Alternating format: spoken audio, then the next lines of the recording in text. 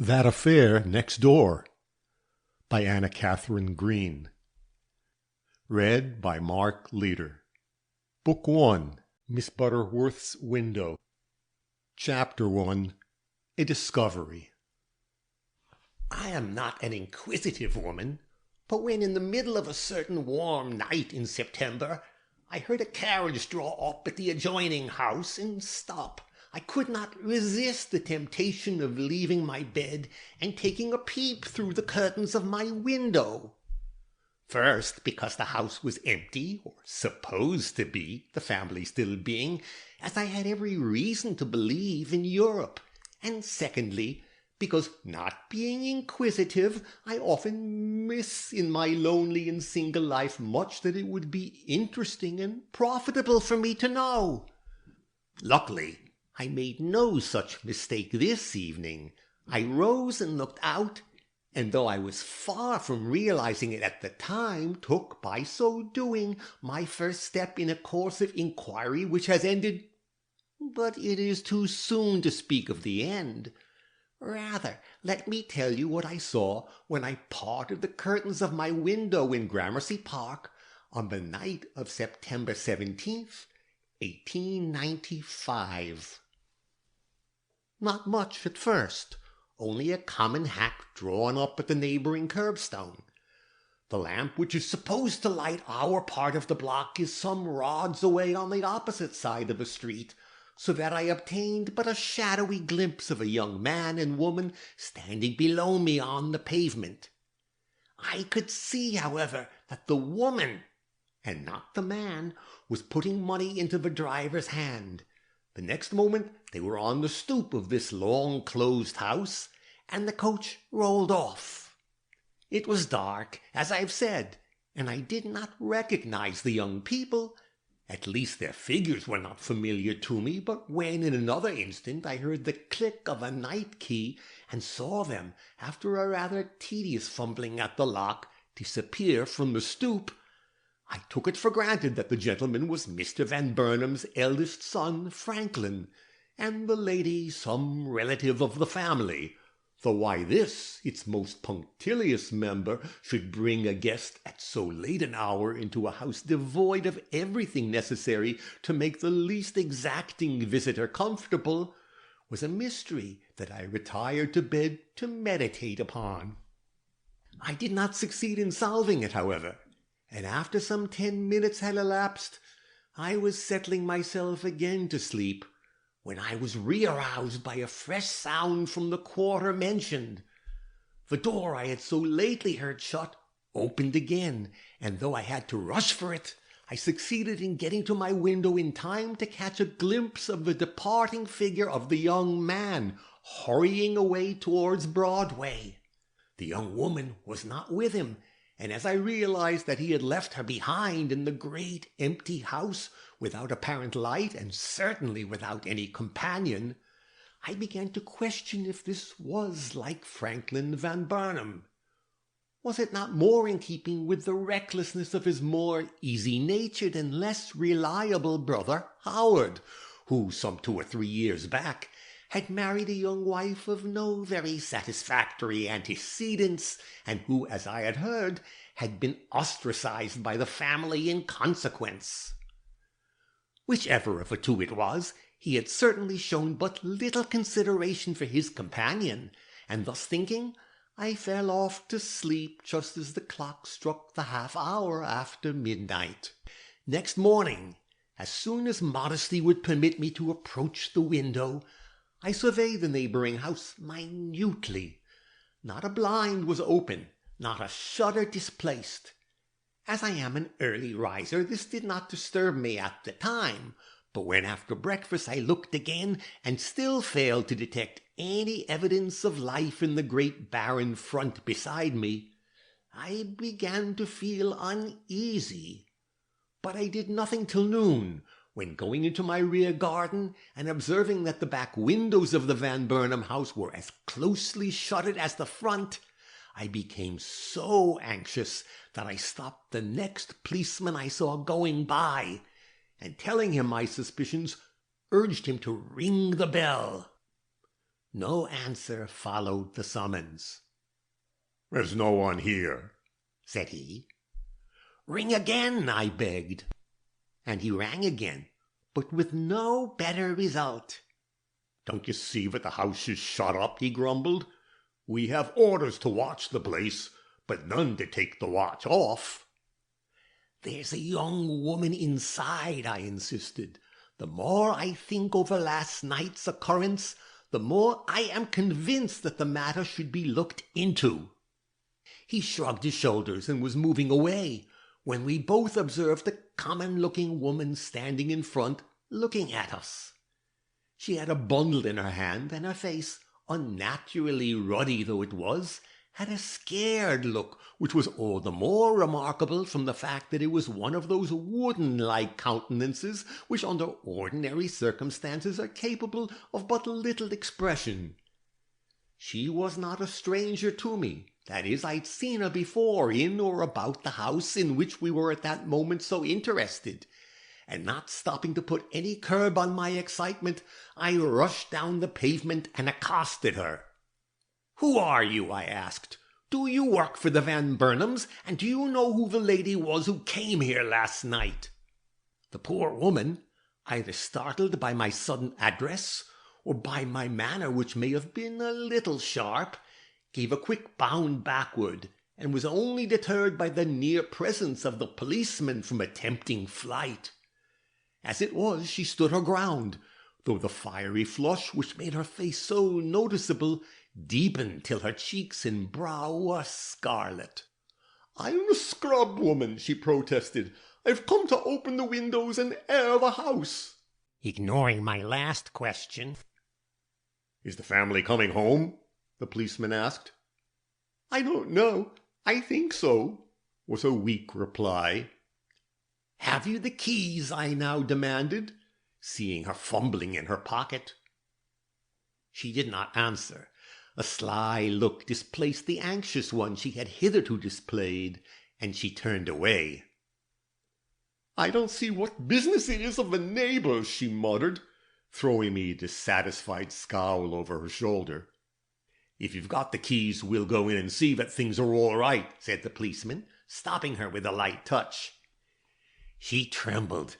I saw that she trembled, and naturally became excited. Something was wrong in the Van Burnam mansion, and I was going to be present at its discovery. But her next words cut my hope short. "I have no objection to your going in," she said to the policeman, "but I will not give my keys up to her. What right has she in our house, anyway?" And I thought I heard her murmur something about a meddlesome old maid. The look which I received from the policeman convinced me my ears had not played me false. "The lady's right," he declared, and pushing me quite disrespectfully, he led the way to the basement door, into which he and the so-called cleaner presently disappeared. I waited in front. I felt it to be my duty to do so. The various passers-by stopped an instant to stare at me before proceeding on their way, but I did not flinch from my post. Not till I had heard that the young woman whom I'd seen enter these doors at midnight was well, and that her delay in opening the windows was entirely due to fashionable laziness, where I feel justified in returning to my own house and its affairs. But it took patience and some courage to remain there. Several minutes elapsed before I perceived the shutters in the third story open, and a still longer time before a window on the second floor flew up, and the policeman looked out, only to meet my inquiring gaze and rapidly disappear again.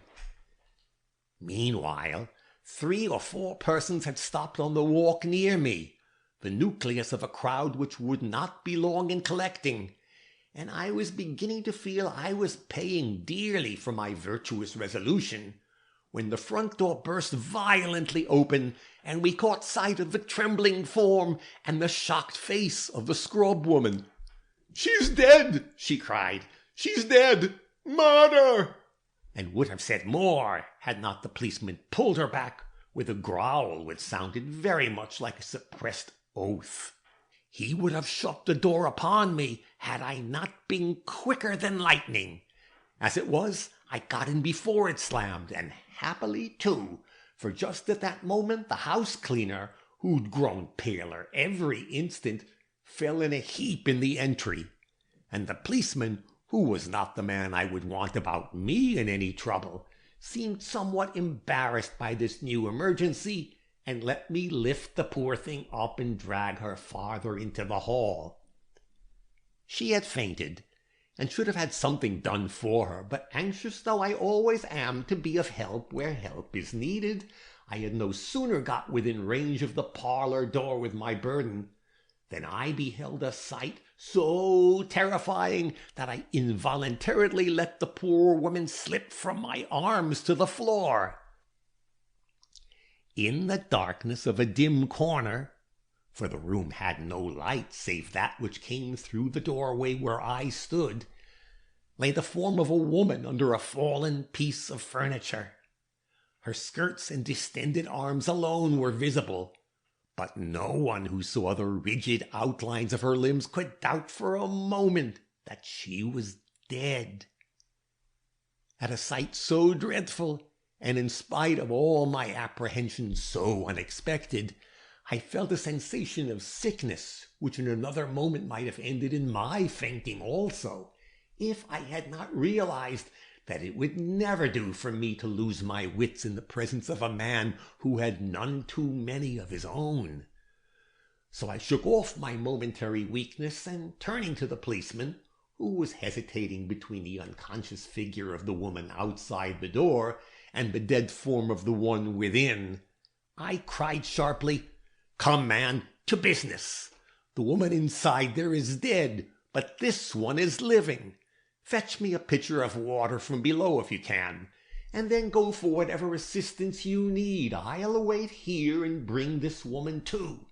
She's a strong one, and it won't take long." "You'll stay here alone with that?" he began, but I stopped him with a look of disdain. "Of course I'll stay here. Why not? Is there anything in the dead to be afraid of? Save me from the living, and I undertake to save myself from the dead." But his face had grown very suspicious. "You go for the water," he cried. "And see here, just call out for someone to telephone to police headquarters for the coroner and the detective. I don't quit this room till one or the other of them comes." Smiling at a caution so very ill-timed, but abiding by my invariable rule of never arguing with a man unless I see some way of getting the better of him, I did what he bade me, though I hated dreadfully to leave the spot and its woeful mystery, even for so short a time as was required. "Run up to the second story," he called out, as I passed by the prostrate figure of the cleaner. "Tell him what you want from the window, or we'll have the whole street in here." So I ran upstairs. I'd always wished to visit this house, but had never been encouraged to do so by the Misses Van Burnam, and making my way into the front room, the door of which stood wide open, I rushed to the window and hailed the crowd, which by this time extended far out beyond the curbstone. "An officer!" I called out. "A police officer! An accident has occurred, and the man in charge here wants the coroner and a detective from police headquarters." "Who's hurt? Is it a man? Is it a woman?" shouted up one or two, and "Let us in!" shouted others. But the sight of a boy rushing off to meet an advancing policeman satisfied me that help would soon be forthcoming, so I drew in my head and looked about me for the next necessity, water. I was in a lady's bedchamber, probably that of the eldest Miss Van Burnam, but it was a bedchamber which had not been occupied for some months, and naturally it lacked the very articles which would have been of assistance to me in the present emergency. No eau de cologne on the bureau, no camphor on the mantel-shelf, but there was water in the pipes, something I had hardly hoped for, and a mug on the washstand. So I filled the mug and ran with it to the door, stumbling as I did so over some small object which I presently perceived to be a little round pincushion. Picking it up, for I hate anything like disorder, I placed it on a table nearby and continued on my way. The woman was still lying at the foot of the stairs. I dashed the water in her face, and she immediately came to. Sitting up, she was about to open her lips when she checked herself, a fact which struck me as odd, though I did not allow my surprise to become apparent. Meantime, I stole a glance into the parlor. The officer was standing where I had left him, looking down on the prostrate figure before him. There was no sign of feeling in his heavy countenance, and he had not opened a shutter, nor, so far as I could see, disarranged an object in the room. The mysterious character of the whole affair fascinated me in spite of myself, and leaving the now fully aroused woman in the hall, I was halfway across the parlor floor when the latter stopped me with a shrill cry. "Don't leave me! I've never seen anything before so horrible! The poor dear! The poor dear! Why don't he take those dreadful things off her?" She alluded not only to the piece of furniture which had fallen upon the prostrate woman, and which can best be described as a cabinet with closets below and shelves above, but to the various articles of bric-a-brac which had tumbled from the shelves and which now lay in broken pieces about her. "He will do so. They will do so very soon," I replied. "He's waiting for someone with more authority than himself. For the coroner, if you know what that means." "But what if she's alive? Those things will crush her. Let us take them off. I'll help. I'm not too weak to help." "Do you know who this person is?" I asked, for her voice had more feeling in it than I thought natural to the occasion, dreadful as it was. "I?" she repeated, her weak eyelids quivering for a moment as she tried to sustain my scrutiny. "How should I know? I came in with the policeman and haven't been any nearer than I now be. What makes you think I know anything about her? I'm only the scrub woman and don't even know the names of the family." "I thought you seemed so very anxious," I explained, suspicious of her suspiciousness, which is of so sly and emphatic a character that it changed her whole bearing from one of fear to one of cunning in a moment. "And who wouldn't feel like the like of that for a poor creature lying crushed under a heap of broken crockery?" "Crockery! Those Japanese vases worth hundreds of dollars, that ormulu clock, and those Dresden figures which must have been more than a couple of centuries old." "It's a poor sense of duty that keeps a man standing dumb and staring like that, when with the lift of his hand he could show us the like of her pretty face, and if it's dead she be or live." As this burst of indignation was natural enough, and not altogether uncalled for from the standpoint of humanity, I gave the woman a nod of approval, and wished I were a man myself, that I might lift the heavy cabinet or whatever it was that lay upon the poor creature before us.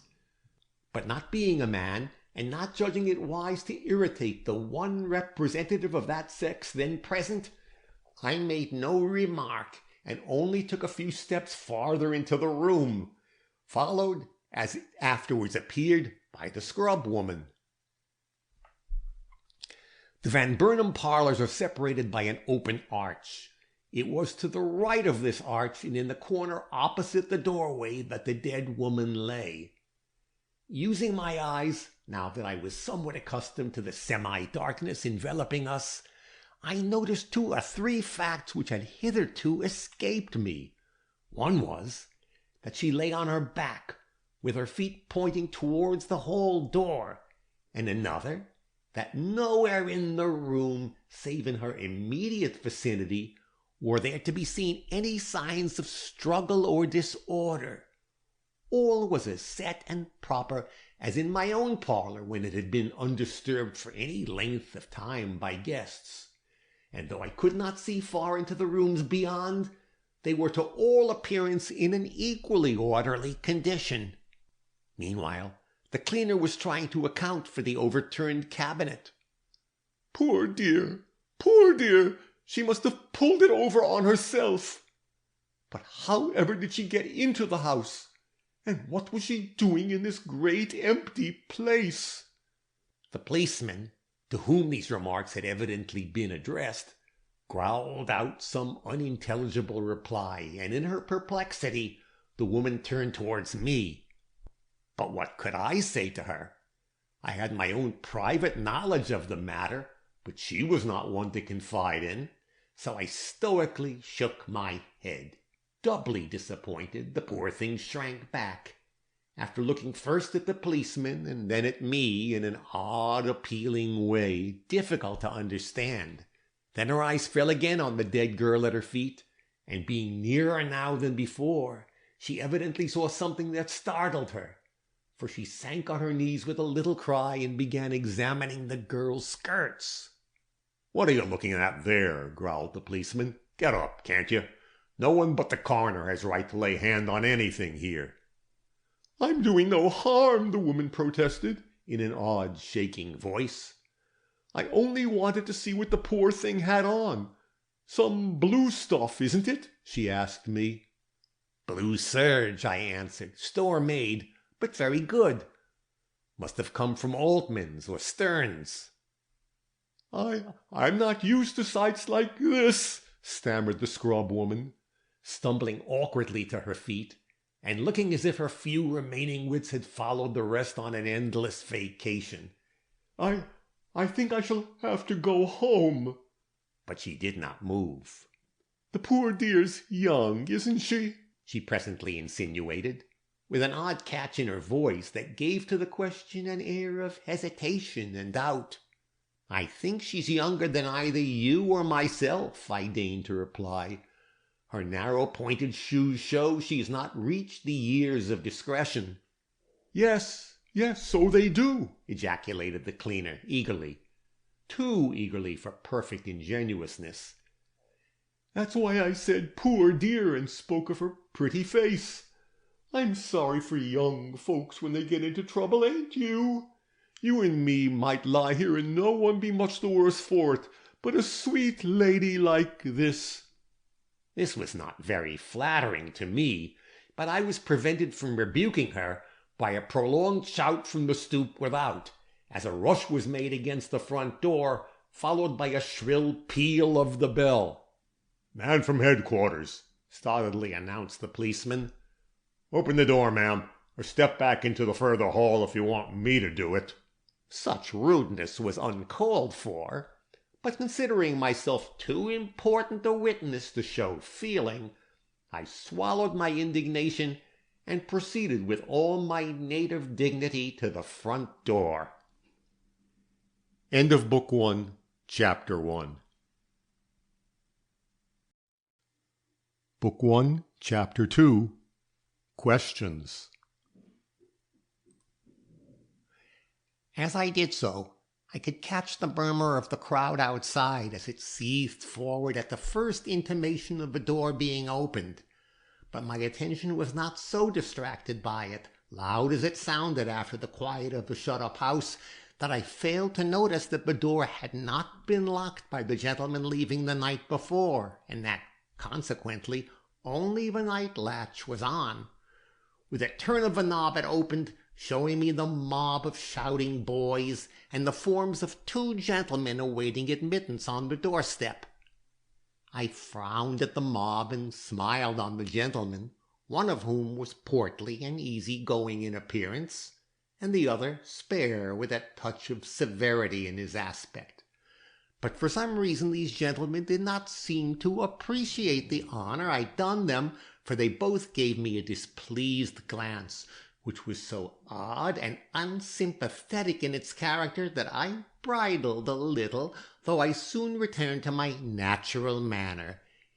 Did they realize at the first glance that I was destined to prove a thorn in the sides of every one connected with this matter for days to come? "Are you the woman who called from the window?" asked the larger of the two, whose business here I found it difficult at first to determine. "I am," was my perfectly self-possessed reply. "I live next door, and my presence here is due to the anxious interest I always take in my neighbors. I had reason to think that all was not as it should be in this house, and I was right. Look in the parlor, sirs." They were already as far as the threshold of that room and needed no further encouragement to enter. The heavier man went first, and the other followed, and you may be sure I was not far behind. The sight meeting our eyes was ghastly enough, as you know, but these men were evidently accustomed to ghastly sights, for they showed but little emotion. "I thought this house was empty," observed the second gentleman, who was evidently a doctor. "So it was till last night," I put in, and was about to tell my story when I felt my skirts jerked. Turning, I found that this warning had come from the cleaner who stood close beside me. "What do you want?" I asked, not understanding her and having nothing to conceal. "I?" she faltered with a frightened air. "Nothing, ma'am, nothing." "Then don't interrupt me," I harshly admonished her, annoyed at an interference that tended to throw suspicion upon my candor. "This woman came here to scrub and clean," I now explained. "It was by means of the key she carried that we were enabled to get into the house. I never spoke to her till a half-hour ago." At which, with a display of subtlety I was far from expecting in one of her appearance, she let her emotions take a fresh direction, and pointing towards the dead woman, she impetuously cried, "But the poor child there! Ain't you going to take those things off of her? It's wicked to leave her under all that stuff. Suppose there was life in her."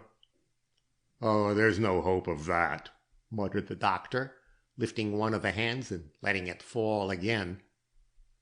"Still—" He cast a side look at his companion, who gave him a meaning nod. "It might be well enough to lift this cabinet sufficiently for me to lay my hand on her heart." They accordingly did this, and the doctor, leaning down, placed his hand over the poor bruised breast. "No life," he murmured. "She's been dead some hours. Do you think we'd better release the head?" he went on, glancing up at the portly man at his side. But the latter, who was rapidly growing serious, made a slight protest with his finger, and turning to me, inquired, with sudden authority, "What did you mean when you said that the house had been empty till last night?" "Just what I said, sir. It was empty till about midnight, when two persons—" Again I felt my dress twitched, this time very cautiously. What did the woman want? Not daring to give her a look, for these men were only too ready to detect harm in everything I did, I gently drew my skirt away and took a step aside, going on as if no interruption had occurred. Did I say persons? I should have said a man and a woman drove up to the house and entered. I saw them from my window. "You did?" murmured my interlocutor, whom I had by this time decided to be a detective. "And this is the woman, I suppose?" he proceeded, pointing to the poor creature lying before us. "Why, yes, of course. Who else can she be? I did not see the lady's face last night, but she was young and light on her feet, and ran up the stoop gaily." "And the man? Where is the man? I don't see him here." "I am not surprised at that. He went very soon after he came, not 10 minutes after, I should say. That is what alarmed me, and caused me to have the house investigated. It did not seem natural or like any of the Van Burnams to leave a woman to spend the night in so large a house alone. You know the Van Burnams? Not well, but that don't signify. I know what report says of them. They are gentlemen. But Mr. Van Burnam is in Europe. He has 2 sons. Living here? No. The unmarried one spends his nights at Long Branch, and the other is with his wife somewhere in Connecticut. How did the young couple you saw get in last night? Was there anyone here to admit them? No. The gentleman had a key. Ah, he had a key. The tone in which this was said recurred to me afterwards, but at the moment I was much more impressed by a peculiar sound I heard behind me, something between a gasp and a click in the throat, which came, I knew, from the scrub woman, and which, odd and contradictory as it may appear, struck me as an expression of satisfaction, though what there was in my admission to give satisfaction to this poor creature I could not conjecture. Moving so as to get a glimpse of her face, I went on with the grim self-possession natural to my character. And when he came out, he walked briskly away. The carriage had not waited for him. "Ah," again muttered the gentleman, picking up one of the broken pieces of china which lay haphazard about the floor, while I studied the cleaner's face, which, to my amazement, gave evidence of a confusion of emotions most unaccountable to me. Mr. Gryce may have noticed this too, for he immediately addressed her, though he continued to look at the broken piece of china in his hand. "And how come you to be cleaning the house?" he asked. "Is the family coming home?" "They are, sir," she answered, hiding her emotion with great skill the moment she perceived attention directed to herself, and speaking with a sudden volubility that made us all stare. "They are expected any day. I didn't know it till yesterday. Was it yesterday? No, the day before, when young Mr. Franklin, he's the oldest son, sir, and a very nice man, sent me word by letter that I was to get the house ready. It isn't the first time I've done it for them, sir, and as soon as I could get the basement key from the agent, I came here and worked all day yesterday washing up the floors and dusting. I should have been at them again this morning if my husband hadn't been sick, but I had to go to the infirmary for medicine, and it was noon when I got here, and then I found this lady standing outside with a policeman, a very nice lady indeed, sir. I pay my respects to her." And she actually dropped me a curtsy, like a peasant woman in a play. "And they took my key from me, and the policeman opens the door, and he and me go upstairs and into all the rooms, and when we come to this one—" She was getting so excited as to be hardly intelligible. Stopping herself with a jerk, she fumbled nervously with her apron, while I asked myself how she could have been at work in this house the day before without my knowing it. Suddenly, I remembered that I was ill in the morning and busy in the afternoon at the orphan asylum, and somewhat relieved at finding so excellent an excuse for my ignorance, I looked up to see if the detective had noticed anything odd in this woman's behavior. Presumably he had, but having more experience than myself with the susceptibility of ignorant persons in the presence of danger and distress, he attached less importance to it than I did, for which I was secretly glad, without exactly knowing my reasons for being so. "You will be wanted as a witness by the coroner's jury," he now remarked to her, looking as if he were addressing the piece of china he was turning over in his hand. "Now, no nonsense," he protested, as she commenced to tremble and plead. "You were the first one to see this dead woman, and you must be on hand to say so. As I cannot tell you when the inquest will be held, you'd better stay around till the coroner comes. He'll be here soon. You and this other woman, too."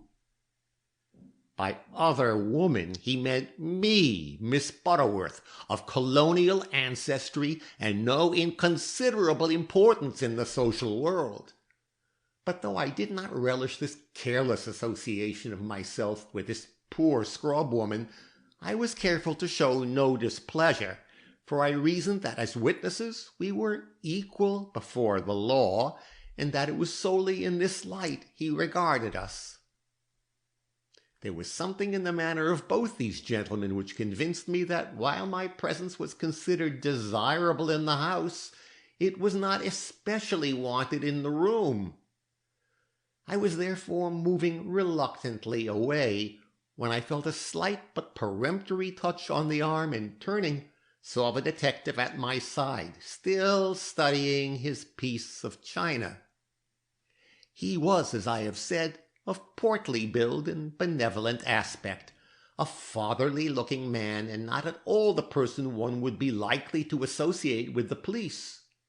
Yet he could take the lead very naturally, and when he spoke, I felt bound to answer him. "Will you be so good, madam, as to relate over again what you saw from your window last night? I am likely to have charge of this matter, and would be pleased to hear all you may have to say concerning it." "My name is Butterworth," I politely intimated. "And my name is Gryce." "A detective?" "The same." "You must think this matter very serious," I ventured. "Death by violence is always serious." "You must regard this death as something more than an accident, I mean." His smile seemed to say, "You will not know today how I regard it." "And you will not know today what I think of it either," was my inward rejoinder. But I said nothing aloud, for the man was 75 if he was a day, and I've been taught respect for age, and have practiced the same for 50 years and more. I must have shown what was passing in my mind, and he must have seen it reflected on the polished surface of the porcelain he was contemplating, for his lips showed the shadow of a smile sufficiently sarcastic for me to see that he was far from being as easy-natured as his countenance indicated. "Come, come," said he, "there's the coroner now. Say what you have to say like the straightforward, honest woman you appear." "I don't like compliments," I snapped out. "Indeed, they have always been obnoxious to me. As if there was any merit in being honest and straightforward, or any distinction in being told so." "I am Miss Butterworth, and not in the habit of being spoken to as if I were a simple countrywoman," I objected. "But I will repeat what I saw last night, as it is no secret, and the telling of it won't hurt me, and may help you." Accordingly, I went over the whole story, and was much more loquacious than I had intended to be. His manner was so insinuating, and his inquiries so pertinent. But one topic we both failed to broach, and that was the peculiar manner of the scrub woman. Perhaps it had not struck him as peculiar, and perhaps it should not have struck me so. But in the silence which was preserved on the subject, I felt I had acquired an advantage over him, which might lead to consequences of no small importance. Would I have felt thus, or congratulated myself quite so much upon my fancied superiority, if I'd known he was the man who managed the Leavenworth case, and who in his early years had experienced that very wonderful adventure on the staircase of the Heart's Delight? Perhaps I would, for though I have had no adventures, I feel capable of them, and as for any peculiar acumen he may have shown in his long and eventful career, why, that is a quality which others may share with him, as I hope to be able to prove before finishing these pages. This ends Book 1, Chapter 2.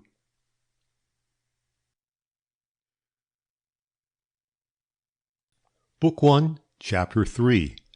Amelia discovers herself. There is a small room at the extremity of the Van Burnam mansion. In this I took refuge after my interview with Mr. Gryce. As I picked out the chair which best suited me and settled myself for a comfortable communion with my own thoughts, I was astonished to find out how much I was enjoying myself, notwithstanding the 1,001 duties awaiting me on the other side of the party wall. Even this very solitude was welcome, for it gave me an opportunity to consider matters. I had not known up to this very hour that I had any special gifts.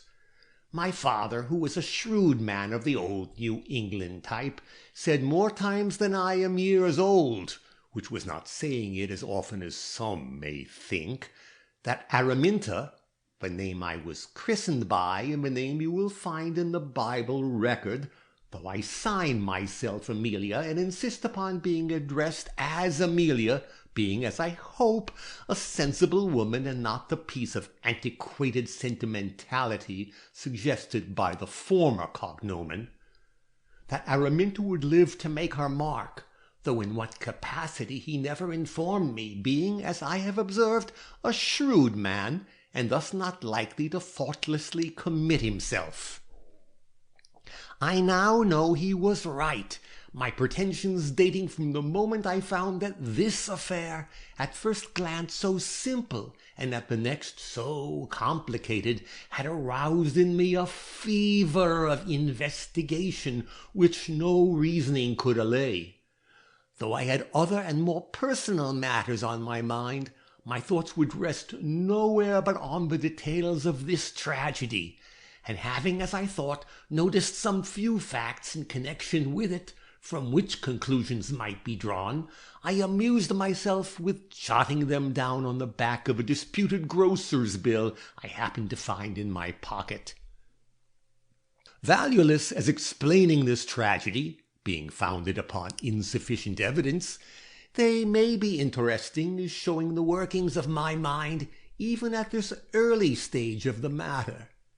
They were drawn up under 3 heads. First, was the death of this young woman an accident? Second, was it a suicide? Third, was it a murder? Under the first head I wrote, "My reasons for not thinking it an accident." 1. If it had been an accident, and she had pulled the cabinet over upon herself, she would have been found with her feet pointing towards the wall where the cabinet had stood. But her feet were towards the door, and her head under the cabinet. 2.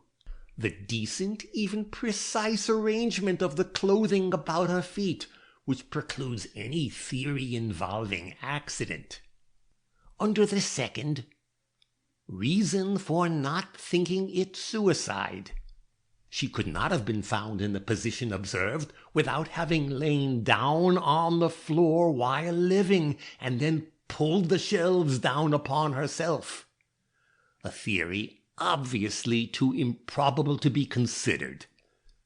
Under the third, reason for not thinking it murder. She would need to have been held down on the floor while the cabinet was being pulled over on her, something which the quiet aspect of the hands and feet made appear impossible.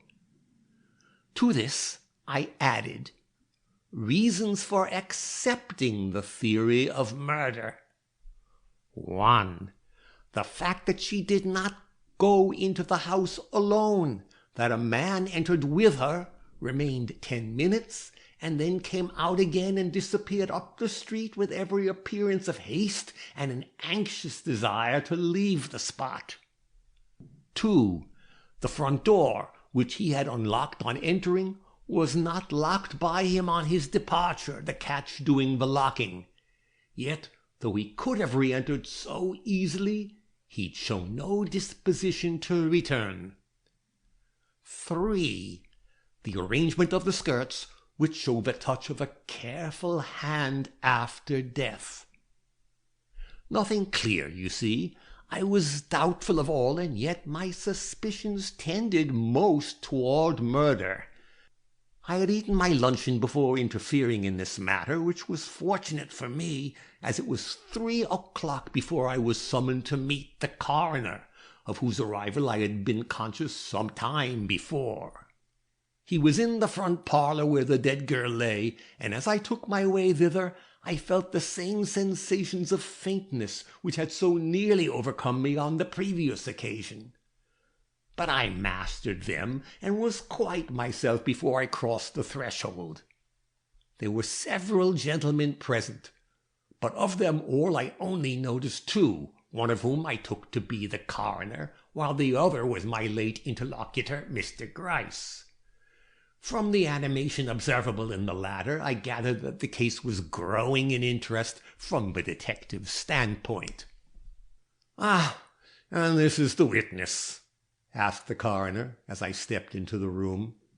"I am Miss Butterworth," was my calm reply, "Amelia Butterworth, living next door and present at the discovery of this poor murdered body." "Murdered," he repeated. "Why do you say murdered?" For reply, I drew from my pocket the bill on which I had scribbled my conclusions in regard to this matter. "Read this," said I. Evidently astonished, he took the paper from my hand, and after some curious glances in my direction, condescended to do as I requested. The result was an odd but grudging look of admiration directed towards myself, and a quick passing over of the paper to the detective. The latter, who had exchanged his bit of broken china for a very much used and tooth-marked lead pencil, frowned with a whimsical air at the latter before he put it in his pocket. Then he read my hurried scrawl. "2 Richmonds in the field," commented the coroner with a sly chuckle. "I'm afraid I shall have to yield to their allied forces. Miss Butterworth, the cabinet is about to be raised. Do you feel as if you could endure the sight?" "I can stand anything where the cause of justice is involved," I replied. "Very well, then, sit down if you please. When the whole body is visible, I will call you." And stepping forward, he gave orders to have the clock and broken china removed from about the body. As the former was laid away on one end of the mantel, someone observed, "What a valuable witness that clock might have been had it been running when the shelves fell." But the fact was so patent that it had not been in motion for months that no one even answered, and Mr. Gryce did not so much as look towards it. But then we had all seen that the hand stood at 3 minutes to 5. I'd been asked to sit down, but I found this impossible. Side by side with the detective, I viewed the replacing of the heavy piece of furniture against the wall, and the slow disclosure of the upper part of the body which had so long lain hidden. That I did not give way is a proof that my father's prophecy was not without some reasonable foundation, for the sight was one to try the stoutest nerves, as well as to awaken the compassion of the hardest heart. The coroner, meeting my eye, pointed at the poor creature inquiringly. "Is this the woman you saw enter here last night?" I glanced down at her dress, noted the short summer cape tied to the neck with an elaborate bow of ribbon, and nodded my head. "I remember the cape," said I, "but where is her hat?" "She wore one. Let me see if I can describe it." Closing my eyes, I endeavored to recall the dim silhouette of her figure as she stood passing up the change to the driver, and was so far successful that I was ready to announce at the next moment that her hat presented the effect of a soft felt with one feather or one bow of ribbon standing upright from the side of the crown. "Then the identity of this woman with the one you saw enter here last night is established," remarked the detective, stooping down and drawing from under the poor girl's body a hat, sufficiently like the one I had just described to satisfy everybody that it was the same. As if there could be any doubt, I began. But the coroner, explaining that it was a mere formality, motioned me to stand aside in favor of the doctor, who seemed anxious to approach nearer the spot where the dead woman lay. This I was about to do, when a sudden thought struck me, and I reached out my hand for the hat. "Let me look at it for a moment," said I. Mr. Gryce at once handed it over, and I took a good look at it inside and out. "It is pretty crushed," I observed, "and does not present a very fresh appearance. But for all that, it has been worn but once." "How do you know?" questioned the coroner. "Let the other Richmond inform you," was my grimly uttered reply, as I gave it again into the detective's hand. There was a murmur about me, whether of amusement or displeasure I made no effort to decide. I was finding out something for myself, and I did not care what they thought of me. "Neither has she worn this dress long," I continued, "but that is not true of the shoes. They are not old, but they have been acquainted with the pavement, and that is more than can be said of the hem of this gown. There are no gloves on her hands. A few minutes elapsed then before the assault, long enough for her to take them off." "Smart woman," whispered a voice in my ear, a half-admiring, half-sarcastic voice that I had no difficulty in ascribing to Mr. Gryce. "But are you sure she wore any? Did you notice that her hand was gloved when she came into the house?" "No," I answered frankly, "but so well-dressed a woman would not enter a house like this without gloves." "It was a warm night," someone suggested. "I don't care. You will find her gloves as you have her hat, and you'll find them with the fingers turned inside out, just as she drew them from her hands. So much I will concede to the warmth of the weather." "Like these, for instance," broke in a quiet voice. Startled, for a hand had appeared over my shoulder, dangling a pair of gloves before my eyes, I cried out, somewhat too triumphantly, I own, "Yes, yes, just like those. Did you pick them up here? Are they hers?" "You say that this is the way hers should look." "And I repeat it." "Then allow me to pay you my compliments. These were picked up here." "But where?" I cried. "I thought I'd looked this carpet well over." He smiled, not at me but at the gloves, and the thought crossed me that he felt as if something more than the gloves was being turned inside out. I therefore pursed my mouth and determined to stand more on my guard. "It is of no consequence," I assured him. "All such matters will come out at the inquest." Mr. Gryce nodded and put the gloves back in his pocket. With them he seemed to pocket some of his geniality and patience. "All these facts have been gone over before you came in," said he, which statement I begged to consider as open to doubt. The doctor, who had hardly moved a muscle during all this colloquy, now rose from his kneeling position beside the girl's head. "I shall have to ask the presence of another physician," said he. "Will you send for one from your office, Coroner Dahl?"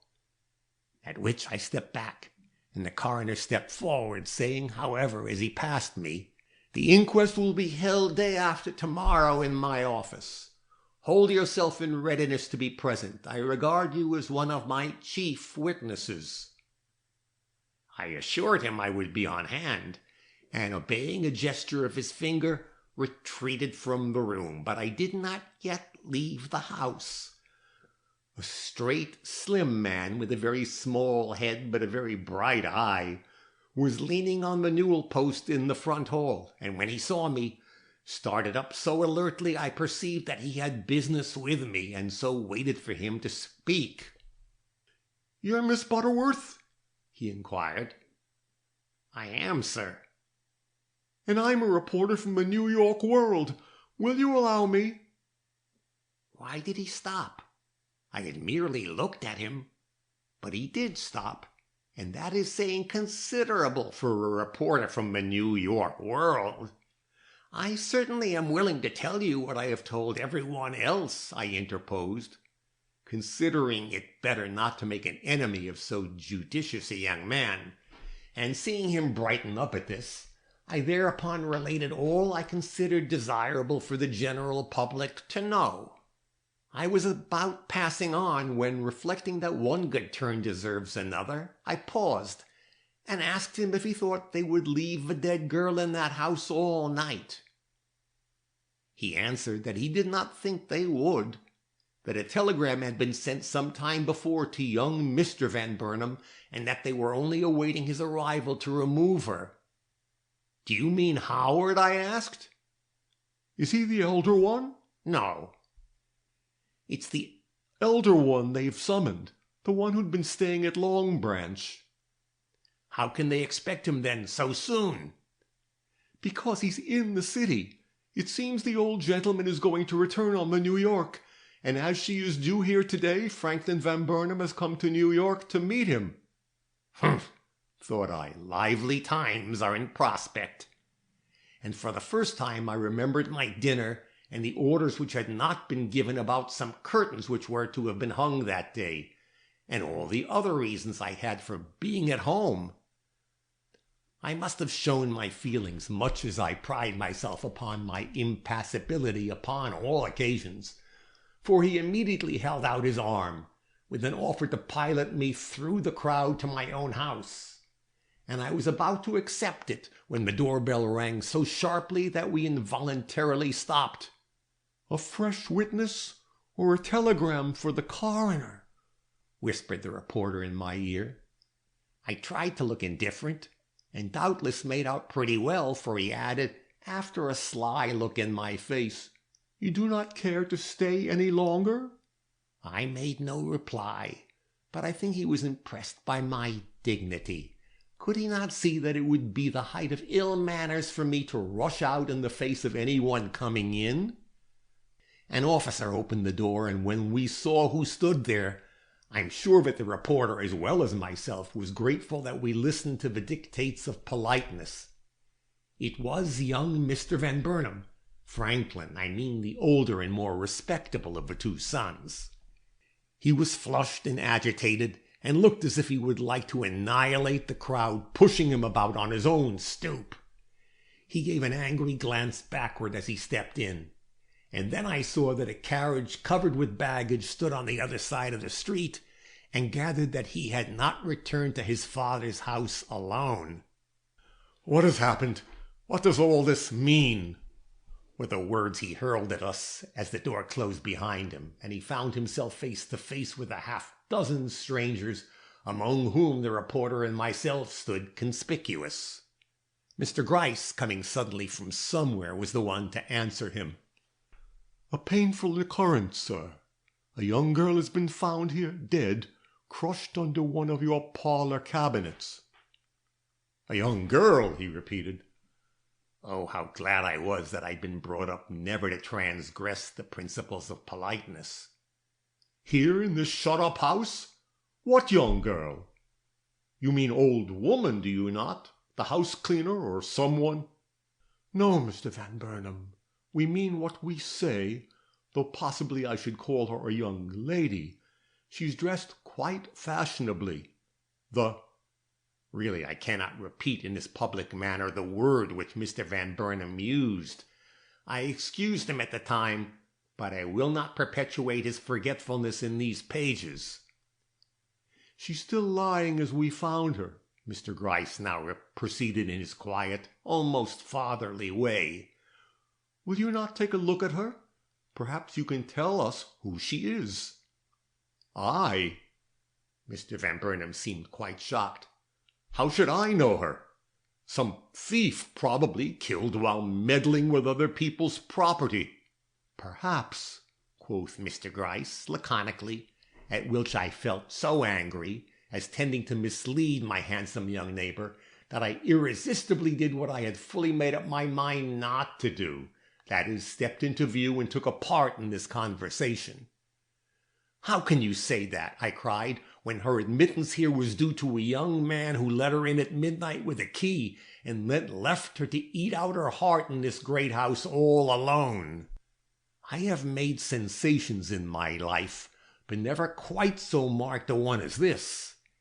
In an instant every eye was on me, with the exception of the detective's. His was on the figure crowning the newel post, and bitterly severe his gaze was too, though it immediately grew wary as the young man started towards me and impetuously demanded, "Who talks like that?" "Why, it's Miss Butterworth. Madam, I fear I did not fully understand what you said." Whereupon I repeated my words, this time very quietly but clearly, while Mr. Gryce continued to frown at the bronze figure he'd taken into his confidence. When I had finished, Mr. Van Burnam's countenance had changed, so had his manner. He held himself as erect as before, but not with as much bravado. He showed haste and impatience also, but not the same kind of haste, and not quite the same kind of impatience. The corners of Mr. Gryce's mouth betrayed that he noted this change, but he did not turn away from the newel post. "This is a remarkable circumstance which you've just told me," observed Mr. Van Burnam, with the first bow I had ever received from him. "I don't know what to think of it, but I still hold that it's some thief.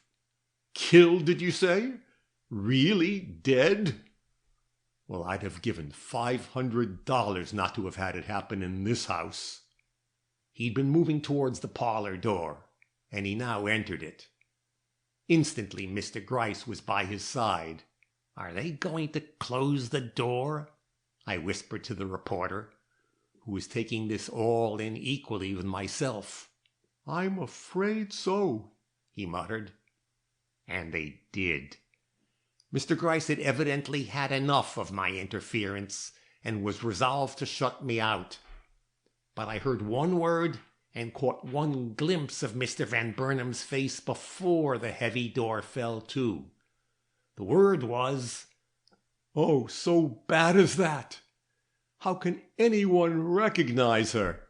And the glimpse proved to me that he was much more profoundly agitated than he wished to appear, and any extraordinary agitation on his part was certainly in direct contradiction to the very sentence he was at that moment uttering.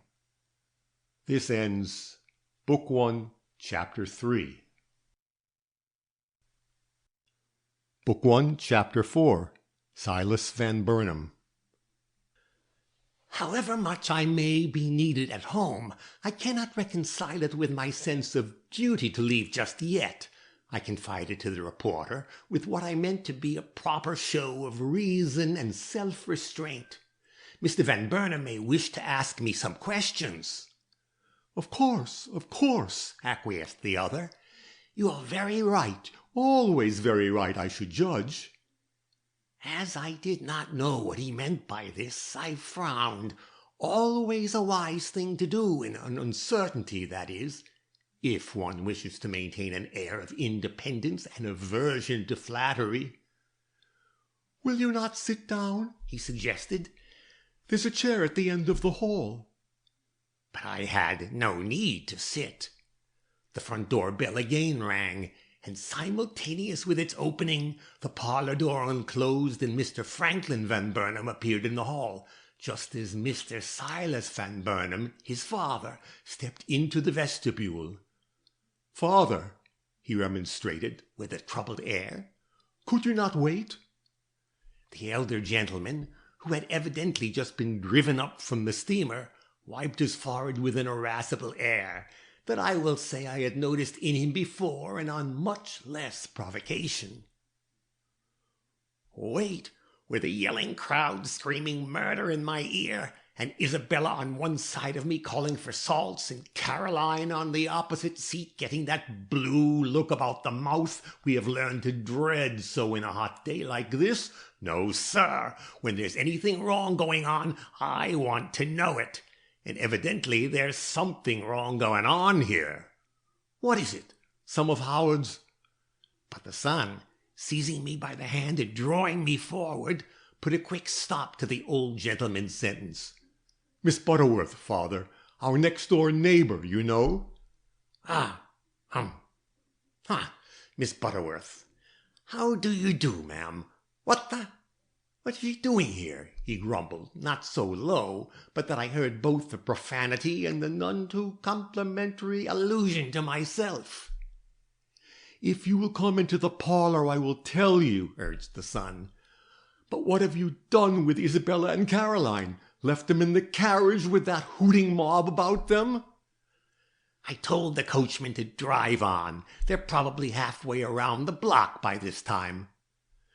Then come in here, but don't allow yourself to be too much affected by what you will see. A sad accident has occurred here, and you must expect the sight of blood.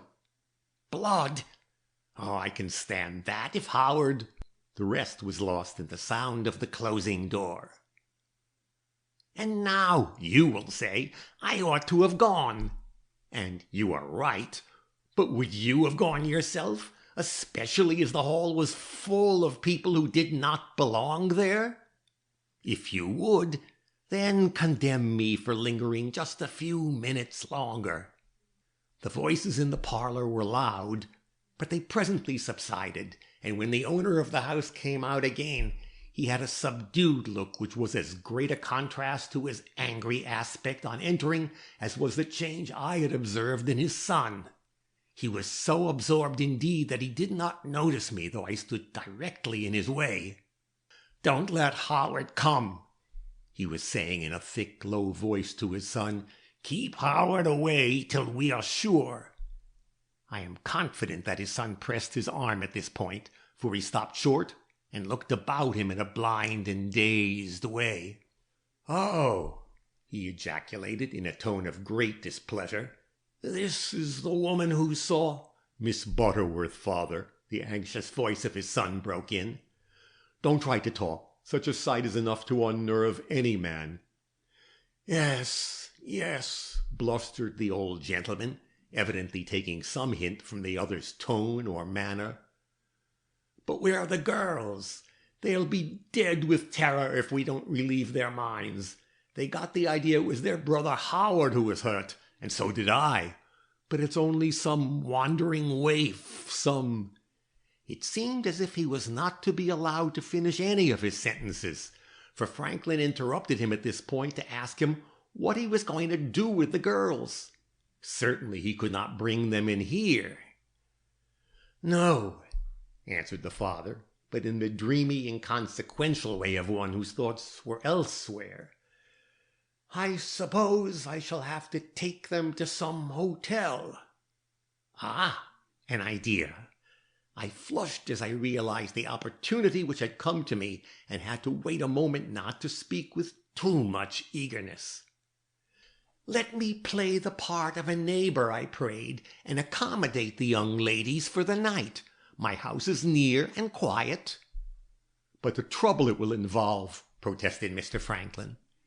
"Is just what I need to allay my excitement," I responded. "I shall be glad to offer them rooms for the night. If they are equally glad to accept them—" "They must be," the old gentleman declared. "I can't go running around with them hunting up rooms tonight. Miss Butterworth is very good. Go find the girls, Franklin. Let me have them off my mind at least." The young man bowed. I bowed, and was slipping at last from my place by the stairs when, for the third time, I felt my dress twitched. "Are you going to keep to that story?" a voice whispered in my ear. "About the young man and woman coming in the night, you know." "Keep to it," I whispered back, recognizing the scrub woman who had sidled up to me from some unknown quarter in the semi-darkness. "Why, it's true. Why shouldn't I keep to it?" A chuckle, difficult to describe but full of meaning, shook the arm of the woman as she pressed close to my side.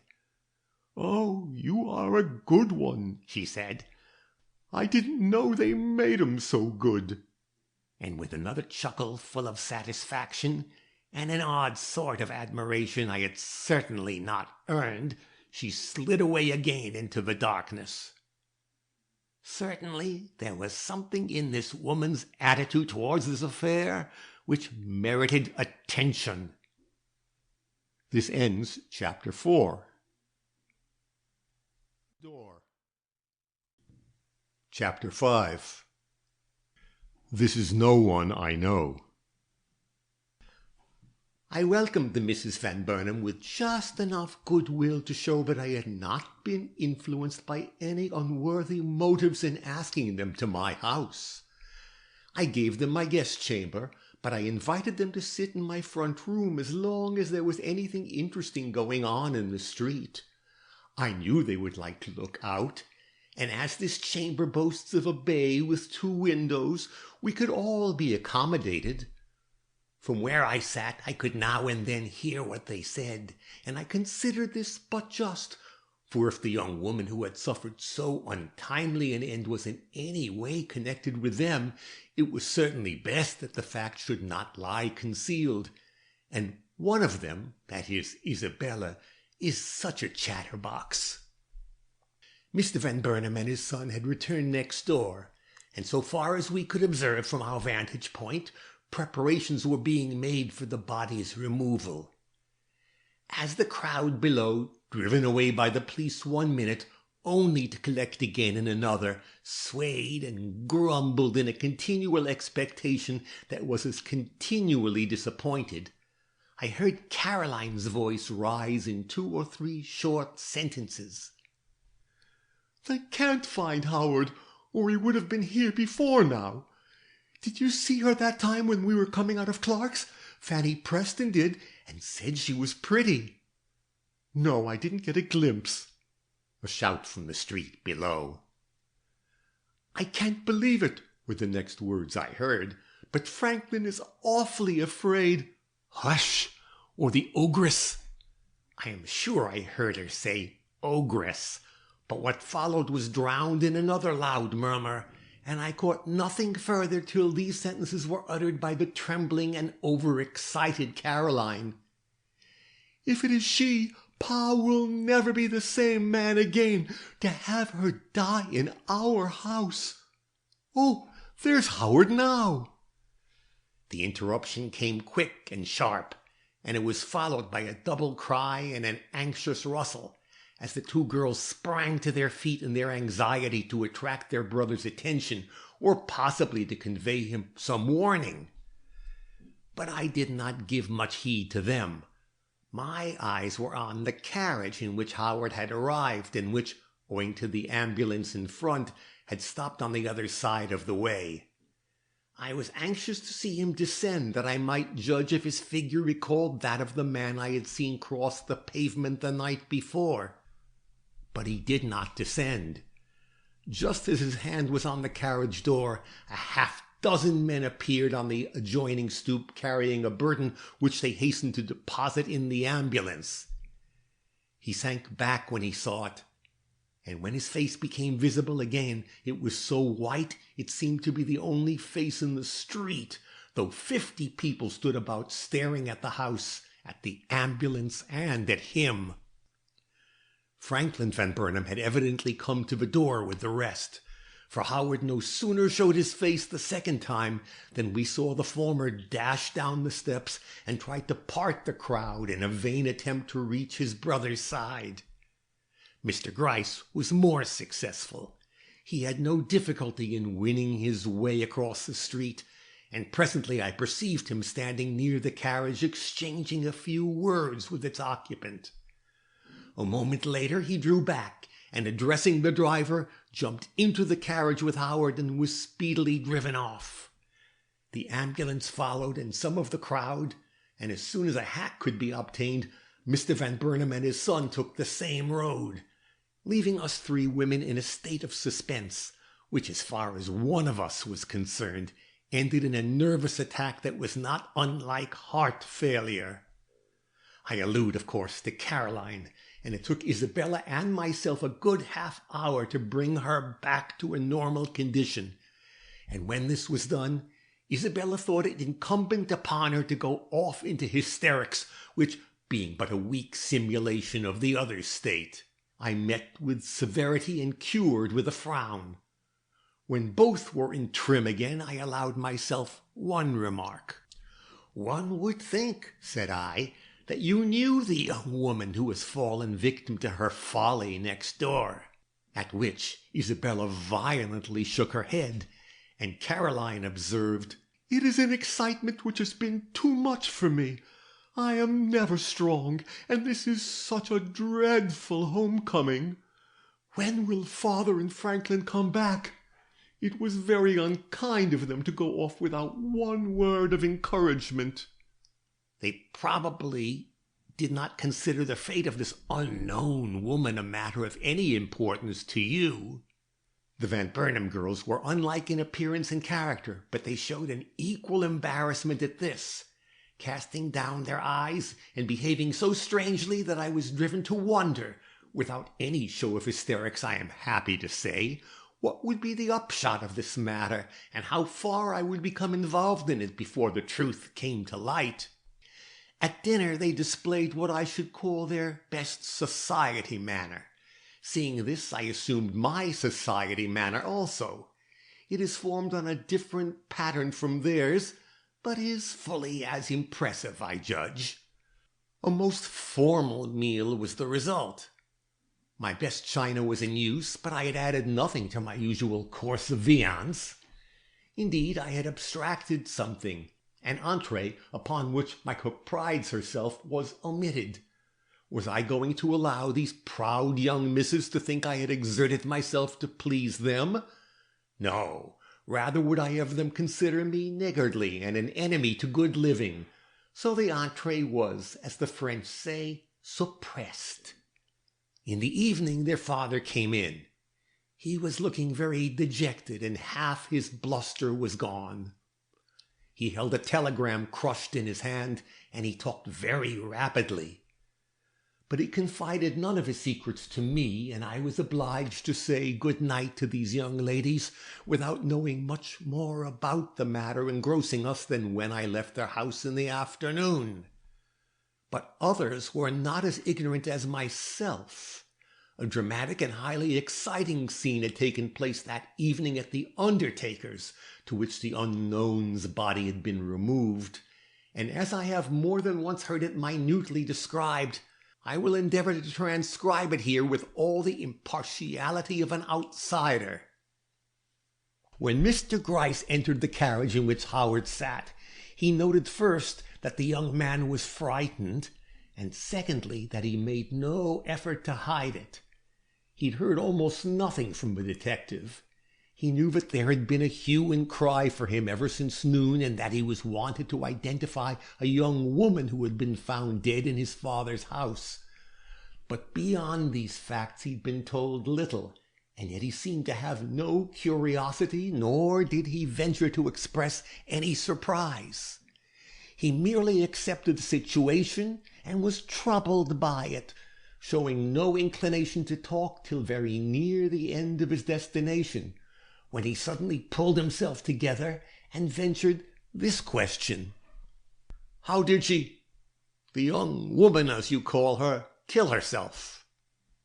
The detective, who in his long career among criminals and suspected persons had seen many men and encountered many conditions, roused at this query with much of his old spirit. Turning from the man rather than toward him, he allowed himself a slight shrug of the shoulders as he calmly replied, "She was found under a heavy piece of furniture, the cabinet with the vases on it, which you must remember stood at the left of the mantelpiece. It had crushed her head and breast. Quite a remarkable means of death, don't you think? There has been but one occurrence like it in my long experience." "I don't believe what you tell me," was the young man's astonishing reply. "You are trying to frighten me or make game of me. No lady would make use of any such means of death as that." "I did not say she was a lady," returned Mr. Gryce, scoring one in his mind against his unwary companion. A quiver passed down the young man's side where he came in contact with the detective. "No," he muttered, "but I gathered it from what you said. She was no common person. Or why," he flashed out in sudden heat, "do you require me to go with you to see her? Have I the name of associating with any persons of a sex who are not ladies?" "Pardon me," said Mr. Gryce, in grim delight at the prospect he saw slowly unfolding before him of one of those complicated affairs in which minds like his unconsciously revel. "I meant no insinuations. We've requested you, as we've requested your father and brother, to accompany us to the undertaker's, because the identification of the corpse is a most important point, and every formality likely to ensure it must be observed." "And did not they, my father and brother, I mean, recognize her?" "It would be difficult for any one to recognize her who was not well acquainted with her." A horrified look crossed the features of Howard Van Burnam, which, if a part of his acting, showed him to have genius for his role. His head sank back on the cushions of the carriage, and for a moment he closed his eyes. When he opened them again, the carriage had stopped, and Mr. Gryce, who had not noticed his emotion, of course, was looking out of the window with his hand on the handle of the door. "Are we there already?" asked the young man with a shudder. "I wish you had not considered it necessary for me to see her. I shall detect nothing familiar in her, I know." Mr. Gryce bowed, repeated that it was a mere formality, and followed the young gentleman into the building, and afterwards into the room where the dead body lay. A couple of doctors and one or two officials stood about, in whose faces the young man sought for something like encouragement before casting his eyes in the direction indicated by the detective. But there was little in any of these faces to calm him, and turning shortly away, he walked manfully across the room and took his stand by the detective. "I am positive," he began, "that it is not my wife." At this moment the cloth that covered the body was removed, and he gave a great start of relief. "I said so," he remarked coldly. "This is no one I know." His sigh was echoed in double chorus from the doorway. Glancing that way, he encountered the faces of his father and elder brother, and moved towards them with a relieved air that made quite another man of him in appearance. "I have had my say," he remarked. "Shall I wait outside till you have had yours?" "We've already said all that we had to," Franklin returned. "We declared that we did not recognize this person." Of course," assented the other. "I don't see why they should have expected us to know her. Some common suicide who thought the house empty. But how did she get in?" "Don't you know?" said Mr. Gryce. "Can it be that I forgot to tell you? Why, she was let in at night by a young man of medium height." His eye ran up and down the graceful figure of the young élégant before him as he spoke. "Who left her inside and then went away. A young man who had a key." "A key? Franklin, Was it a look from Franklin which made him stop? It is possible, for he turned on his heel as he reached this point, and tossing his head with quite a gay air, exclaimed, "But it is of no consequence. The girl is a stranger, and we have satisfied, I believe, all the requirements of the law in saying so, and may now drop the matter. Are you going to the club, Franklin?" "Yes, but—" Here the elder brother drew nearer and whispered something into the other's ear, who at that whisper turned again towards the place where the dead woman lay. Seeing this movement, his anxious father wiped the moisture from his forehead. Silas Van Burnam had been silent up to this moment and seemed inclined to continue so, but he watched his younger son with painful intentness. "Nonsense!" broke from Howard's lips as his brother ceased his communication. But he took a step nearer the body, notwithstanding, and then another and another, till he was at its side again. The hands had not been injured, as we have said, and upon these his eyes now fell. "They are like hers. Oh, God, they are like hers," he muttered, growing gloomy at once. "But where are the rings?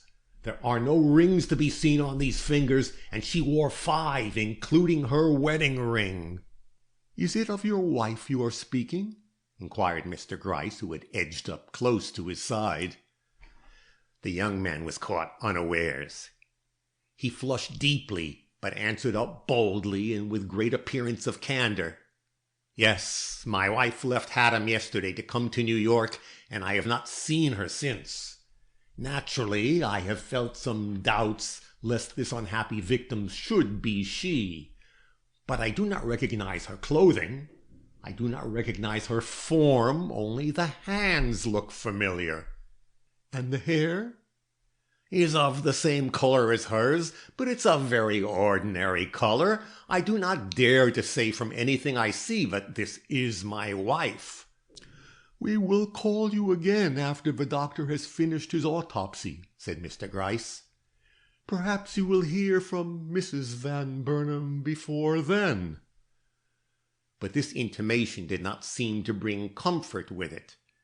Mr. Van Burnam walked away white and sick, for which display of emotion there was certainly some cause, and rejoining his father tried to carry off the moment with the aplomb of a man of the world. But that father's eye was fixed too steadily upon him.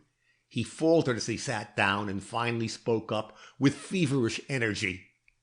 "If it is she, so help me God, her death is a mystery to me.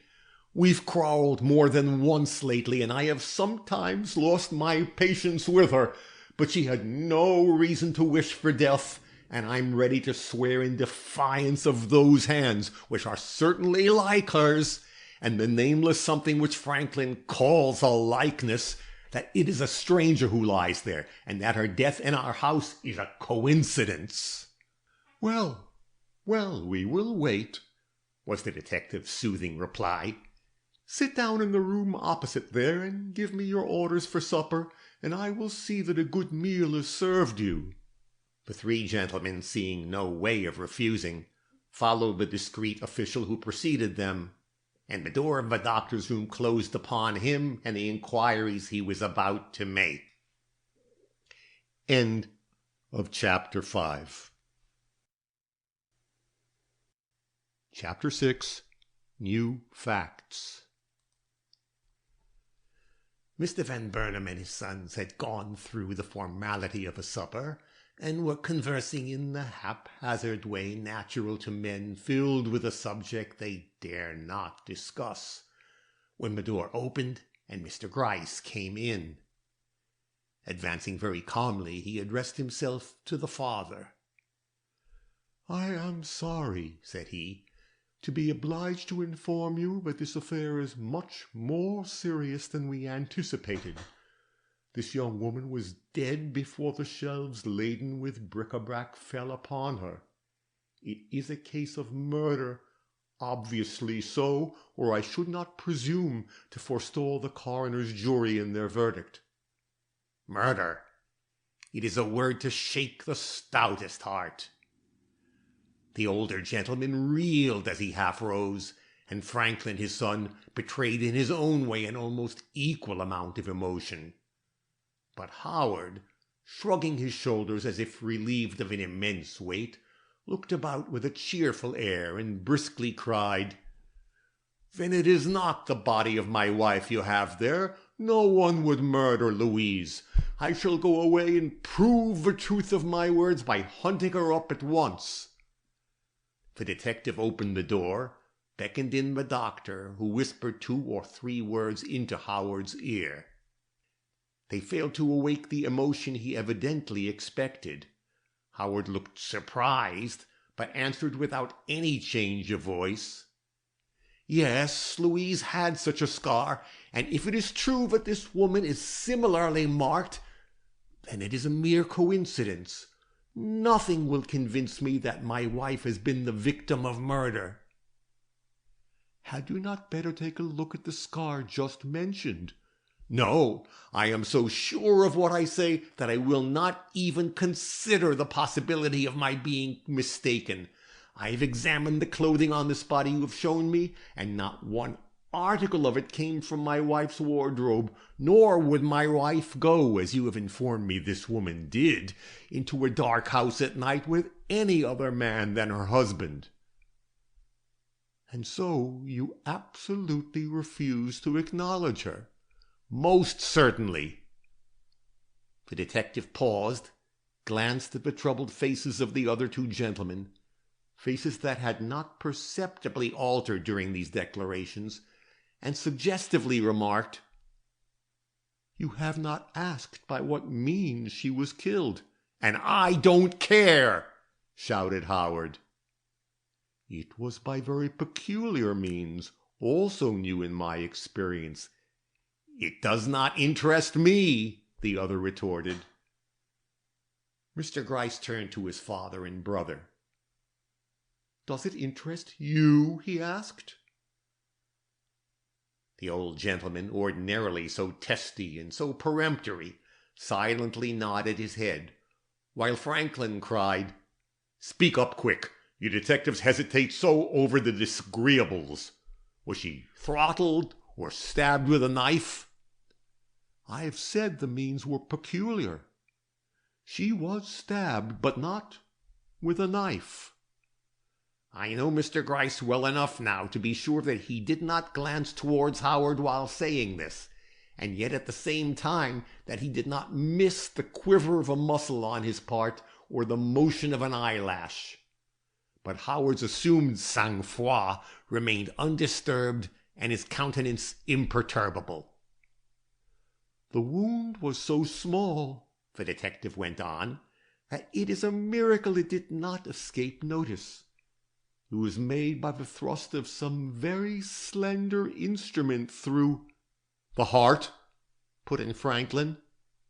Of course, assented the detective. "What other spot is vulnerable enough to cause death?" "Is there any reason why we should not go?" demanded Howard, ignoring the extreme interest manifested by the other two, with determination that showed great doggedness of character. The detective ignored him. "A quick stroke, a sure stroke, a fatal stroke. The girl never breathed after." "But what of those things under which she lay crushed?" "Ah, in them lies the mystery. Her assailant must have been as subtle as he was sure." And still Howard showed no interest. "I wish to telegraph to Haddam," he declared, as no one answered the last remark. Haddam was the place where he and his wife had been spending the summer. "We have already telegraphed there," observed Mr. Gryce. "Your wife has not yet returned." "There are other places," defiantly insisted the other. "I can find her if you give me the opportunity." Mr. Gryce bowed. "I am to give orders, then, for this body to be removed to the morgue." It was an unexpected suggestion, and for an instant Howard showed that he had feelings with the best. But he quickly recovered himself, and avoiding the anxious glances of his father and brother, answered with offensive lightness, "I have nothing to do with that. You must do as you think proper." And Mr. Gryce felt that he had received a check, and did not know whether to admire the young man for his nerve or to execrate him for his brutality. That the woman whom he had thus carelessly dismissed to the ignominy of the public gaze was his wife, the detective did not doubt. This ends Chapter 6.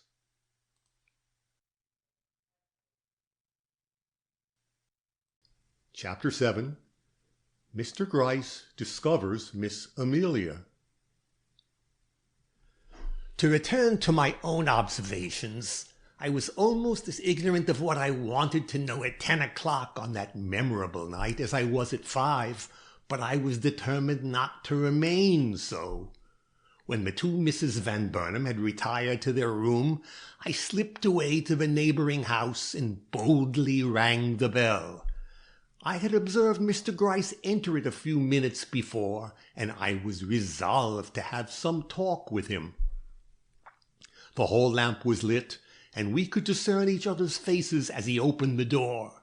Mine may have been a study, but I am sure his was. He had not expected to be confronted by an elderly lady at that hour of the night. "Well," he dryly ejaculated, "I am sensible of the honour, Miss Butterworth." But he did not ask me in. "I expected no less," said I. "I saw you come in, and I followed as soon after as I could. I have something to say to you." He admitted me then, and carefully closed the door. Feeling free to be myself, I threw off the veil I had tied under my chin, and confronted him with what I call the true spirit. "Mr. Gryce," I began, "let us make an exchange of civilities. Tell me what you have done with Howard Van Burnam, and I will tell you what I have observed in the course of this afternoon's investigation." This aged detective is used to women, I have no doubt, but he is not used to me. I saw it by the way he turned over and over the spectacles he held in his hand. I made an effort to help him out. "I have noted something today which I think has escaped you.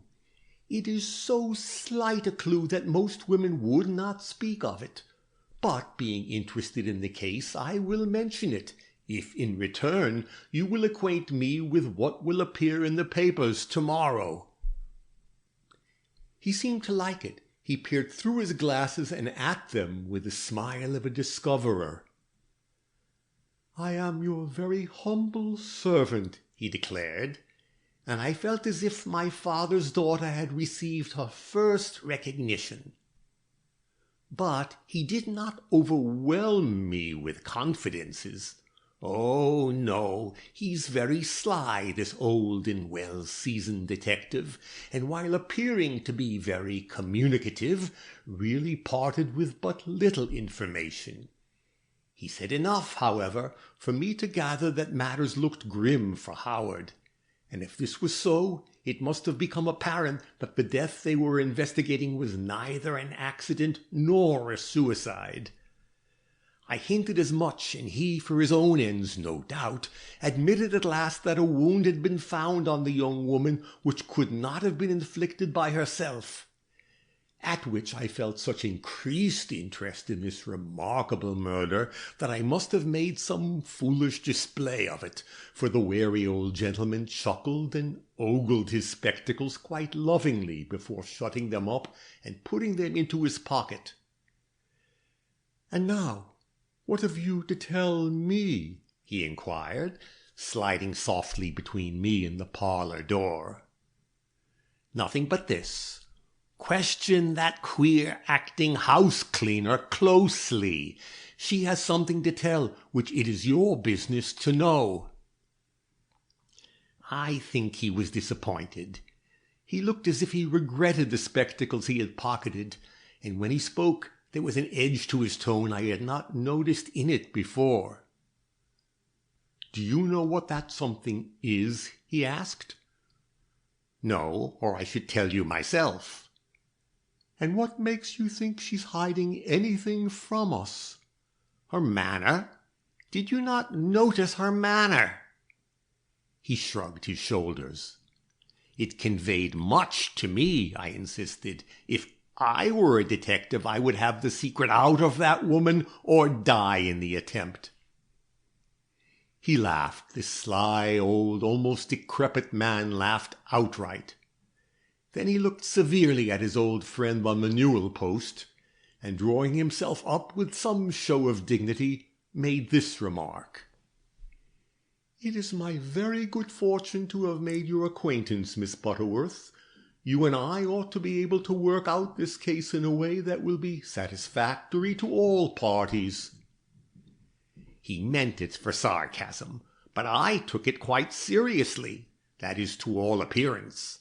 I am as sly as he, and though not quite as old, now I am sarcastic, have some of his wits, if but little of his experience. Then let us to work, said I. You have your theories about this murder, and I have mine. Let us see how they compare. If the image he had under his eye had not been made of bronze, I am sure it would have become petrified by the look he now gave it. What to me seemed but the natural proposition of an energetic woman with a special genius for his particular calling evidently struck him as audacity of the grossest kind. But he confined his display of astonishment to the figure he was eyeing, and returned me nothing but this most gentlemanly retort. I am sure I am obliged to you, madam, and possibly I may be willing to consider your very thoughtful proposition later. But now I am busy, very busy, and if you will await my presence in your house for a half-hour— Why not let me wait here? I interposed. The atmosphere of the place may sharpen my faculties. I already feel that another sharp look into that parlour would lead to the forming of some valuable theory. Well, he did not say what I was, or rather what the image he was apostrophizing was. But he must have meant to utter a compliment of no common order. The prim courtesy I made an acknowledgment of his good intention satisfied him that I had understood him fully, and changing his whole manner to one more in accordance with business, he observed after a moment's reflection, You came to a conclusion this afternoon, Miss Butterworth, for which I should like some explanation.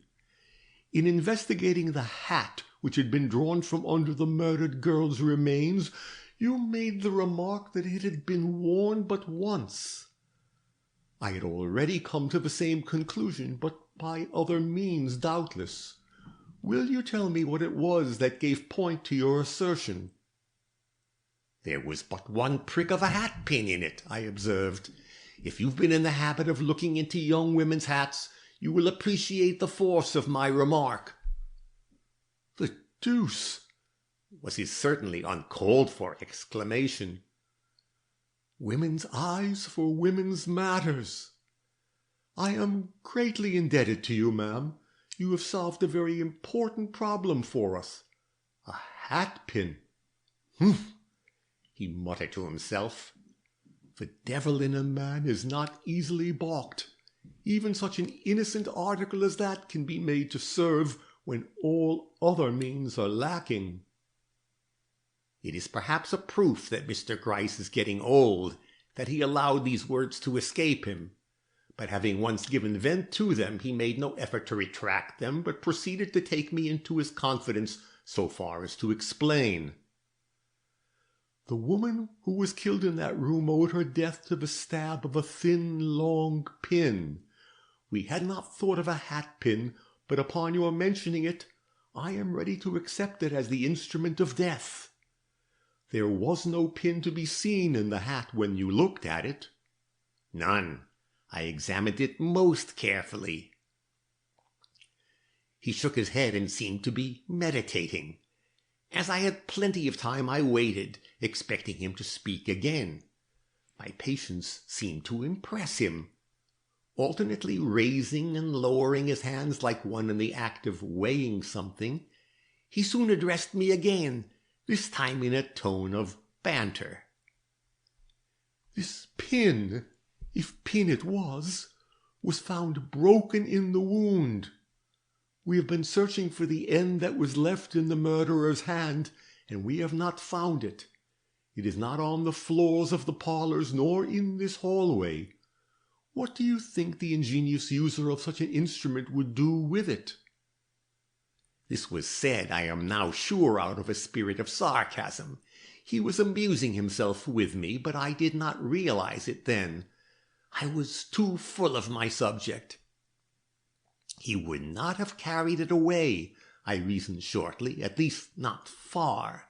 He did not throw it aside on reaching the street, for I watched his movements so closely that I would have observed him had he done this. It is in the house, then, and presumably in the parlor, even if you do not find it on the floor."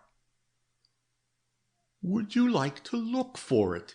he impressively asked.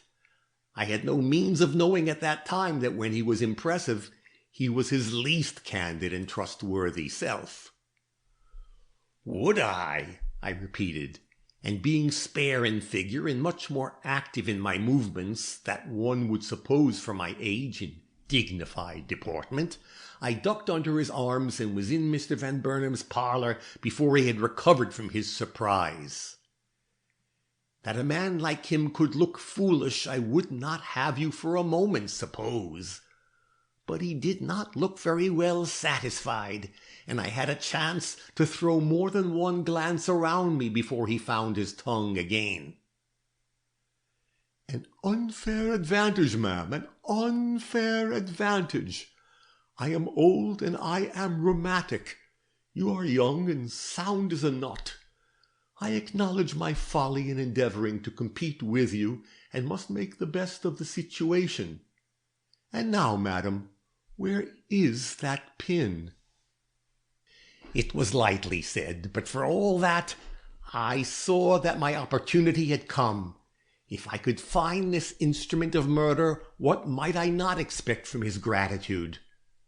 Nerving myself for the task thus set me, I peered hither and thither, taking in every article in the room before I made a step forward. There had been some attempt to rectify its disorder. The broken pieces of china had been lifted and laid carefully away on newspapers upon the shelves from which they had fallen. The cabinet stood upright in its place, and the clock, which had tumbled face upward, had been placed upon the mantel-shelf in the same position. The carpet was therefore free, save for the stains which told such a woeful story of past tragedy and crime. "You have moved the tables and searched behind the sofas," I suggested. "Not an inch of the floor has escaped our attention, madam." My eyes fell on the register, which my skirts half covered. It was closed. I stooped and opened it. A square box of tin was visible below, at the bottom of which I perceived the round head of a broken hat-pin. Never in my life had I felt as I did at that minute. Rising up, I pointed at the register and let some of my triumph become apparent, but not all, for I was by no means sure at that moment, nor am I by any means sure now, that he had not made the discovery before I did, and was simply testing my pretensions. However that may be, he came forward quickly, and after some little effort drew out the broken pin and examined it curiously. "I should say that this is what we want," he declared, and from that moment on showed me a suitable deference. "I account for its being there in this way," I argued. The room was dark, for whether he lighted it or not to commit his crime, he certainly did not leave it lighted long. Coming out, his foot came in contact with the iron of the register, and he was struck by a sudden thought. He had not dared to leave the head of the pin lying on the floor, for he hoped that he'd covered up his crime by pulling the heavy cabinet over upon his victim, nor did he wish to carry away such a memento of his cruel deed. So he dropped it down the register, where he doubtless expected it would fall into the furnace pipes, out of sight. But the tin box retained it. Is not that plausible, sir? "I could not have reasoned it better myself, madam. We shall have you on the force yet."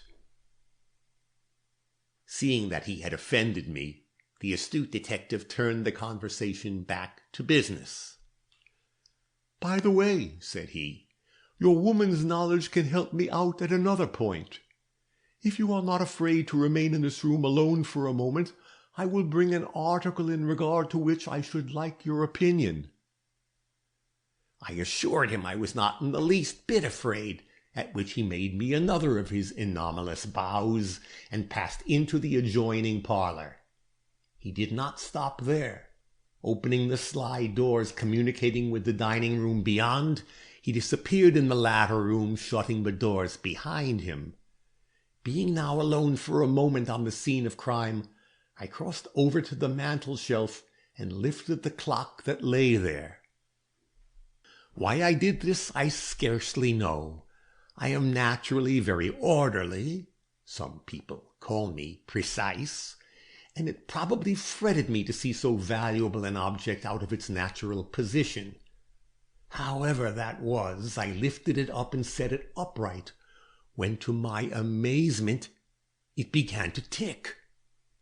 Had the hands not stood as they did when my eyes first fell on the clock lying face up on the floor at the dead girl's side, I should have thought the works had been started since that time by Mr. Gryce or some other officious person.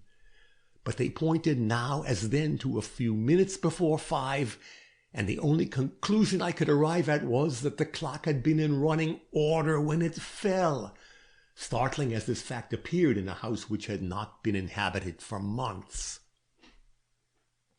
But if it had been in running order, and was only stopped by its fall upon the floor, why did the hands point at 5 instead of 12, which was the hour at which the accident was supposed to have happened?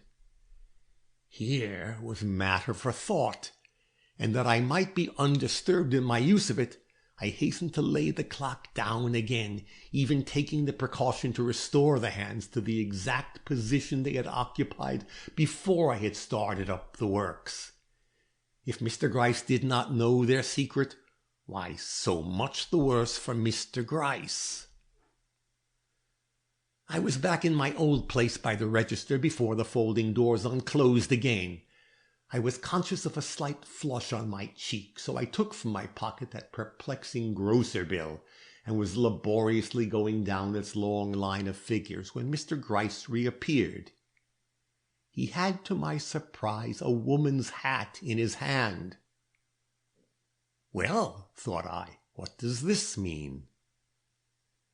It was an elegant specimen of millinery, and was in the latest style. It had ribbons and flowers and bird wings upon it, and presented, as it was turned about by Mr. Gryce's deft hand, an appearance which some might have called charming, but to me was simply grotesque and absurd.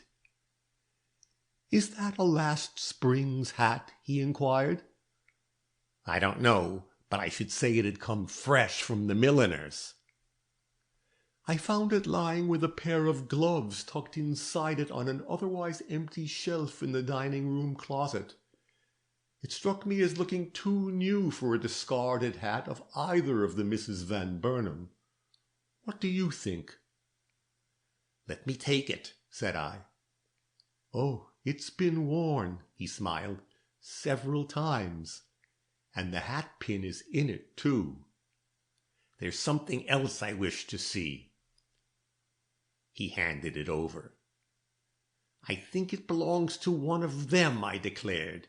"It was made by La Mole of Fifth Avenue, whose prices are simply wicked." "But the young ladies have been gone, let me see, 5 months. Could this have been bought before then?" "Possibly, for this is an imported hat. But why should it have been left lying about in that careless way? It cost $20, if not $30, and if for any reason its owner decided not to take it with her, why didn't she pack it away properly? I have no patience with the modern girl. She's made up of recklessness and extravagance." "I hear that the young ladies are staying with you," was his suggestive remark. "They are." "Then you can make some inquiries about this hat. Also about the gloves, which are an ordinary street pair." "Of what color?" "Gray. They are quite fresh, size 6. "Very well. I will ask the young ladies about them." "This third room is used as a dining room, and the closet where I found them is one in which glass is kept. The presence of this hat there is a mystery, but I presume that Mrs. Van Burnam can solve it. At all events, it is very improbable that it has anything to do with the crime which has been committed here." "Very," I coincided. "So improbable," he went on, "that on second thoughts I advise you not to disturb the young ladies with questions concerning it unless further reasons for doing so become apparent." "Very well," I returned, but I was not deceived by his second thoughts. As he was holding open the parlor door before me in a very significant way, I tied my veil under my chin and was about to leave when he stopped me. "I have another favor to ask," said he, and this time with his most benignant smile. "Miss Butterworth, do you object to sitting up for a few nights till 12 o'clock?" "Not at all," I returned, "if there's any good reason for it." "At 12 o'clock tonight, a gentleman will enter this house. If you will note him from your window, I will be obliged." "To see whether he's the same one I saw last night? Certainly I'll take a look, but—" "Tomorrow night," he went on imperturbably, "the test will be repeated, and I should like to have you take another look, without prejudice, madam. Remember, without prejudice." "I have no prejudices," I began. "The test may not be concluded in 2 nights," he proceeded, without any notice of my words. "So do not be in haste to spot your man, as the vulgar expression is. And now, good night. We shall meet again tomorrow." "Wait!" I called peremptorily, for he was on the point of closing the door. "I saw the man but faintly. It is an impression only that I received. I would not wish a man to hang through any identification I could make." "No man hangs on simple identification. We shall have to prove the crime, madam. But identification is important, even such as you can make." There was no more to be said. I uttered a calm good night and hastened away. By a judicious use of my opportunities, I had become much less ignorant on the all-important topic than when I entered the house. It was 11:30 when I returned home, a late hour for me to enter my respectable front door alone. But circumstances had warranted my escapade, and it was with quite an easy conscience and a cheerful sense of accomplishment that I went up to my room and prepared to sit out the half-hour before midnight. I am a comfortable sort of person when alone, and found no difficulty in passing this time profitably.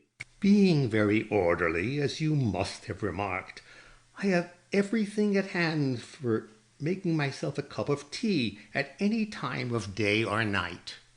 So, feeling some need of refreshment, I set out the little table I reserved for such purposes, and made the tea, and sat down to sip it. While doing so, I turned over the subject occupying my mind, and endeavored to reconcile the story told by the clock with my preconceived theory of this murder.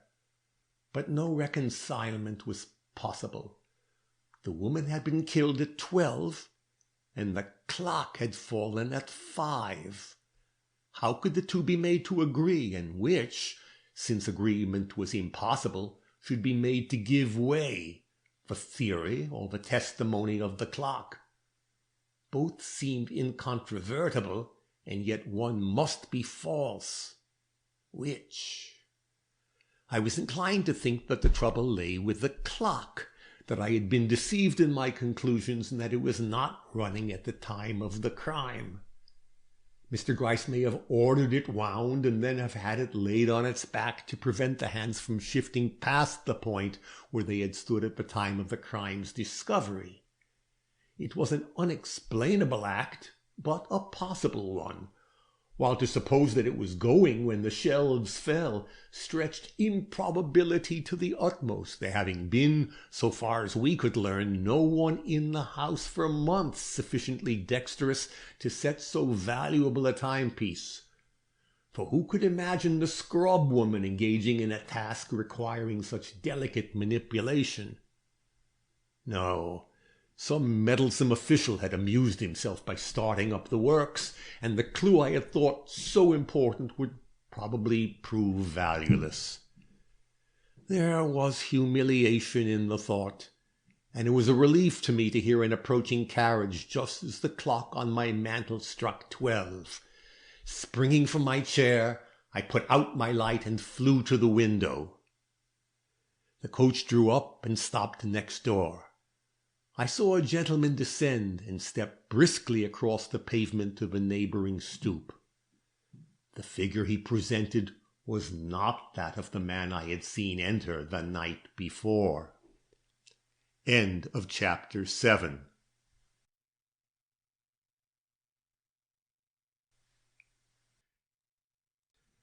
Chapter 8.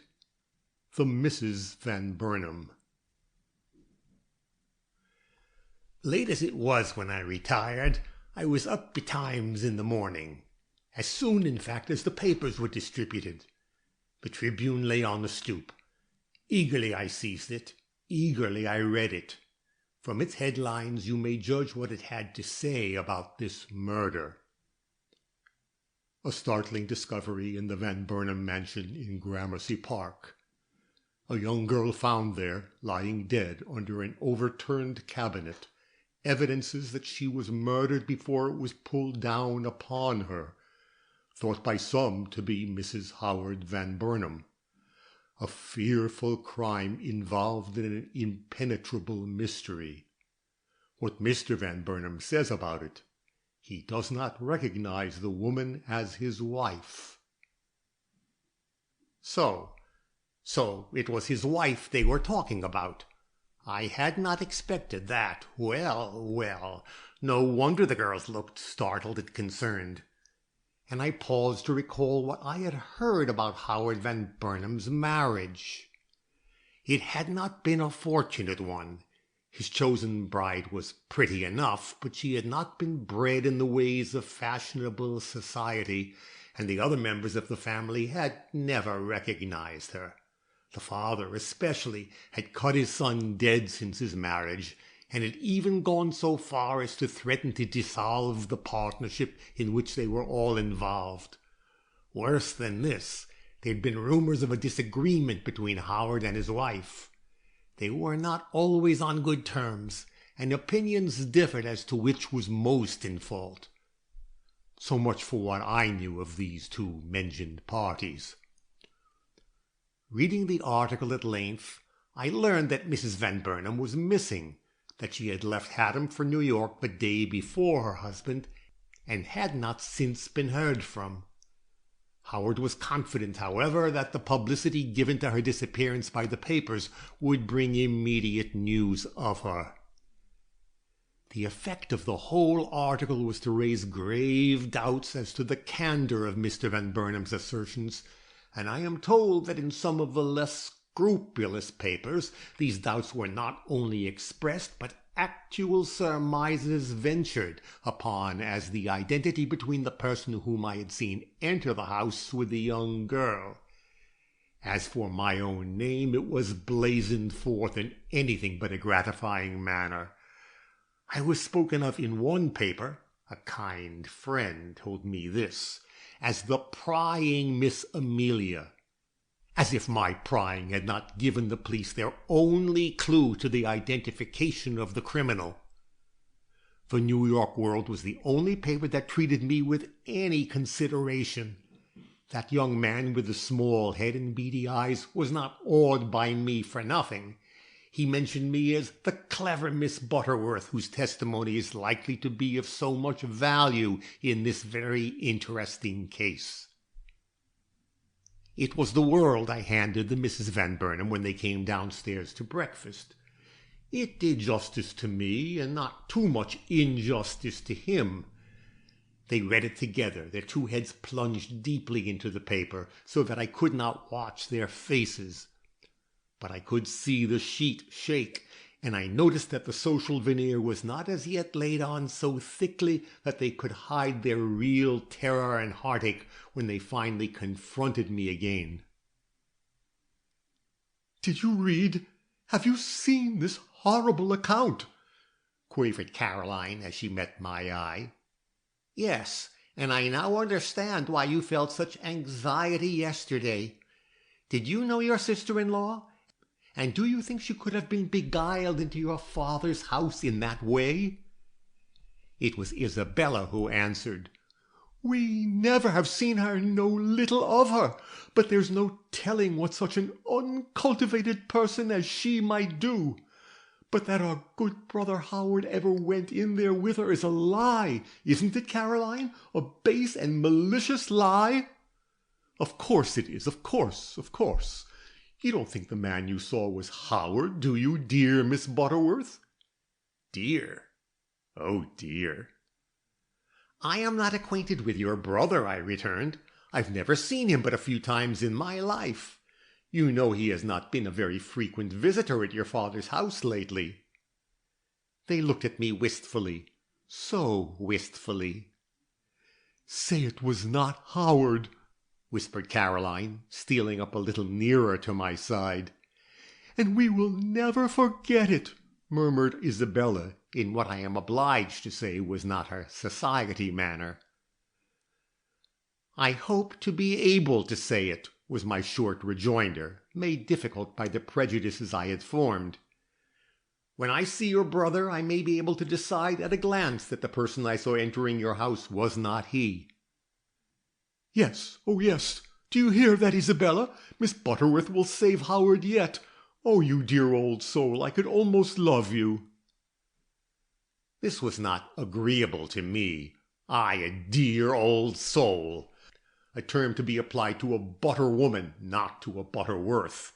I drew back, and their sentimentalities came to an end. I hope their brother Howard is not the guilty man the papers make him out to be, but if he is, the Mrs. Van Burnam's fine phrase, "We could almost love you," will not deter me from being honest in the matter.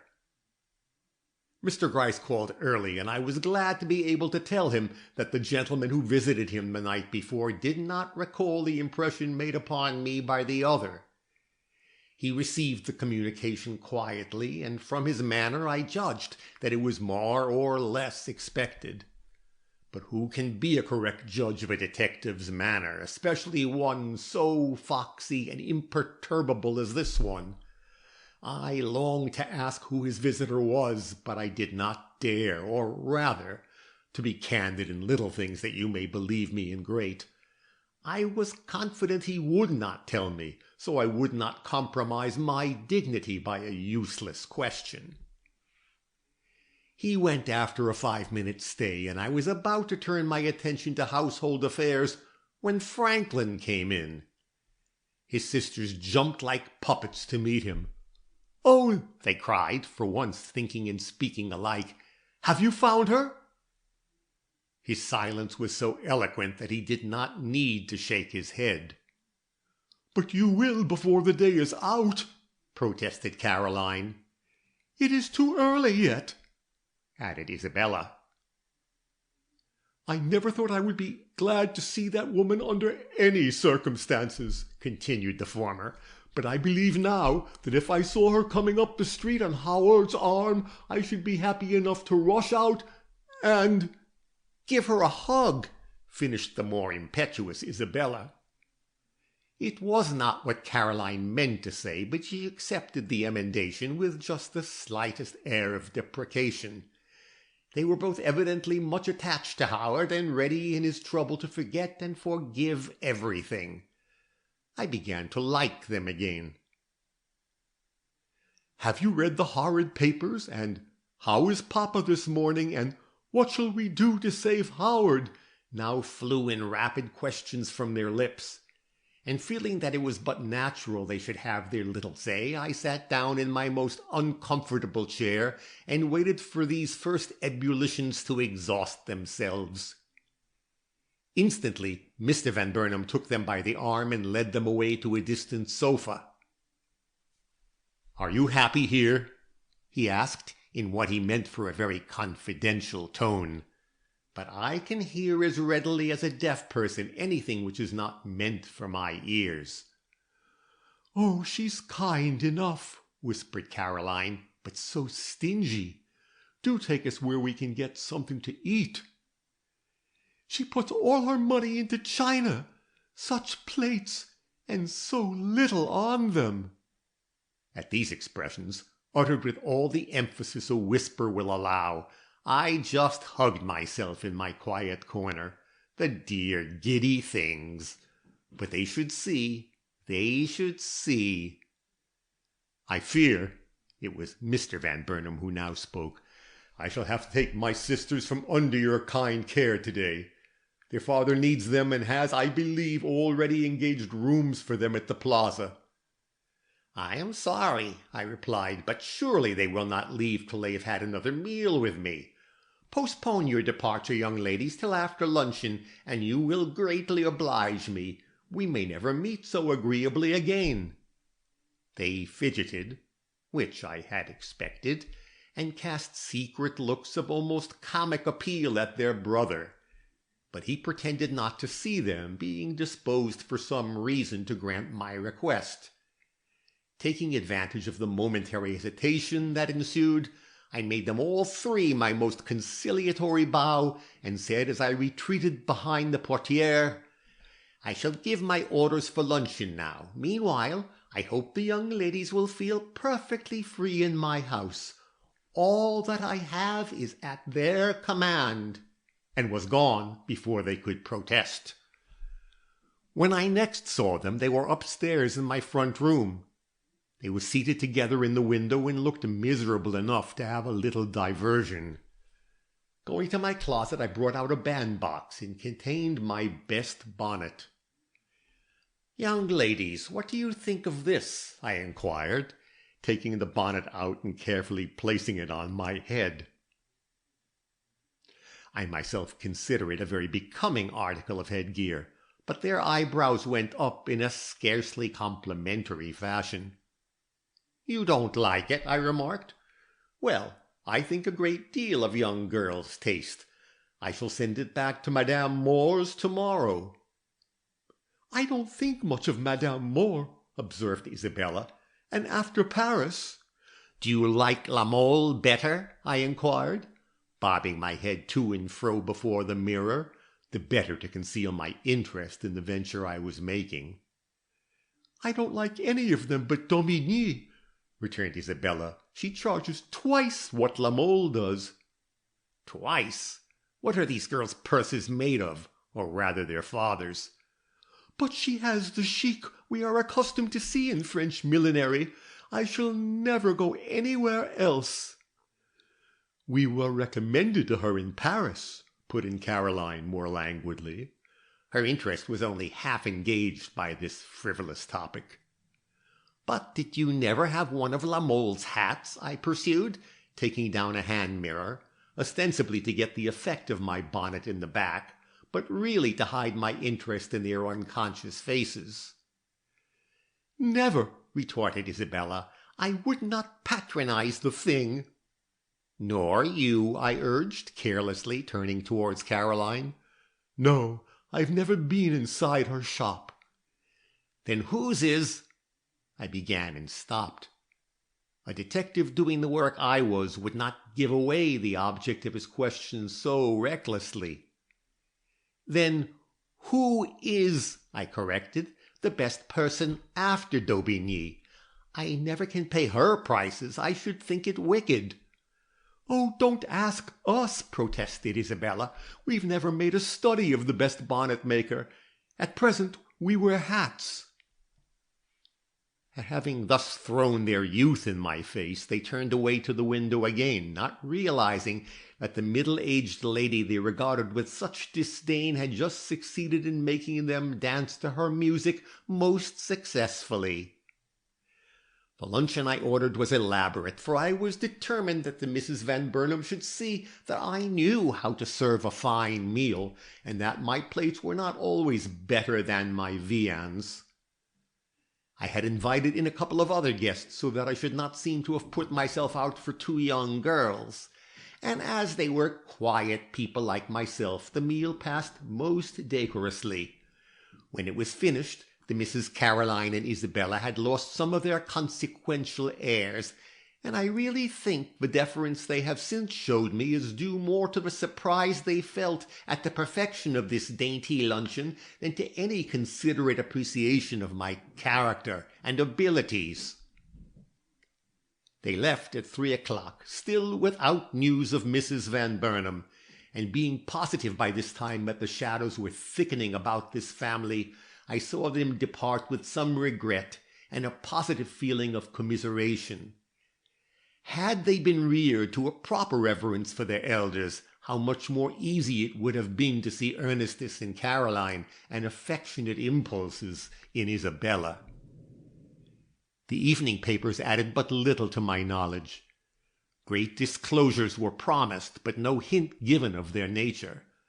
The body at the morgue had not been identified by any of the hundreds who had viewed it, and Howard still refused to acknowledge it as that of his wife.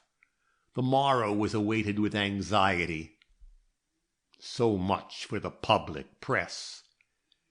At 12 o'clock at night, I was again seated in my window.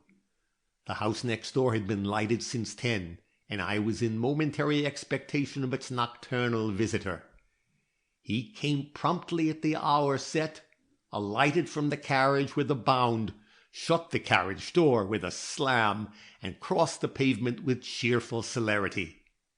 His figure was not so positively like, nor yet so positively unlike that of the supposed murderer that I could definitely say, "This is he," or "This is not he," and I went to bed puzzled, and not a little burdened by a sense of the responsibility imposed upon me in this matter. And so passed the day between the murder and the inquest. End of chapter 8.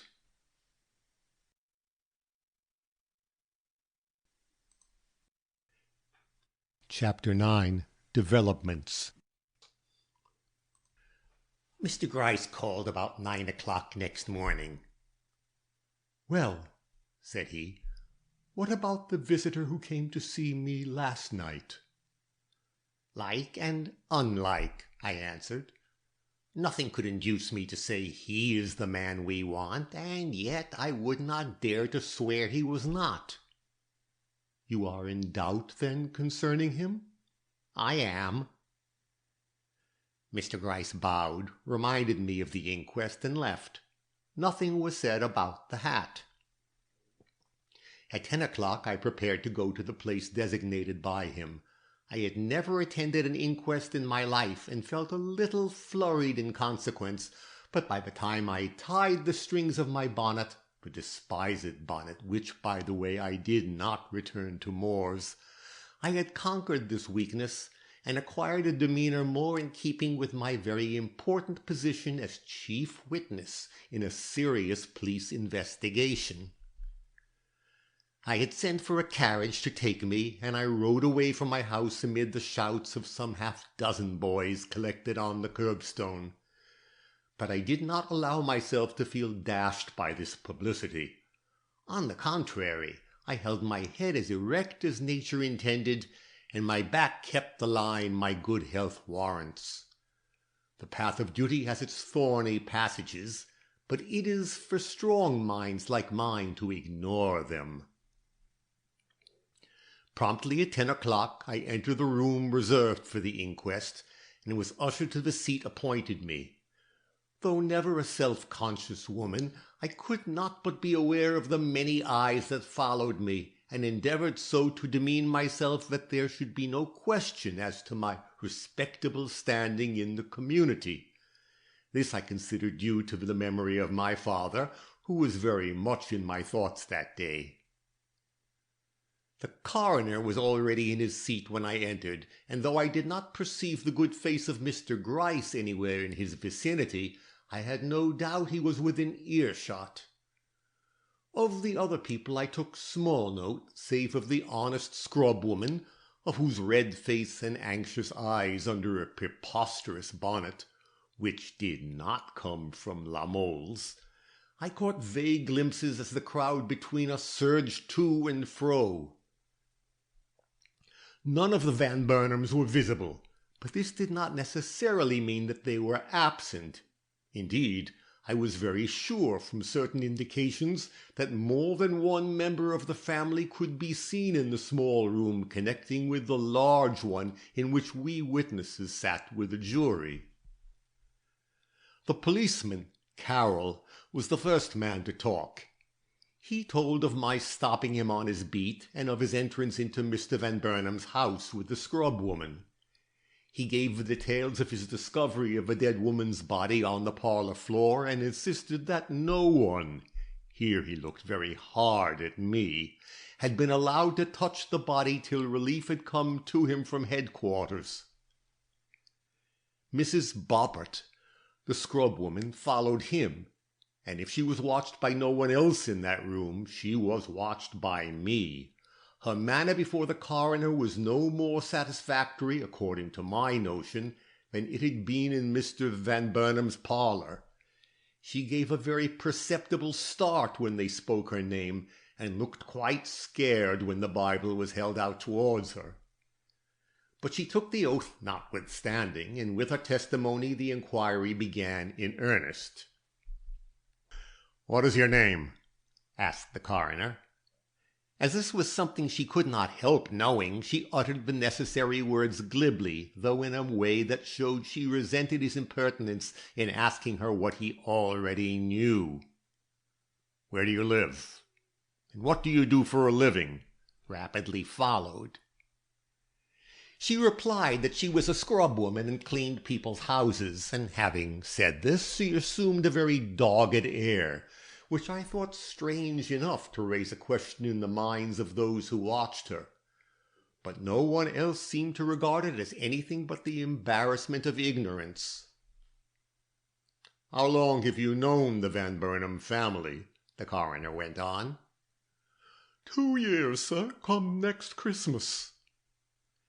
"Have you often done work for them?" "I clean the house twice a year, fall and spring." "Why were you at this house 2 days ago?"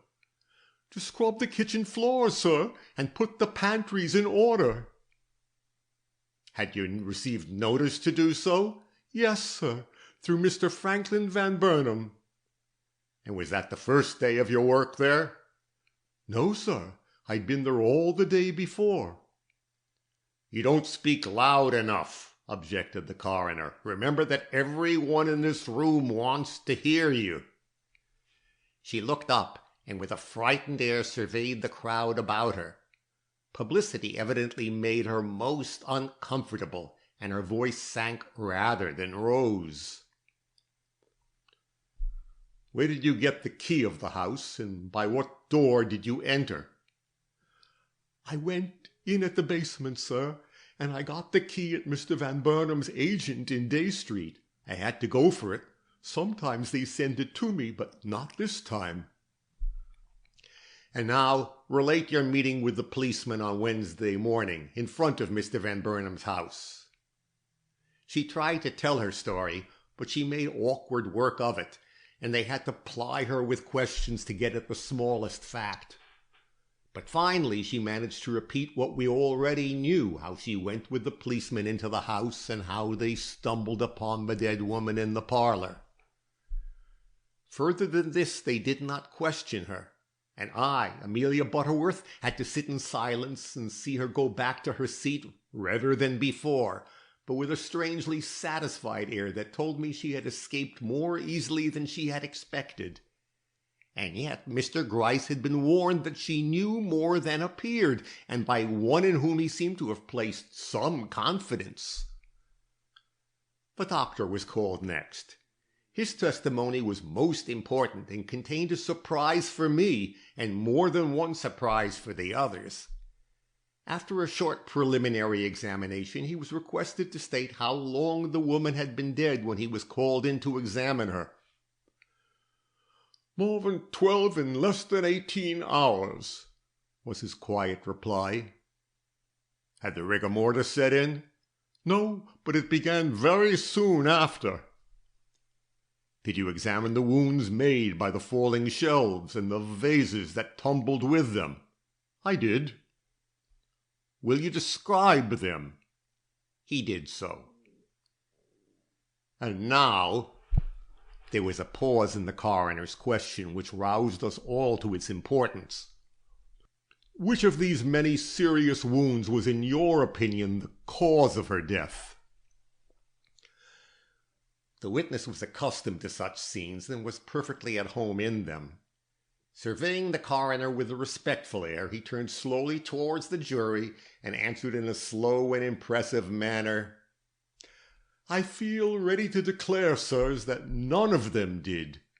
She was not killed by the falling of the cabinet upon her. Not killed by the falling shelves? Why not? Were they not sufficiently heavy, or did they not strike her in a vital place? They were heavy enough, and they struck her in a way to kill her, if she had not been already dead when they fell upon her. As it was, they simply bruised the body from which life had already departed. As this was putting it very plainly, many of the crowd who had not been acquainted with these facts previously showed their interest in a very unmistakable manner. But the coroner, ignoring these symptoms of growing excitement, hastened to say, This is a very serious statement you are making, Doctor. If she did not die from the wounds inflicted by the objects which fell upon her, from what cause did she die? Can you say that her death was a natural one, and that the falling of the shelves was merely an unhappy accident following it? No, sir. Her death was not natural. She was killed, but not by the falling cabinet. Killed, and not by the cabinet? How then? Was there any other wound upon her which you regard as mortal? Yes, sir.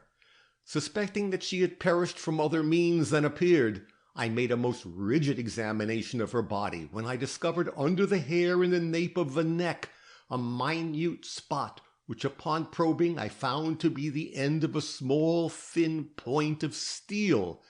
It had been thrust by a careful hand into the most vulnerable part of the body, and death must have ensued at once. This was too much for certain excitable persons present, and a momentary disturbance arose, which, however, was nothing to that in my own breast. So, it was her neck that had been pierced, and not her heart. Mr. Gryce had allowed us to think it was the latter, but it was not this fact which stupefied me, but the skill and diabolical coolness of the man who had inflicted this death thrust. After order had been restored, which I will say was very soon, the coroner, with an added gravity of tone, went on with his questions. Did you recognize this bit of steel as belonging to any instrument in the medical profession? No.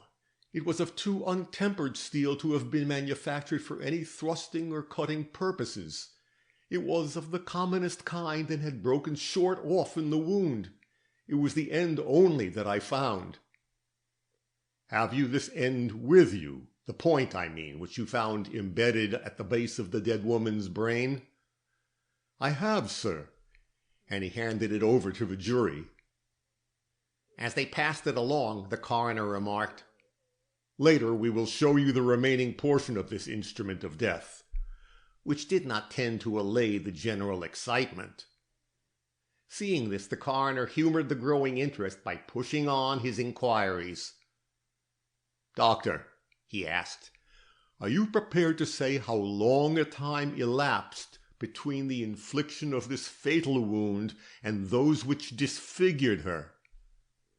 No, sir, not exactly, but some little time.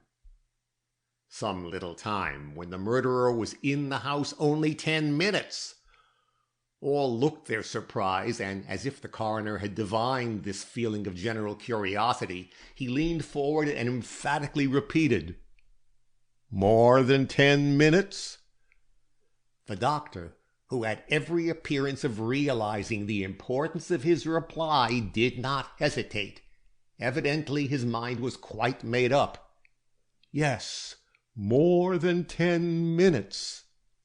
This was the shock I received from his testimony. I remembered what the clock had revealed to me, but I did not move a muscle of my face. I was learning self-control under these repeated surprises. "This is an unexpected statement," remarked the coroner. "What reasons have you to urge an explanation of it?"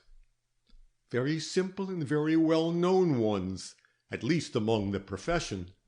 There was too little blood seen for the wounds to have been inflicted before death or within a few minutes after it. Had the woman been living when they were made, or even had she been but a short time dead, the floor would have been deluged with the blood gushing from so many and such serious injuries. But the effusion was slight, so slight that I noticed it at once and came to the conclusions mentioned before I found the mark of the stab that occasioned death." I see.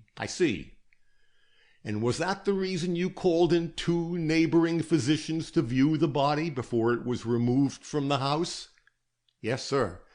In so important a matter, I wished to have my judgment confirmed." "And these physicians were?" "Dr. Campbell of 110 East Street and Dr. Jacobs of Lexington Avenue." "Are these gentlemen here?" inquired the coroner of an officer who stood near. "They are, sir." "Very good. We will now proceed to ask 1 or 2 more questions of this witness. You told us that even had the woman been but a few minutes dead when she received these contusions, the floor would have been more or less deluged with her blood. What reason have you for this statement?" "This, that in a few minutes, let us say 10, since that number has been used, the body has not had time to cool, nor had the blood vessels had sufficient opportunity to stiffen so as to prevent the free effusion of blood." "Is a body still warm at 10 minutes after death?" "It is." "So that your conclusions are logical deductions from well-known facts?" "Certainly, sir." A pause of some duration followed. When the coroner again proceeded, it was to remark, "The case is complicated by these discoveries, but we must not allow ourselves to be daunted by them.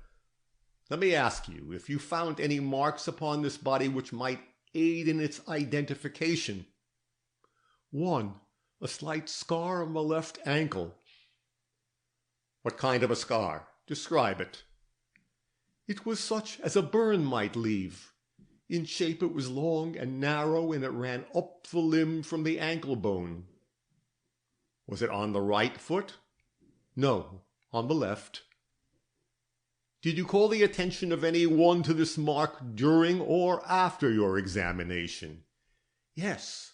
I showed it to Mr. Gryce, the detective, and to my 2 coadjutors, and I spoke of it to Mr. Howard Van Burnam, son of the gentleman in whose house the body was found." It was the first time this young gentleman's name had been mentioned, and it made my blood run cold to see how many sidelong looks and expressive shrugs it caused in the motley assemblage. But I had no time for sentiment. The inquiry was growing too interesting. "And why," asked the coroner, "did you mention it to this young gentleman in preference to others?"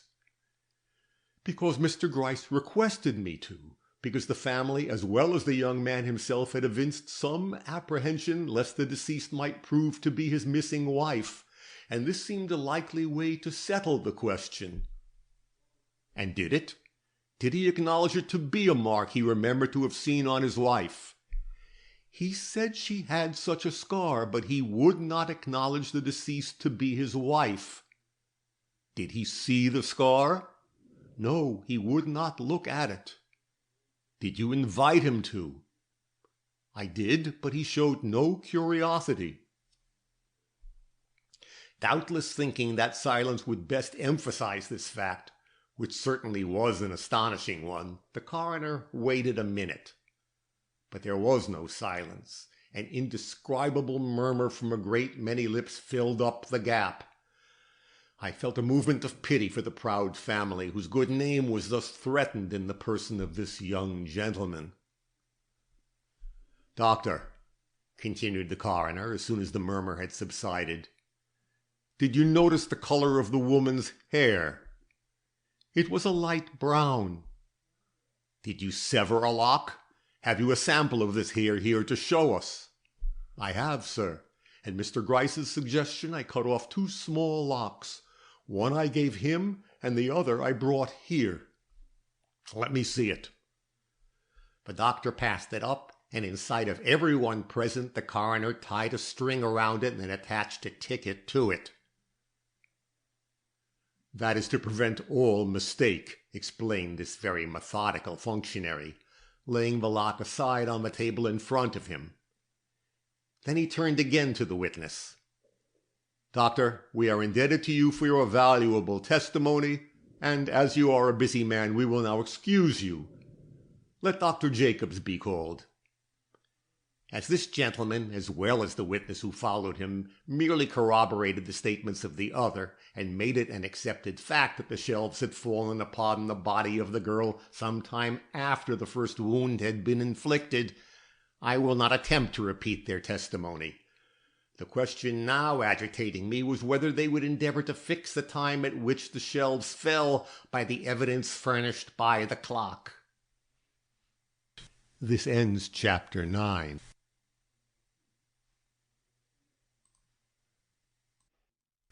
Chapter 10. Important Evidence. Evidently not, for the next words I heard were, "Miss Amelia Butterworth."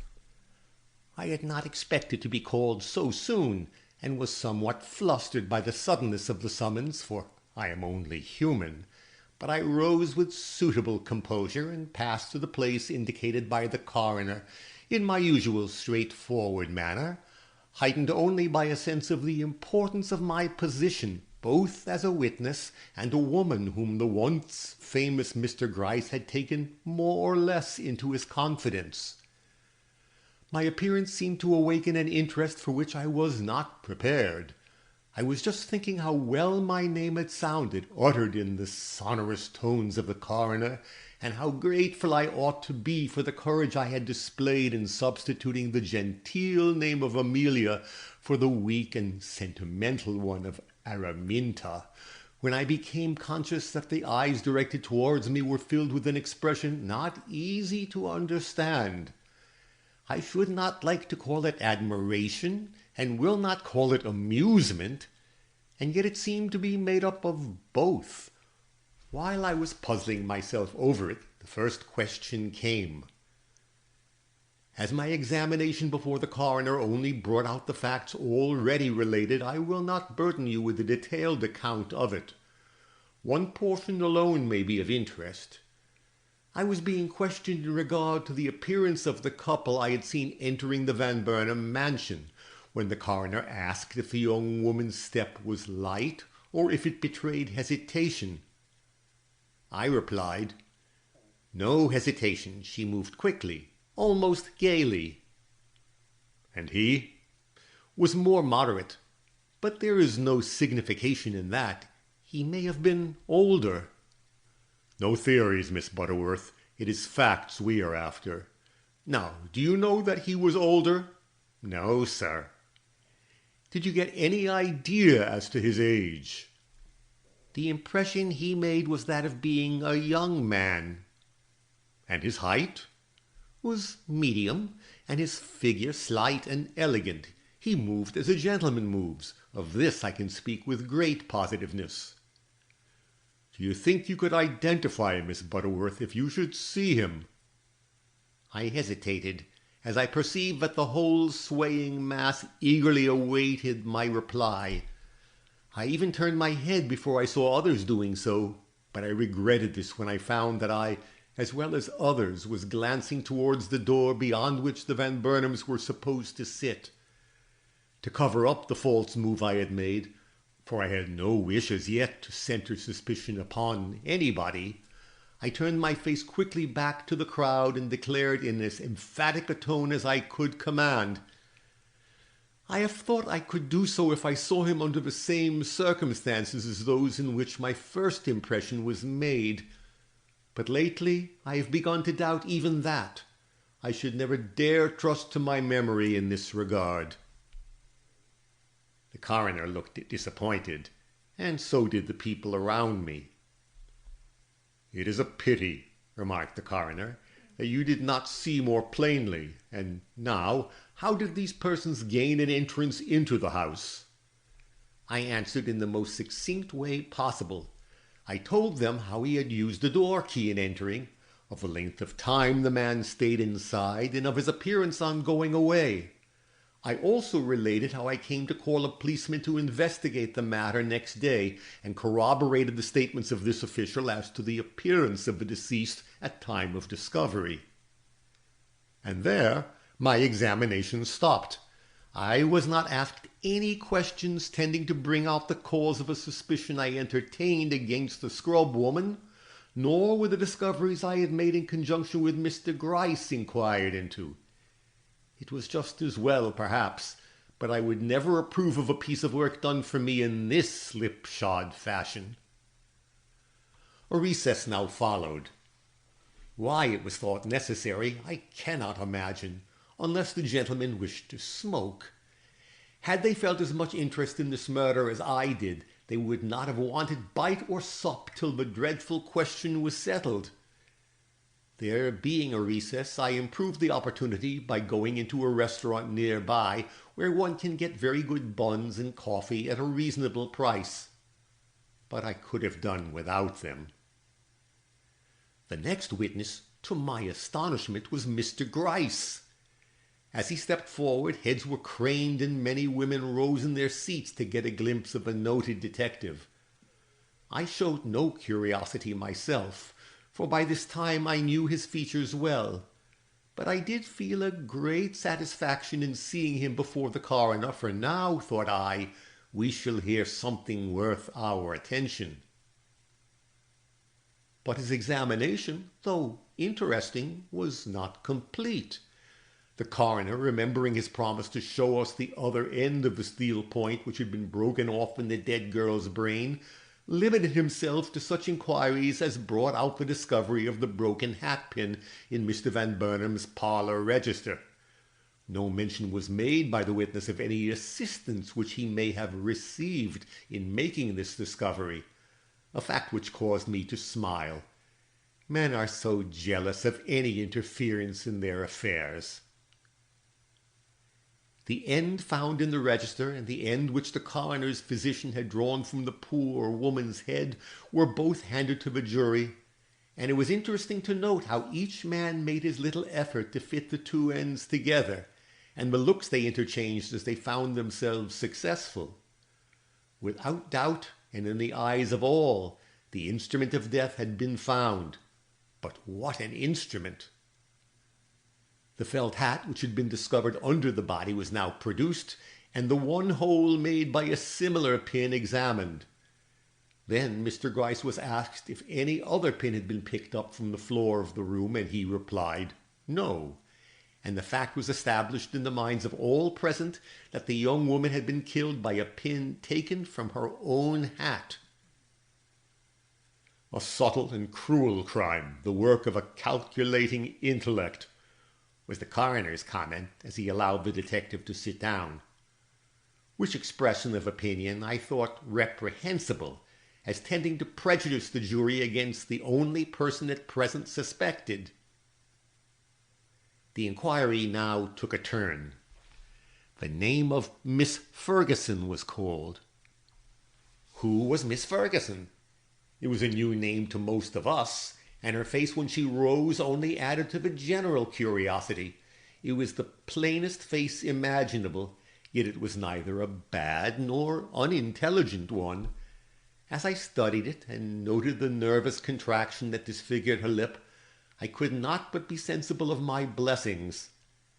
I am not handsome myself, though there have been persons who have called me so, but neither am I ugly, and in contrast to this woman, Well, I will say nothing.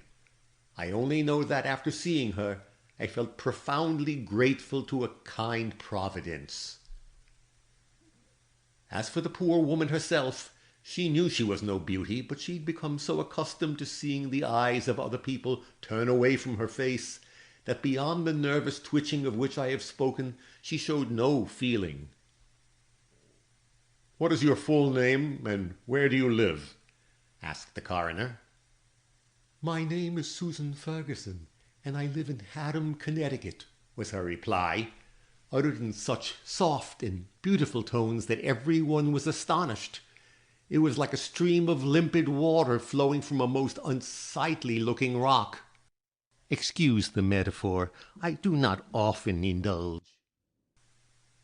"Do you keep boarders?" "I do. A few, sir, such as my house will accommodate." "Whom have you had with you this summer?" I knew what her answer would be before she uttered it. So did 100 others, but they showed their knowledge in different ways. I did not show mine at all. "I have had with me," said she, "a Mr. and Mrs. Van Burnam from New York. Mr. Howard Van Burnam is his full name, if you wish me to be explicit." "Anyone else?" "A Mr. Hall, also from New York, and a young couple from Hartford. My house accommodates no more." "How long have the first mentioned couple been with you?" 3 months. They came in June." "Are they with you still?" "Virtually, sir. They have not moved their trunks, but neither of them is in Haddam at present. Mrs. Van Burnam came to New York last Monday morning, and in the afternoon her husband also left, presumably for New York. I've seen nothing of either of them since." It was on Tuesday night the murder occurred. "Did either of them take a trunk?" "No, sir." "A handbag?" "Yes, Mrs. Van Burnam carried a bag, but it was a very small one." "Large enough to hold a dress?" "Oh, no, sir." "And Mr. Van Burnam?" "He carried an umbrella. I saw nothing else." "Why did they not leave together? Did you hear anyone say?" "Yes, I heard them say Mrs. Van Burnam came against her husband's wishes. He did not want her to leave Haddam, but she would, and he was none too pleased at it. Indeed, they had words about it, and as both our rooms overlooked the same veranda, I could not help hearing some of their talk." "Will you tell us what you heard?" "It does not seem right." Thus this honest woman spoke. "But if it's the law, I must not go against it. I heard him say these words: 'I have changed my mind, Louise. The more I think of it, the more disinclined I am to have you meddle in the matter. Besides, it will do no good. You will only add to the prejudice against you, and our life will become more unbearable than it is now.'" "Of what were they speaking?" "I do not know." "And what did she reply?" "Oh, she uttered a torrent of words that had less sense in them than feeling. She wanted to go. She would go. She had not changed her mind, and considered that his impulses were as well worth following as his cool judgment. She was not happy, had never been happy, and meant there should be a change, even if it were for the worse. But she did not believe it would be for the worse. Was she not pretty? Was she not very pretty when in distress and looking up thus? And I heard her fall on her knees, a movement which called out a grunt from her husband. But whether this was an expression of approval or disapproval, I cannot say. A silence followed, during which I caught the sound of his steady tramping up and down the room. Then she spoke again in a petulant way. "It may seem foolish to you," she cried, "knowing me as you do, and being used to seeing me in all my moods. But to him it will be a surprise, and I will so manage it that it will affect all we want, and more too, perhaps. I have a genius for some things, Howard, and my better angel tells me I shall succeed." "And what did he reply to that?"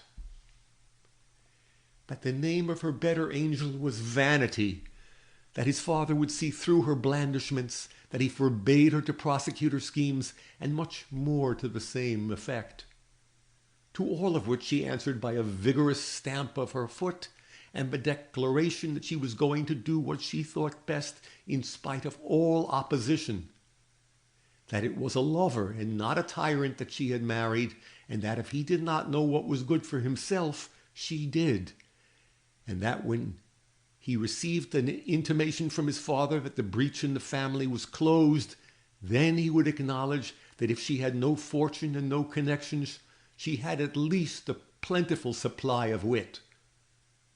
Upon which he remarked, "A poor qualification when it verges upon folly," which seemed to close the conversation, for I heard no more till the sound of her skirts rustling past my door assured me she'd carried her point and was leaving the house. But this was not done without great discomfiture to her husband, if one may judge from the few brief but emphatic words that escaped him before he closed his own door and followed her down the hall. "Do you remember those words?" "They were swear words, sir. I'm sorry to say it, but he certainly cursed her and his own folly. Yet I always thought he loved her." "Did you see her after she passed your door?" "Yes, sir, on the walk outside." "Was she then on the way to the train?" "Yes, sir." "Carrying the bag of which you have spoken?" "Yes, sir." Another proof of the state of feeling between them, for he was very considerate in his treatment of ladies, and I never saw him do anything ungallant before. "You say you watched her as she went down the walk?" "Yes, sir. It's human nature, sir. I've no other excuse to offer." It was an apology I myself might have made. I conceived a liking for this homely, matter-of-fact woman. "Did you note her dress?" "Yes, sir. That is human nature also, or rather woman's nature." "Particularly, madam, so that you can describe it to the jury before you?" "I think so." "Will you then be good enough to tell us what sort of a dress Mrs. Van Burnam wore when she left your house for the city?" "It was a black and white plaid silk, very rich." "Why, what did this mean? We had all expected a very different description." "It was made fashionably, and the sleeves, well, it's impossible to describe the sleeves. She wore no wrap, which seemed foolish to me, for we have very sudden changes sometimes in September." "A plaid dress. And did you notice her hat?" "Oh, I've seen the hat often. It was of every conceivable color. It would have been called bad taste at one time, but nowadays—" The pause was significant. More than one man in the room chuckled, but the women kept a discreet silence. "Would you know that hat if you saw it?" "I should think I would." The emphasis was that of a countrywoman, and amused some people, notwithstanding the melodious tone in which it was uttered. But it did not amuse me. My thoughts had flown to the hat which Mr. Gryce had found in the third room of Mr. Van Burnam's house, and which was of every color of the rainbow. The coroner asked two other questions, one in regard to the gloves worn by Mrs. Van Burnam, and the other in regard to her shoes. To the first, Miss Ferguson replied that she did not notice her gloves, and to the other that Mrs. Van Burnam was very fashionable, and as pointed shoes were the fashion, in cities at least, she probably wore pointed shoes. The discovery that Mrs. Van Burnam had been differently dressed on that day from the young woman found dead in the Van Burnam parlors had acted as a shock upon most of the spectators. They were just beginning to recover from it when Miss Ferguson sat down. The coroner was the only one who had not seemed at a loss. Why, we were soon destined to know. This ends Chapter 10.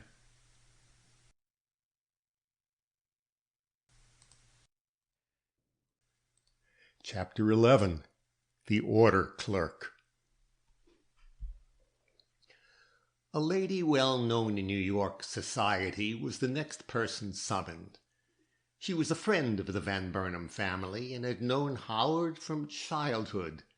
She had not liked his marriage. Indeed, she rather participated in the family feeling against it. But when young Mrs. Van Burnam came to her house on the preceding Monday and begged the privilege of remaining with her for one night, she had not had the heart to refuse her. Mrs. Van Burnam had therefore slept in her house on Monday night. Questioned in regard to that lady's appearance and manner, she answered that her guest was unnaturally cheerful, laughing much and showing a great vivacity, that she gave no reason for her good spirits, nor did she mention her own affairs in any way, rather took pains not to do so. How long did she stay? Till the next morning. And how was she dressed? Just as Miss Ferguson has described. Did she bring her handbag to your house? Yes, and left it there. We found it in her room after she was gone. Indeed. And how do you account for that? She was preoccupied. I saw it in her cheerfulness, which was forced and not always well timed. And where is that bag now? Mr. Van Burnam has it. We kept it for a day, and as she did not call for it, sent it down to the office on Wednesday morning. Before you'd heard of the murder? Oh, yes, before I'd heard anything about the murder. As she was your guest, you probably accompanied her to the door? I did, sir. Did you notice her hands? Can you say what was the color of her gloves? I do not think she wore any gloves on leaving. It was very warm, and she held them in her hand. I remembered this, for I noticed the sparkle of her rings as she turned to say good-bye. Ah, you saw her rings? Distinctly. So that when she left you, she was dressed in a black and white plaid silk, had a large hat covered with flowers on her head, and wore rings? Yes, sir. And with these words ringing in the ears of the jury, the witness sat down. What was coming? Something important, or the coroner would not look so satisfied, or the faces of the officials about him so expectant. I waited with great but subdued eagerness for the testimony of the next witness, who was a young man by the name of Callahan. I don't like young men in general. They are either over suave and polite, as if they condescended to remember that you are elderly and that it is their duty to make you forget it, or else they are pert and shallow and disgust you with their egotism. But this young man looked sensible and businesslike, and I took to him at once, though what connection he could have with this affair I could not imagine. His first words, however, settled all questions as to his personality. He was the order clerk at Altman's. As he acknowledged this, I seemed to have some faint premonition of what was coming. Perhaps I had not been without some vague idea of the truth ever since I put my mind to work on this matter. Perhaps my wits only received their real spur then, but certainly I knew what he was going to say as soon as he opened his lips, which gave me quite a good opinion of myself. Whether rightfully or not, I leave you to judge. His evidence was short, but very much to the point. On the 17th of September, as could be verified by the books, the firm had received an order for a woman's complete outfit to be sent COD to Mrs. James Pope at the Hotel D on Broadway. Sizes and measures and some particulars were stated, and as the order bore the words "in haste" underlined upon it, several clerks had assisted him in filling this order, which when filled had been sent by special messenger to the place designated. Had he this order with him? He had. And could he identify the article sent to fill it? He could. at which the coroner motioned to an officer, and a pile of clothing was brought forward from some mysterious corner and laid before the witness. Immediately expectation rose to a high pitch, for everyone recognized, or thought he did, the apparel which had been taken from the victim. The young man, who was of the alert, nervous type, took up the articles one by one and examined them closely. As he did so, the whole assembled crowd surged forward, and lightning-like glances from 100 eyes followed his every movement and expression. "Are they the same?" inquired the coroner. The witness did not hesitate. With one quick glance at the blue serge dress, black cape, and battered hat, he answered in a firm tone, "They are." And a clue was given at last to the dreadful mystery absorbing us. The deep-drawn sigh which swept through the room testified to the universal satisfaction. Then our attention became fixed again, for the coroner, pointing to the undergarments accompanying the articles already mentioned, demanded if they had been included in the order. There was as little hesitation in the reply given to this question as to the former. He recognized each piece as having come from his establishment. "You will note," said he, "that they have never been washed, and that the pencil marks are still on them." "Very good," observed the coroner, "and you will note that one article there is torn down the back. Was it in that condition when sent?" "It was not, sir." "All were in perfect order?" "Most assuredly, sir." "Very good again. The jury will take cognizance of this fact, which may be useful to them in their future conclusions. And now, Mr. Callahan, do you notice anything lacking here from the list of articles forwarded by you?" "No, sir." "Yet there is one very necessary adjunct to a woman's outfit which is not to be found here." "Yes, sir, the shoes. But I'm not surprised at that. We sent shoes, but they were not satisfactory, and they were returned." "Ah, I see. Officer, show the witness the shoes that were taken from the deceased." This was done, and when Mr. Callahan had examined them, the coroner inquired if they came from his store. He replied, "No." Whereupon they were held up to the jury, and attention called to the fact that, while rather new than old, they gave signs of having been worn more than once, which was not true of anything else taken from the victim. This matter settled, the coroner proceeded with his questions. "Who carried the articles ordered to the address given?" "A man in our employ named Clapp." "Did he bring back the amount of the bill?" "Yes, sir, less the $5 charged for the shoes." "What was the amount, may I ask?" "Here's our cash book, sir. The amount received from Mrs. James Pope, Hotel D on the 17th of September is, as you see, $75.58. "Let the jury see the book, also the order." They were both handed to the jury, and if ever I wished myself in anyone's shoes, save my own very substantial ones, it was at that moment. I did so want a peep at that order. It seemed to interest the jury also, for their heads drew together very eagerly over it, and some whispers and a few knowing looks passed between them. Finally, one of them spoke. "It's written in a very odd hand. Do you call this a woman's writing or a man's?" "I've no opinion to give on the subject," rejoined the witness.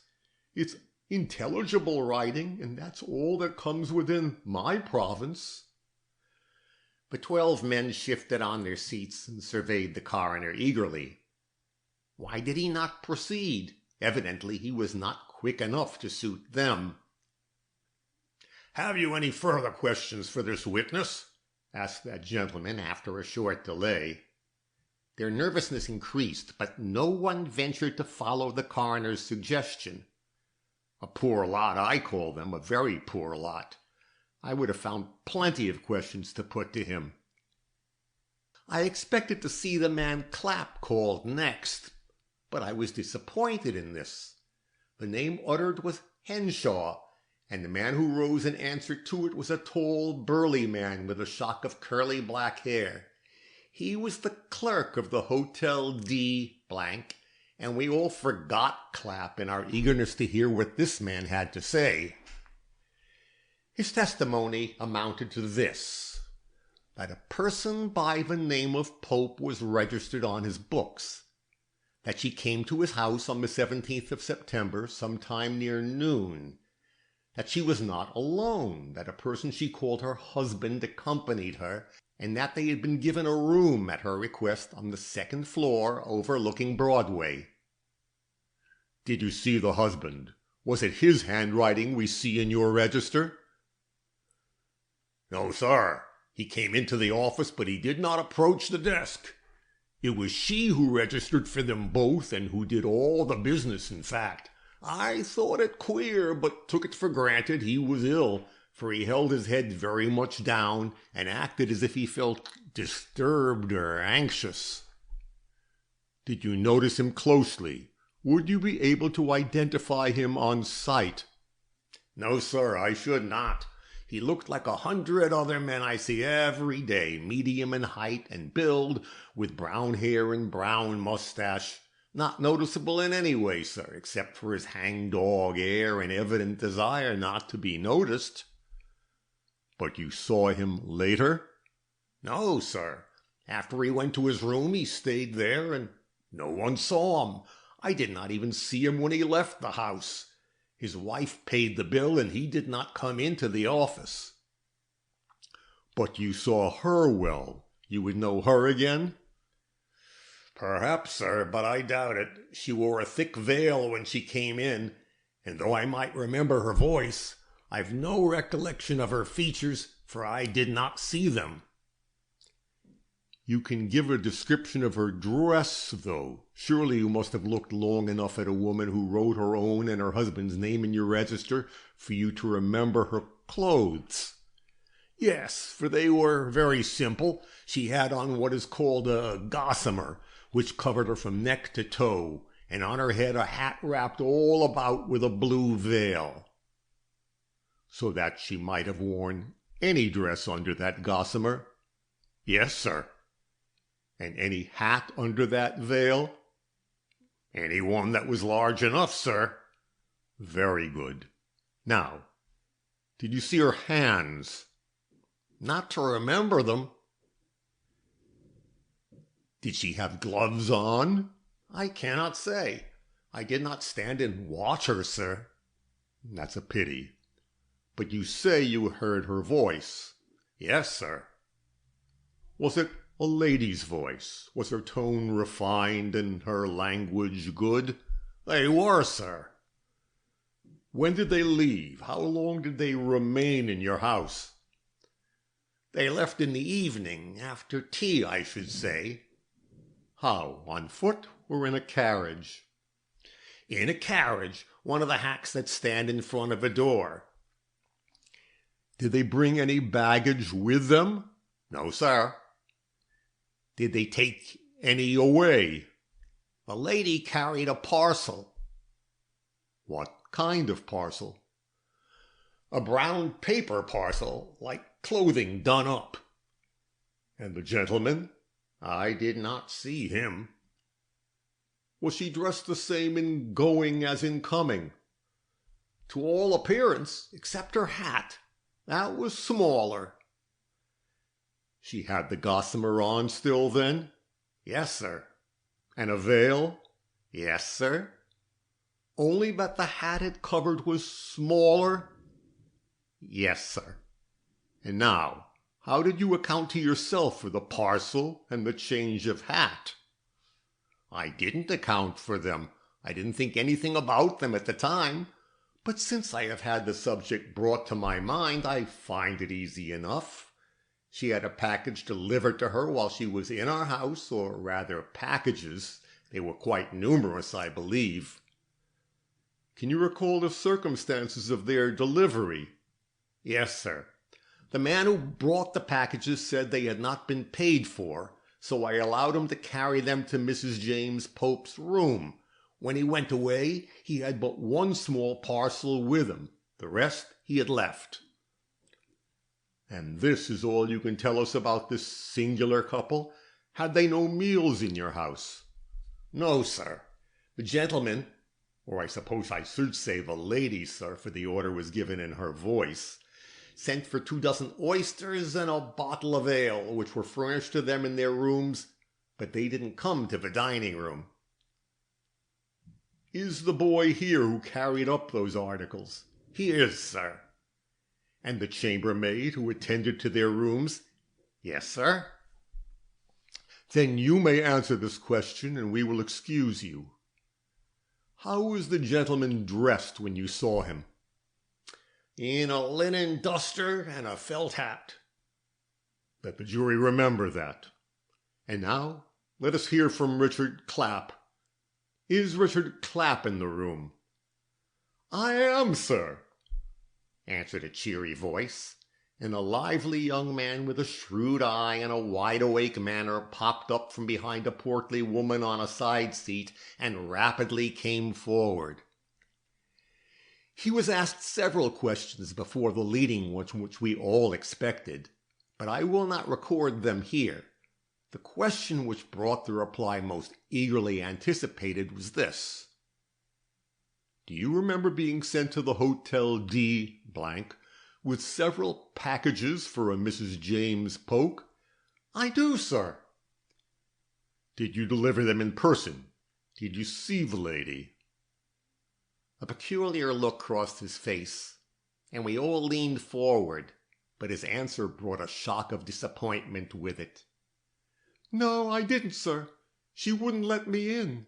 She bade me lay the things down by the door and wait in the rear hall till she called me. And you did this? Yes, sir. But you kept your eye on the door, of course. Naturally, sir. And saw?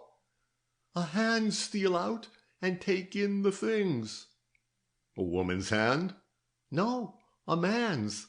I saw the white cuff. And how long was it before they called you? 15 minutes, I should say. I heard a voice cry, "Here," and seeing their door open, I went toward it. But by the time I reached it, it was shut again, and I only heard the lady say that all the articles but the shoes were satisfactory, and would I thrust the bill in under the door. I did so, and they were some minutes counting out the change, but presently the door opened slightly, and I saw a man's hand holding out the money, which was correct to the cent. "You need not receipt the bill," cried the lady from somewhere in the room. "Give him the shoes and let him go." So I received the shoes in the same mysterious way I had the money, and seeing no reason for waiting longer, pocketed the bills and returned to the store. Has the jury any further questions to ask the witness? Of course not. They were ninnies, all of them, but contrary to my expectation, one of them did perk up courage and, wriggling very much on his seat, ventured to ask if the cuff he had seen on the man's hand when it was thrust through the doorway had a button in it. The answer was disappointing. The witness had not noticed any. The juror, somewhat abashed, sank into silence, at which another of the precious 12, inspired no doubt by the other's example, blurted out, "And what was the color of the coat sleeve? You surely can remember that." But another disappointment awaited us. "He did not wear any coat. It was a shirt sleeve I saw." A shirt sleeve? There was no clue in that. A visible look of dejection spread through the room, which was not dissipated till another witness stood up. This time it was the bell-boy of the hotel who'd been on duty that day. His testimony was brief and added but little to the general knowledge. He'd been summoned more than once by these mysterious parties, but only to receive his orders through a closed door. He had not entered the room at all. He was followed by the chambermaid, who testified that she was in the room once while they were there, that she saw them both then, but did not catch a glimpse of their faces. Mr. Pope was standing in the window almost entirely shielded by the curtains, and Mrs. Pope was busy hanging up something in the wardrobe. The gentleman had on his duster, and the lady her gossamer. It was but a few minutes after their arrival. Questioned in regard to the state of the room after they left it, she said that there was a lot of brown paper lying about, marked B. Altman, but nothing else that did not belong there. Not a tag, nor a hat pin, nor a bit of memorandum lying on bureau or table? Nothing, sir, so far as I mind. I wasn't on the lookout for anything, sir. They were a queer couple, but we have lots of queer couples at our house, and the most I notices, sir, is those what remember the chambermaid and those what don't. This couple was of the kind what don't.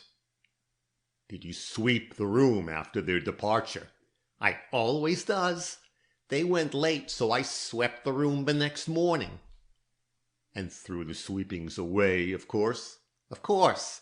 Would you have me keep them for treasures? It might have been well if you had, muttered the coroner. The combings from a lady's hair might have been very useful in establishing her identity. The porter who has charge of a lady's entrance was the last witness from this house. He'd been on duty on the evening in question and had noticed this couple leaving. They both carried packages and had attracted his attention first by the long old-fashioned duster which the gentleman wore, and secondly by the pains they both took not to be observed by anyone. The woman was veiled, as has already been said, and the man held his package in such a way as to shield his face entirely from observation. So that you would not know him if you saw him again? Asked the coroner. Exactly, sir, was the uncompromising answer. As he sat down, the coroner observed, You will note from this testimony, gentlemen, that this couple, signing themselves Mr. and Mrs. James Pope of Philadelphia, left this house dressed each in a long garment eminently fitted for purposes of concealment, he in a linen duster and she in a gossamer. Let us now follow this couple a little farther and see what became of these disguising articles of apparel. Is Seth Brown here? A man, who was so evidently a hackman that it seemed superfluous to ask him what his occupation was, shuffled forward at this. It was in his hack that this couple had left the D plank. He remembered them very well, as he had good reason to. First, because the man paid him before entering the carriage, saying that he was to let them out at the northwest corner of Madison Square, and secondly, but here the coroner interrupted him to ask if he had seen the gentleman's face when he paid him. The answer was, as might have been expected, no, it was dark, and he had not turned his head. Didn't you think it queer to be paid before you reached your destination? Yes, but the rest was queerer. After I'd taken the money, I never refuses money, sir, and was expecting him to get into the hack, he steps up to me again and says in a lower tone than before, My wife is very nervous. Drive slow, if you please, and when you reach the place I've named, watch your horses carefully, for if they should move while she's getting out, the shock would throw her into a spasm. As she had looked very pert and lively, I thought this mighty queer, and I tried to get a peep at his face, but he was too smart for me, and was in the carriage before I could clap my eye on him. But you were more fortunate when they got out? You surely saw one or both of them then. No, sir, I didn't. I had to watch the horses' heads, you know.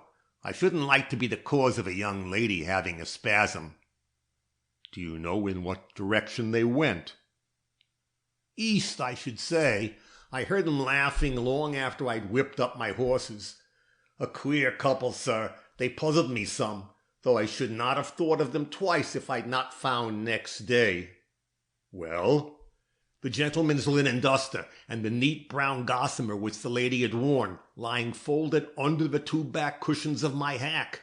A present for which I was very much obliged to them, but which I was not long allowed to enjoy, for yesterday the police— Well, no matter about that.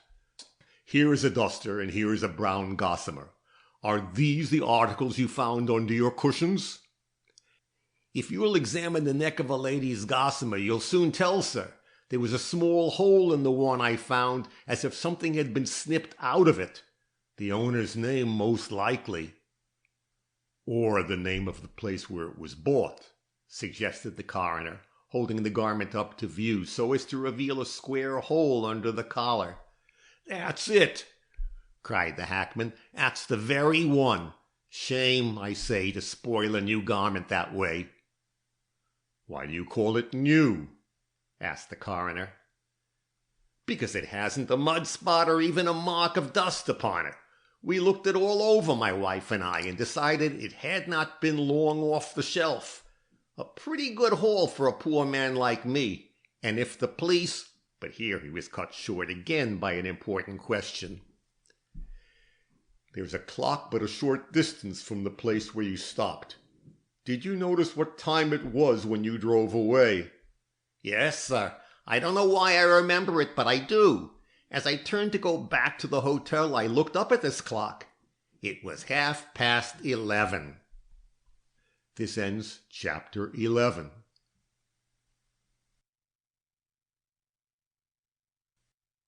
Chapter 12. The Keys.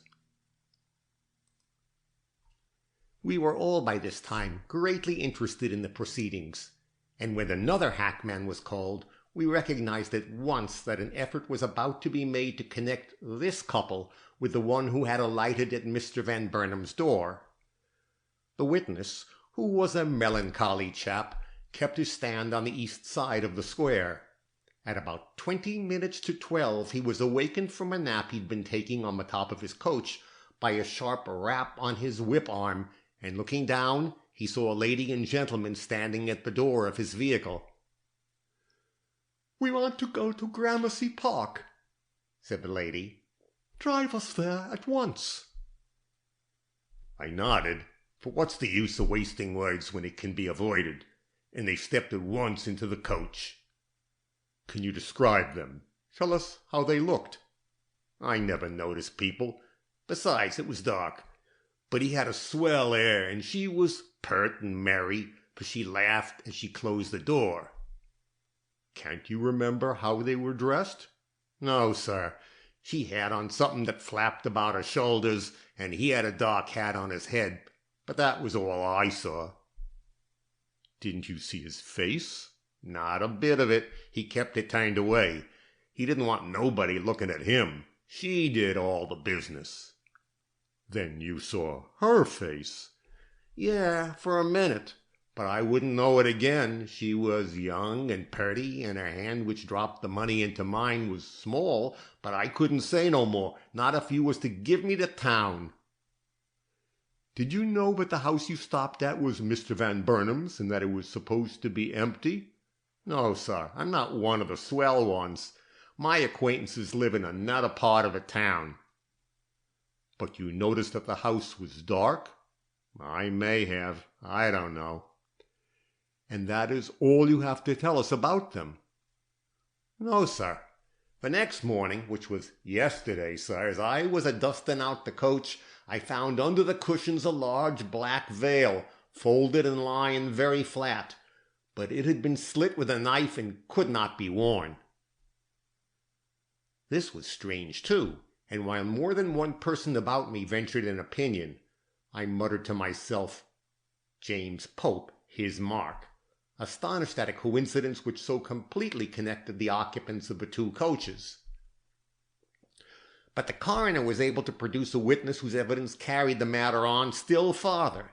A policeman in full uniform testified next, and after explaining that his beat led him from Madison Avenue to 3rd on 27th Street, went on to say that as he was coming up this street on Tuesday evening some few minutes before midnight, he encountered, somewhere between Lexington Avenue and 3rd, a man and woman walking rapidly towards the latter avenue, each carrying a parcel of some dimensions.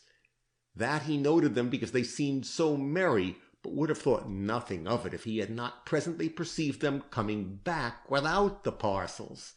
They were chatting more gaily than ever. The lady wore a short cape and the gentleman a dark coat, but he could give no other description of their appearance, for they went by rapidly, and he was more interested in wondering what they had done with such large parcels in such a short time at that hour of night, than in noting how they looked or whither they were going.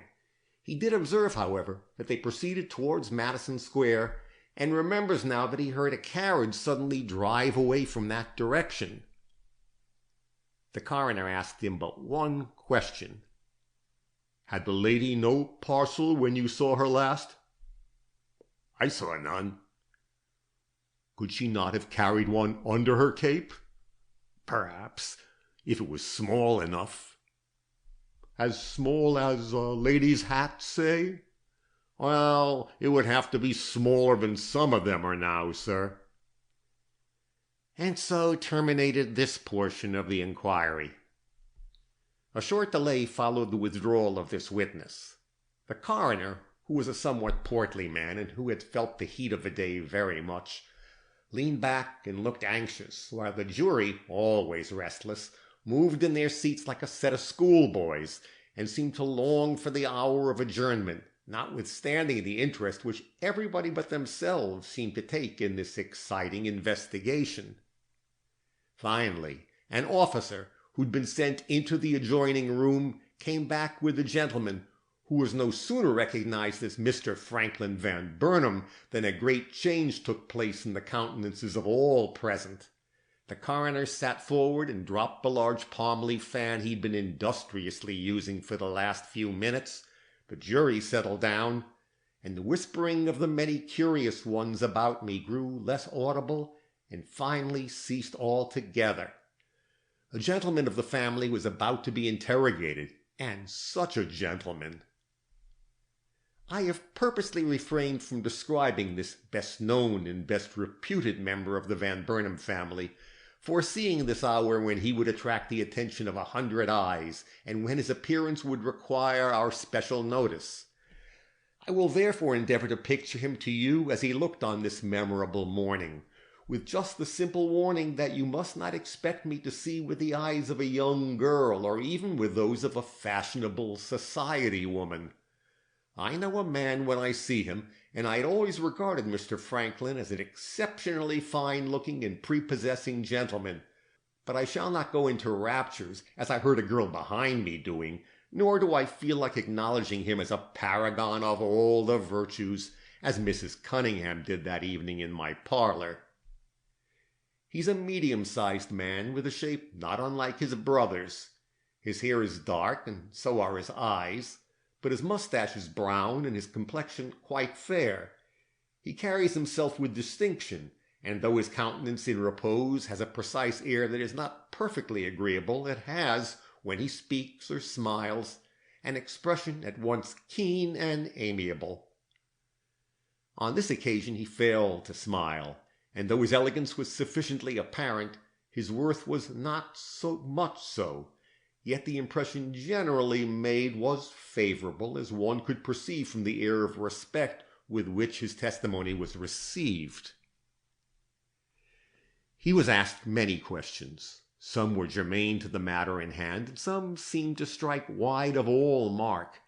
He answered them all courteously, showing a manly composure in doing so that served to calm the fever heat into which many had been thrown by the stories of the two hackmen. But as his evidence up to this point related merely to minor concerns, this was neither strange nor conclusive. The real test began when the coroner, with a certain bluster which may have been meant to attract the attention of the jury, now visibly waning, or, as was more likely, may have been the unconscious expression of a secret, if hitherto well-concealed embarrassment, asked the witness whether the keys to his father's front door had any duplicates. The answer came in a decidedly changed tone. No. The key used by our agent opens the basement door only. The coroner showed his satisfaction. No duplicates, he repeated. Then you will have no difficulty in telling us where the keys to your father's front door were kept during the family's absence. Did the young man hesitate, or was it but imagination on my part? They were usually in my possession. Usually? There was irony in the tone. Evidently the coroner was getting the better of his embarrassment, if he had felt any. And where were they on the 17th of this month? Were they in your possession then? No, sir. The young man tried to look calm and at his ease, but the difficulty he felt in doing so was apparent. On the morning of that day, he continued, I passed them over to my brother. Ah, here was something tangible as well as important. I began to fear the police understood themselves only too well, and so did the whole crowd of persons there assembled. A groan in one direction was answered by a sigh in another, and it needed all the coroner's authority to prevent an outbreak. Meanwhile, Mr. Van Burnam stood erect and unwavering, though his eyes showed the suffering which these demonstrations awakened. He did not turn in the direction of the room where we felt sure his family was gathered, but it was evident that his thoughts did, and that most painfully. The coroner, on the contrary, showed little or no feeling. He'd brought the investigation up to this critical point, and felt fully competent to carry it farther. "May I ask," said he, "where the transference of these keys took place?" "I gave them to him in our office last Tuesday morning. He said he might want to go into the house before his father came home." "Did he say why he wanted to go into the house?" "No." "Was he in the habit of going into it alone and during the family's absence?" "No." "Had he any clothes there, or any articles belonging to himself or his wife which he would be likely to wish to carry away?" "No." "Yet he wanted to go in?" "He said so." "And you gave him the keys without question?" "Certainly, sir." "Was that not opposed to your usual principles, to your way of doing things, I should say?"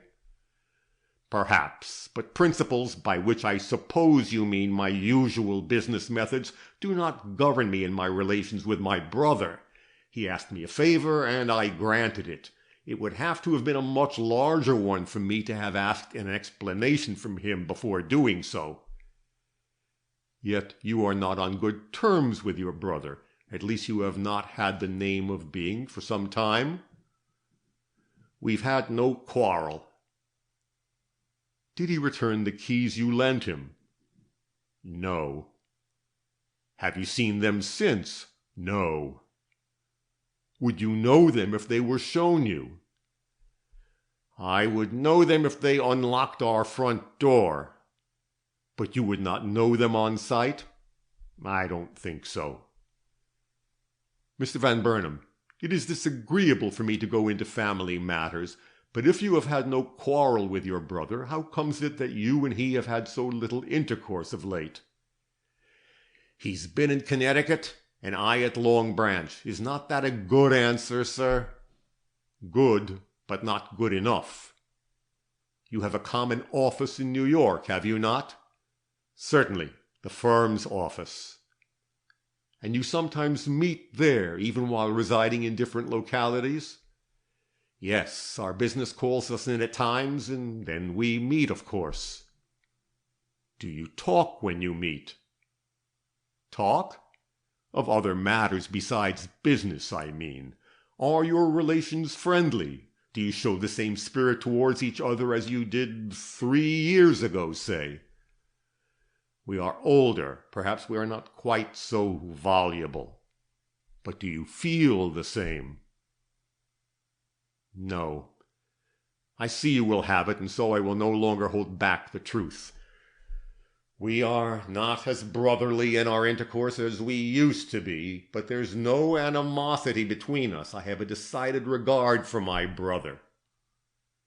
This was said quite nobly, and I liked him for it, but I began to feel that perhaps it had been for the best after all that I'd never been intimate with the family. But I must not forestall either events or my opinions. "Is there any reason," it's the coroner, of course, who's talking, "why there should be any falling off in your mutual confidence? Has your brother done anything to displease you?" we did not like his marriage. "Was it an unhappy one?" It was not a suitable one. "Did you know Mrs. Van Burnam well that you say this?" Yes, I knew her, but the rest of the family did not. "Yet they shared in your disapprobation?" They felt the marriage more than I did. The lady, excuse me, I never like to speak ill of the sex, was not lacking in good sense or virtue, but she was not the person we had a right to expect Howard to marry. And you let him see that you thought so. How could we do otherwise? Even after she'd been his wife for some months? We could not like her. Did your brother, I'm sorry to press this matter, ever show that he felt your change of conduct towards him? I find it equally hard to answer, was the quick reply. My brother is of an affectionate nature, and he has some, if not all, of the family's pride. I think he did feel it, though he never said so. He's not without loyalty to his wife. Mr. Van Burnam, of whom does the firm doing business under the name of Van Burnam and Sons consist? Of the three persons mentioned. No others? No. Has there ever been in your hearing any threat made by the senior partner of dissolving this firm as it stands? I have heard. I felt sorry for this strong but far from heartless man, but I would not have stopped the inquiry at this point if I could. I was far too curious. I've heard my father say that he would withdraw if Howard did not. Whether he would have done so, I consider open to doubt. My father is a just man and never fails to do the right thing, though he sometimes speaks with unnecessary harshness. He made the threat, however. Yes. And Howard heard it?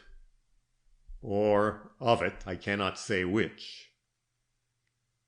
Mr. Van Burnam, have you noticed any change in your brother since this threat was uttered? How, sir?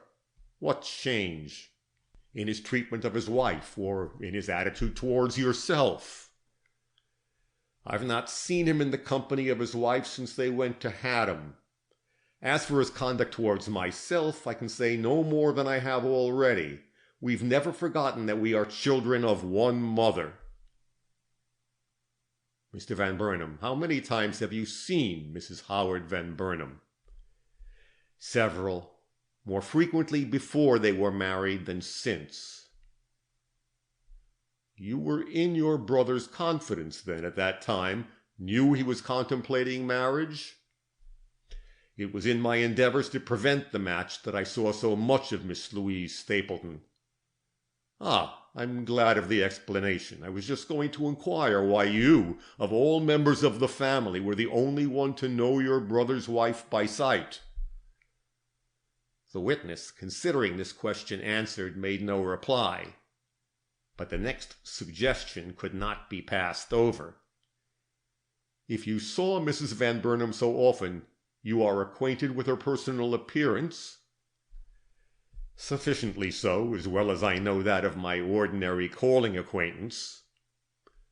Was she light or dark? She had brown hair. Similar to this? The lock held up was the one which had been cut from the head of the dead girl. Yes, somewhat similar to that. The tone was cold, but he could not hide his distress. "Mr. Van Burnam, have you looked well at the woman who was found murdered in your father's house?" "I have, sir." "Is there anything in her general outline, or in such features as have escaped disfigurement, to remind you of Mrs. Howard Van Burnam?" "I may have thought so at first glance," he replied with decided effort. "And did you change your mind at the second?" He looked troubled, but answered firmly, "No, I cannot say that I did. But you must not regard my opinion as conclusive," he hastily added. "My knowledge of the lady was comparatively slight." "The jury will take that into account. All we want to know now is whether you can assert from any knowledge you have, or from anything to be noted in the body itself, that it is not Mrs. Howard Van Burnam." "I cannot." And with this solemn assertion his examination closed. The remainder of the day was taken up in trying to prove a similarity between Mrs. Van Burnam's handwriting and that of Mrs. James Pope, as seen in the register of the Hotel D—, and on the order sent to Altman's. But the only conclusion reached was that the latter might be the former disguised, and even on this point the experts differed. This ends Chapter 12.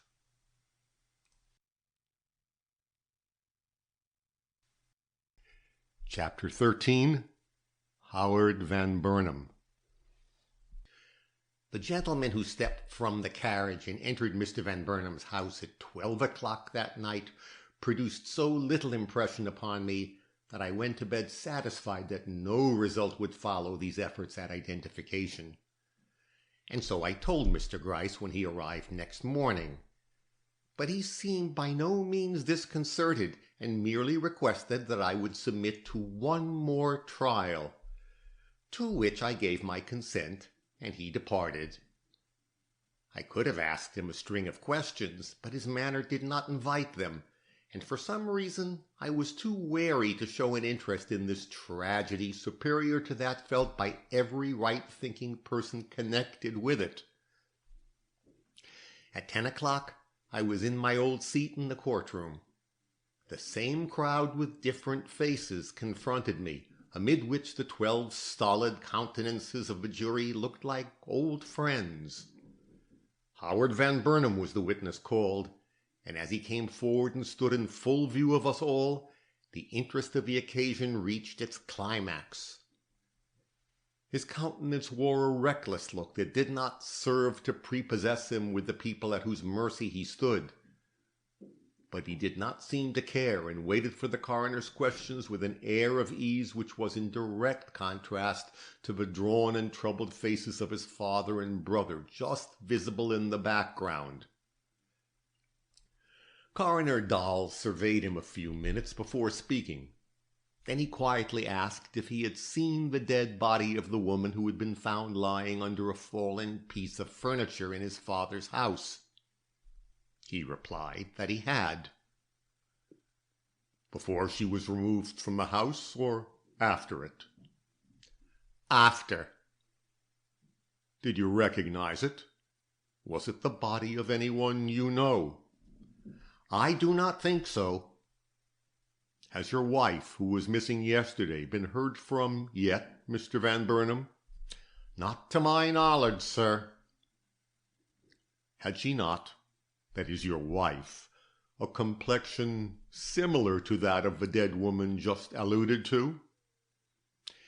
She had a fair skin and brown hair, if that's what you mean, but these attributes are common to too many women for me to give them any weight in an attempted identification of this importance. Had they no other similar points of a less general character? Was not your wife of a slight and graceful build, such as is attributed to the subject of this inquiry? My wife was slight, and she was graceful, common attributes also. And your wife had a scar? Yes. On the left ankle? Yes. Which the deceased also has? That I do not know. They say so, but I had no interest in looking. Why, may I ask? Did you not think it a remarkable coincidence? The young man frowned. It was the first token of feeling he'd given. I was not on the lookout for coincidences, was his cold reply. I had no reason to think this unhappy victim of an unknown man's brutality my wife, and so did not allow myself to be moved by even such a fact as this. You had no reason, repeated the coroner, to think this woman your wife. Had you any reason to think she was not? Yes. Will you give us that reason? I had more than one. First, my wife would never wear the clothes I saw on the girl whose dead body was shown me. Secondly, she would never go to any house alone with a man at the hour testified to by one of your witnesses. Footnote. Why could he not have said Miss Butterworth? These Van Burnams are proud, most vilely proud, as the poet has it. A.B. Not with any man? I did not mean to include her husband in my remark, of course, but as I did not take her to Gramercy Park, the fact that the deceased woman entered an empty house accompanied by a man is proof enough to me that she was not Louise Van Burnam. When did you part with your wife? On Monday morning at the depot in Haddam. Did you know where she was going? I knew where she said she was going. And where was that, may I ask? To New York, to interview my father. But your father was not in New York. He was daily expected here. The steamer on which he had sailed from Southampton was due on Tuesday. Had she an interest in seeing your father? Or was there any special reason why she should leave you for doing so? She thought so. She thought he would become reconciled to her entrance into our family if he should see her suddenly and without prejudiced persons standing by. And did you fear to mar the effect of this meeting if you accompanied her? No, for I doubted if the meeting would ever take place. I had no sympathy with her schemes and did not wish to give her the sanction of my presence. Was that the reason you let her go to New York alone? Yes. Had you no other? No. Why did you follow her then in less than 5 hours? Because I was uneasy, because I also wanted to see my father, because I am a man accustomed to carry out every impulse. An impulse led me that day in the direction of my somewhat headstrong wife. Did you know where your wife intended to spend the night? I did not. She has many friends, or at least I have, in the city, and I concluded she would go to one of them, as she did. When did you arrive in the city? Before 10 o'clock? Yes, a few minutes before. Did you try to find your wife? No, I went directly to the club. Did you try to find her the next morning? No, I had heard that the steamer had not yet been sighted off Fire Island, so considered the effort unnecessary. Why? What connection is there between this fact and an endeavor on your part to find your wife? A very close one. She'd come to New York to throw herself at my father's feet. Now she could only do this at the steamer or in... Why do you not proceed, Mr. Van Burnam? I will. I do not know why I stopped. Or in his own house. In his own house? In the house in Gramercy Park, do you mean? Yes, he has no other. The house in which this dead girl was found? Yes, impatiently. Did you think she might throw herself at his feet there? She said she might, and as she is romantic, foolishly romantic, I thought her fully capable of doing so. And so you did not seek her in the morning? No, sir. How about the afternoon? This was a close question. We saw that he was affected by it, though he tried to carry it off bravely. I did not see her in the afternoon. I was in a restless frame of mind and did not remain in the city. Ah, indeed. And where did you go? Unless necessary, I prefer not to say. It is necessary. I went to Coney Island. Alone? Yes. Did you see anybody there you know? No. And when did you return? At midnight. When did you reach your rooms? Later. How much later? 2 or 3 hours. And where were you during those hours? I was walking the streets. The ease, the quietness with which he made these acknowledgments were remarkable. The jury to a man honored him with a prolonged stare, and the awestruck crowd scarcely breathed during their utterance. At the last sentence a murmur broke out, at which he raised his head, and with an air of surprise surveyed the people before him. Though he must have known what their astonishment meant, he neither quailed nor blanched, and while not in reality a handsome man, he certainly looked handsome at this moment. I did not know what to think, so forbore to think anything.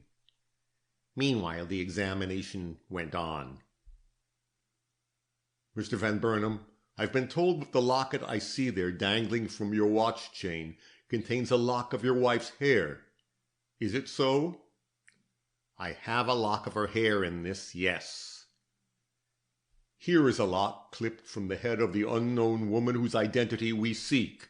Have you any objection to comparing the two? It is not an agreeable task you've set me, was the imperturbable response, but I have no objection to doing what you ask. And calmly lifting the chain, he took off the locket, opened it, and held it out courteously toward the coroner. May I ask you to make the first comparison, he said. The coroner, taking the locket, laid the 2 locks of brown hair together, and after a moment's contemplation of them both, surveyed the young man seriously and remarked, They are of the same shade. Shall I pass them down to the jury?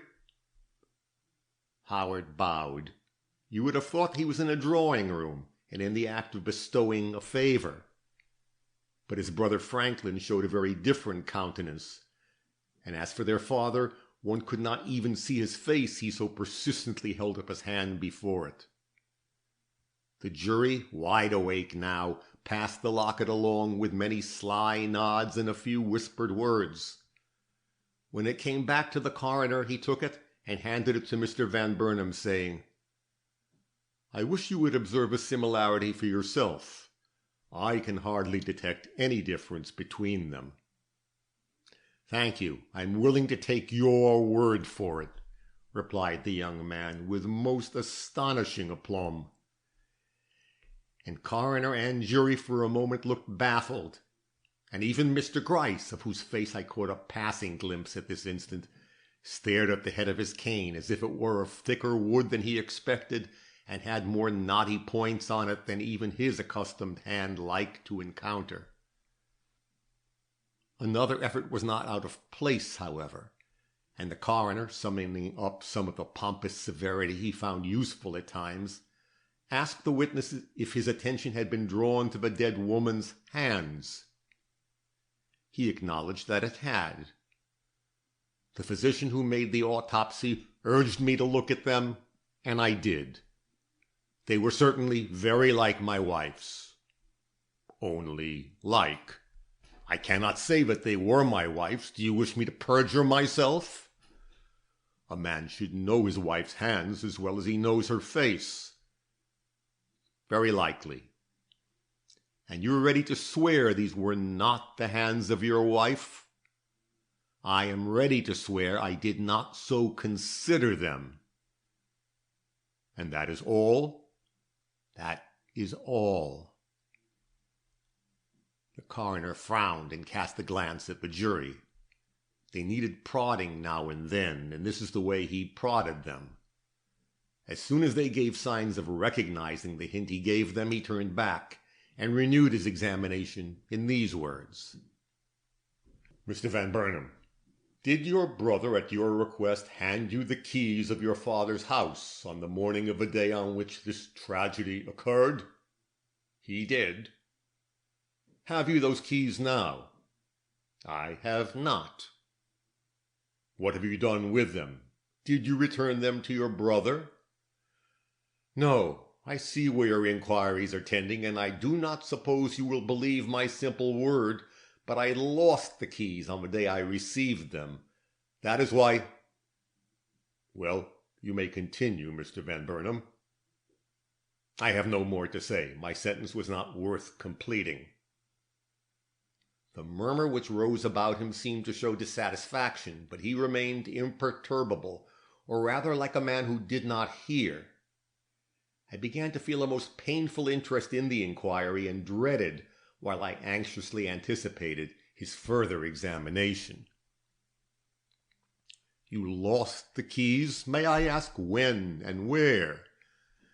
That I do not know. They were missing when I searched for them. Missing from my pocket, I mean. Ah, and when did you search for them?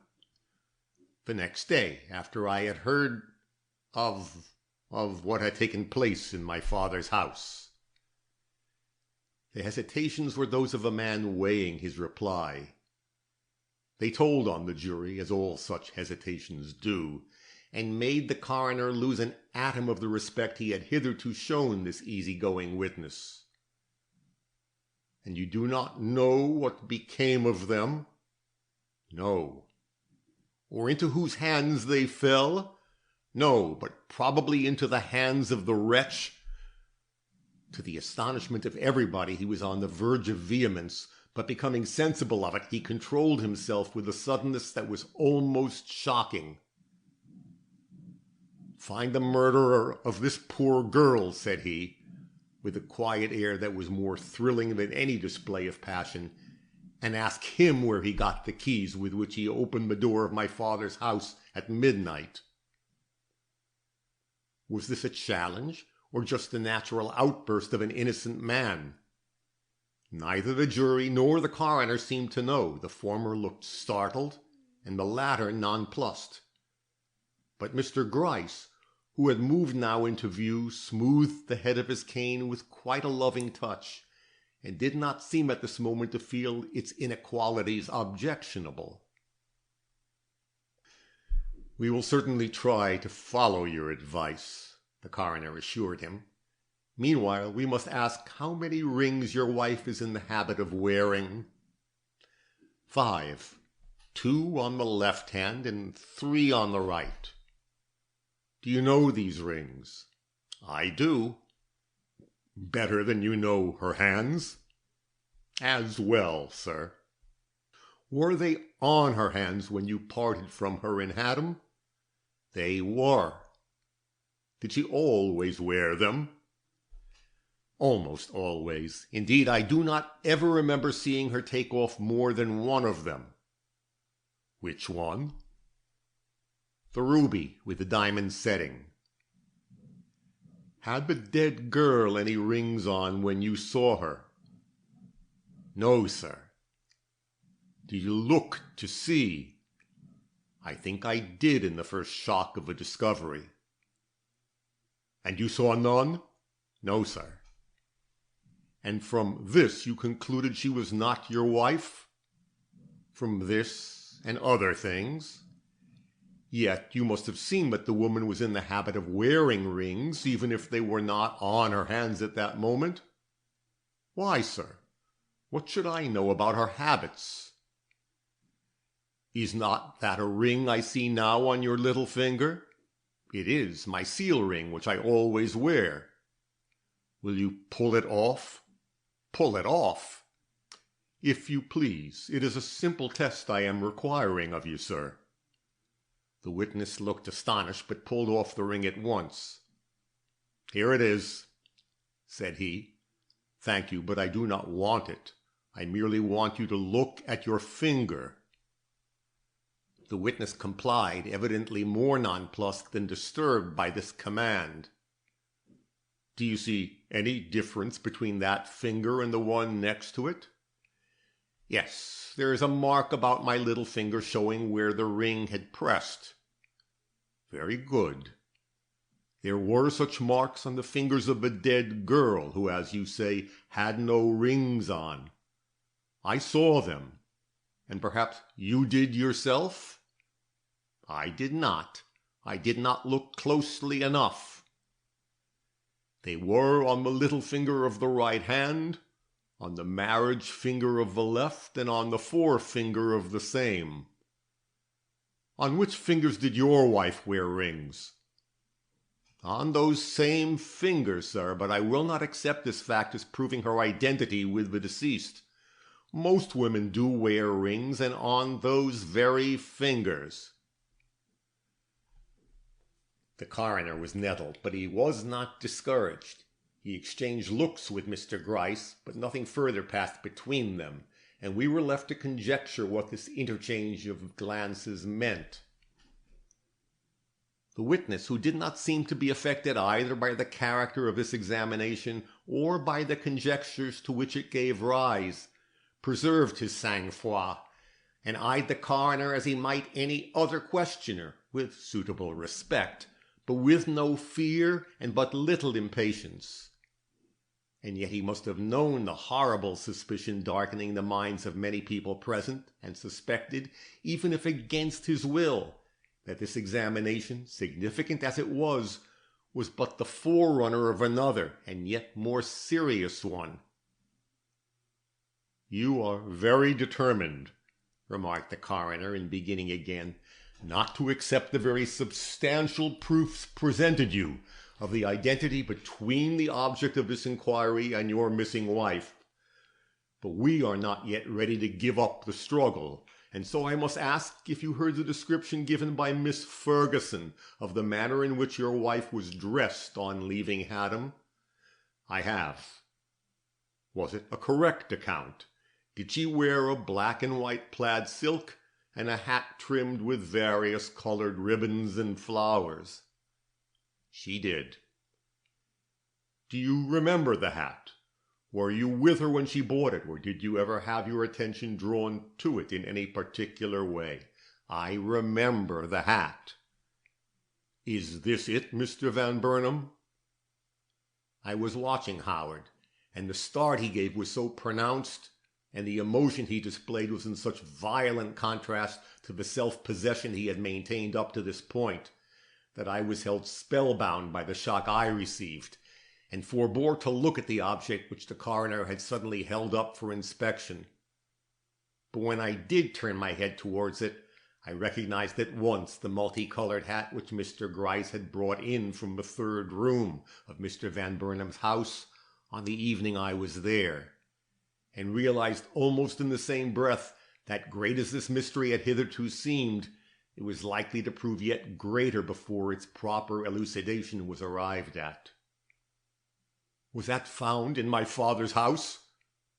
Where was that hat found? Stammered the witness, so far forgetting himself as to point towards the object in question. It was found by Mr. Gryce in a closet off your father's dining room, a short time after the dead girl was carried out. I don't believe it, vociferated the young man, paling with something more than anger and shaking from head to foot. Shall I put Mr. Gryce on his oath again? Asked the coroner mildly. The young man stared. Evidently these words failed to reach his understanding. Is it your wife's hat? Persisted the coroner with very little mercy. Do you recognize it for the one in which she left Haddam? Would to God I did not! Burst in vehement distress from the witness, who at the next moment broke down altogether and looked about for the support of his brother's arm. Franklin came forward, and the two brothers stood for a moment in the face of the whole surging mass of curiosity-mongers before them, arm in arm, but with very different expressions on their two proud faces. Howard was the first to speak. "If that was found in the parlors of my father's house," he cried, "then the woman who was killed there was my wife." And he started away with a wild air towards the door. "Where are you going?" asked the coroner quietly, while an officer stepped softly before him, and his brother compassionately drew him back by the arm.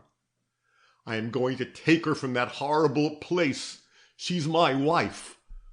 "Father, you would not wish her to remain in that spot for another moment, would you, while we have a house we call our own?"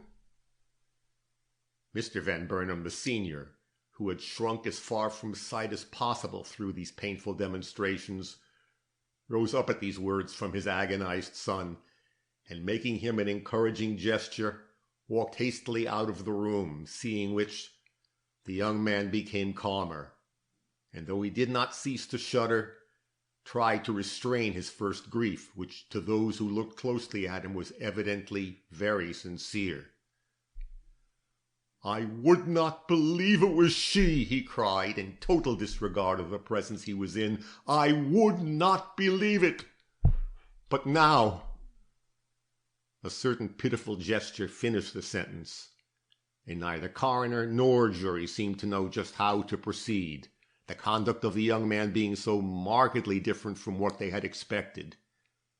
After a short pause, painful enough to all concerned, the coroner, perceiving that very little could be done with the witness under the circumstances, adjourned the sitting till afternoon. This ends chapter 13.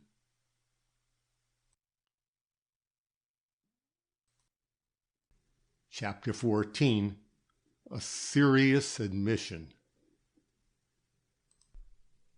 I went at once to a restaurant.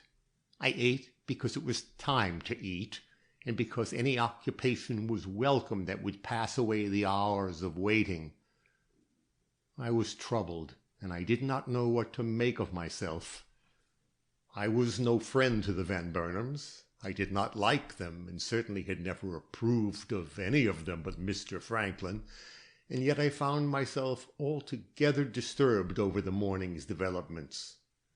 Howard's emotion having appealed to me in spite of my prejudices, I could not but think ill of him, his conduct not being such as I could honestly commend. But I found myself more ready to listen to the involuntary pleadings of my own heart in his behalf than I had been prior to his testimony and its somewhat startling termination. But they were not through with him yet, and after the longest 3 hours I ever passed, we were again convened before the coroner. I saw Howard as soon as anybody did. He came in arm in arm as before with his faithful brother, and sat down in a retired corner behind the coroner. But he was soon called forward. His face, when the light fell on it, was startling to most of us. It was as much changed as if years instead of hours had elapsed since last we saw it. No longer reckless in its expression, nor easy, nor politely patient, it showed in its every lineament that he had not only passed through a hurricane of passion, but that the bitterness which had been its worst feature had not passed with the storm, but had settled into the core of his nature, disturbing its equilibrium forever. My emotions were not allayed by the sight, but I kept all expression of them out of view. I must be sure of his integrity before giving rein to my sympathies. The jury moved and sat up quite alert when they saw him. I think that if these especial 12 men could have a murder case to investigate every day, they would grow quite wide awake in time. Mr. Van Burnam made no demonstration. Evidently there was not likely to be a repetition of the morning's display of passion. He'd been iron in his impassibility at that time, but he was steel now, and steel which had been through the fiercest of fires. The opening question of the coroner showed by what experience these fires had been kindled.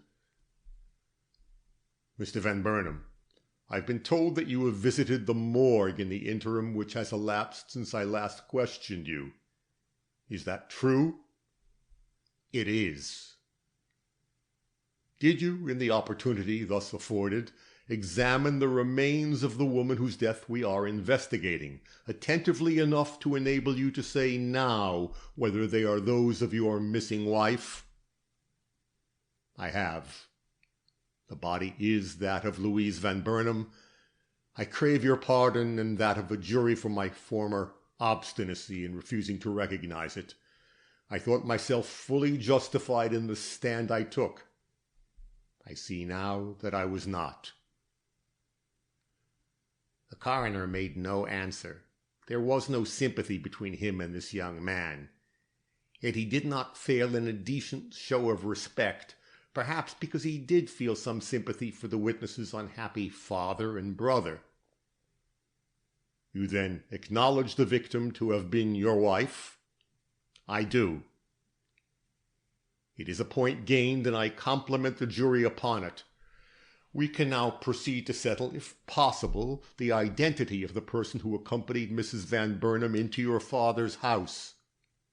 "Wait!" cried Mr. Van Burnam with a strange air. "I acknowledge I was that person." It was coolly, almost fiercely said, but it was an admission that well nigh created a hubbub. Even the coroner seemed moved, and cast a glance at Mr. Gryce, which showed his surprise to be greater than his discretion. "You acknowledge," he began, but the witness did not let him finish. "I acknowledge that I was the person who accompanied her into that empty house, but I do not acknowledge that I killed her. She was alive and well when I left her, difficult as it is for me to prove it. It was the realization of this difficulty which made me perjure myself this morning." "So," murmured the coroner, with another glance at Mr. Gryce, "you acknowledge that you perjured yourself. Will the room be quiet?" But the lull came slowly. The contrast between the appearance of this elegant young man and the significant admissions he had just made, admissions which to 3/4 of the persons there meant more, much more than he acknowledged, was certainly such as to provoke interest of the deepest kind. I felt like giving rein to my own feelings, and was not surprised at the patience shown by the coroner. But order was restored at last, and the inquiry proceeded. "We are, then, to consider the testimony given by you this morning as null and void?" "Yes, so far as it contradicts what I have just stated."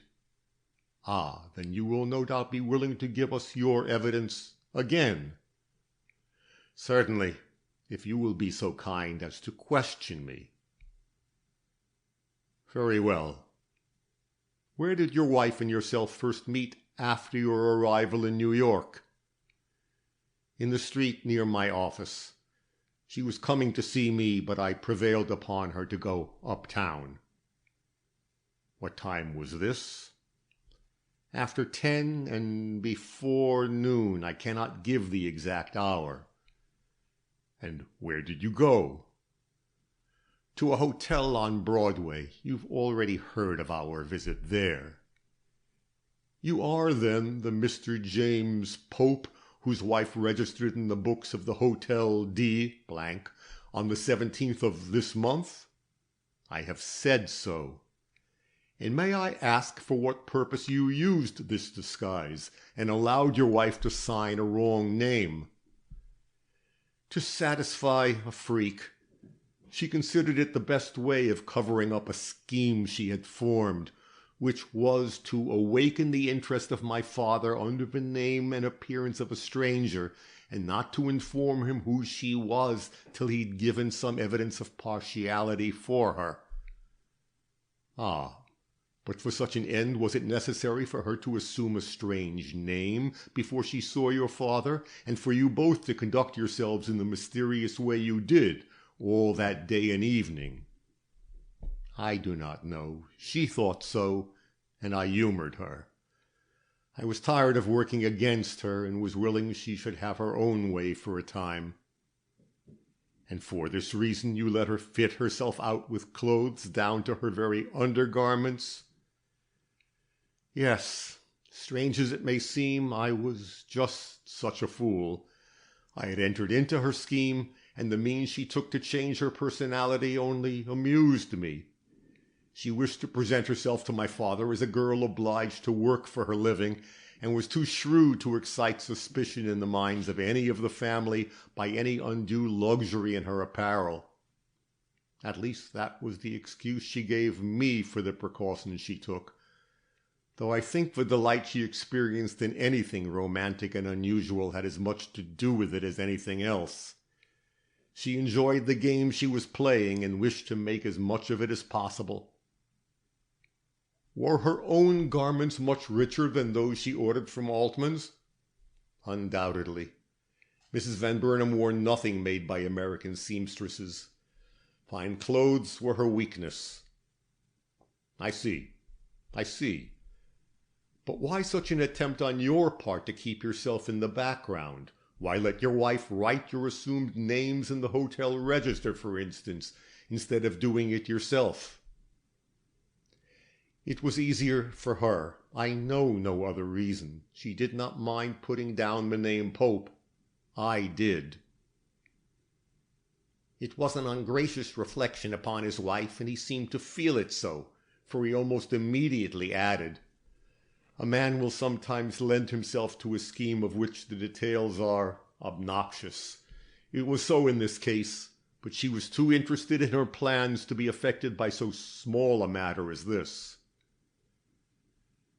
This explained more than one mysterious action on the part of this pair while they were at the Hotel D—. The coroner evidently considered it in this light, for he dwelt but little longer on this phase of the case, passing at once to a fact concerning which curiosity had hitherto been roused without receiving any satisfaction. "In leaving the hotel," said he, "you and your wife were seen carrying certain packages which were missing from your arms when you alighted at Mr. Van Burnam's house. What was in those packages, and where did you dispose of them before you entered the second carriage?" Howard made no demur in answering. "My wife's clothes were in them," said he, "and we dropped them somewhere on 27th Street near 3rd Avenue. Just as we saw an old woman coming along the sidewalk. We knew that she would stop and pick them up, and she did, for we slid into a dark shadow made by a projecting stoop and watched her. Is that too simple a method for disposing of certain encumbering bundles to be believed, sir?" "That is for the jury to decide," answered the coroner stiffly. "But why were you so anxious to dispose of these articles? Were they not worth some money, and would it not have been simpler and much more natural to have left them at the hotel till you chose to send for them? That is, if you were simply engaged in playing, as you say, a game upon your father, and not upon the whole community." "Yes," Mr. Van Burnam acknowledged, "that would have been the natural thing, no doubt. But we were not following natural instincts at the time, but a woman's bizarre caprices. We did as I said, and laughed long, I assure you, over its unqualified success, for the old woman not only grabbed the packages with avidity, but turned and fled away with them, just as if she had expected this opportunity and had prepared herself to make the most of it." "It was very laughable, certainly," observed the coroner in a hard voice. "You must have found it very ridiculous." And after having given the witness a look full of something deeper than sarcasm, he turned towards the jury as if to ask them what they thought of these very forced and suspicious explanations. But they evidently did not know what to think, and the coroner's looks flew back to the witness, who of all the persons present seemed the least impressed by the position in which he stood. "Mr. Van Burnam," said he, "you showed a great deal of feeling this morning at being confronted with your wife's hat. Why was this, and why did you wait till you saw this evidence of her presence on the scene of death to acknowledge the facts you have been good enough to give us this afternoon? If I had a lawyer by my side, you would not ask me that question, or if you did, I would not be allowed to answer it. But I have no lawyer here, and so I will say that I was greatly shocked by the catastrophe which had happened to my wife, and under the stress of my first overpowering emotions had the impulse to hide the fact that the victim of so dreadful a mischance was my wife. I thought that if no connection was found between myself and this dead woman, I would stand in no danger of the suspicion which must cling to the man who came into the house with her. But like most first impulses, it was a foolish one and gave way under the strain of investigation. I, however, persisted in it as long as possible, partially because my disposition is an obstinate one, and partially because I hated to acknowledge myself a fool. But when I saw the hat and recognized it as an indisputable proof of her presence in the Van Burnam house that night, my confidence in the attempt I was making broke down all at once. I could deny her shape, her hands, and even the scar, which she might have had in common with other women, but I could not deny her hat. Too many persons had seen her wear it. But the coroner was not to be so readily imposed upon. I see, he repeated with great dryness, and I hope the jury will be satisfied. And they probably will, unless they remember the anxiety which, according to your story, was displayed by your wife to have her whole outfit in keeping with her appearance as a working girl. If she was so particular as to think it necessary to dress herself in store-made undergarments, why make all these precautions void by carrying into the house a hat with the name of an expensive milliner inside it? Women are inconsistent, sir. She liked the hat and hated to part with it. She thought she could hide it somewhere in the great house. At least that was what she said to me when she tucked it under her cape. The coroner, who evidently did not believe one word of this, stared at the witness as if curiosity was fast taking the place of indignation. And I did not wonder. Howard Van Burnam, as thus presented to our notice by his own testimony, was an anomaly, whether we were to believe what he was saying at the present time or what he had said during the morning session. But I wished I had had the questioning of him. His next answer, however, opened up one dark place into which I had been peering for some time without any enlightenment. It was in reply to the following query. "All this," said the coroner, "is very interesting. But what explanation have you to give for taking your wife into your father's empty house at an hour so late, and then leaving her to spend the best part of the dark night alone?" "None," said he, "that will strike you as sensible and judicious. But we were not sensible that night, neither were we judicious, or I would not be standing here trying to explain what is not explainable by any of the ordinary rules of conduct.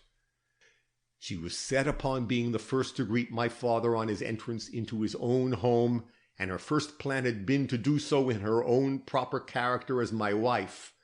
But afterwards the freak took her, as I've said, to personify the housekeeper whom my father had cabled us to have in waiting at his house, a cablegram which had reached us too late for any practical use, and which we had therefore ignored. And fearing he might come early in the morning, before she could be on hand to make the favorable impression she intended, she wished to be left in the house that night. and I humored her. I did not foresee the suffering that my departure might cause her, or the fears that were likely to spring from her lonely position in so large and empty a dwelling. Or rather, I should say she did not foresee them, for she begged me not to stay with her when I hinted at the darkness and dreariness of the place, saying that she was too jolly to feel fear or think of anything but the surprise my father and sisters would experience in discovering that their very agreeable young housekeeper was the woman they had so long despised. "And why," persisted the coroner, edging forward in his interest and so allowing me to catch a glimpse of Mr. Gryce's face, as he too leaned forward in his anxiety to hear every word that fell from this remarkable witness. "Why do you speak of her fear? What reason have you to think she suffered apprehension after your departure?" "Why?" echoed the witness, as if astounded by the other's lack of perspicacity. "Did she not kill herself in a moment of terror and discouragement? Leaving her as I did in a condition of health and good spirits, can you expect me to attribute her death to any other cause than a sudden attack of frenzy caused by terror?" "Ah!" exclaimed the coroner in a suspicious tone, which no doubt voiced the feelings of most people present. "Then you think your wife committed suicide?" "Most certainly," replied the witness, avoiding but two pairs of eyes in the whole crowd, those of his father and brother.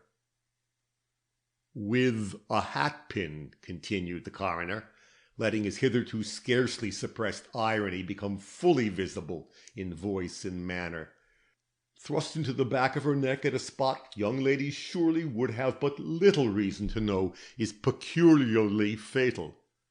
Suicide, when she was found crushed under a pile of bric-a-brac, which was thrown down or fell upon her hours after she received the fatal thrust." "I do not know how else she could have died," persisted the witness calmly, "unless she opened the door to some burglar. And what burglar would kill a woman in that way when he could pound her with his fists?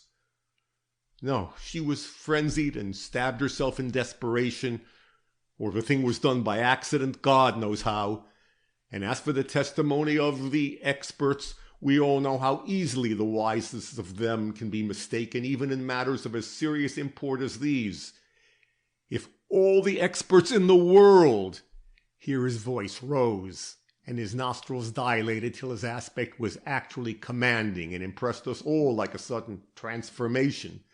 "If all the experts in the world were to swear that those shelves were thrown upon her after she had lain there for 4 hours dead, I would not believe them.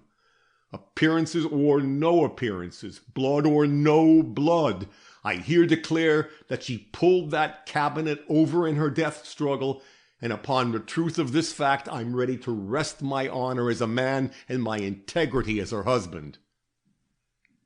An uproar immediately followed, amid which could be heard cries of "He lies!" and "He's a fool!" The attitude taken by the witness was so unexpected that the most callous person present could not fail to be affected by it. But curiosity is as potent a passion as surprise, and in a few minutes all was still again, and everybody intent to hear how the coroner would answer these asseverations. "I've heard of a blind man denying the existence of light," said that gentleman, "but never before of a sensible being like yourself, urging the most untenable theories in face of such evidence as has been brought before us during this inquiry. If your wife committed suicide, or if the entrance of the point of a hatpin into her spine was effected by accident, how comes the head of the pin to have been found so many feet away from her, and in such a place as the parlor register? It may have flown there when it broke, or what is much more probable, been kicked there by some of the many people who passed in and out of the room between the time of her death and that of its discovery. But the register was found closed," urged the coroner. "Was it not, Mr. Gryce?" That person thus appealed to rose for an instant. "It was," said he, and deliberately sat down again. The face of the witness, which had been singularly free from expression since his last vehement outbreak, clouded over for an instant, and his eye fell as if he felt himself engaged in an unequal struggle. But he recovered his courage speedily and quietly observed, "The register may have been closed by a passing foot. I've known of stranger coincidences than that." "Mr. Van Burnam," asked the coroner, as if weary of subterfuges and argument, "have you considered the effect which this highly contradictory evidence of yours is likely to have on your reputation?" "I have." "And are you ready to accept the consequences?" "If any especial consequences follow, I must accept them, sir." "When did you lose the keys which you say you have not now in your possession? This morning you asserted that you did not know, but perhaps this afternoon you may like to modify that statement." "I lost them after I left my wife shut up in my father's house." "Soon?" "Very soon." "How soon?" "Within an hour, I should judge." "How do you know it was so soon?" "I missed them at once." "Where were you when you missed them?" "I don't know. Somewhere. I was walking the streets, as I have said. I don't remember just where I was when I thrust my hands into my pocket and found the keys gone." "You do not?" "No." "But it was within an hour after leaving the house?" "Yes." "Very good. The keys have been found." The witness started so violently that his teeth came together with a click loud enough to be heard over the whole room. "Have they?" said he, with an effort at nonchalance, which, however, failed to deceive anyone who noticed his change of color. "You can tell me, then, where I lost them." "They were found," said the coroner, "in their usual place above your brother's desk in Duane Street." "Oh," murmured the witness, utterly taken aback, or appearing so. "I cannot account for their being found in the office. I was so sure I dropped them in the street." "I did not think you could account for it," quietly observed the coroner. And without another word he dismissed the witness, who staggered to a seat as remote as possible from the one where he had previously been sitting between his father and brother. This ends Chapter 14.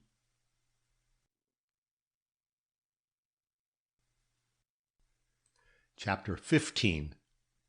A Reluctant Witness. A pause of decided duration now followed, an exasperating pause which tried even me, much as I pride myself upon my patience. There seemed to be some hitch in regard to the next witness. The coroner sent Mr. Gryce into the neighboring room more than once, and finally, when the general uneasiness seemed on the point of expressing itself by a loud murmur, a gentleman stepped forth, whose appearance, instead of allaying the excitement, renewed it in quite an unprecedented and remarkable way. I did not know the person thus introduced. He was a handsome man, a very handsome man, if the truth must be told, but it did not seem to be this fact which made half the people there crane their heads to catch a glimpse of him. Something else, something entirely disconnected with his appearance there as a witness, appeared to hold the people enthralled and waken a subdued enthusiasm which showed itself not only in smiles, but in whispers and significant nudges, chiefly among the women, though I noticed that the jurymen stared when somebody obliged them with the name of this new witness. At last it reached my ears, and though it awakened in me also a decided curiosity, I restrained all expression of it, being unwilling to add one jot to this ridiculous display of human weakness. Randolph Stone, as the intended husband of the rich Miss Althorpe, was a figure of some importance in the city, and while I was very glad of this opportunity of seeing him, I did not propose to lose my head or forget, in the marked interest his person invoked, the very serious cause which had brought him before us. And yet I suppose no one in the room observed his figure more minutely. He was elegantly made and possessed, as I have said, a face of peculiar beauty, but these were not his only claims to admiration. He was a man of undoubted intelligence and great distinction of manner. The intelligence did not surprise me, knowing as I did how he had raised himself to his present enviable position in society in the short space of 5 years.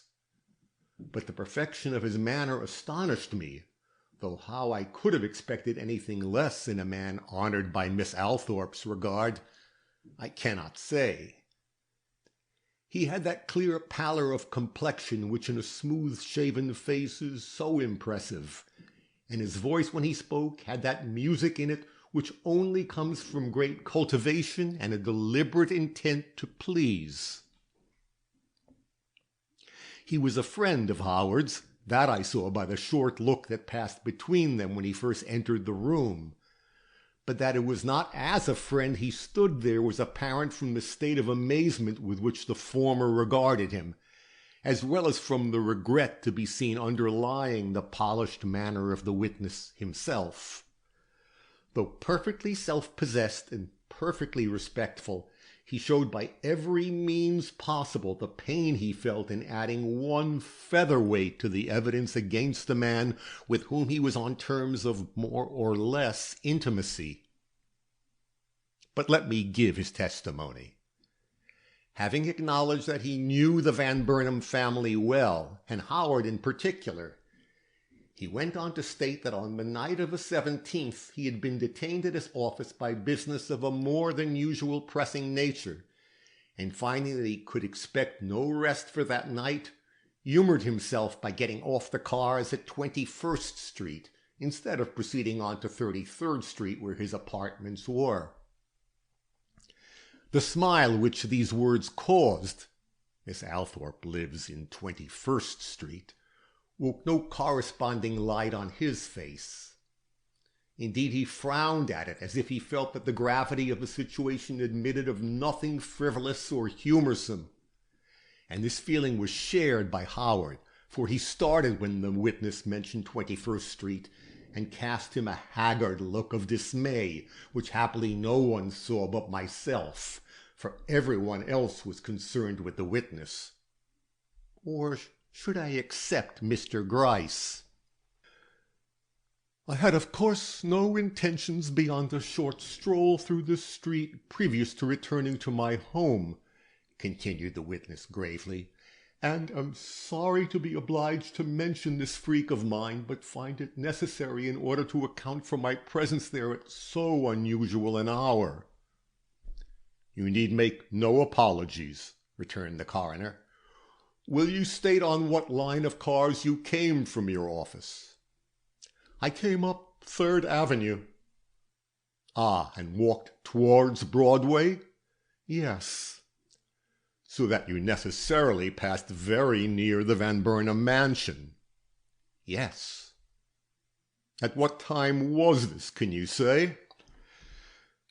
At 4, or nearly 4. It was 3:30 when I left my office. Was it light at that hour? Could you distinguish objects readily? I had no difficulty in seeing. And what did you see? Anything amiss at the Van Burnam mansion? No, sir, nothing amiss. I merely saw Howard Van Burnam coming down the stoop as I went by the corner. You made no mistake. It was the gentleman you name and no other whom you saw on the stoop at this hour? I'm very sure that it was he. I'm sorry." But the coroner gave him no opportunity to finish. "You and Mr. Van Burnam are friends, you say, and it was light enough for you to recognize each other than you probably spoke?" "No, we did not. I was thinking, well, of other things." And here he allowed the ghost of a smile to flit suggestively across his firm-set lips. "And Mr. Van Burnam seemed preoccupied also, for as far as I know, he did not even look my way." "And you did not stop?" "No, he did not look like a man to be disturbed." "And this was at 4 on the morning of the 18th? "At 4. "You are certain of the hour and of the day?" "I am certain. I should not be standing here if I were not very sure of my memory." "I'm sorry," he began again, but he was stopped as peremptorily as before by the coroner. "Feeling has no place in an inquiry like this." And the witness was dismissed. Mr. Stone, who had manifestly given his evidence under compulsion, looked relieved at its termination. As he passed back to the room from which he had come, many only noticed the extreme elegance of his form and the proud cast of his head. But I saw more than these. I saw the look of regret he cast at his friend Howard. A painful silence followed his withdrawal. Then the coroner spoke to the jury. "Gentlemen, I leave you to judge of the importance of this testimony. Mr. Stone is a well-known man of unquestionable integrity, but perhaps Mr. Van Burnam can explain how he came to visit his father's house at 4 o'clock in the morning on that memorable night, when, according to his latest testimony, he left his wife there at 12. We will give him the opportunity." "There's no use," began the young man from the place where he sat. But gathering courage even while speaking, he came rapidly forward, and facing coroner and jury once more, said with a false kind of energy that imposed upon no one, "I can explain this fact, but I doubt if you will accept my explanation. I was at my father's house at that hour, but not in it. My restlessness drove me back to my wife, but not finding the keys in my pocket, I came down the stoop again and went away." "Ah, I see now why you prevaricated this morning in regard to the time when you missed those keys." "I know that my testimony is full of contradictions." "You fear to have it known that you were on the stoop of your father's house for the second time that night?" "Naturally, in face of the suspicion I perceived everywhere about me." "And this time you did not go in?" "No." "Nor ring the bell?" "No." "Why not, if you left your wife within, alive and well?" "I did not wish to disturb her. My purpose was not strong enough to surmount the least difficulty. I was easily deterred from going where I had little wished to be." "So that you merely went up the stoop and down again at the time Mr. Stone saw you?" "Yes, and if he had passed a minute sooner, he would have seen this. Seen me go up, I mean, as well as seen me come down. I did not linger long in the doorway." "But you did linger there a moment?" "Yes, long enough to hunt for the keys and get over my astonishment at not finding them." "Did you notice Mr. Stone going by on 21st Street?" "No." "Was it as light as Mr. Stone has said?" "Yes, it was light." "And you did not notice him?" "No." "Yet you must have followed very closely behind him." "Not necessarily. I went by the way of 20th Street, sir." "Why, I do not know, for my rooms are uptown. I do not know why I did half the things I did that night." "I can readily believe it," remarked the coroner. Mr. Van Burnam's indignation rose. "You are trying," said he, "to connect me with the fearful death of my wife in my father's lonely house. You cannot do it, for I am as innocent of that death as you are, or any other person in this assemblage. Nor did I pull those shelves down upon her, as you would have this jury think, in my last thoughtless visit to my father's door. She died according to God's will by her own hand, or by means of some strange and unaccountable accident known only to him. And so you will find, if justice has any place in these investigations, and a manly intelligence be allowed to take the place of prejudice in the breasts of the 12 men now sitting before me." And bowing to the coroner, he waited for his dismissal, and receiving it, walked back not to his lonely corner, but to his former place between his father and brother, who received him with a wistful air and strange looks of mingled hope and disbelief.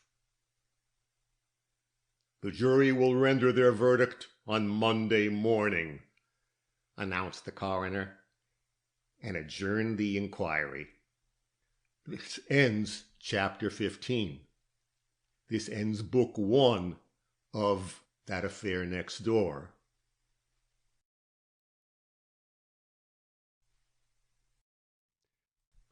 Book 2, The Windings of the Labyrinth. Chapter 16, Cogitations. My cook had prepared for me a most excellent dinner, thinking that I needed all the comfort possible after a day of such trying experiences. But I ate little of it. My thoughts were too busy, my mind too much exercised. What would be the verdict of the jury, and could this especial jury be relied upon to give a just verdict? At 7 I had left the table and was shut up in my own room. I could not rest till I had fathomed my own mind in regard to the events of the day. The question, the great question, of course, now, was how much of Howard's testimony was to be believed, and whether he was, notwithstanding his asseverations to the contrary, the murderer of his wife. To most persons the answer seemed easy. From the expression of such people as I had jostled in leaving the courtroom, I judged that his sentence had already been passed in the minds of most there present. But these hasty judgments did not influence me. I hope I looked deeper than the surface, and my mind would not subscribe to his guilt, notwithstanding the bad impression made upon me by his falsehoods and contradictions. Now, why would not my mind subscribe to it? Had sentiment got the better of me, Amelia Butterworth, and was I no longer capable of looking a thing squarely in the face? Had the Van Burnams, of all people in the world, awakened my sympathies at the cost of my good sense? And was I disposed to see virtue in a man in whom every circumstance as it came to light revealed little but folly and weakness? The lies he had told, for there is no other word to describe his contradictions, would have been sufficient under most circumstances to condemn a man in my estimation. Why then did I secretly look for excuses to his conduct? Probing the matter to the bottom, I reasoned in this way. The latter half of his evidence was a complete contradiction of the first, purposely so. In the first he made himself out a cold-hearted egotist with not enough interest in his wife to make an effort to determine whether she and the murdered woman were identical. In the latter, he showed himself in the light of a man influenced to the point of folly by a woman to whom he had been utterly unyielding a few hours before. Now, knowing human nature to be full of contradictions, I could not satisfy myself that I should be justified in accepting either half of his testimony as absolutely true. The man who was all firmness one minute may be all weakness the next, and in face of the calm assertions made by this one when driven to bay by the unexpected disclosures of the police, I dared not decide that his final assurances were altogether false, and that he was not the man I had seen enter the adjoining house with his wife. Why, then, not carry the conclusion farther and admit, as reason and probability suggested, that he was also her murderer, that he had killed her during his first visit and drawn the shelves down upon her in the second? Would not this account for all the phenomena to be observed in connection with this otherwise unexplainable affair? Certainly, all but one that was perhaps known to nobody but myself, and that was the testimony given by the clock. It said that the shelves fell at 5, whereas according to Mr. Stone's evidence it was 4 or thereabouts when Mr. Van Burnam left his father's house. But the clock might not have been a reliable witness. It might have been set wrong, or it might not have been running at all at the time of the accident. No, it would not do for me to rely too much upon anything so doubtful, nor did I. Yet I could not rid myself of the conviction that Howard spoke the truth when he declared in face of coroner and jury that they could not connect him with this crime. And whether this conclusion sprang from sentimentality or intuition, I was resolved to stick to it for the present night at least. The morrow might show its futility, but the morrow had not come. Meanwhile, with this theory accepted, what explanation could be given of the very peculiar facts surrounding this woman's death? Could the supposition of suicide advanced by Howard before the coroner be entertained for a moment, or that equally improbable suggestion of accident? Going to my bureau drawer, I drew out the old grocer bill which has already figured in these pages, and reread the notes I had scribbled on its back early in the history of this affair. They related, if you will remember, to this very question, and seemed even now to answer it in a more or less convincing way. Will you pardon me if I transcribe these notes again, as I cannot imagine my first deliberation on this subject to have made a deep enough impression for you to recall them without help from me. The question raised in these notes was threefold, and the answers, as you will recollect, were transcribed before the cause of death had been determined by the discovery of the broken pin in the dead woman's brain. These are the queries. First, was her death due to accident? Second, was it effected by her own hand? Third, was it murder? The replies given are in the form of reasons as witness. My reasons for not thinking it an accident. 1. If it had been an accident and she had pulled the cabinet over upon herself, footnote B, as was asserted by her husband in his sworn examination, she would have been found with her feet pointing towards the wall where the cabinet had stood. But her feet were towards the door and her head under the cabinet. 2. The precise arrangement of the clothing about her feet, which precluded any theory involving accident. My reason for not thinking it a suicide. She could not have been found in the position observed without having lain down on the floor while living, and then pulled the shelves down upon herself. A theory obviously too improbable to be considered. My reason for not thinking it murder. She would need to have been held down on the floor while the cabinet was being pulled over on her, a thing which the quiet aspect of the hands and feet make appear impossible. Very good, but we know now that she was dead when the shelves fell over, so that my one excuse for not thinking it a murder is rendered null. My reasons for thinking it a murder. But I will not repeat these. My reasons for not thinking it an accident or a suicide remained as good as when they were written, and if her death had not been due to either of these causes, then it must have been due to some murderous hand. Was that hand the hand of her husband? I have already given it as my opinion that it was not. Now, how to make that opinion good and reconcile me again to myself? For I am not accustomed to have my instincts at war with my judgment. Is there any reason for my thinking as I do? Yes, the manliness of man. He only looked well when he was repelling the suspicion he saw in the surrounding faces. But that might have been assumed, just as his careless manner was assumed during the early part of the inquiry. I must have some stronger reason than this for my belief. The 2 hats?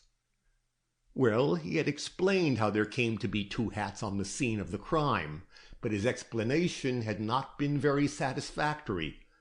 I had seen no hat in her hand when she crossed the pavement to her father's house. But then she might have carried it under her cape without my seeing it. Perhaps.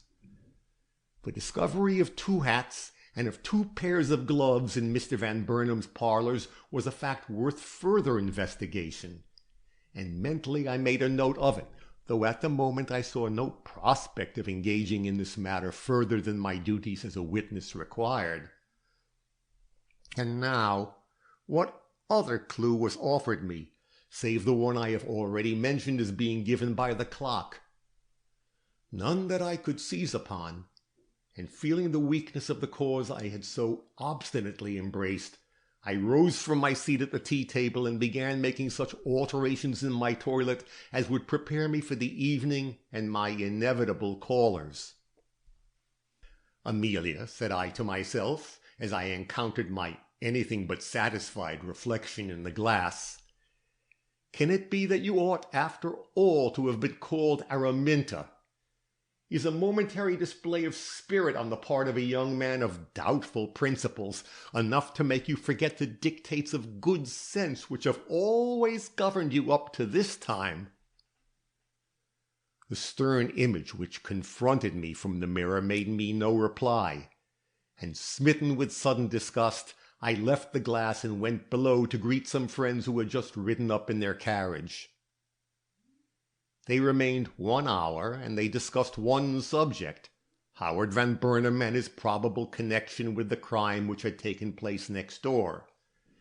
But though I talked some and listened more, as is proper for a woman in her own house, I said nothing and heard nothing which had not been already said and heard in numberless homes that night. Whatever thoughts I had which in any way differed from those generally expressed, I kept to myself.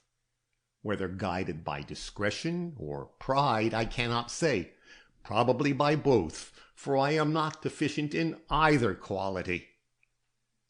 Arrangements had already been made for the burial of Mrs. Van Burnam that night, and as the funeral ceremony was to take place next door, many of my guests came just to sit in my windows and watch the coming and going of the few people invited to the ceremony.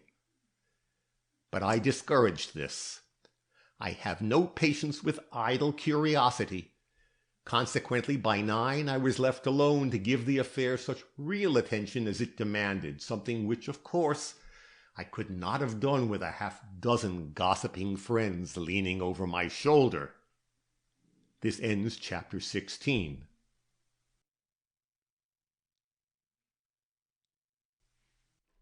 Chapter 17. Butterworth versus Gryce. The result of this attention can be best learned from the conversation I held with Mr. Gryce the next morning. He came earlier than usual, but he found me up and stirring. "Well," he cried, accosting me with a smile as I entered the parlor where he was seated. "It is all right this time, is it not? No trouble in identifying the gentleman who entered your neighbor's house last night at 11:45? Resolved to probe this man's mind to the bottom, I put on my sternest air. "I had not expected anyone to enter there so late at night," said I. "Mr. Van Burnam declared so positively at the inquest that he was the person we've been endeavoring to identify that I did not suppose you would consider it necessary to bring him to the house for me to see." "And so you were not in the window?" "I did not say that. I'm always where I have promised to be, Mr. Gryce." "Well, then?" he inquired sharply. I was purposely slow in answering him. I had all the longer time to search his face, but its calmness was impenetrable, and finally I declared, "The man you brought with you last night, you were the person who accompanied him, were you not? Was not the man I saw alight there 4 nights ago?" He may have expected it. It may have been the very assertion he desired from me, but his manner showed displeasure, and the quick "How?" he uttered was sharp and peremptory. "I do not ask who it was," I went on, with a quiet wave of my hand that immediately restored him to himself, "for I know you will not tell me. But what I do hope to know is the name of the man who entered that same house at just 10 minutes after 9. He was one of the funeral guests, and he arrived in a carriage that was immediately preceded by a coach from which 4 persons alighted, 2 ladies and 2 gentlemen." "I do not know the gentleman, ma'am," was the detective's half surprised and half amused retort. "I did not keep track of every guest that attended the funeral." "Then you didn't do your work as well as I did mine," was my rather dry reply. "For I noted everyone who went in, and that gentleman, whoever he was more like the person I've been trying to identify than anyone I've seen enter there during my 4 midnight vigils." Mr. Gryce smiled, uttered a short "Indeed," and looked more than ever like a sphinx. I began quietly to hate him under my calm exterior. "Was Howard at his wife's funeral?" I asked. "He was, ma'am." "And did he come in a carriage?" "He did, ma'am." "Alone?" "He thought he was alone, yes, ma'am." "Then may it not have been he?" "I can't say, ma'am." Mr. Gryce was so obviously out of his element under this cross-examination that I could not suppress a smile even when I experienced a very lively indignation at his reticence. He may have seen me smile, and he may not, for his eyes, as I have intimated, were always busy with some object entirely removed from the person he addressed. But at all events he rose, leaving me no alternative but to do the same. "And so you didn't recognize the gentleman I brought to the neighboring house just before 12 o'clock, he quietly remarked, with a calm ignoring of my last question, which was a trifle exasperating. "No." "Then, ma'am," he declared, with a quick change of manner meant, I should judge, to put me in my proper place, "I do not think we can depend upon the accuracy of your memory." And he made a motion as if to leave. As I did not know whether his apparent disappointment was real or not, I let him move to the door without a reply. But once there I stopped him. "Mr. Gryce," said I don't know what you think about this matter, nor whether you even wish my opinion upon it, but I'm going to express it for all that. I do not believe that Howard killed his wife with a hat-pin." "No?" retorted the old gentleman, peering into his hat, with an ironical smile which that inoffensive article of attire had certainly not merited. "And why, Miss Butterworth? Why? You must have substantial reasons for any opinion you would form." "I have an intuition," I responded, "backed by certain reasons. The intuition won't impress you very deeply, but the reasons may not be without some weight, and I'm going to confide them to you." "Do," he entreated in a jocose manner which struck me as inappropriate, but which I was willing to overlook on account of his age and very fatherly manner. "Well, then," said I, "this is one. If the crime was a premeditated one, if he hated his wife and felt it for his interest to have her out of the way, a man of Mr. Van Burnam's good sense would have chosen any other spot than his father's house to kill her in, knowing that her identity could not be hidden if once she was associated with the Van Burnam name. If, on the contrary, he took her there in good faith, and her death was the unexpected result of a quarrel between them, then the means employed would have been simpler. An angry man does not stop to perform a delicate surgical operation when moved to the point of murder, but uses his hands or his fists, just as Mr. Van Burnam himself suggested." "Humph!" grunted the detective, staring very hard indeed into his hat. "You must not think me this young man's friend," I went on, with a well-meant desire to impress him with the impartiality of my attitude. "I never have spoken to him, nor he to me, but I am the friend of justice, and I must declare that there was a note of surprise in the emotion he showed at sight of his wife's hat that was far too natural to be assumed." The detective failed to be impressed. I might have expected this, knowing his sex and the reliance such a man is apt to place upon his own powers. "Acting, ma'am, acting," was his laconic comment. "A very uncommon character, that of Mr. Howard Van Burnam. I do not think you do it full justice." "Perhaps not, but see that you don't slight mine. I do not expect you to heed these suggestions any more than you did those I offered you in connection with Mrs. Boppert, the scrub woman. But my conscience is eased by my communication, and that is much to a solitary woman like myself, who is obliged to spend many a long hour alone with no other companion."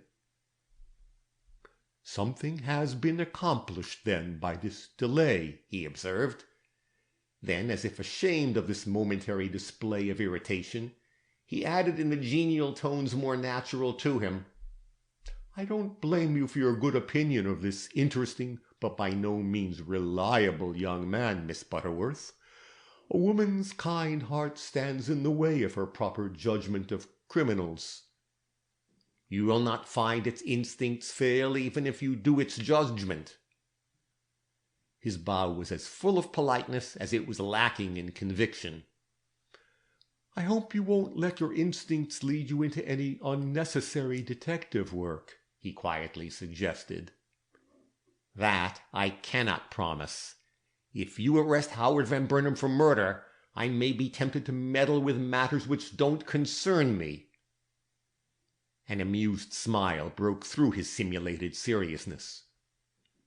"Pray accept my congratulations, then, in advance, ma'am. My health has been such that I have long anticipated giving up my profession. But if I am to have such assistance as you in my work, I shall be inclined to remain in it some time longer." When a man as busy as you stops to indulge in sarcasm, he is in more or less good spirits. Such a condition, I am told, only prevails with detectives when they have come to a positive conclusion concerning the case they are engaged upon. "I see you already understand the members of your future profession." "As much as is necessary at this juncture," I retorted. Then, seeing him about to repeat his bow, I added sharply, "You need not trouble yourself to show me too much politeness. If I meddle in this matter at all, it will not be as your coadjutor, but as your rival." "My rival?" "Yes, your rival, and rivals are never good friends until one of them is hopelessly defeated." "Miss Butterworth, I see myself already at your feet." And with this sally, and a short chuckle which did more than anything he had said towards settling me in my half-formed determination to do as I had threatened, he opened the door and quietly disappeared. This ends chapter 17.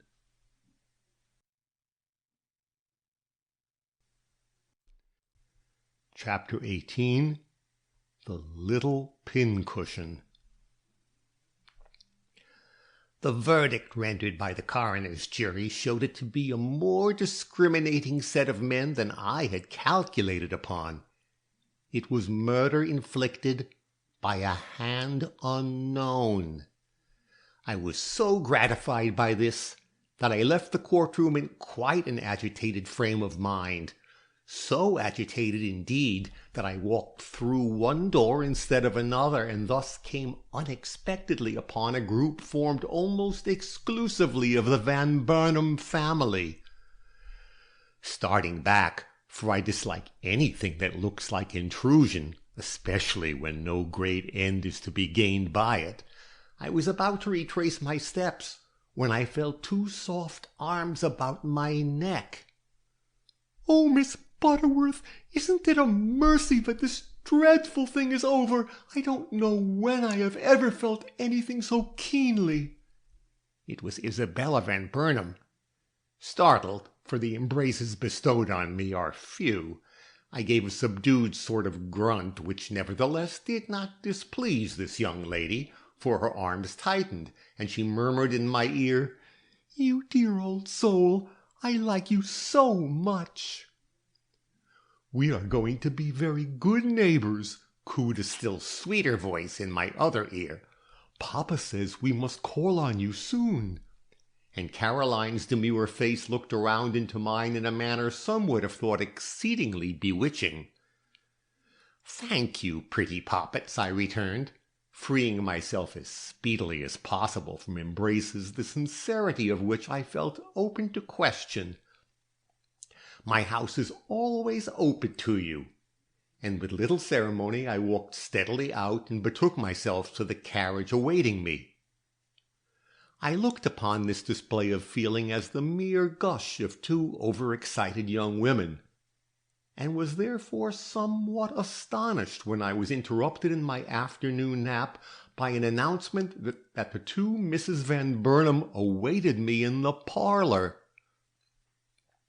Going down, I saw them standing there hand in hand, and both as white as a sheet.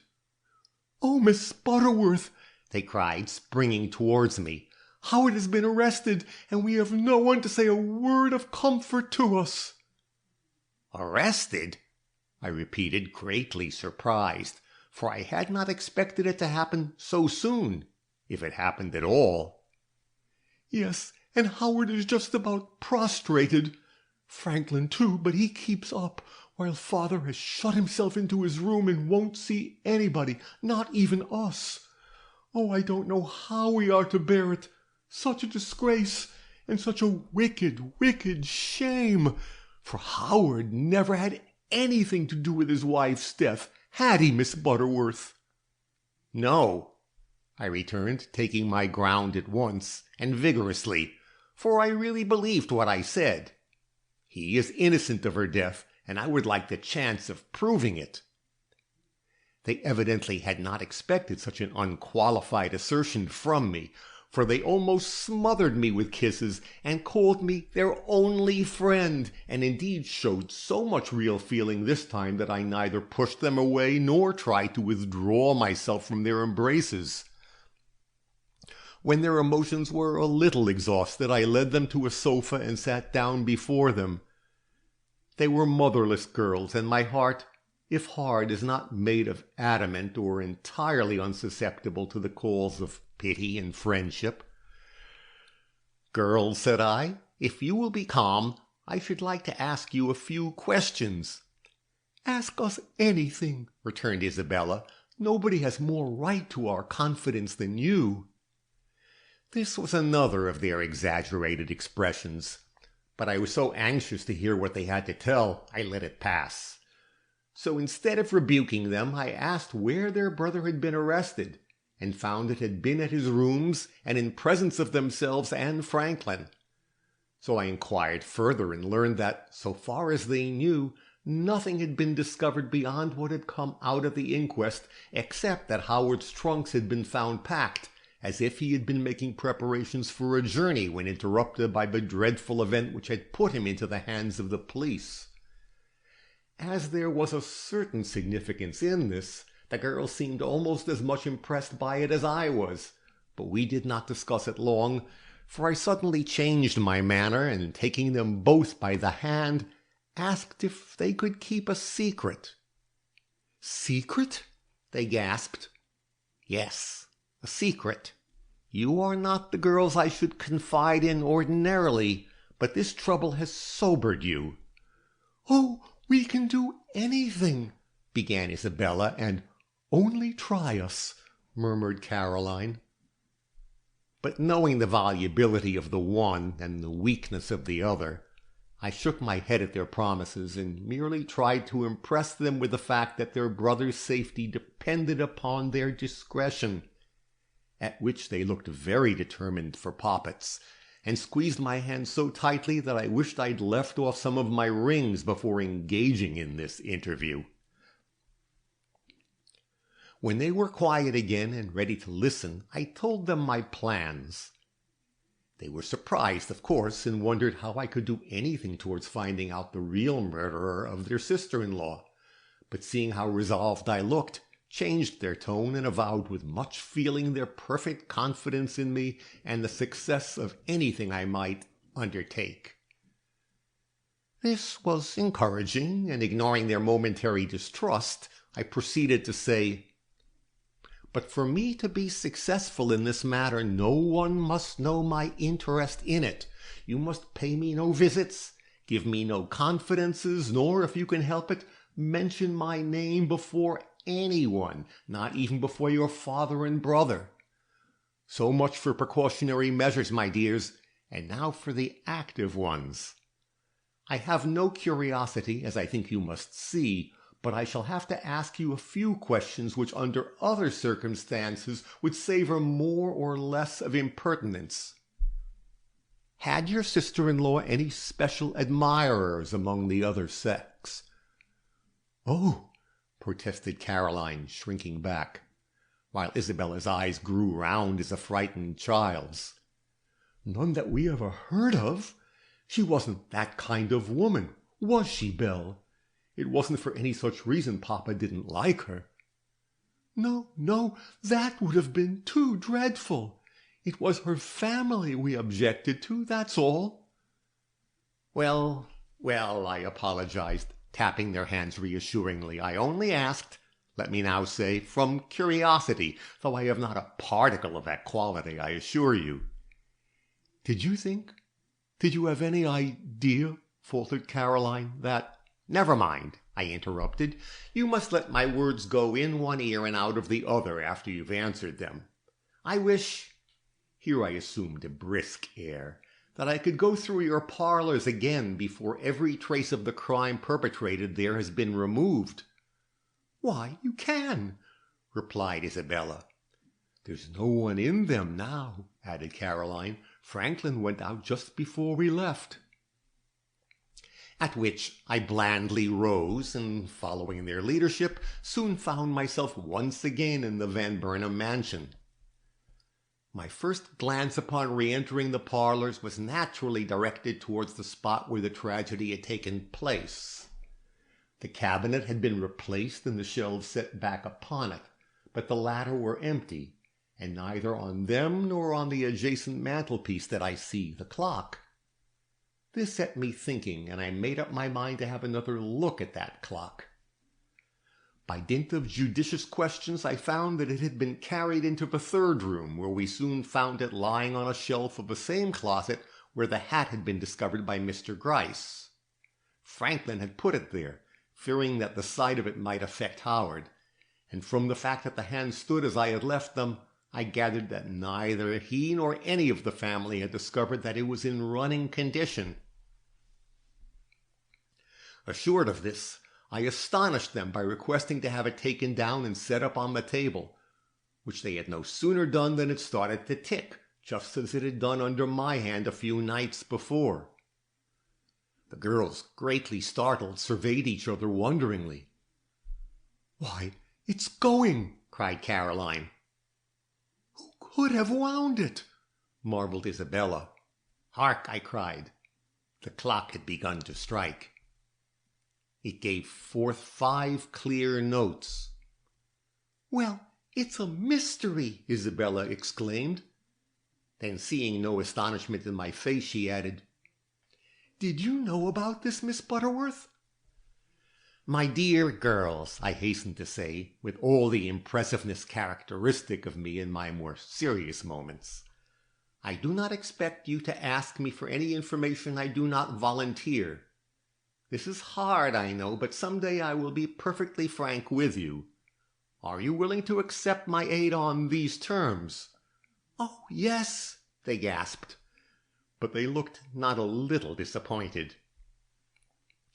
"And now," said I, "leave the clock where it is, and when your brother comes home, show it to him, and say that having the curiosity to examine it, you were surprised to find it going, and that you'd left it there for him to see.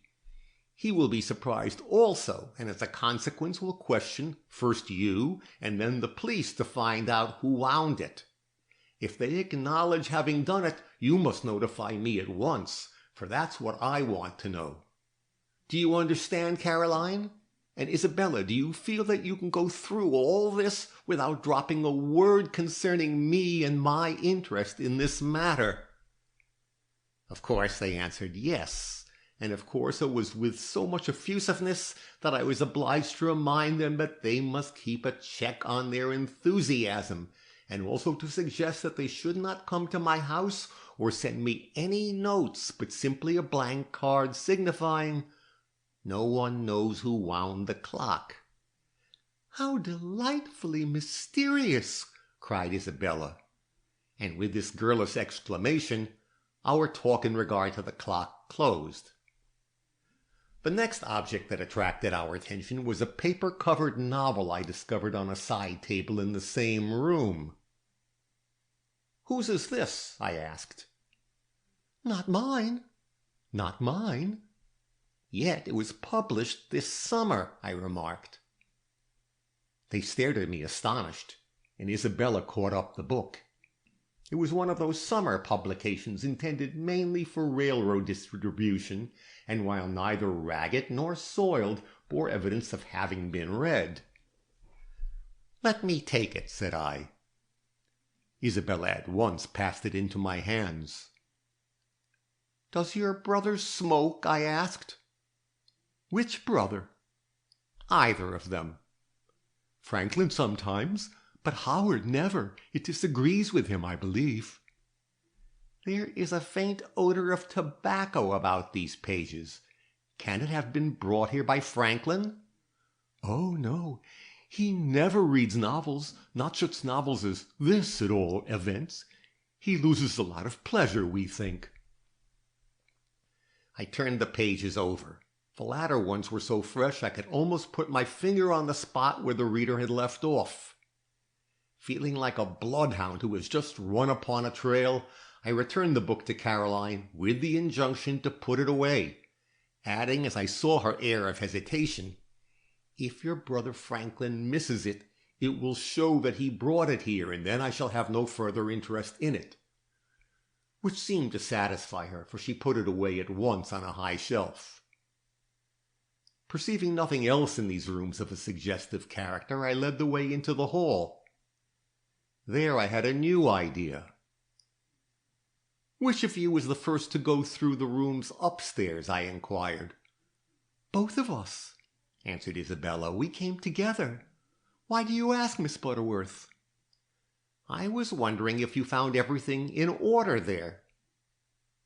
"We did not notice anything wrong, did we, Caroline?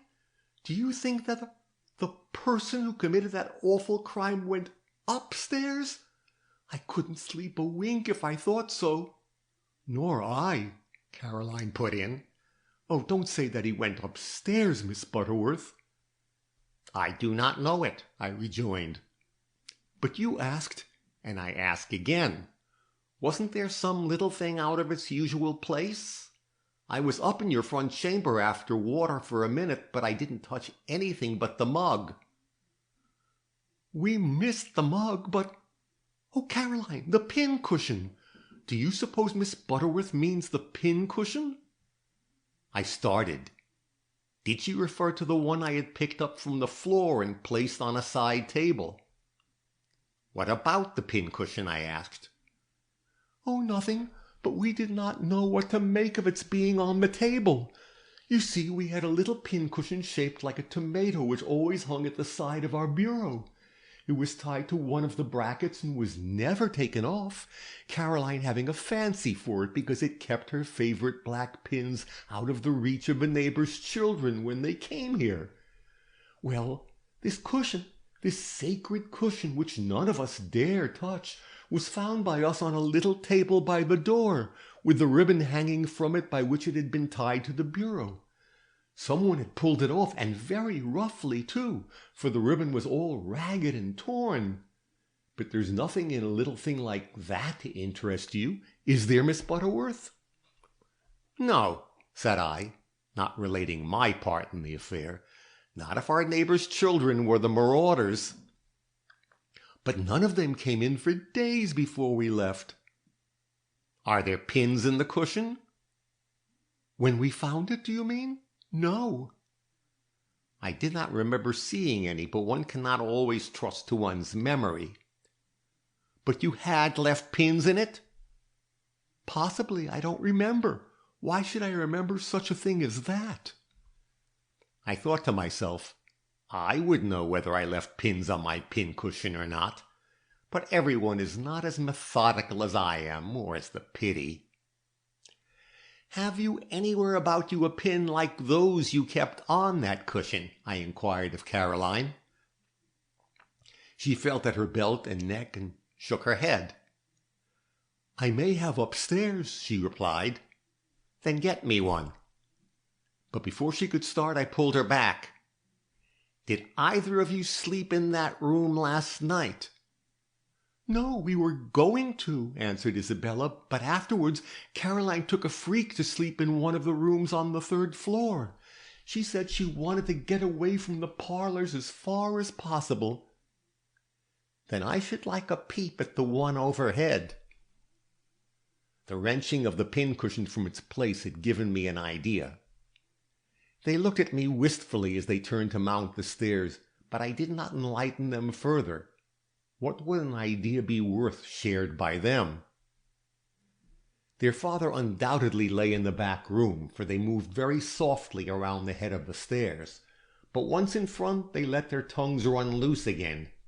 I, who cared nothing for their babble when it contained no information, walked slowly about the room and finally stopped before the bed. It had a fresh look, and I at once asked them if it had been lately made up. They assured me that it had not, saying that they always kept their beds spread during their absence, as they did so hate to enter a room disfigured by bare mattresses. I could have read them a lecture on the niceties of housekeeping, but I refrained. Instead of that, I pointed to a little dent in the smooth surface of the bed nearest the door. "Did either of you two make that?" I asked. They shook their heads in amazement. "What is there in that?" began Caroline, but I motioned her to bring me the little cushion, which she no sooner did than I laid it in the little dent, which it fitted to a nicety. "You wonderful old thing!" exclaimed Caroline.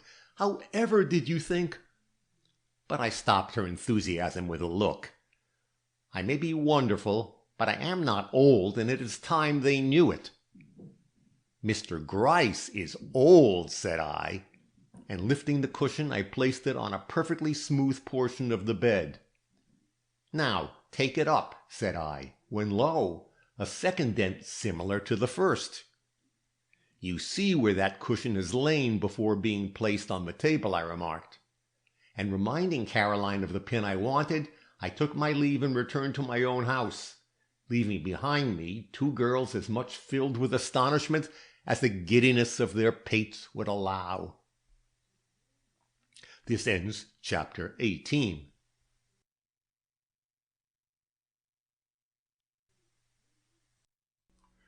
Chapter 19. A decided step forward. I felt that I had made an advance.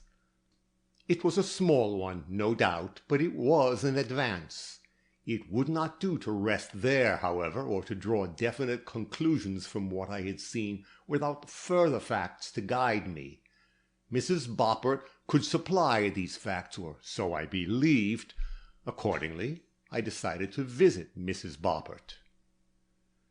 Not knowing whether Mr. Gryce had thought it best to put a watch over my movements, but taking it for granted that it would be like him to do so, I made a couple of formal calls on the avenue before I started eastward. I had learned Mrs. Boppert's address before leaving home, but I did not ride directly to the tenement where she lived. I chose instead to get out at a little fancy store I saw in the neighborhood. It was a curious place. I never saw so many or such variety of things in one small spot in my life, but I did not waste any time upon this quaint interior, but stepped immediately up to the good woman I saw leaning over the counter. "Do you know a Mrs. Boppert who lives at 803?" I asked. The woman's look was too quick and suspicious for denial, but she was about to attempt it when I cut her short by saying, "I wish to see Mrs. Boppert very much, but not in her own rooms. I will pay any one well who will assist me to 5 minutes' conversation with her in such a place, say, as that I see behind the glass door at the end of this very shop." The woman, startled by so unexpected a proposition, drew back a step, and was about to shake her head when I laid on the counter before her, shall I say how much? Yes, for it was not thrown away, a $5 bill, which she no sooner saw than she gave a gasp of delight. "Will you give me that?" she cried. For answer I pushed it towards her, but before her fingers could clutch it, I resolutely said, "Mrs. Boppert must not know there is anybody waiting here to see her, or she will not come. I have no ill will towards her, and mean her only good, but she's a timid sort of person, and—" "I know she's timid," broke in the good woman eagerly, "and she's had enough to make her so. What with policemen drumming her up at night, and innocent-looking girls and boys luring her into corners to tell them what she saw in that grand house where the murder took place, she's grown that feared of her shadow you can hardly get her out after sundown. But I think I can get her here, and if you mean her no harm, why, ma'am—" Her fingers were on the bill, and charmed with the feel of it, she forgot to finish her sentence. "Is there anyone in the room back there?" I asked, anxious to recall her to herself. "No, ma'am, no one at all. I am a poor widder, and not used to such company as you. But if you will sit down, I'll make myself look more fit, and have Mrs. Boppert over here in a minute." And calling to some one of the name of Susie to look after the shop, she led the way towards the glass door I have mentioned. Relieved to find everything working so smoothly, and determined to get the worth of my money out of Mrs. Boppert when I saw her, I followed the woman into the most crowded room I ever entered. The shop was nothing to it. There you could move without hitting anything. Here you could not. There were tables against every wall, and chairs where there were no tables. Opposite me was a window ledge filled with flowering plants, and at my right a grate and mantelpiece covered, that is the latter, with innumerable small articles which had evidently passed a long and forlorn probation on the shop shelves before being brought in here. While I was looking at them and marveling at the small quantity of dust I found, the woman herself disappeared behind a stack of boxes, for which there was undoubtedly no room in the shop. Could she have gone for Mrs. Boppert already, or had she slipped into another room to hide the money which had come so unexpectedly into her hands? I was not long left in doubt, for in another moment she returned with a flower-bedecked cap on her smooth grey head that transformed her into a figure at once so complacent and so ridiculous that, had my nerves not been made of iron, I should certainly have betrayed my amusement. With it she had also put on her company manner, and what with the smile she bestowed upon me, and her perfect satisfaction with her own appearance, I had all I could do to hold my own and keep her to the matter in hand. Finally she managed to take in my anxiety and her own duty, and saying that Mrs. Bopper could never refuse a cup of tea, offered to send her an invitation to supper. As this struck me favorably, I nodded, at which she cocked her head on one side and insinuatingly whispered, "And would you pay for the tea, ma'am?" I uttered an indignant "No," which seemed to surprise her. Immediately becoming humble again, she replied it was no matter, that she had tea enough, and that the shop would supply cakes and crackers, to all of which I responded with a look which awed her so completely that she almost dropped the dishes with which she was endeavoring to set one of the tables. She does so hate to talk about the murder that it will be a perfect godsend to her to drop into good company like this with no prying neighbors about. Shall I set a chair for you, ma'am? I declined the honor, saying that I would remain seated where I was, adding, as I saw her about to go, "Let her walk straight in, and she will be in the middle of the room before she sees me. That will suit her and me too, for after she has once seen me she won't be frightened. But you are not to listen at the door." This I said with great severity, for I saw the woman was becoming very curious, and having said it, I waved her peremptorily away. She didn't like it, but a thought of the $5 comforted her. Casting one final look at the table, which was far from uninvitingly set, she slipped out, and I was left to contemplate the dozen or so photographs that covered the walls. I found them so atrocious, and their arrangement so distracting to my bump of order, which is of a pronounced character, that I finally shut my eyes on the whole scene, and in this attitude began to piece my thoughts together. But before I had proceeded far, steps were heard in the shop, and the next moment the door flew open, and in popped Mrs. Boppert, with a face like a peony in full blossom. She stopped when she saw me, and stared. "Why, if it isn't the lady—" "Hush! Shut the door. I have something very particular to say to you." "Oh," she began, looking as if she wanted to back out. But I was too quick for her. I shut the door myself, and taking her by the arm, seated her in the corner. "You don't show much gratitude," I remarked. I did not know what she had to be grateful to me for, but she had so plainly intimated at our first interview that she regarded me as having done her some favor, that I was disposed to make what use of it I could to gain her confidence. "I know, ma'am, but if you could see how I've been harried, ma'am. It's the murder, and nothing but the murder all the time, and it was to get away from the talk about it that I came here, ma'am, and now it's you I see, and you'll be talking about it too, or why be in such a place as this, ma'am?" "And what if I do talk about it? You know I'm your friend, or I never would have done you that good turn the morning we came upon the poor girl's body." "I know, ma'am, and grateful I am for it, too, but I've never understood it, ma'am. Was it to save me from being blamed by the wicked police, or was it a dream you had, and the gentleman had, for I've heard what he said at the inquest, and it's muddled my head till I don't know where I'm standing." What I had said, and what the gentleman had said. What did the poor thing mean? As I did not dare to show my ignorance, I merely shook my head. "Never mind what caused us to speak as we did, as long as we helped you.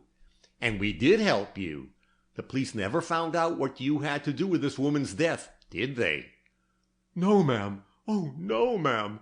When such a respectable lady as you said that you saw the young lady come into the house in the middle of the night, how was they to disbelieve it? They never asked me if I knew any different." "No," said I, almost struck dumb by my success, but letting no hint of my complacency escape me. "And I did not mean they should. You are a decent woman, Mrs. Boppert, and should not be troubled." "Thank you, ma'am. But how did you know she'd come to the house before I left?" Did you see her? I hate a lie as I do poison, but I had to exercise all my Christian principles not to tell one then. No, said I didn't see her, but I don't always have to use my eyes to know what's going on in my neighbors' houses. Which is true enough, if it is somewhat humiliating to confess it. Oh, ma'am, how smart you are, ma'am. I wish I had some smartness in me, but my husband had all that. He was a man. Oh, what's that? Nothing but the tea caddy. I knocked it over with my elbow. How I do jump at everything. I'm afraid of my own shadow ever since I saw that poor thing lying under that heap of crockery. I don't wonder. She must have pulled those things over herself, don't you think so, ma'am? No one went in there to murder her, but how came she to have those clothes on?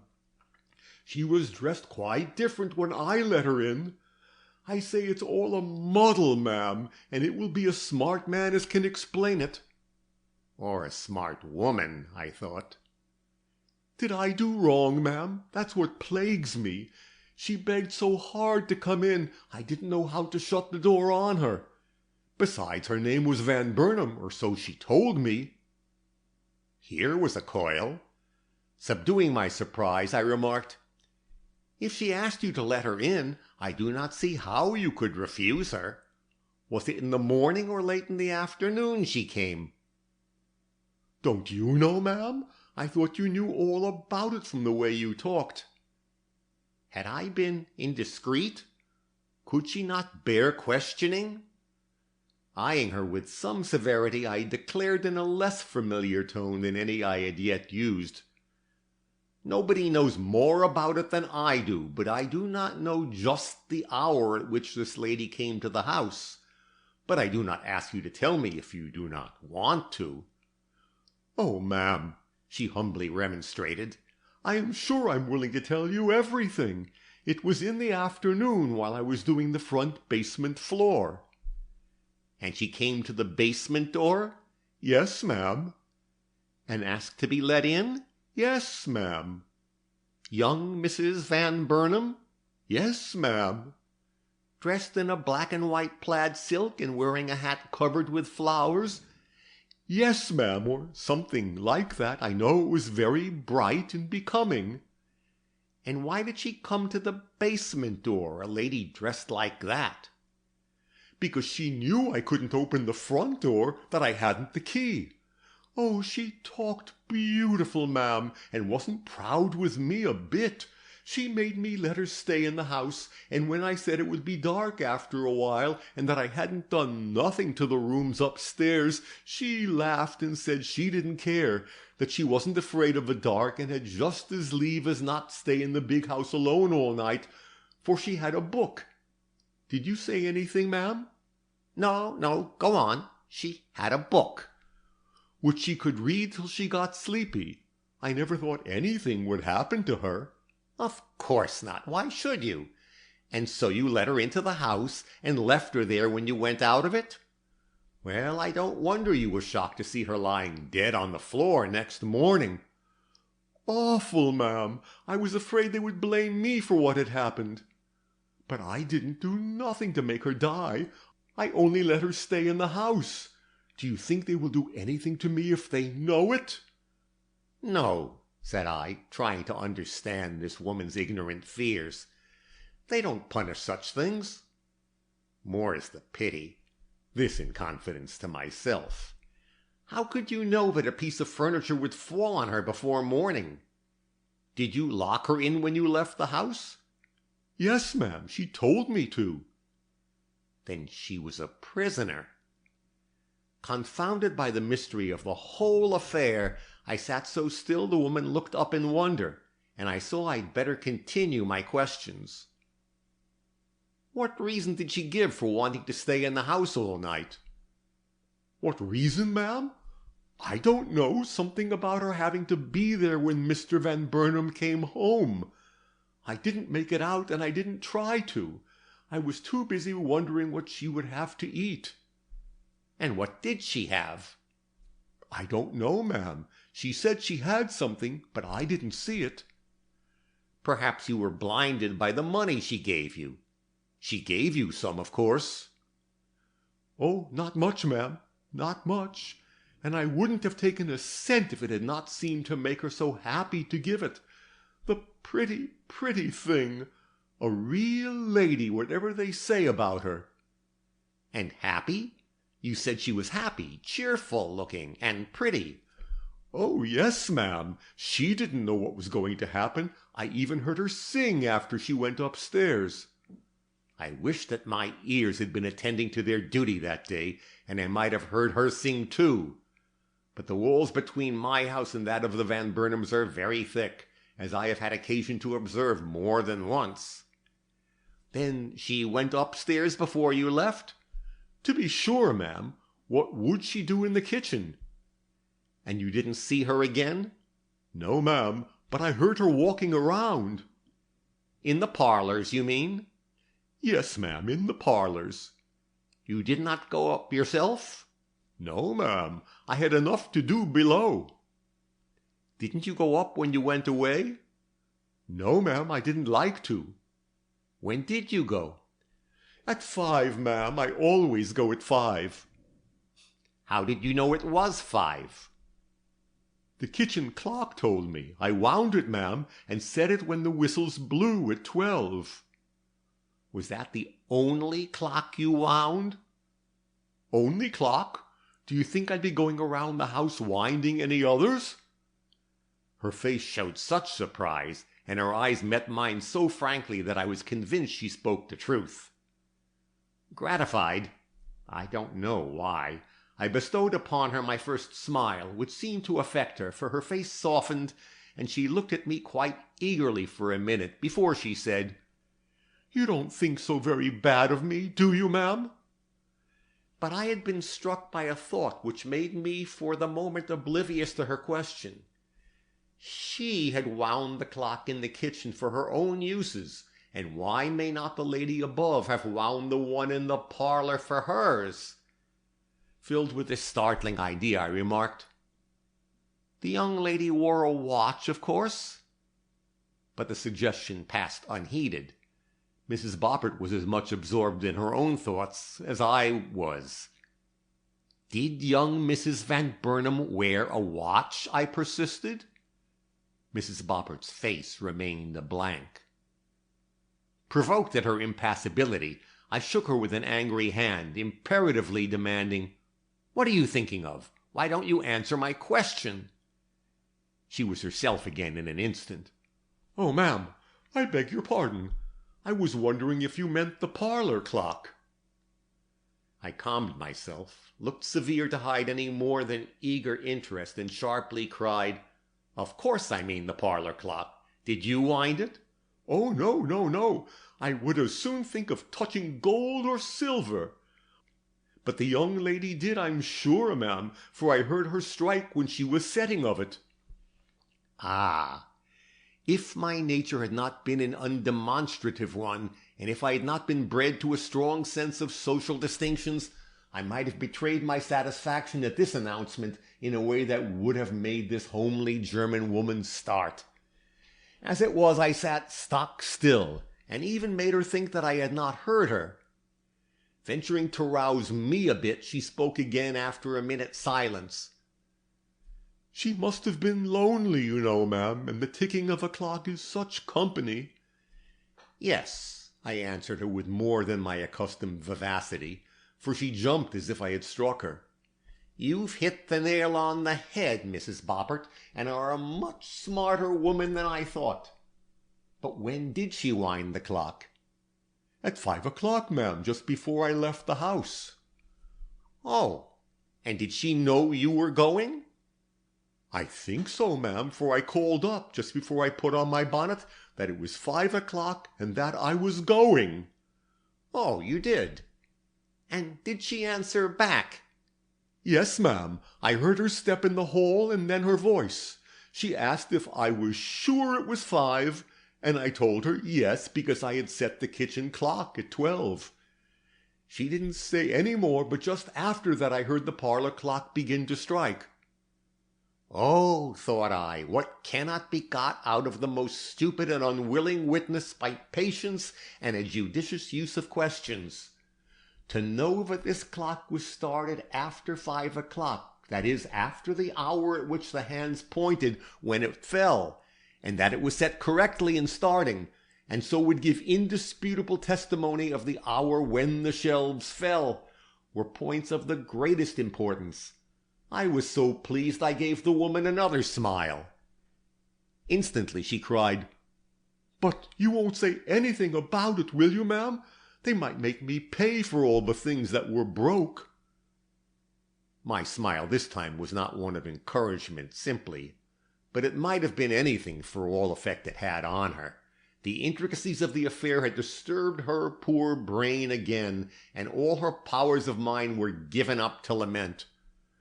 "Oh," she bemoaned, "I wish I'd never seen her. My head wouldn't ache so with the muddle of it. Why, ma'am, her husband said he came to the house at midnight with his wife. How could she when she was inside of it all the time?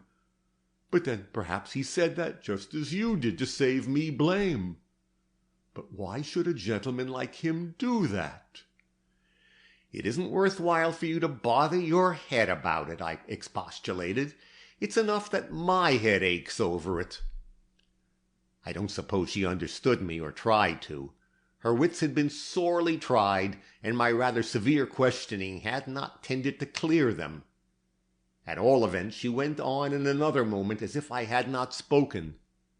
"But what became of her pretty dress? I was never so astonished in my life as when I saw that dark skirt on her." "She might have left her fine gown upstairs," I ventured, not wishing to go into the niceties of evidence with this woman. So she might, and that may have been her petticoat we saw." But in another moment she saw the impossibility of this, for she added, "But I saw her petticoat, and it was a brown silk one. She showed it when she lifted her skirt to get at her purse.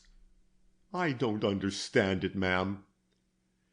As her face by this time was almost purple, I thought it a mercy to close the interview, so I uttered some few words of a soothing and encouraging nature, and then, seeing that something more tangible was necessary to restore her to any proper condition of spirits, I took out my pocketbook and bestowed on her some of my loose silver.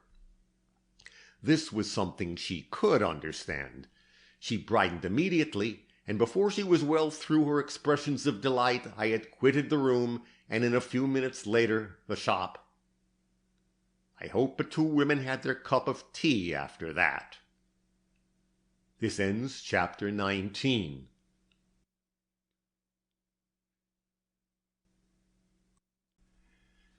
Chapter 20. Miss Butterworth's Theory. I was so excited when I entered my carriage that I rode all the way home with my bonnet askew and never knew it. When I reached my room and saw myself in the glass, I was shocked, and stole a glance at Lena, who was setting out my little tea-table, to see if she noticed what a ridiculous figure I cut. But she is discretion itself, and for a girl with two undeniable dimples in her cheeks, smiles seldom, at least when I am looking at her. She was not smiling now, and though for the reason given above this was not as comforting as it may appear, I chose not to worry myself any longer about such a trifle when I had matters of so much importance on my mind.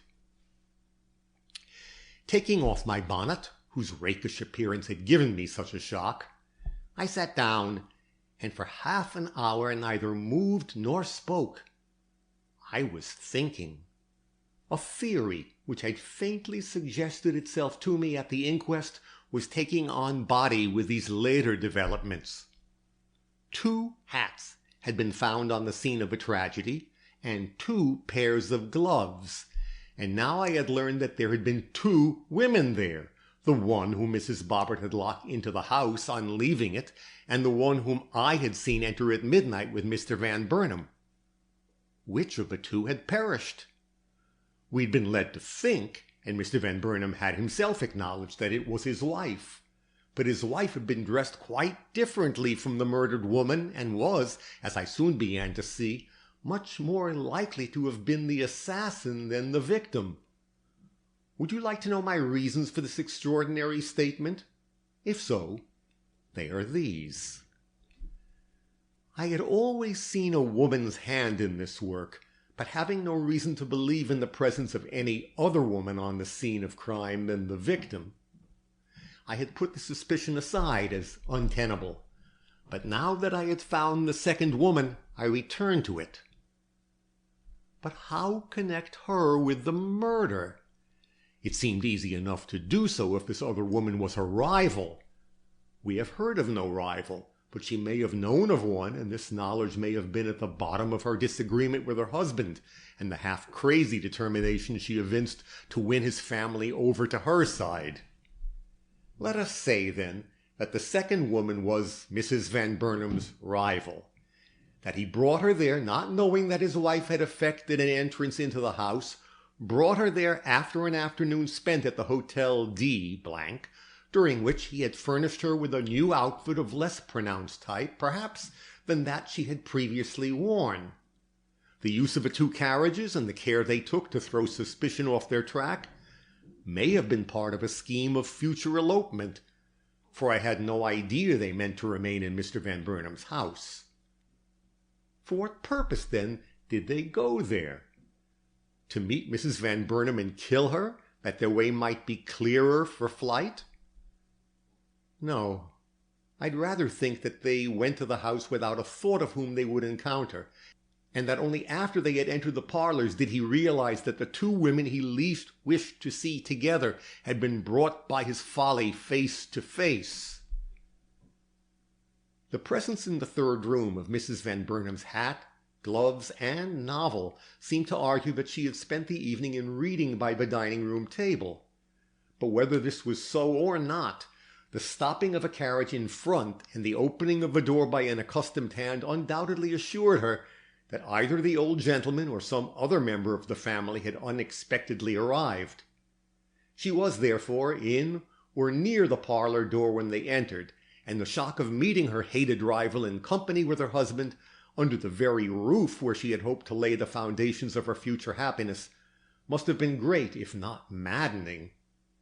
Accusations, recriminations even, did not satisfy her. She wanted to kill, but she had no weapon. Suddenly her eyes fell on the hat-pin which her more self-possessed rival had drawn from her hat, possibly before their encounter, and she conceived a plan which seemed to promise her the very revenge she sought. How she carried it out, by what means she was enabled to approach her victim and inflict with such certainty the fatal stab which laid her enemy at her feet, can be left to the imagination.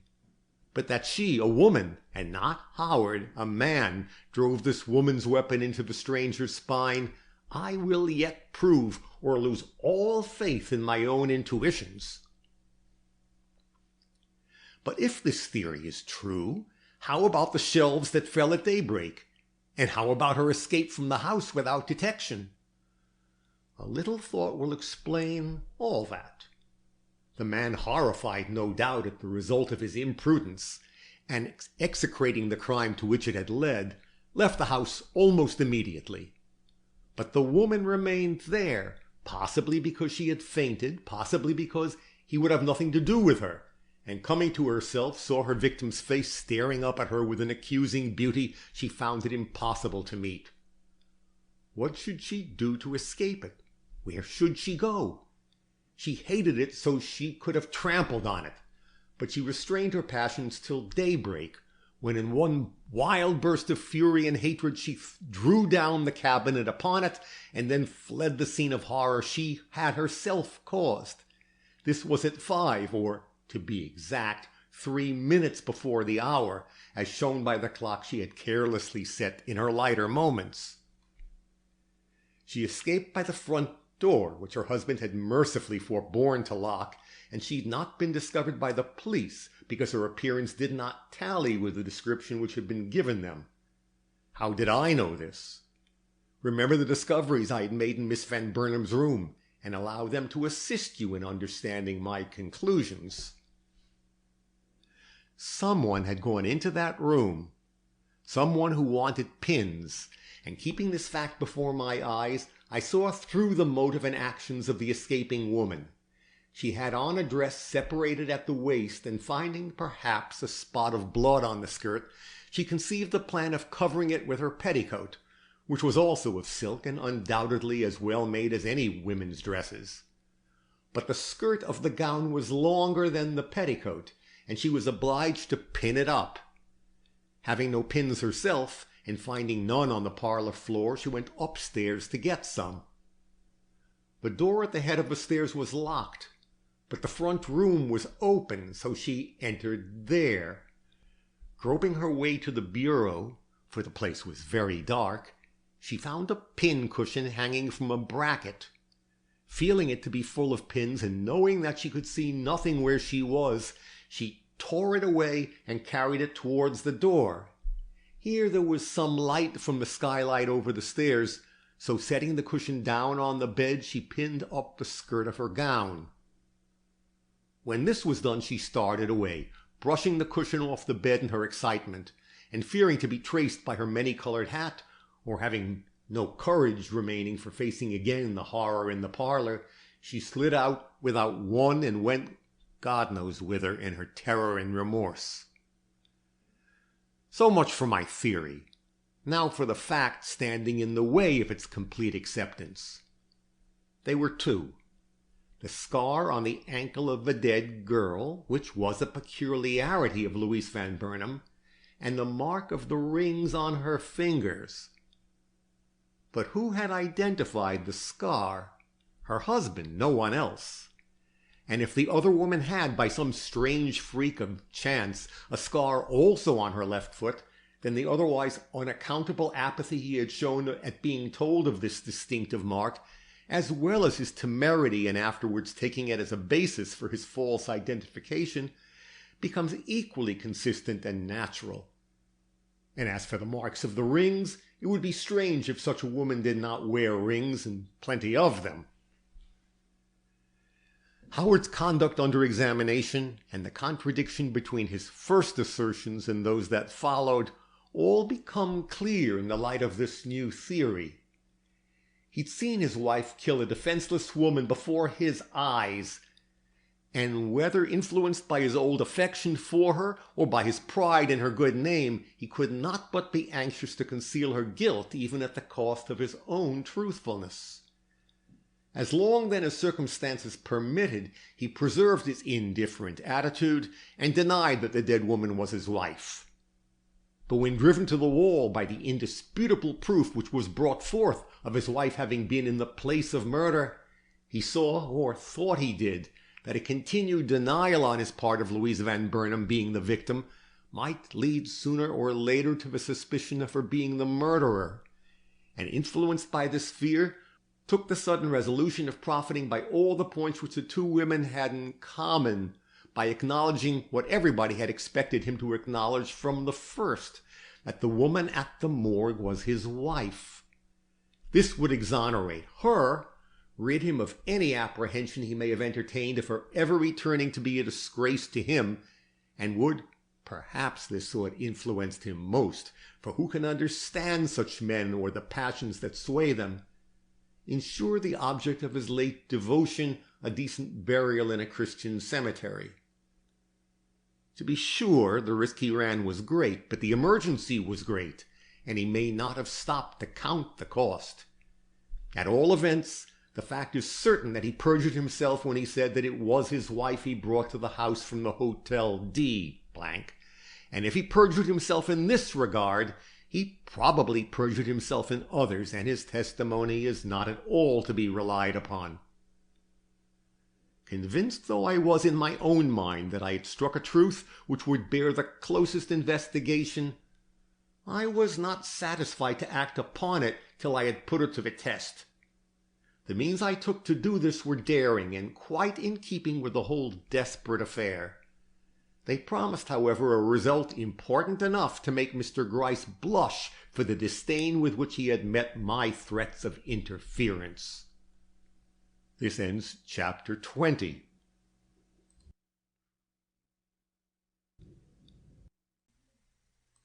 Chapter 21, A Shrewd Conjecture. The test of which I speak was as follows. I would advertise for a person dressed as I believed Mrs. Van Burnam to have been when she left the scene of crime. If I received news of such a person, I might safely consider my theory established. I accordingly wrote the following advertisement. Information wanted of a woman who applied for lodgings on the morning of the 18th inst, dressed in a brown silk skirt and a black and white plaid blouse of fashionable cut. She was without a hat, or if a person so dressed wore a hat, then it was bought early in the morning at some store, in which case let shopkeepers take notice.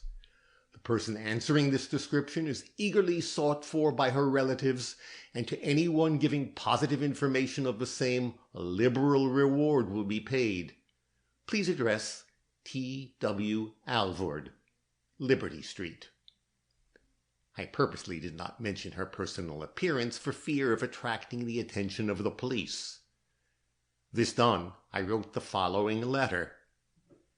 Dear Miss Ferguson, one clever woman recognizes another. I am clever and am not ashamed to own it. You are clever and should not be ashamed to be told so.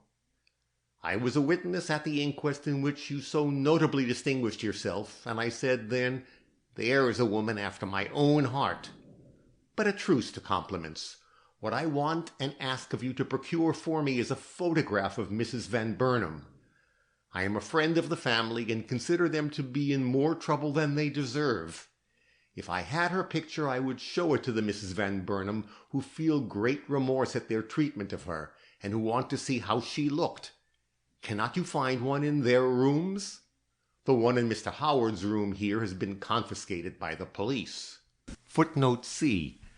This was so probable it cannot be considered an untruth. Hoping that you will feel disposed to oblige me in this, and I assure you that my motives in making this request are most excellent, I remain cordially yours, Amelia Butterworth. P.S. Address me, if you please, at 564 Avenue, care of J. H. Denham. This was my grocer, with whom I left word the next morning to deliver this package in the next bushel of potatoes he sent me. My smart little maid, Lena, carried these two communications to the East Side, where she posted the letter herself, and entrusted the advertisement to a lover of hers who carried it to the Herald office. While she was gone, I tried to rest by exercising my mind in other directions. But I could not. I kept going over Howard's testimony in the light of my own theory, and remarking how the difficulty he experienced in maintaining the position he had taken forced him into inconsistencies and far-fetched explanations. With his wife for a companion at the Hotel D, his conduct both there and on the road to his father's house was that of a much weaker man than his words and appearance led one to believe. But if, on the contrary, he had with him a woman with whom he was about to elope, and what did the packing up of all his effects mean, if not that? All the precautions they took seemed reasonable. Later my mind fixed itself on one point. If it was his wife who was with him, as he said, then the bundle they dropped at the old woman's feet contained the much-talked-of plaid silk. If it was not, then it was a gown of some different material. Now, could this bundle be found? If it could, then why had not Mr. Gryce produced it? The sight of Mrs. Van Burnam's plaid silk spread out on the coroner's table would have had a great effect in clinching the suspicion against her husband. But no plaid silk had been found, because it was not dropped in the bundle, but worn away on the murderess's back. And no old woman. I thought I knew the reason of this, too. There was no old woman to be found, and the bundle they carried had been got rid of some other way. What way? I would take a walk down that same block and see, and I would take it at the midnight hour too, for only so could I judge of the possibilities there offered for concealing or destroying such an article. Having made this decision, I cast about to see how I could carry it into effect. I am not a coward, but I have a respectability to maintain, and what errand could Miss Butterworth be supposed to have in the streets at 12 o'clock at night? Fortunately, I remembered that my cook had complained of toothache when I gave her my orders for breakfast, and going down at once into the kitchen, where she sat with her cheek propped up in her hand waiting for Lena, I said with an asperity which admitted of no reply, "You have a dreadful tooth, Sarah, and you must have something done for it at once. When Lena comes home, send her to me. I'm going to the drugstore for some drops, and I want Lena to accompany me." She looked astounded, of course, but I would not let her answer me. "Don't speak a word," I cried. "It will only make your toothache worse. And don't look as if some hobgoblin had jumped up on the kitchen table. I guess I know my duty, and just what kind of a breakfast I will have in the morning if you sit up all night groaning with a toothache." And I was out of the room before she had more than begun to say that it was not so bad and that I needn't trouble, and all that, which was true enough, no doubt, but not what I wanted to hear at that moment. When Lena came in, I saw by the brightness of her face that she had accomplished her double errand. I therefore signified to her that I was satisfied, and asked if she was too tired to go out again, saying quite peremptorily that Sarah was ill, and that I was going to the drugstore for some medicine, and did not wish to go alone. Lena's round-eyed wonder was amusing, but she's very discreet, as I have said before, and she ventured nothing save a meek, "It's very late, Miss Butterworth," which was an unnecessary remark, as she soon saw. I do not like to obtrude my aristocratic tendencies too much into this narrative, but when I found myself in the streets alone with Lena, I could not help feeling some secret qualms lest my conduct savor of impropriety. But the thought that I was working in the cause of truth and justice came to sustain me, and before I had gone 2 blocks, I felt as much at home under the midnight skies as if I were walking home from church on a Sunday afternoon.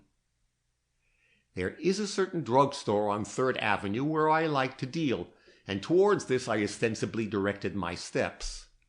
But I took pains to go by the way of Lexington Avenue and 27th Street, and upon reaching the block where this mysterious couple were seen, gave all my attention to the possible hiding places it offered.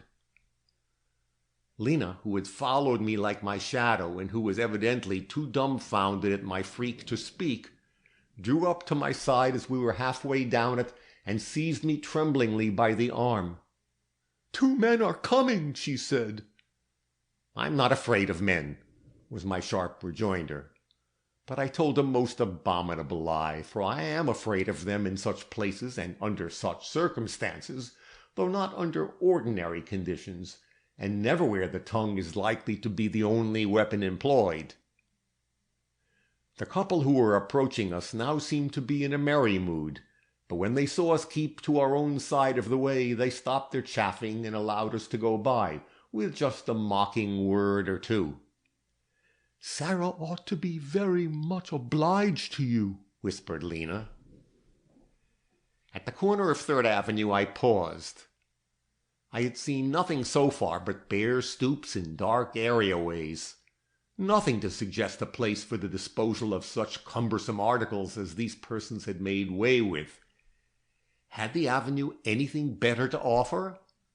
I stopped under the gas lamp at the corner to consider, notwithstanding Lena's gentle pull towards the drugstore. Looking to left and right and over the muddy crossings, I sought for inspiration. An almost obstinate belief in my own theory led me to insist in my own mind that they had encountered no old woman, and consequently had not dropped their bundles in the open street. I even entered into an argument about it, standing there with the cable cars whistling by me and Lena tugging away at my arm. If, said I to myself, the woman with him had been his wife, and the whole thing nothing more than a foolish escapade, they might have done this. But she was not his wife, and the game they were playing was serious if they did laugh over it, and so their disposal of these telltale articles would be serious and such as would protect their secret. Where, then, could they have thrust them? My eyes, as I muttered this, were on the one shop in my line of vision that was still open and lighted. It was the den of a Chinese laundryman, and through the windows in front I could see him still at work, ironing. Ah, thought I, and made such a start across the street that Lena gasped in dismay and almost fell to the ground in her frightened attempt to follow me. "Not that way," she called. "Miss Butterworth, you're going wrong." But I kept right on and only stopped when I reached the laundry. "I have an errand here," I explained. "Wait in the doorway, Lena, and don't act as if you thought me crazy, for I was never saner in my life." I don't think this reassured her much, lunatics not being supposed to be very good judges of their own mental condition. But she was so accustomed to obey that she drew back as I opened the door before her and entered.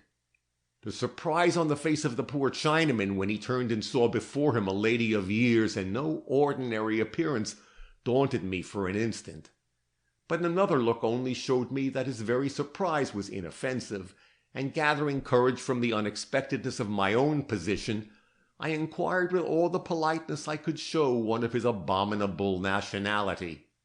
"Didn't a gentleman and a heavily veiled lady leave a package with you a few days ago at about the same hour of night as this?" "Some lily claw washi? Us, ma'am. No done. She tell me not collie for 1 week." "Then that's all right. The lady has died very suddenly, and the gentleman gone away. You will have to keep the clothes a long time." "Me want him money, no want he claw." "I'll pay you for them. I don't care about them being ironed." "Givey ticky, givey claw. No givey ticky, no givey claw." This was a poser. But as I did not want the clothes so much as a look at them, I soon got the better of this difficulty. "I don't want them tonight," said I. "I only wanted to make sure you had them. What night were these people here?" "Tuesday night. Very late. Nicey man, nicey lady. She want to talk. Nicey man, he pulley she. I not hear if muchy stash. Oh, washi, see?" he went on, dragging a basket out of the corner. "Him no iron." I was in such a quiver, so struck with amazement at my own perspicacity in surmising that here was a place where a bundle of underclothing could be lost indefinitely, that I just stared while he turned over the clothes in the basket. For by means of the quality of the articles he was preparing to show me, the question which had been agitating me for hours could be definitely decided. If they proved to be fine in a foreign manufacture, then Howard's story was true, and all my fine-spun theories must fall to the ground.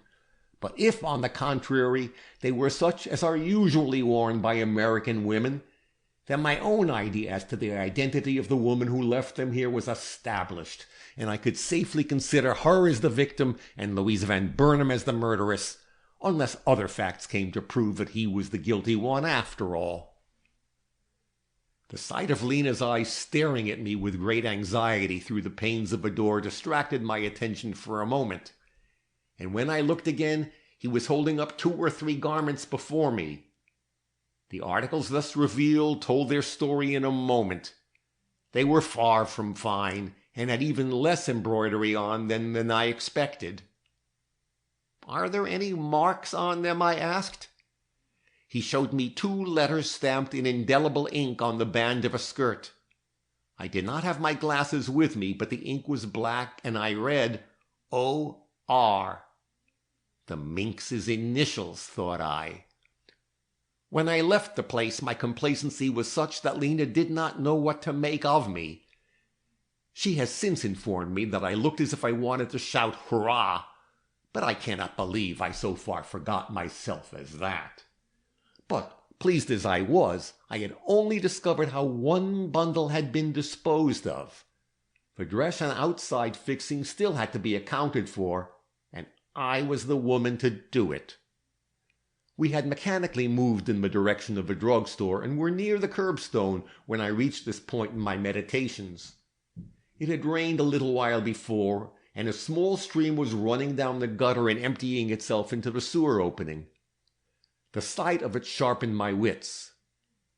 If I wanted to get rid of anything of a damaging character, I would drop it at the mouth of one of these holes and gently thrust it into the sewer with my foot, thought I. And never doubting that I had found an explanation of the disappearance of the second bundle, I walked on, deciding that if I had the police at my command, I would have the sewer searched at those 4 corners. We rode home after visiting the drugstore. I was not going to subject Lena or myself to another midnight walk through 27th Street. This ends Chapter 21.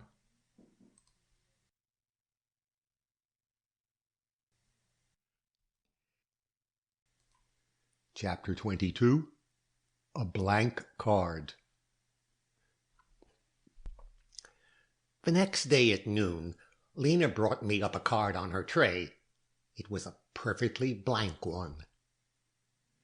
"Miss Van Burnam's maid said you sent for this," was her demure announcement. "Miss Van Burnam's maid is right," said I, taking the card and with it a fresh installment of courage. Nothing happened for 2 days. Then there came word from the kitchen that a bushel of potatoes had arrived. Going down to see them, I drew from their midst a large square envelope, which I immediately carried to my room. It failed to contain a photograph, but there was a letter in it couched in these terms: "Dear Miss Butterworth, the esteem which you are good enough to express for me is returned. I regret that I cannot oblige you.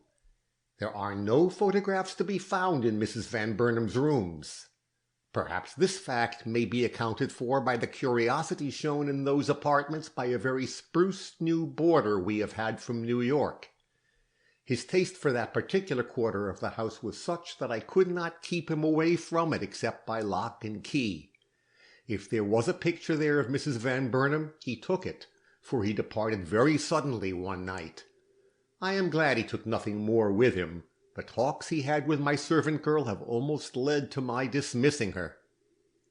Praying your pardon for the disappointment I am forced to give you, I remain, yours sincerely, Susan Ferguson."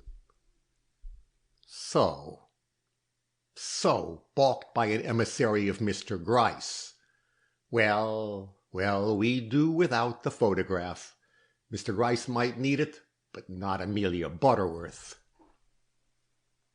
This was on a Thursday, and on the evening of Saturday the long-desired clue was given me. It came in the shape of a letter brought me by Mr. Alvord. Our interview was not an agreeable one. Mr. Alvord is a clever man and an adroit one, or I should not persist in employing him as my lawyer, but he never understood me. At this time, and with this letter in his hand, he understood me less than ever, which naturally called out my powers of self-assertion and led to some lively conversation between us. But that is neither here nor there. He brought me an answer to my advertisement, and I was presently engrossed by it. It was an uneducated woman's epistle, and its chirography and spelling were dreadful, so I'll just mention its contents, which were highly interesting in themselves, as I think you will acknowledge. She, that is, the writer, whose name as nearly as I could make out was Bertha Desberger, knew such a person as I described, and could give me news of her if I would come to her house in West 9th Street at 4 o'clock Sunday afternoon. If I would. I think my face must have shown my satisfaction, for Mr. Alvord, who was watching me, sarcastically remarked, "You don't seem to find any difficulties in that communication. Now, what do you think of this one?" He held out another letter, which had been directed to him and which he had opened. Its contents called up a shade of color to my cheek, for I did not want to go through the annoyance of explaining myself again.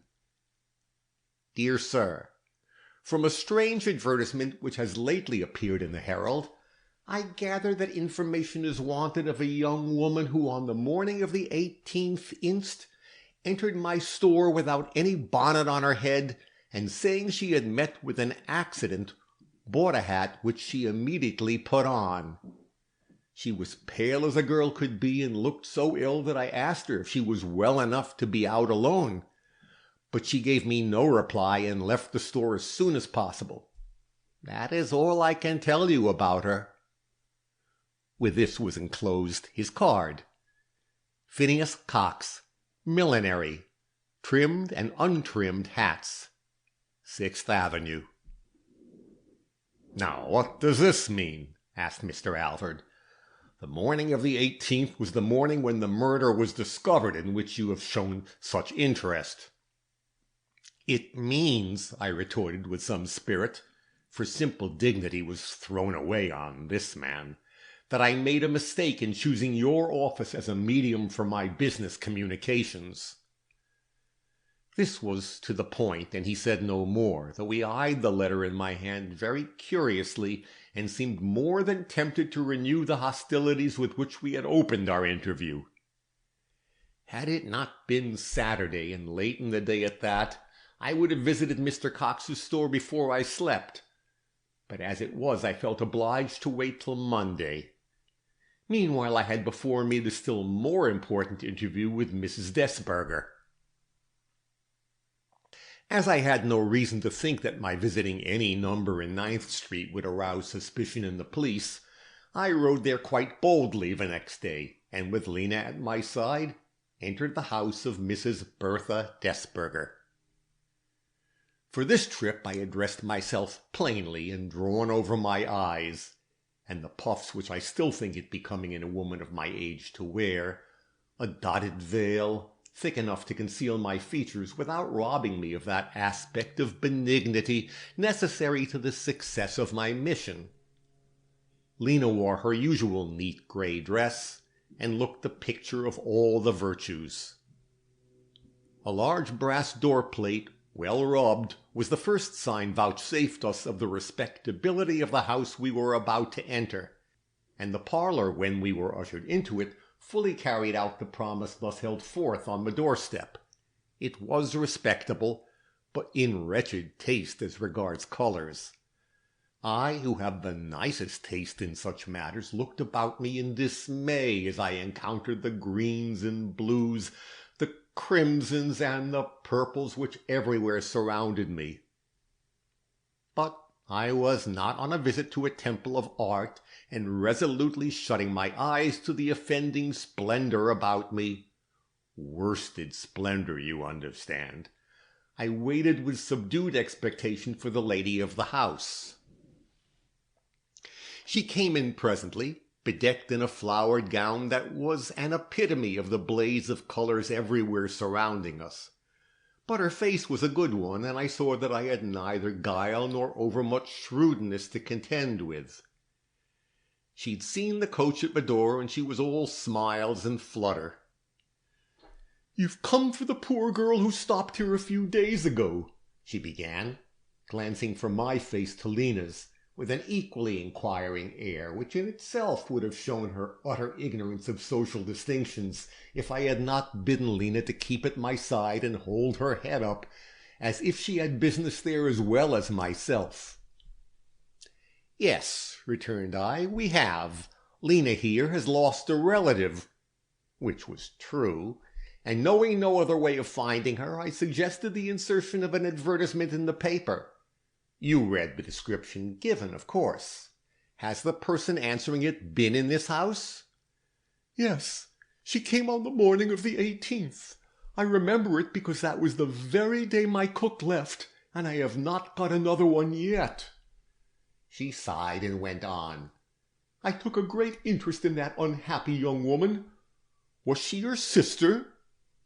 This somewhat doubtfully to Lena, who perhaps had too few colours on to suit her. "No," answered Lena, "she wasn't my sister, but—" I immediately took the words out of her mouth.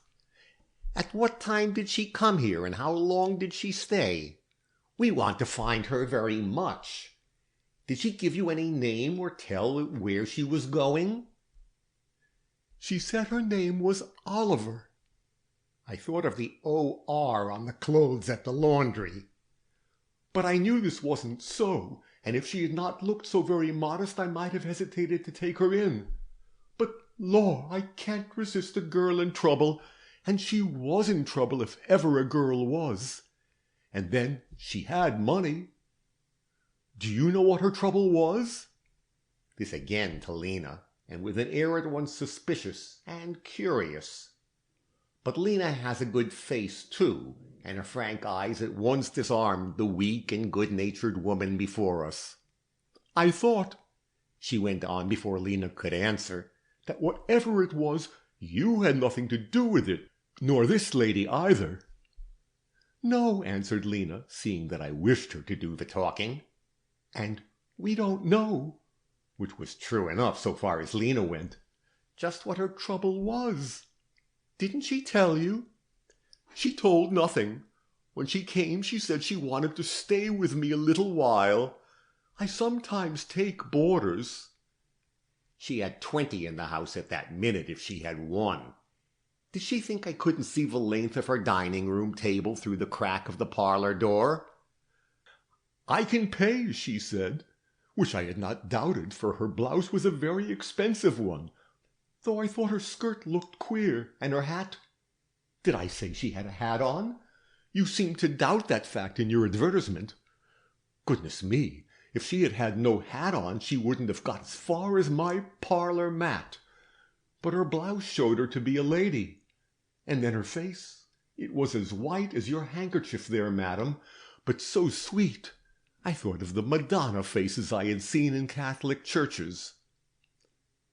I started inwardly, commenting, "Madonna-like, that woman." But a glance at the room about me reassured me. The owner of such hideous sofas and chairs, and of the many pictures effacing, or rather defacing, the paper on the walls, could not be a judge of Madonna faces. "You admire everything that is good and lovely," I suggested, for Mrs. Desberger had paused at the movement I made. "Yes, it is my nature to do so, ma'am. I love the beautiful." And she cast a half-apologetic, half-proud look about her. "So I listened to the girl and let her sit down in my parlor. She had had nothing to eat that morning, and though she didn't ask for it, I went to order her a cup of tea, for I knew she couldn't get upstairs without it. Her eyes followed me when I went out of the room in a way that haunted me, and when I came back, I shall never forget it, ma'am, there she lay stretched out on the floor with her face on the ground and her hands thrown out. Wasn't it horrible, ma'am? I don't wonder you shudder." Did I shudder?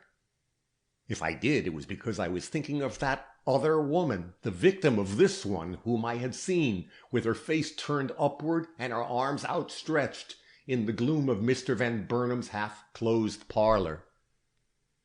"She looked as if she was dead," the good woman continued, "but just as I was about to call for help, her fingers moved and I rushed to lift her. She was neither dead nor had she fainted. She was simply dumb with misery. What could have happened to her? I've asked myself 100 times. My mouth was shut very tight, but I shut it still tighter, for the temptation was great to cry, "She had just committed murder!" As it was, no sound whatever left my lips, and the good woman doubtless thought me no better than a stone, for she turned with a shrug to Lena, repeating still more wistfully than before, "Don't you know what her trouble was?"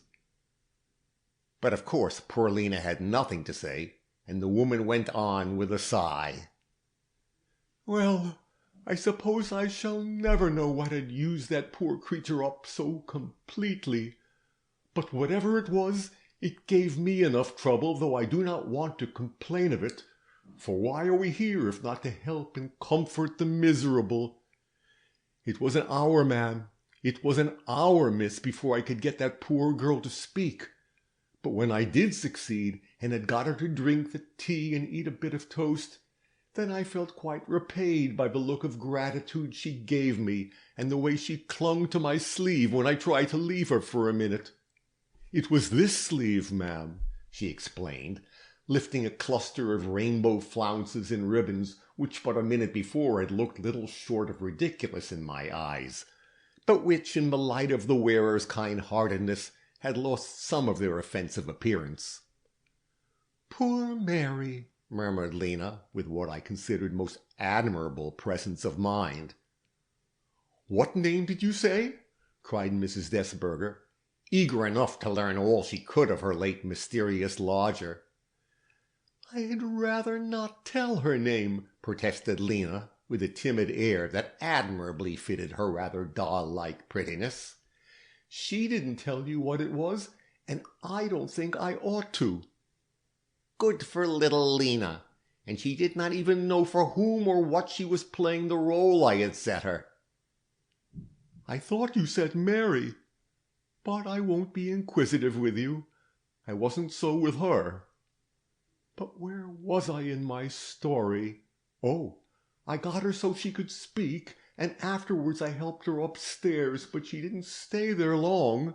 When I came back at lunchtime, I have to do my marketing no matter what happens, I found her sitting before a table with her head on her hands. She'd been weeping, but her face was quite composed now and almost hard.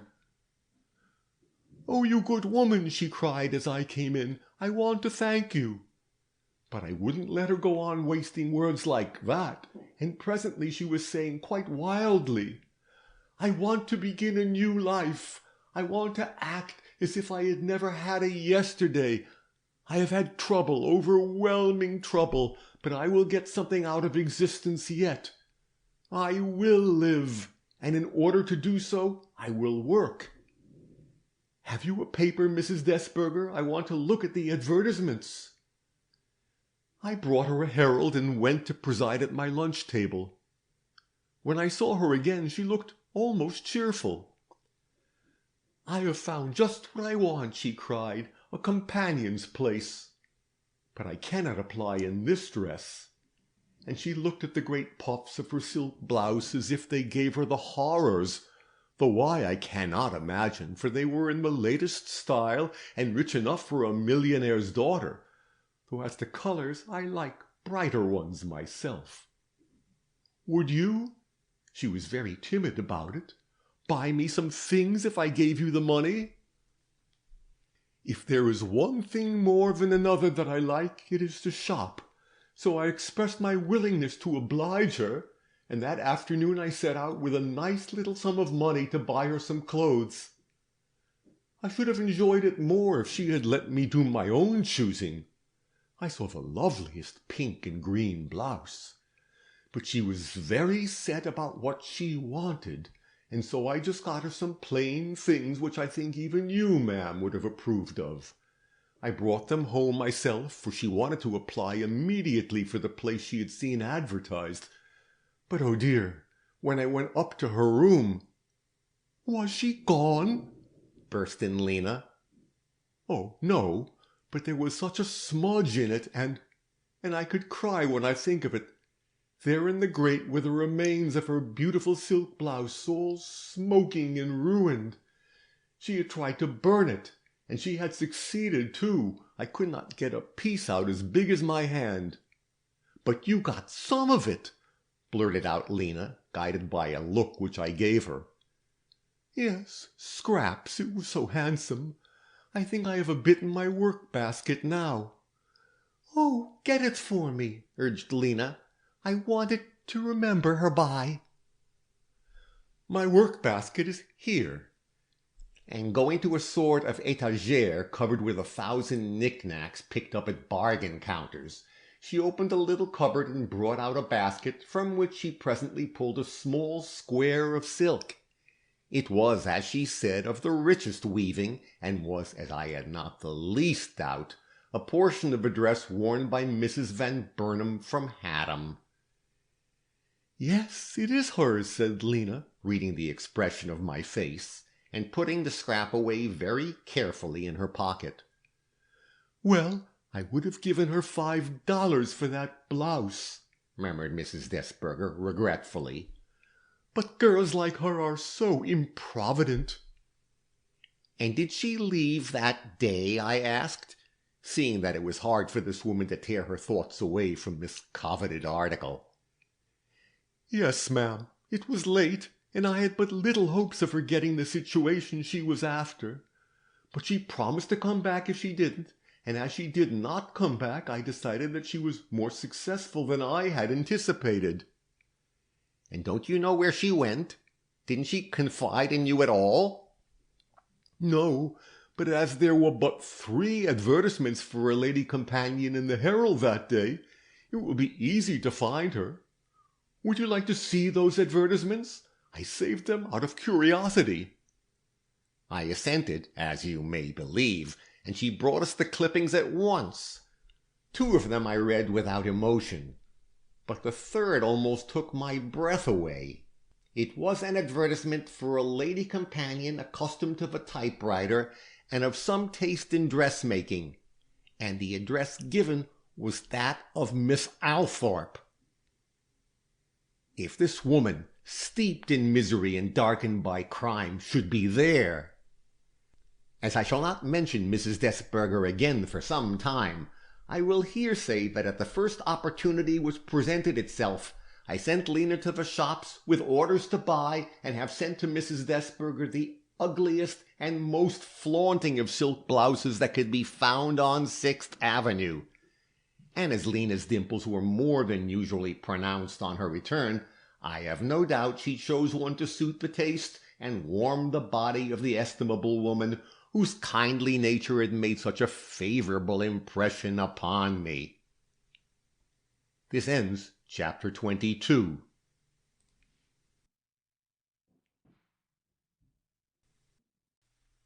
Chapter 23. Ruth Oliver. From Mrs. Desberger's I rode immediately to Miss Althorpe's, for the purpose of satisfying myself at once as to the presence there of the unhappy fugitive I was tracing. 6 o'clock Sunday night is not a favourable hour for calling at a young lady's house, especially when that lady has a lover who is in the habit of taking tea with the family. But I was in a mood to transgress all rules, and even to forget the rights of lovers. Besides, much is forgiven a woman of my stamp, especially by a person of the good sense and amiability of Miss Althorpe. That I was not mistaken in my calculations was evident from the greeting I received. Miss Althorpe came forward as graciously and with as little surprise in her manner as anyone could expect under the circumstances, and for a moment I was so touched by her beauty and the unaffected charm of her manners that I forgot my errand and only thought of the pleasure of meeting a lady who fairly comes up to the standard one has secretly set for oneself. Of course, she's much younger than I. Some say she's only 23, but a lady is a lady at any age, and Ella Althorpe might be a model for a much older woman than myself. The room in which we were seated was a large one, and though I could hear Mr. Stone's voice in the adjoining apartment, I did not fear to broach the subject I had come to discuss. "You may think this intrusion an odd one," I began, "but I believe you advertised a few days ago for a young lady companion. Have you been suited, Miss Althorpe?" "Oh, yes. I have a young person with me whom I like very much." "Ah, you are supplied. Is she anyone you know?" "No, she is a stranger, and what is more, she brought no recommendations with her.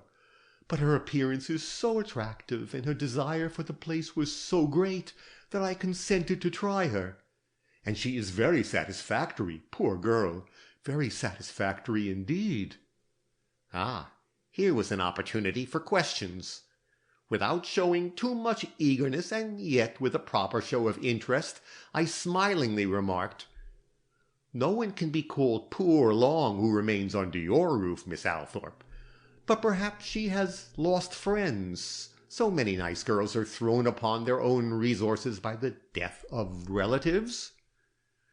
She does not wear mourning, but she is in some great trouble for all that. But this cannot interest you, Miss Butterworth. Have you some protégé whom you wish to recommend for the position?" I heard her, but did not answer at once. In fact, I was thinking how to proceed. Should I take her into my confidence, or should I continue in the ambiguous manner in which I had begun?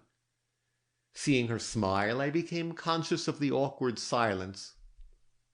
"Pardon me," said I, resuming my best manner, "but there is something I want to say which may strike you as peculiar."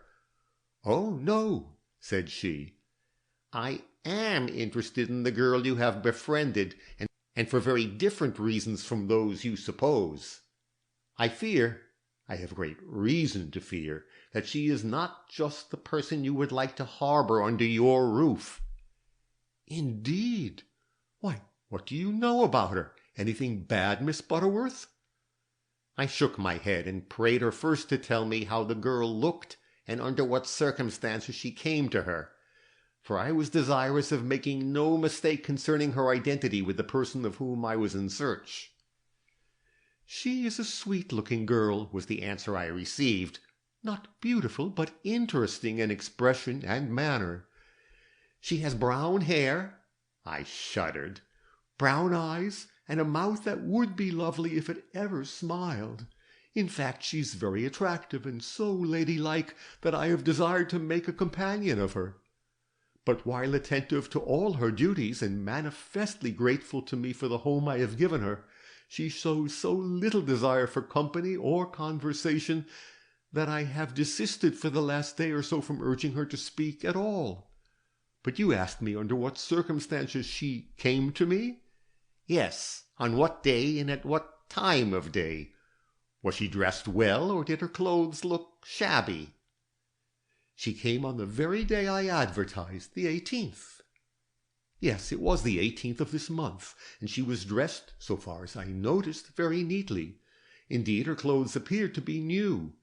They needed to have been, for she brought nothing with her save what was contained in a small handbag." "Also new?" I suggested. "Very likely. I did not observe." "Oh, Miss Althorpe," I exclaimed, this time with considerable vehemence, "I fear, or rather I hope, she is the woman I want." "You want?" "Yes, but I cannot tell you for what just yet. I must be sure, for I would not subject an innocent person to suspicion any more than you would." "Suspicion? She is not honest, then? That would worry me, Miss Butterworth, for the house is full now, as you know, of wedding presents, but I cannot believe such a thing of her.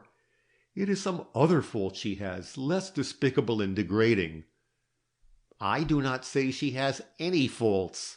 I only said I feared." "What name does she go by?" "Oliver. Ruth Oliver." Again I thought of the O.R. on the clothes at the laundry. "I wish I could see her," I ventured. "I would give anything for a peep at her face unobserved." "I don't know how I can manage that. She's very shy and never shows herself in the front of the house. She even dines in her own room, having begged for that privilege till after I was married and the household settled on a new basis. But you can go to her room with me. If she is all right, she can have no objection to a visitor, and if she is not, it would be well for me to know it at once."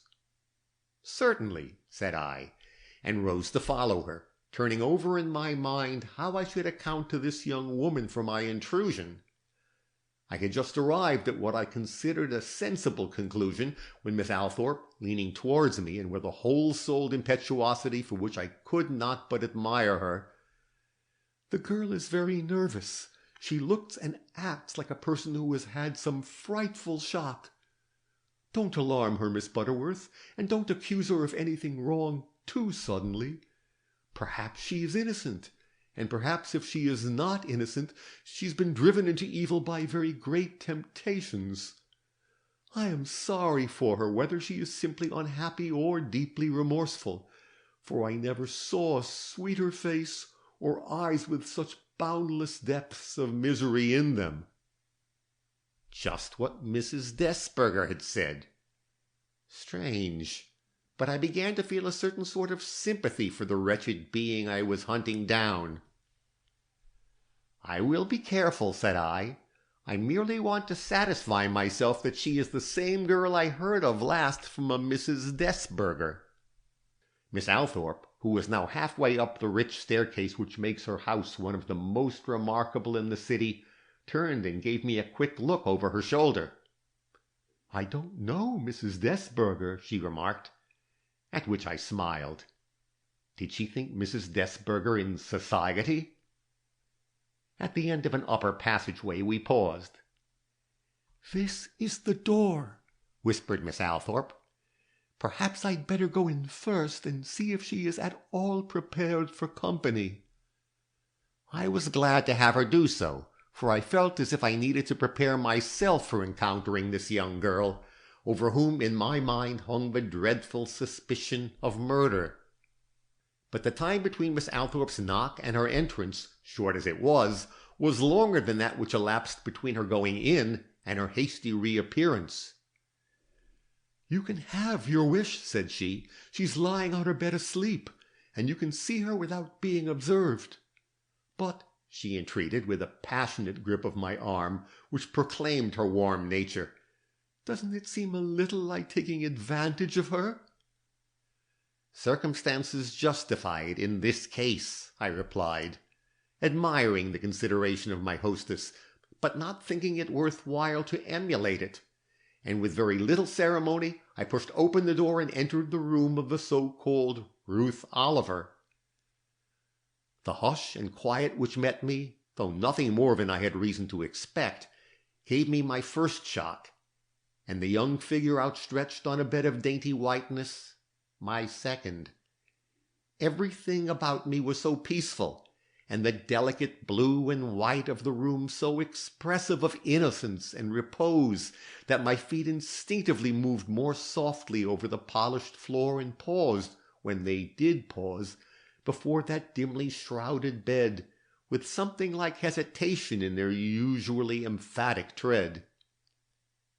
The face of that bed's occupant, which I could now plainly see, may have had an influence in producing this effect. It was so rounded with health, and yet so haggard with trouble. Not knowing whether Miss Althorpe was behind me or not, but too intent upon the sleeping girl to care, I bent over the half-averted features and studied them carefully. They were indeed Madonna-like, something which I had not expected, notwithstanding the assurances I had received to that effect, and while distorted with suffering, amply accounted for the interest shown in her by the good-hearted Mrs. Desberger and the cultured Miss Althorpe. Resenting this beauty, which so poorly accommodated itself to the character of the woman who possessed it, I leaned nearer, searching for some defect in her loveliness, when I saw that the struggle and anguish visible in her expression were due to some dream she was having. Moved against my will by the touching sight of her trembling eyelids and working mouth, I was about to wake her when I was stopped by the gentle touch of Miss Althorpe on my shoulder. "Is she the girl you are looking for?" I gave one quick glance around the room, and my eyes lighted on the little blue pincushion on the satin-wood bureau. "Did you put those pins there?" I asked, pointing to a dozen or more black pins grouped in one corner. "I did not know, and I doubt if Crescenze did. Why?" I drew a small black pin from my belt where I had securely fastened it, and carrying it over to the cushion, compared it with those I saw. They were identical. A small matter, I inwardly decided, but it points in the right direction. Then, in answer to Miss Althorpe, added aloud, "I fear she is. At least I have seen no reason yet for doubting it, but I must make sure. Will you allow me to wake her?" "Oh, it seems cruel.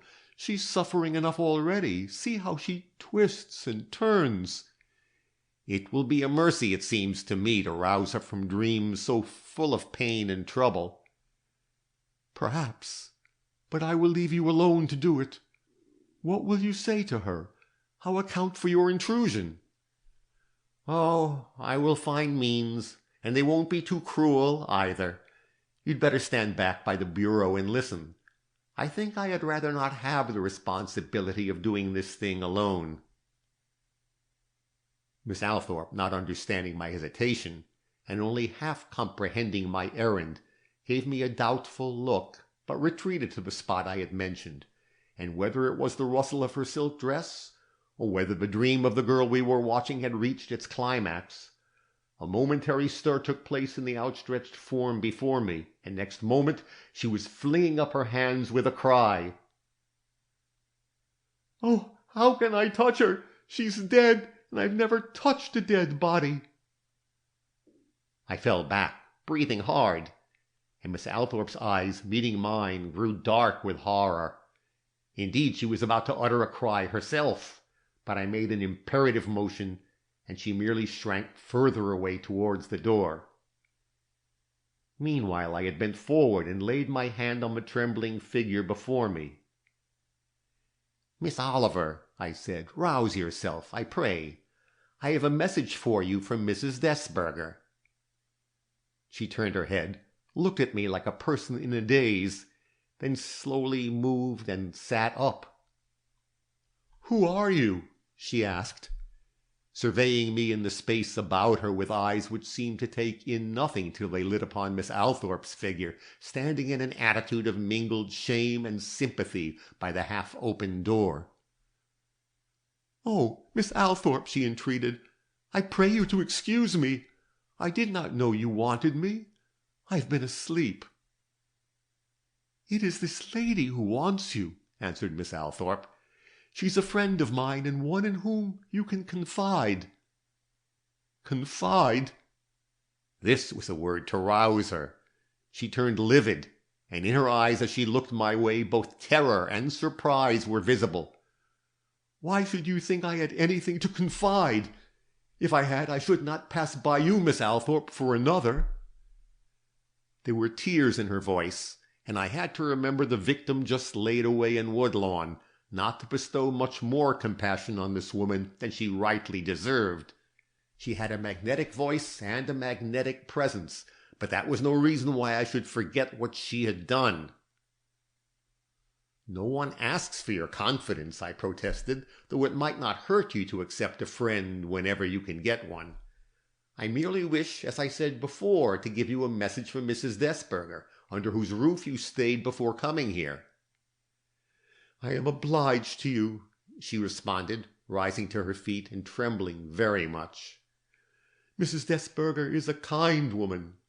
What does she want of me?" So I was on the right track. She acknowledged Mrs. Desberger. "Nothing but to return you this. It fell out of your pocket while you were dressing." And I handed her the little red pincushion I had taken from the Van Burnams' front room. She looked at it, shrunk violently back, and with difficulty prevented herself from showing the full depth of her feelings. "I don't know anything about it. It is not mine. I don't know it." And her hair stirred on her forehead as she gazed at the small object lying in the palm of my hand, proving to me that she saw again before her all the horrors of the house from which it had been taken. "Who are you?" she suddenly demanded, tearing her eyes from this simple little cushion and fixing them wildly on my face. "Mrs. Desberger never sent me this. You are right to stop there," I interposed, and then paused, feeling that I had forced a situation which I hardly knew how to handle. The instant's pause she had given herself seemed to restore her self-possession. Leaving me, she moved towards Miss Althorpe. "I don't know who this lady is," said she, "or what her errand here with me may mean, but I hope that it is nothing that will force me to leave this house, which is my only refuge." Miss Althorpe, too greatly prejudiced in favor of this girl to hear this appeal unmoved, notwithstanding the show of guilt with which she had met my attack, smiled faintly as she answered, Nothing short of the best reasons would make me part from you now. If there are such reasons, you will spare me the pain of making use of them. I think I can so far trust you, Miss Oliver." No answer. The young girl looked as if she could not speak. "Are there any reasons why I should not retain you in my house, Miss Oliver?" the gentle mistress of many millions went on. "If there are, you will not wish to stay, I know, when you consider how near my marriage day is, and how undisturbed my mind should be by any cares unattending my wedding." And still the girl was silent, though her lips moved slightly, as if she would have spoken if she could. "But perhaps you are only unfortunate," suggested Miss Althorpe, with an almost angelic look of pity. "I don't often see angels in women." "If that is so, God forbid that you should leave my protection or my house. What do you say, Miss Oliver?" "That you are God's messenger to me," burst the other, as if her tongue had been suddenly loosed. "That misfortune, and not wickedness, has driven me to your doors, and that there is no reason why I should leave you unless my secret sufferings make my presence unwelcome to you." Was this the talk of a frivolous woman caught unawares in the meshes of a fearful crime? If so, she was a more accomplished actress than we had been led to expect, even from her own words to her disgusted husband. "You look like one accustomed to tell the truth," proceeded Miss Althorpe. "Do you think you have made some mistake, Miss Butterworth?" she asked, approaching me with an ingenuous smile. I had forgotten to caution her not to make use of my name, and when it fell from her lips, I looked to see her unhappy companion recoil from me with a scream. But strange to say, she evinced no emotion, and seeing this I became more distrustful of her than ever, for her to hear without apparent interest the name of the chief witness in the inquest which had been held over the remains of the woman with whose death she had been more or less intimately concerned, argued powers of duplicity such as are only associated with guilt or an extreme simplicity of character. And she was not simple, as the least glance from her deep eyes amply showed. Recognizing, therefore, that open measures would not do with this woman, I changed my manner at once, and responding to Miss Althorpe with a gracious smile, remarked with an air of sudden conviction, "Perhaps I have made some mistake. Miss Oliver's words sound very ingenuous, and I'm disposed, if you are, to take her at her word. It is so easy to draw false conclusions in this world." And I put back the pincushion into my pocket with an air of being through with the matter, which seemed to impose upon the young woman, for she smiled faintly, showing a row of splendid teeth as she did so. "Let me apologize," I went on, "if I have intruded upon Miss Oliver against her wishes." And with one comprehensive look about the room which took in all that was visible of her simple wardrobe and humble belongings, I led the way out. Miss Althorpe immediately followed. "This is a much more serious affair than I've led you to suppose," I confided to her as soon as we were at a suitable distance from Miss Oliver's door. "If she is the person I think her, she is amenable to law, and the police will have to be notified of her whereabouts." "She has stolen, then?" "Her fault is a very grave one," I returned. Miss Althorpe, deeply troubled, looked about her as if for guidance. I, who could have given it to her, made no movement to attract her attention to myself, but waited calmly for her own decision in this matter. "I wish you would let me consult Mr. Stone," she ventured at last. "I think his judgment might help us." "I had rather take no one into our confidence, especially no man. He would consider your welfare only, and not hers." I did not consider myself obliged to acknowledge that the work upon which I was engaged could not be shared by one of the male sex without lessening my triumph over Mr. Gryce. "Mr. Stone is very just," she remarked, but he might be biased in a matter of this kind. What way do you see out of the difficulty?" "Only this: to settle at once and unmistakably whether she is the person who carried certain articles from the house of a friend of mine. If she is, there will be some evidence of the fact visible in her room or on her person. She has not been out, I believe?" "Not since she came into the house." "And has remained for the most part in her own apartment?" "Always, except when I have summoned her to my assistance." "Then what I want to know I can learn there. But how can I make my investigations without offense?" "What do you want to know, Miss Butterworth?"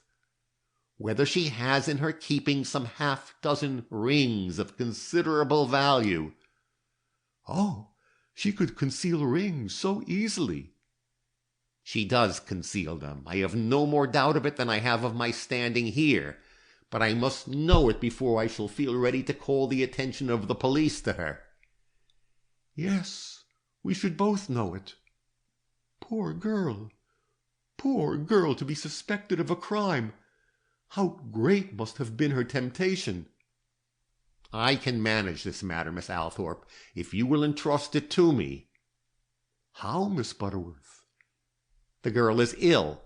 Let me take care of her." "Really ill?" "Yes, or will be so before morning.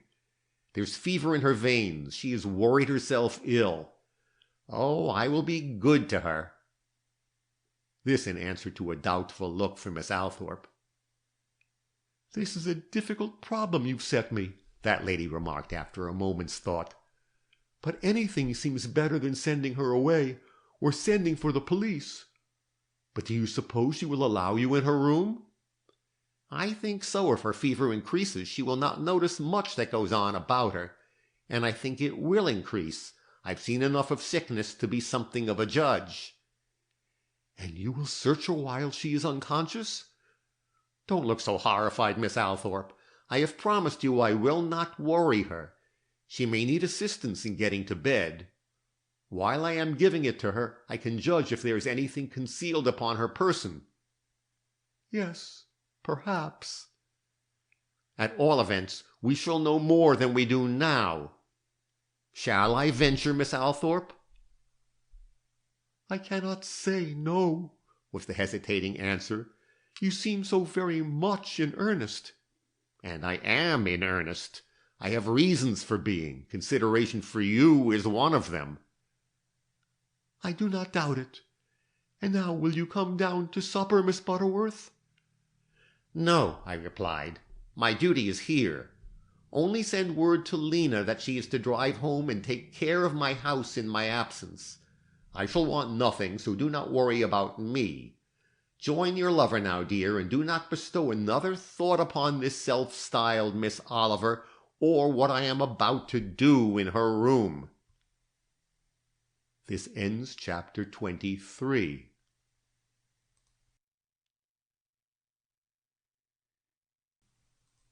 Chapter 24. A House of Cards. I did not return immediately to my patient. I waited till her supper came up.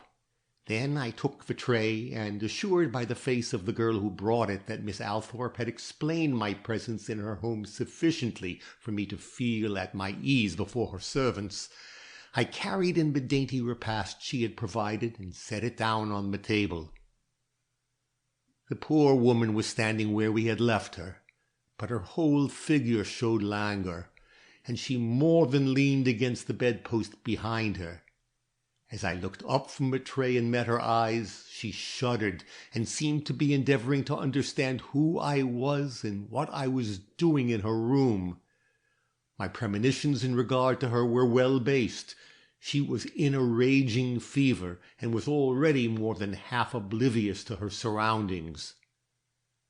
Approaching her, I spoke as gently as I could, for her hapless condition appealed to me in spite of my well-founded prejudices against her, and seeing she was growing incapable of response, I drew her up on the bed and began to undress her. I half expected her to recoil at this, or at least to make some show of alarm, but she submitted to my ministrations almost gratefully, and neither shrank nor questioned me till I laid my hands upon her shoes. Then indeed she quivered, and drew her feet away with such an appearance of terror that I was forced to desist from my efforts or drive her into violent delirium. This satisfied me that Louise Van Burnam lay before me. The scar concerning which so much has been said in the papers would be ever present in the thoughts of this woman as the tell-tale mark by which she might be known, and though at this moment she was on the borders of unconsciousness, the instinct of self-preservation still remained in sufficient force to prompt her to make this effort to protect herself from discovery. I had told Miss Althorpe that my chief reason for intruding upon Miss Oliver was to determine if she had in her possession certain rings supposed to have been taken from a friend of mine, and while this was in a measure true, the rings being an important factor in the proof I was accumulating against her, I was not so anxious to search for them at this time as to find the scar which would settle at once the question of her identity. When she drew her foot away from me then so violently, I saw that I needed to search no farther for the evidence required, and could give myself up to making her comfortable. So I bathed her temples, now throbbing with heat, and soon had the satisfaction of seeing her fall into a deep and uneasy slumber. Then I tried again to draw off her shoes, but the start she gave, and the smothered cry which escaped her, warned me that I must wait yet longer before satisfying my curiosity. So I desisted at once, and out of pure compassion left her to get what good she might from the lethargy into which she had fallen.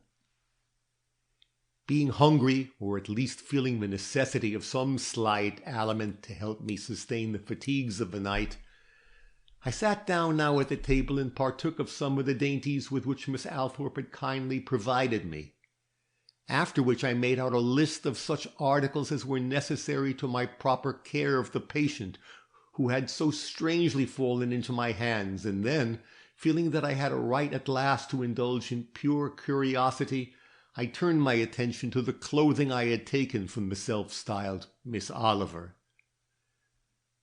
The dress was a simple grey one, and the skirts and underclothing all white, but the latter was of the finest texture and convinced me, before I had given them more than a glance, that they were the property of Howard Van Burnam's wife, for, besides the exquisite quality of the material, there were to be seen on the edges of the bands and sleeves the marks of stitches and clinging threads of lace where the trimming had been torn off, and in one article especially there were tucks such as you see come from the hands of French needlewomen only. This, taken with what had gone before, was proof enough to satisfy me that I was on the right track, and after Crescenza had come and gone with the tray, and all was quiet in this remote part of the house, I ventured to open a closet door at the foot of the bed. A brown silk skirt was hanging within, and in the pocket of that skirt I found a purse so gay and costly that all doubt vanished as to its being the property of Howard's luxurious wife. There were several bills in this purse amounting to about $15 in money, but no change and no memoranda, which latter seemed a pity. Restoring the purse to its place and the skirt to its peg, I came softly back to the bedside and examined my patient still more carefully than I had done before. She was asleep and breathing heavily, but even with this disadvantage her face had its own attraction, an attraction which evidently had more or less influenced men, and which, for the reason perhaps that I have something masculine in my nature, I discovered to be more or less influencing me, notwithstanding my hatred of an intriguing character. However, it was not her beauty I came to study, but her hair, her complexion, and her hands. The former was brown, the brown of that same lock I remember to have seen in the jury's hand at the inquest, and her skin, where fever had not flushed it, was white and smooth. So were her hands, and yet they were not a lady's hands. That I noticed when I first saw her. The marks of the rings she no longer wore were not enough to blind me to the fact that her fingers lacked the distinctive shape and nicety of Miss Althorp's, say, or even of the Mrs. Van Burnam, and though I do not object to this, for I like strong-looking, capable hands myself, they serve to help me understand the face, which otherwise would have looked too spiritual for a woman of the peevish and self-satisfied character of Louise Van Burnam. On this innocent and appealing expression she had traded in her short and none too happy career, and as I noted it, I recalled a sentence in Miss Ferguson's testimony in which she alluded to Mrs. Van Burnam's confidential remark to her husband upon the power she exercised over people when she raised her eyes in entreaty towards them. "Am I not pretty," she had said, "when I am in distress in looking up in this way?" It was the suggestion of a scheming woman, but from what I had seen and was seeing of the woman before me, I could imagine the picture she would thus make, and I do not think she overrated its effects. Withdrawing from her side once more, I made a tour of the room. Nothing escaped my eyes, nothing was too small to engage my attention. But while I failed to see anything calculated to shake my confidence in the conclusions I had come to, I saw but little to confirm them. This was not strange, for, apart from a few toilet articles and some knitting work on a shelf, she appeared to have no belongings, everything else in sight being manifestly the property of Miss Althorp. Even the bureau drawers were empty, and her bag, found under a small table, had not so much in it as a hairpin, though I searched it inside and out for her rings, which I was positive she had with her, even if she dared not wear them. When every spot was exhausted, I sat down and began to brood over what lay before this poor being, whose flight and the great effort she made at concealment proved only too conclusively the fatal part she had played in the crime for which her husband had been arrested. I had reached her arraignment before a magistrate, and was already imagining her face with the appeal in it which such an occasion would call forth, when there came a low knock at the door, and Miss Althorp re-entered. She had just said good night to her lover, and her face recalled to me a time when my own cheek was round and my eye was bright, and, well, what is the use of dwelling on matters so long buried in oblivion? A maiden woman, as independent as myself, need not envy any girl the doubtful blessing of a husband. I chose to be independent, and I am, and what more is there to be said about it? Pardon the digression. "Is Miss Oliver any better?" asked Miss Althorp.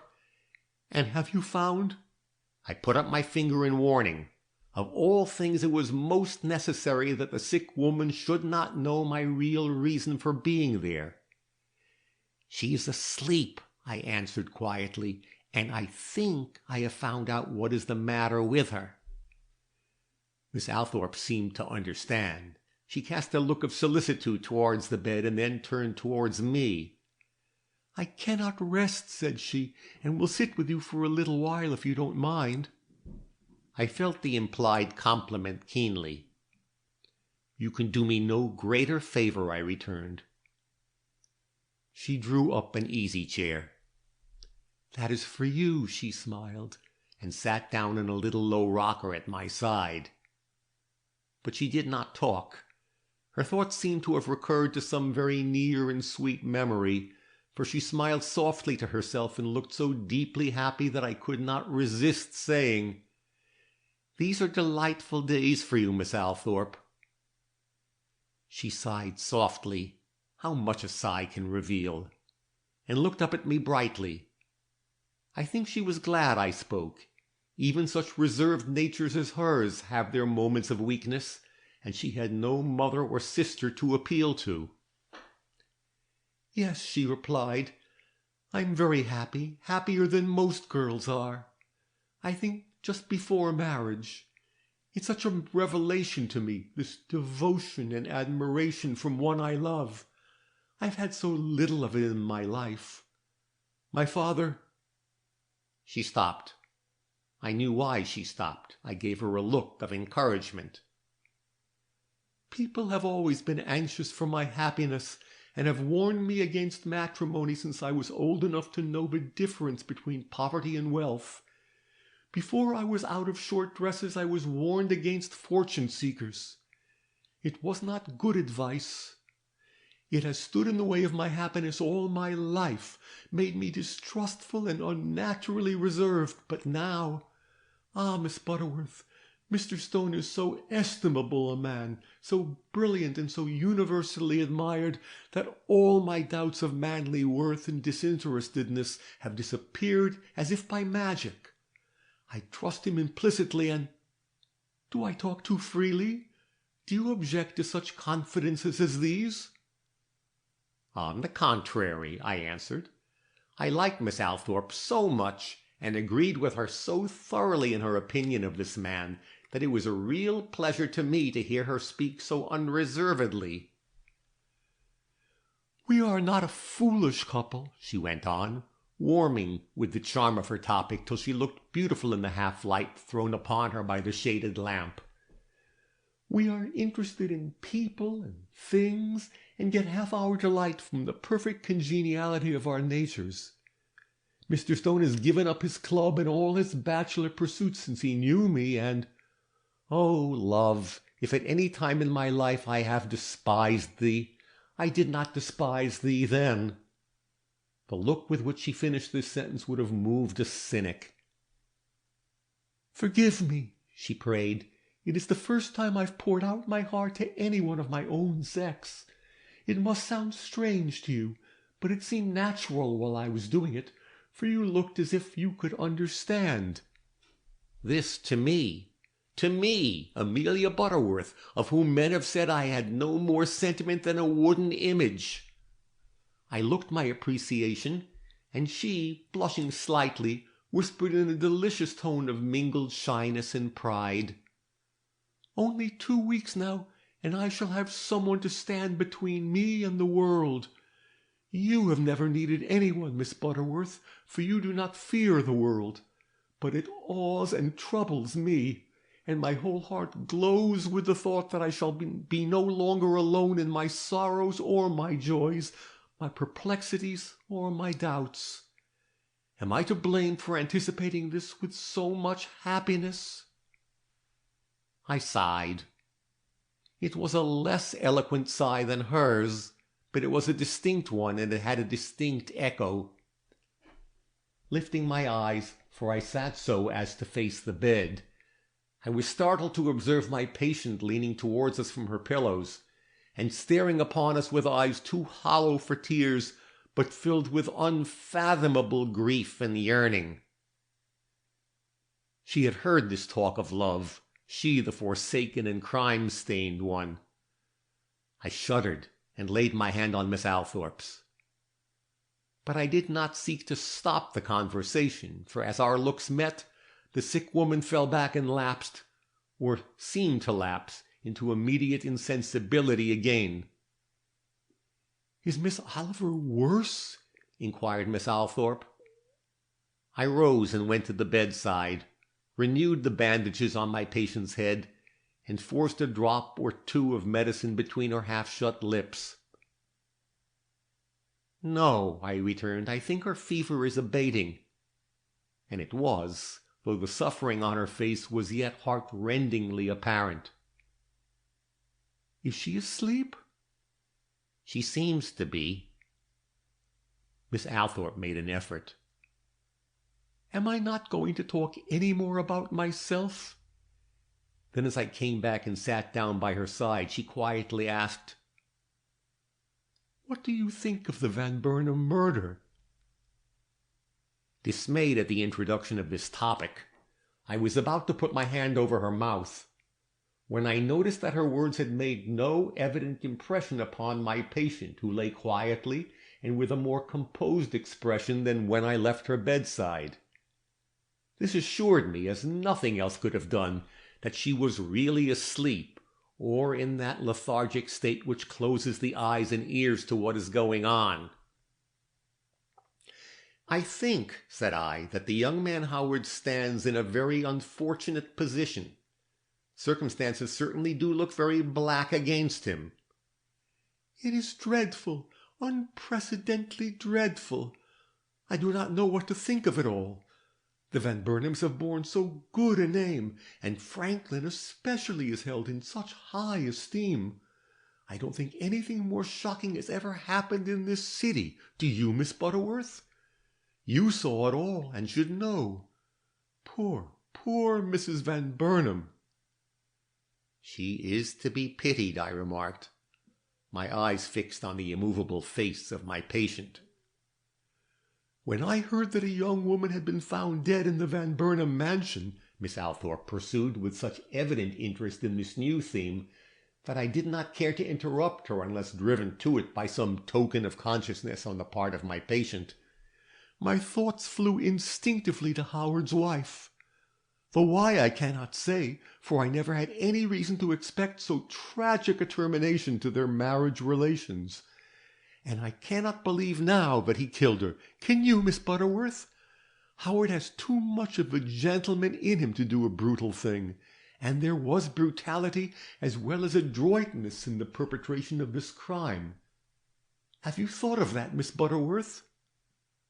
"Yes," I nodded. "I have looked at the crime on all sides." "Mr. Stone," said she, "feels dreadfully over the part he was forced to play at the inquest. But he had no choice. The police would have his testimony." "That was right," I declared. "It has made us doubly anxious to have Howard free himself, but he does not seem able to do so. If his wife had only known—" Was there a quiver in the lids I was watching? I half raised my hand and then I let it drop again, convinced that I'd been mistaken. Miss Althorpe at once continued.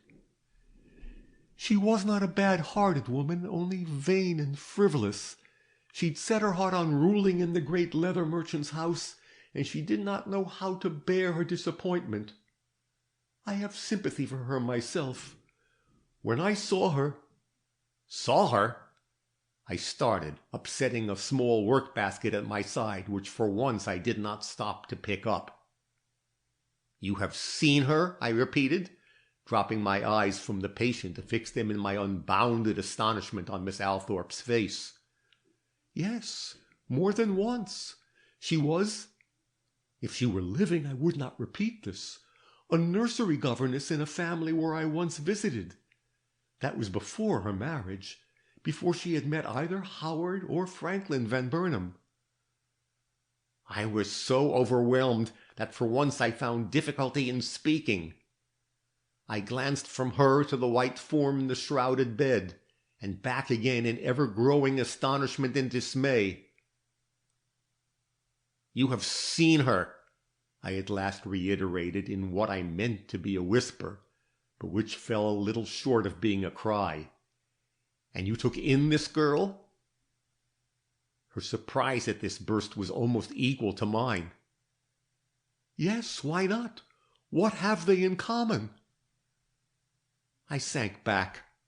My house of cards was trembling to its foundations. Do they not look alike?" I gasped. I imagined—" "Louise Van Burnam looked like that girl? Oh, no, they were very different sort of women.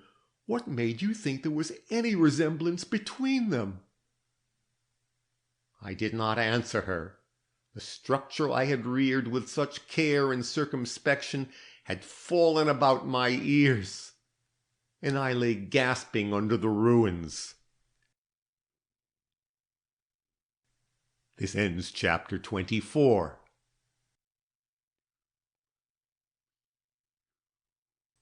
Chapter 25. The Rings. Where are the rings? Had Mr. Gryce been present, I would have instantly triumphed over my disappointment, bottled up my chagrin, and been the inscrutable Amelia Butterworth before he could say, "Something has gone wrong with this woman." But Mr. Gryce was not present, and though I did not betray the half I felt, I yet showed enough emotion for Miss Althorpe to remark, "You seemed surprised by what I have told you. Has anyone said that these two women were alike?" Having to speak, I became myself again in a trice, and nodded vigorously. "Someone was so foolish," I remarked. Miss Althorpe looked thoughtful. While she was interested, she was not so interested as to take the subject in fully. Her own concerns made her abstracted, and I was very glad of it. "Louise Van Burnam had a sharp chin and a very cold blue eye, yet her face was a fascinating one to some." "Well, it was a dreadful tragedy," I observed, and tried to turn the subject aside, which fortunately I was able to do after a short effort. Then I picked the basket up, and perceiving the sick woman's lips faintly moving, I went over to her and found her murmuring to herself. As Miss Althorpe had risen when I did not dare to listen to these murmurs. But when my charming hostess had bidden me good night, with many injunctions not to tire myself, and to be sure and remember that a decanter and a plate of biscuits stood on a table outside, I hastened back to the bedside, and leaning over my patient, endeavored to catch the words as they fell from her lips. As they were simple and but the echo of those running at that very moment through my own brain, I had no difficulty in distinguishing them. "Van Burnam," she was saying, "Van Burnam," varied by a short "Howard," and once by a doubtful "Franklin." "Ah," thought I, with a sudden reaction, "she is the woman I seek, if she is not Louise Van Burnam." And on heeding the start she gave, I pulled off the blanket I had spread over her, and willy-nilly drew off her left shoe and stocking. Her bare ankle showed no scar, and covering it quickly up, I took up her shoe. Immediately the trepidation she had shown at the approach of a stranger's hand towards that article of clothing was explained. In the lining around the top were sewn bills of no ordinary amount, and as the other shoe was probably used as a like depository, she naturally felt concerned at any approach which might lead to a discovery of her little fortune. Amazed at a mystery possessing so many points of interest, I tucked the shoe in under the bedclothes and sat down to review the situation. The mistake I had made was in concluding that because the fugitive whose traces I had followed had worn the clothes of Louise Van Burnam, she must necessarily be that unfortunate lady. Now I saw that the murdered woman was Howard's wife after all, and this patient of mine her probable rival. But this necessitated an entire change in my whole line of reasoning. If the rival and not the wife lay before me, then which of the two accompanied him to the scene of tragedy? He had said it was his wife. I had proven to myself that it was the rival. Was he right? Or was I right? Or were neither of us right? Not being able to decide, I fixed my mind upon another query. When did the two women exchange clothes? Or rather, when did this woman procure the silk habiliments and elaborate adornments of her more opulent rival? Was it before either of them entered Mr. Van Burnam's house, or was it after their encounter there? Running over in my mind certain little facts of which I had hitherto attempted no explanation, I grouped them together and sought amongst them for inspiration. These are the facts.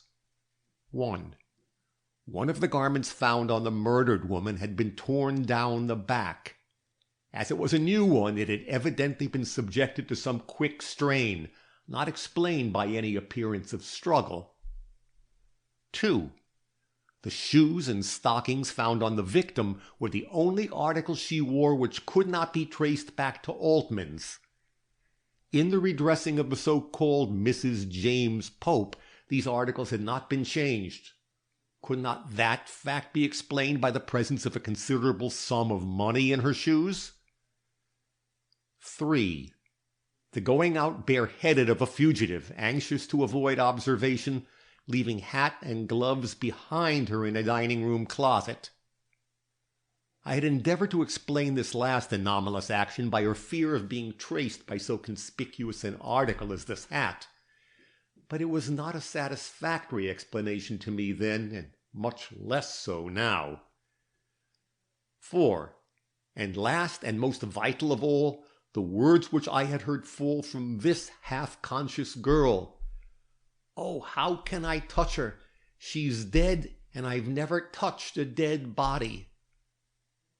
Could inspiration fail me before such a list? Was it not evident the change had been made after death, and by this seemingly sensitive girl's own hands? It was a horrible thought, and led to others more horrible. For the very commission of such a revolting act argued a desire for concealment only to be explained by great guilt. She'd been the offender and the wife the victim, and Howard, well, his actions continued to be a mystery, but I would not admit his guilt even now. On the contrary, I saw his innocence in a still stronger light, for if he had openly or even covertly connived at his wife's death, would he have so immediately forsaken the accomplice of his guilt, to say nothing of leaving to her the dreadful task of concealing the crime?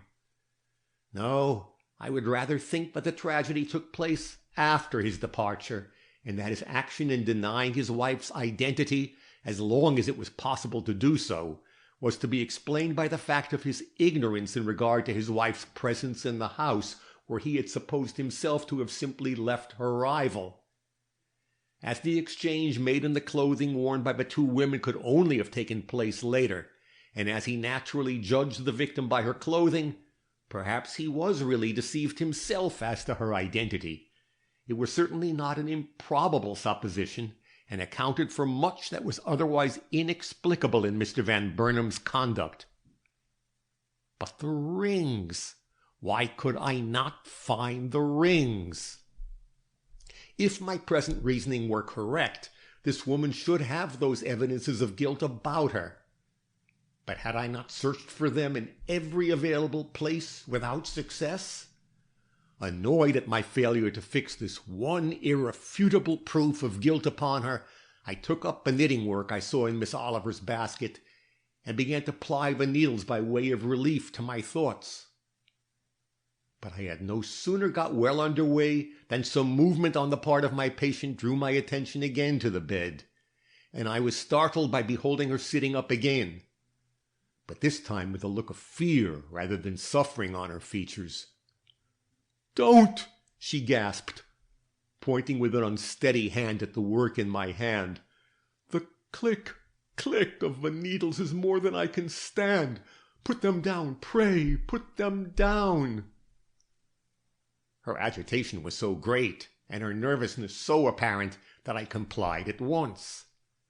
However much I might be affected by her guilt, I was not willing to do the slightest thing to worry her nerves even at the expense of my own.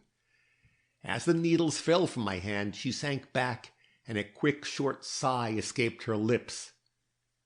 Then she was again quiet, and I allowed my thoughts to return to the old theme. The rings, the rings! Where were the rings, and was it impossible for me to find them? This ends chapter 25.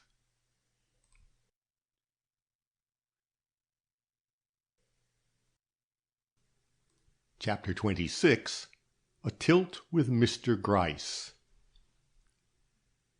At 7 o'clock the next morning, my patient was resting so quietly that I considered it safe to leave her for a short time. So I informed Miss Althorpe that I was obliged to go downtown on an important errand, and requested Crescenza to watch over the sick girl in my absence. As she agreed to this, I left the house as soon as breakfast was over, and went immediately in search of Mr. Gryce. I wished to make sure that he knew nothing about the rings. It was 11 o'clock before I succeeded in finding him. As I was certain that a direct question would bring no answer, I dissembled my real intention as much as my principles would allow, and accosted him with the eager look of one who has great news to impart. "Oh, Mr. Gryce," I impetuously cried, just as if I were really the weak woman he thought me, "I have found something in connection with the Van Burnam murder. You know I promised to busy myself about it if you arrested Howard Van Burnam." His smile was tantalizing in the extreme. "Found something," he repeated. "And may I ask if you've been so good as to bring it with you?" He was playing with me, this aged and reputable detective. I subdued my anger, subdued my indignation even, and smiling much in his own way, answered briefly, "I never carry valuables on my person. A half-dozen expensive rings stand for too much money for me to run any undue risk with them." He was caressing his watch chain as I spoke, and I noticed that he paused in this action for just an infinitesimal length of time as I said the word rings. Then he went on as before, but I knew I had caught his attention. "Of what rings do you speak, madam? Of those missing from Mrs. Van Burnam's hands?" I took a leaf from his book and allowed myself to indulge in a little banter. "Oh, no," I remonstrated, "not those rings, of course. The Queen of Siam's rings. Any rings but those in which we are specially interested." This meeting him on his own ground evidently puzzled him. "You are facetious, madam. What am I to gather from such levity? That success has crowned your efforts, and that you have found a guiltier party than the one now in custody?" "Possibly," I returned, limiting my advance by his. "But it would be going too fast to mention that yet. What I want to know is whether you have found the rings belonging to Mrs. Van Burnam." My triumphant tone, the almost mocking accent I purposely gave to the word "you," accomplished its purpose. He never dreamed I was playing with him. He thought I was bursting with pride, and casting me a sharp glance, the first, by the way, I had received from him, he inquired with perceptible interest, "Have you?" Instantly convinced that the whereabouts of these jewels was as little known to him as to me, I rose and prepared to leave. But seeing that he was not satisfied, and that he expected an answer, I assumed a mysterious air and quietly remarked, "If you will come to my house tomorrow, I will explain myself. I am not prepared to more than intimate my discoveries today." But he was not the man to let one off so easily. "Excuse me," said he, "but matters of this kind do not admit of delay. The grand jury sits within the week, and any evidence worth presenting them must be collected at once. I must ask you to be frank with me, Miss Butterworth." "And I will be. Tomorrow." "Today," he insisted. "Today." Seeing that I should gain nothing by my present course, I reseated myself, bestowing upon him a decidedly ambiguous smile as I did so. "You acknowledge, then," said I, "that the old maid can tell you something after all. I thought you regarded all my efforts in the light of a jest. What has made you change your mind?" "Madam, I decline to bandy words. Have you found those rings, or have you not?" "I have not," said I, "but neither have you, and as that is what I wanted to make sure of, I will now take my leave without further ceremony." Mr. Gryce is not a profane man, but he allowed a word to slip from him which was not entirely one of blessing. He made amends for it next moment, however, by remarking, "Madam, I once said, as you will doubtless remember, that the day would come when I should find myself at your feet. That day has arrived. And now, is there any other little cherished fact known to the police which you would like to have imparted to you?" I took his humiliation seriously. "You are very good," I rejoined, "but I will not trouble you for any facts. Those I am enabled to glean for myself. But what I should like you to tell me is this: whether if you came upon those rings in the possession of a person known to have been on the scene of crime at the time of its perpetration, you would not consider them as an incontrovertible proof of guilt?" "Undoubtedly," said he, with a sudden alteration in his manner which warned me that I must muster up all my strength if I would keep my secret till I was quite ready to part with it. "Then," said I, with a resolute movement towards the door, "that's the whole of my business for today. Good morning, Mr. Gryce. Tomorrow I shall expect you." He made me stop, though my foot had crossed the threshold, not by word or look, but simply by his fatherly manner. "Miss Butterworth," he observed, "the suspicions which you have entertained from the first have within the last few days assumed a definite form. In what direction do they point? Tell me." Some men and most women would have yielded to that imperative, "Tell me," but there was no yielding in Amelia Butterworth. Instead of that, I treated him to a touch of irony. "Is it possible," I asked, "that you think it worthwhile to consult me? I thought your eyes were too keen to seek assistance from mine. You are as confident as I am that Howard Van Burnam is innocent of the crime for which you have arrested him."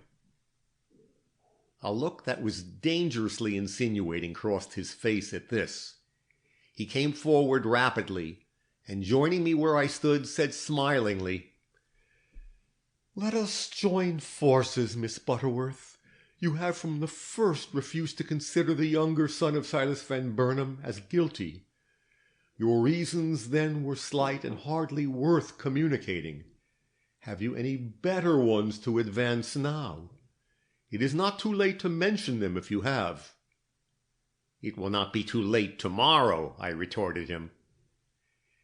Convinced that I was not to be moved from my position, he gave me one of his low bows.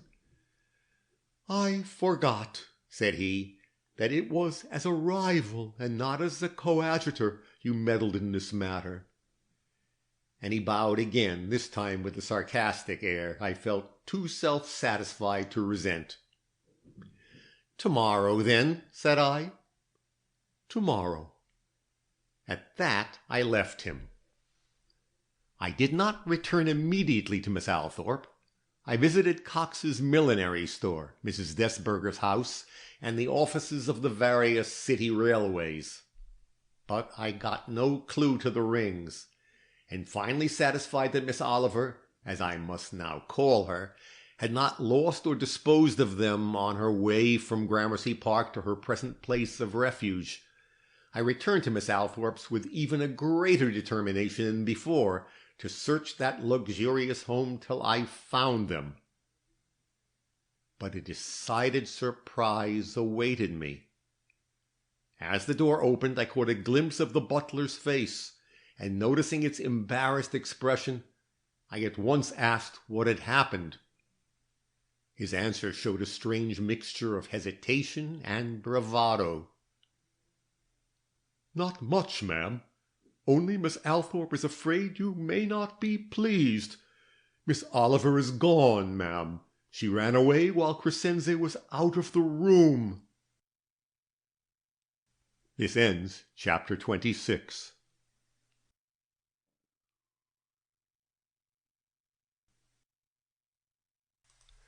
Chapter 27. Found. I gave a low cry and rushed down the steps. "Don't go," I called out to the driver. "I shall want you in 10 minutes." And hurrying back, I ran upstairs in a condition of mind such as I have no reason to be proud of. Happily, Mr. Gryce was not there to see me. "Gone? Miss Oliver gone?" I cried to the maid, whom I found trembling in a corner of the hall.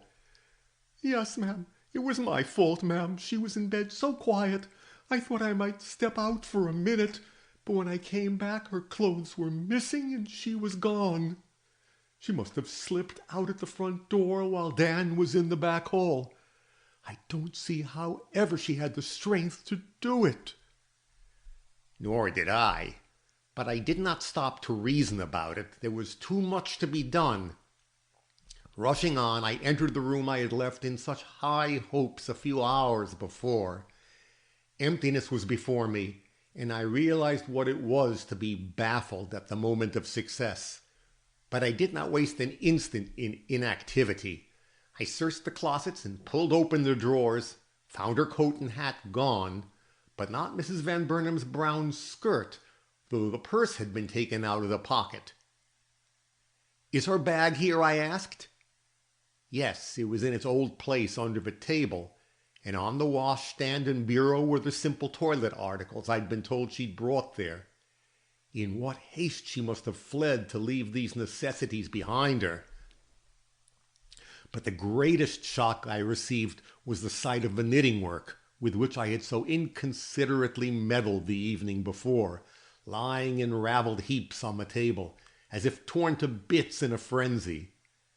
This was a proof that the fever was yet on her, and as I contemplated this fact I took courage, thinking that one in her condition would not be allowed to run the streets long, but would be picked up and put in some hospital. In this hope I began my search. Miss Althorpe, who came in just as I was about to leave the house, consented to telephone to police headquarters a description of the girl, with a request to be notified if such a person should be found in the streets or on the docks or at any of the station houses that night. Not, I assured her, as we left the telephone, and I prepared to say goodbye for the day, that you need expect her to be brought back to this house, for I do not mean that she shall ever darken your doors again. So let me know if they find her, and I will relieve you of all further responsibility in the matter. Then I started out. To name the streets I traversed or the places I visited that day would take more space than I would like to devote to the subject.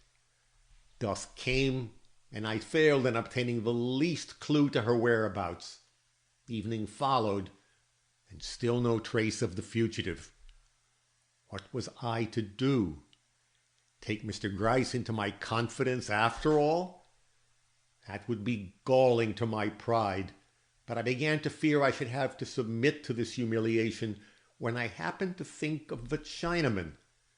To think of him once was to think of him twice, and to think of him twice was to be conscious of an irresistible desire to visit his place and find out if anyone but myself had been there to inquire after the lost one's clothes. Accompanied by Lena, I hurried away to 3rd Avenue. The laundry was near 27th Street. As we approached, I grew troubled and unaccountably expectant. When we reached it, I understood my excitement and instantly became calm. For there stood Miss Oliver, gazing like one under a spell through the lighted window panes into the narrow shop where the owner bent over his ironing. She had evidently stood there some time, for a small group of half-grown lads were watching her with every symptom of being about to break into a mischievous display of curiosity.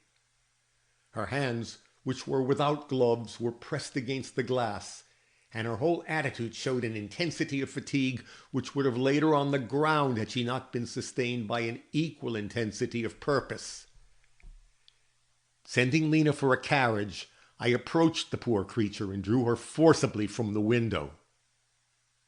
"Do you want anything here?" I asked. "I will go in with you if you do." She surveyed me with strange apathy, and yet with a certain sort of relief, too. Then she slowly shook her head. "I don't know anything about it. My head swims and everything looks queer, but someone or something sent me to this place." "Come in," I urged. "Come in for a minute." And half supporting her, half dragging her, I managed to get her across the threshold and into the Chinaman's shop. Immediately a dozen faces were pressed where hers had been. The The Chinaman, a stolid being, turned as he heard the little bell tinkle which announced a customer. "Is this the lady who left the clothes here a few nights ago?" I asked.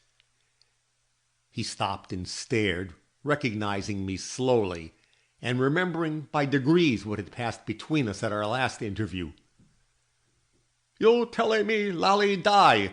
How him Lally when Lally die?" "The lady is not dead. I made a mistake. Is this the lady?" "Lally talk. I no see face. I hear speak." "Have you seen this man before?" I inquired of my nearly insensible companion. "I think so. In a dream," she murmured, trying to recall her poor wandering wits back from some region into which they had strayed. "Him, Lally!" cried the Chinaman, overjoyed at the prospect of getting his money. "Plenty speak. I know him. Lally want clo'?" "Not tonight. The lady is sick. See, she can hardly stand." And overjoyed at this seeming evidence that the police had failed to get wind of my interest in this place, I slipped a coin into the Chinaman's hand and drew Miss Oliver away towards the carriage I now saw drawing up before the shop. Lena's eyes, when she came up to help me, were a sight to see. They seemed to ask who this girl was and what I was going to do with her. I answered the look by a very brief and evidently wholly unexpected explanation. "This is your cousin who ran away," I remarked. "Don't you recognize her?" Lena gave me up then and there, but she accepted my explanation, and even lied in her desire to carry out my whim. "Yes, ma'am," said she, "and glad I am to see her again." And with a deft push here and a gentle pull there, she succeeded in getting the sick woman into the carriage. The crowd, which had considerably increased by this time, was beginning to flock about us with shouts of no little derision.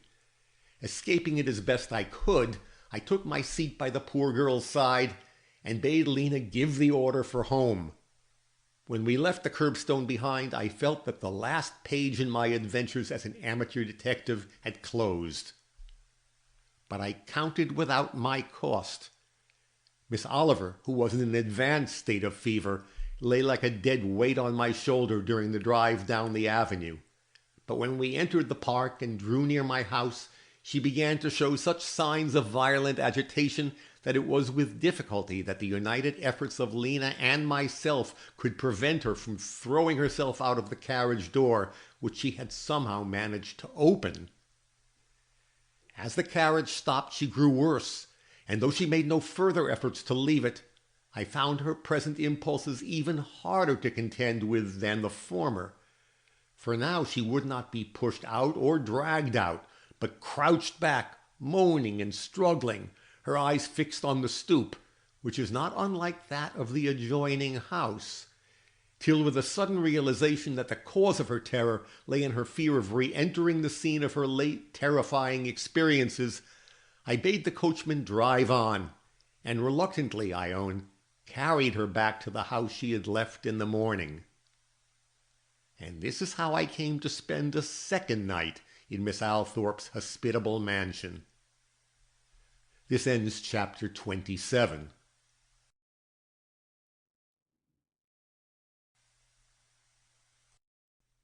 Chapter 28. Taken Aback. One incident more, and this portion of my story is at an end. My poor patient, sicker than she'd been the night before, left me but little leisure for thought or action disconnected with my care for her. But towards morning she grew quieter, and finding in an open drawer those tangled threads of yarn of which I've spoken, I began to rewind them out of a natural desire to see everything neat and orderly about me. I had nearly finished my task when I heard a strange noise from the bed. It was a sort of gurgling cry which I found hard to interpret, but which only stopped when I laid my work down again. Manifestly, the sick girl had very nervous fancies. When I went down to breakfast the next morning, I was in that complacent state of mind natural to a woman who feels that her abilities have asserted themselves and that she would soon receive a recognition of the same at the hands of the one person for whose commendation she had chiefly been working. The identification of Miss Oliver by the Chinaman was the last link in the chain connecting her with the Mrs. James Pope who had accompanied Mr. Van Burnam to his father's house in Gramercy Park. And though I would fain have had the murdered woman's rings to show, I was contented enough with the discoveries I had made to wish for the hour which would bring me face to face with the detective. But a surprise awaited me at the breakfast table, in the shape of a communication from that gentleman. It had just been brought from my house by Lena, and it ran thus. Dear Miss Butterworth, pardon our interference. We have found the rings which you think so conclusive an evidence of guilt against the person secreting them, and with your permission, this was basely underlined, Mr. Franklin Van Burnam will be in custody today. I will wait upon you at 10. Respectfully yours, Ebenezer Gryce. Franklin Van Burnam? Was I dreaming? Franklin Van Burnam accused of this crime and in custody? What did it mean? I had found no evidence against Franklin Van Burnam. This ends chapter 28. This ends book 2 of That Affair Next Door.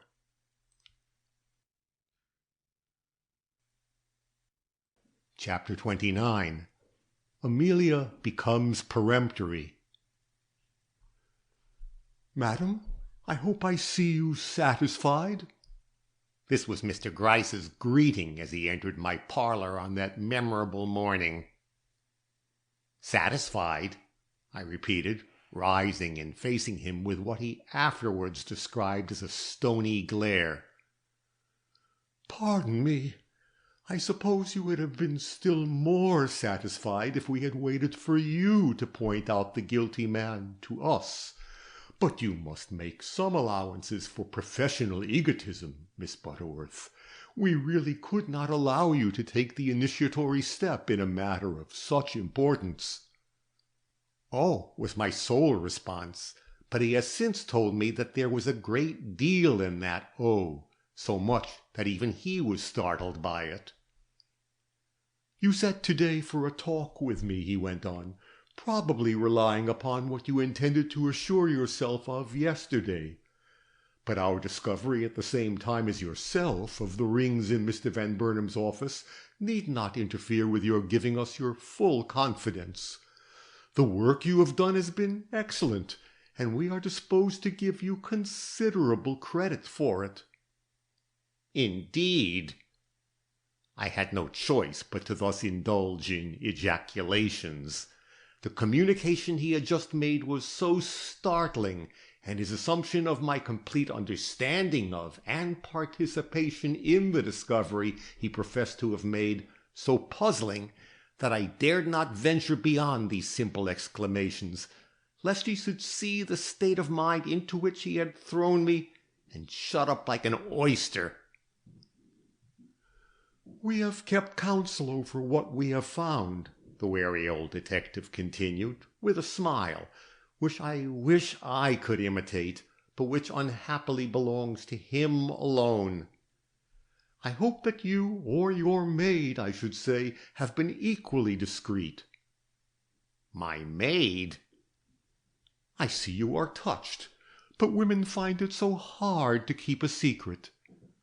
But it does not matter. Tonight the whole town will know that the older and not the younger brother has had these rings in his keeping. It will be nuts for the papers, I commented. Then, making an effort, I remarked, You are a most judicious man, Mr. Gryce, and must have other reasons than the discovery of these rings for your threatened arrest of a man of such excellent repute as Silas Van Burnam's eldest son. I should like to hear them, Mr. Gryce. I should like to hear them very much. My attempt to seem at ease under these embarrassing conditions must have given a certain sharpness to my tone, for instead of replying, he remarked, with well-simulated concern and a fatherly humoring of my folly peculiarly exasperating to one of my temperament, "You are displeased, Miss Butterworth, because we did not let you find the rings." "Perhaps, but we were engaged in an open field. I could not expect the police to stand aside for me." "Exactly, especially when you have the secret satisfaction of having put the police on the track of these jewels." "How?" "We were simply fortunate in laying our hands on them first. You, or your maid rather, showed us where to look for them." Lena again. I was so dumbfounded by this last assertion I did not attempt to reply. Fortunately, he misinterpreted my silence and the stony glare with which it was accompanied. "I know that it must seem to you altogether too bad to be tripped up at the moment of your anticipated triumph. But if apologies will suffice to express our sense of presumption, then I pray you to accept them, Miss Butterworth, both on my own part and on that of the superintendent of police." I did not understand in the least what he was talking about, but I recognized the sarcasm of his final expression and had spirit enough to reply. "The subject is too important for any more nonsense. Whereabouts in Franklin Van Burnam's desk were these rings found, and how do you know that his brother did not put them there?" "Your ignorance is refreshing, Miss Butterworth. If you will ask a certain young girl dressed in gray upon what object connected with Mr. Van Burnam's desk she laid her hands yesterday morning, you will have an answer to your first question. The second one is still more easily answered. Mr. Howard Van Burnam did not conceal the rings in the Duane Street office for the reason that he has not been in that office since his wife was killed. Regarding this fact, we are as well advised as yourself. Now you change color, Miss Butterworth. But there's no necessity. For an amateur, you've made less trouble and fewer mistakes than were to be expected." Worse and worse. He was patronizing me now, and for results I had done nothing to bring about. I surveyed him in absolute amazement. Was he amusing himself with me, or was he himself deceived as to the nature and trend of my late investigations? This was a question to settle, and at once, and as duplicity had hitherto proved my best weapon in dealing with Mr. Gryce, I concluded to resort to it in this emergency. Clearing my brow, I regarded with a more amenable air the little Hungarian vase he'd taken up on entering the room, and into which he'd been talking ever since he thought it worth while to compliment its owner. "I do not wish," said I, "to be published to the world as the discoverer of Franklin Van Burnam's guilt. But I do want credit with the police, if only because one of their number has chosen to look upon my efforts with disdain. I mean you, Mr. Gryce, so if you are in earnest—" He smiled at the vase most genially. "I will accept your apologies just so far as you honor me with your confidence. I know you are anxious to hear what evidence I have collected, or you would not be wasting time on me this busy morning." "Shrewd," was the short ejaculation he shot into the mouth of the vase he was handling. "If that term of admiration is intended for me," I remarked, "I am sure I am only too sensible of the honor.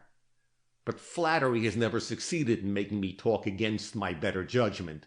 I may be shrewd, but a fool could see what you are after this morning. Compliment me when I have deserved it. I can wait." "I begin to think that what you withheld so resolutely has more than common value, Miss Butterworth. If this is so, I must not be the only one to listen to your explanations. Is not that a carriage I hear stopping? I am expecting Inspector Z, if that is he you have been wise to delay your communications till he came."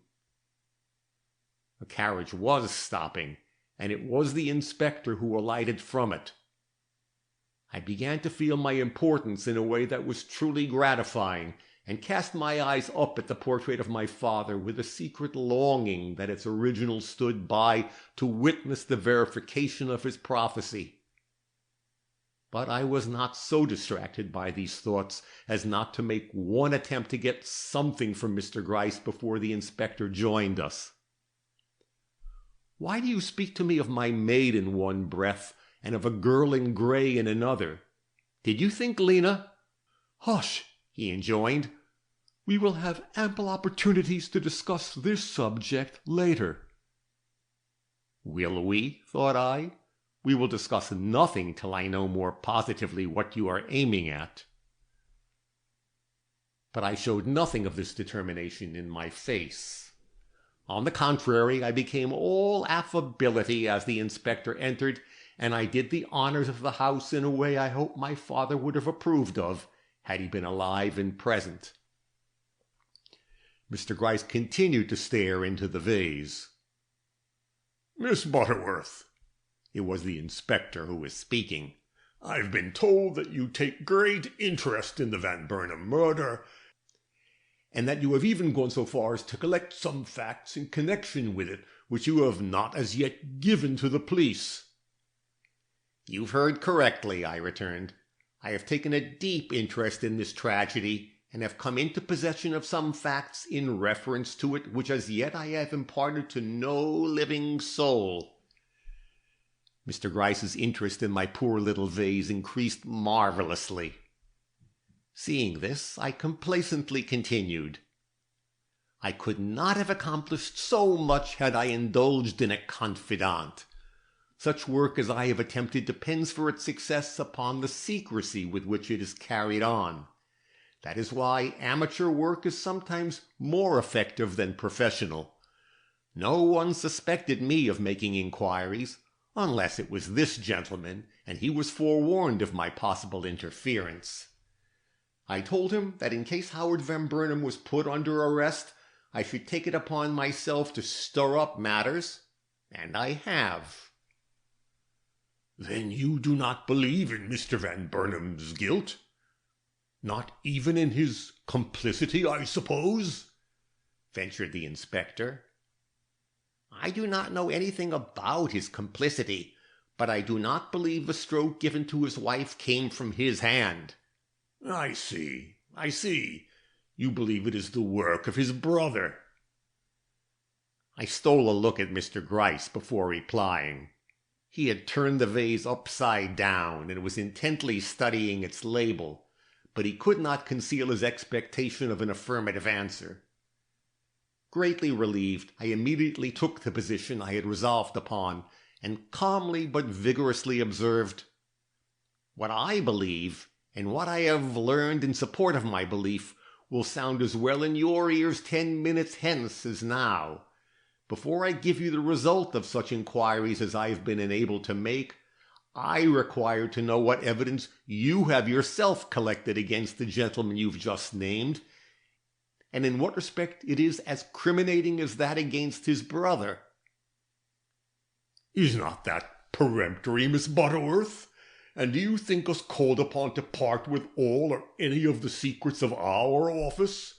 We have informed you that we have new and startling evidence against the older brother. Should not that be sufficient for you?"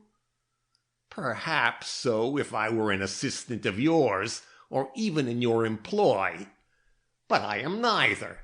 I stand alone, and although I am a woman and unused to this business, I have earned, as I think you will acknowledge later, the right to some consideration on your part. I cannot present the facts I have to relate in a proper manner till I know just how the case stands." "It is not curiosity that troubles Miss Butterworth." "Madam, I said it was not curiosity, but a laudable desire to have the whole matter arranged with precision," now dropped in his driest tones from the detective's lips. "Mr. Gryce has a most excellent understanding of my character," I gravely observed. The inspector looked nonplussed. He glanced at Mr. Gryce, and he glanced at me, but the smile of the former was inscrutable, and my expression, if I showed any, must have betrayed but little relenting. "If called as a witness, Miss Butterworth," this was how he sought to manage me, "you will have no choice in the matter. You will be compelled to speak or show contempt of court." "That is true," I acknowledged, "but it is not what I might feel myself called upon to say then, but what I can say now that is of interest to you at this present moment. So be generous, gentlemen, and satisfy my curiosity, for such Mr. Gryce considers it, in spite of his assertions to the contrary. Will it not all come out in the papers a few hours hence, and have I not earned as much at your hands as the reporters?" "The reporters are our bane. Do not liken yourself to the reporters." "Yet they sometimes give you a valuable clue." Mr. Gryce looked as if he would like to disclaim this, but he was a judicious soul, and merely gave a twist to the vase which I thought would cost me that small article of virtu. "Shall we humor Miss Butterworth?" asked the inspector. "We will do better," answered Mr. Gryce, setting the vase down with a precision that made me jump, for I am a worshipper of bric-a-brac, and prize the few articles I own, possibly beyond their real value. "We will treat her as a coadjutor, which, by the way, she says she is not, and by the trust we place in her, secure that discretionary use of our confidence which she shows with so much spirit in regard to her own." "Begin, then," said I. "I will," said he, "but first allow me to acknowledge that you are the person who first put us on the track of Franklin Van Burnam." This ends chapter 29.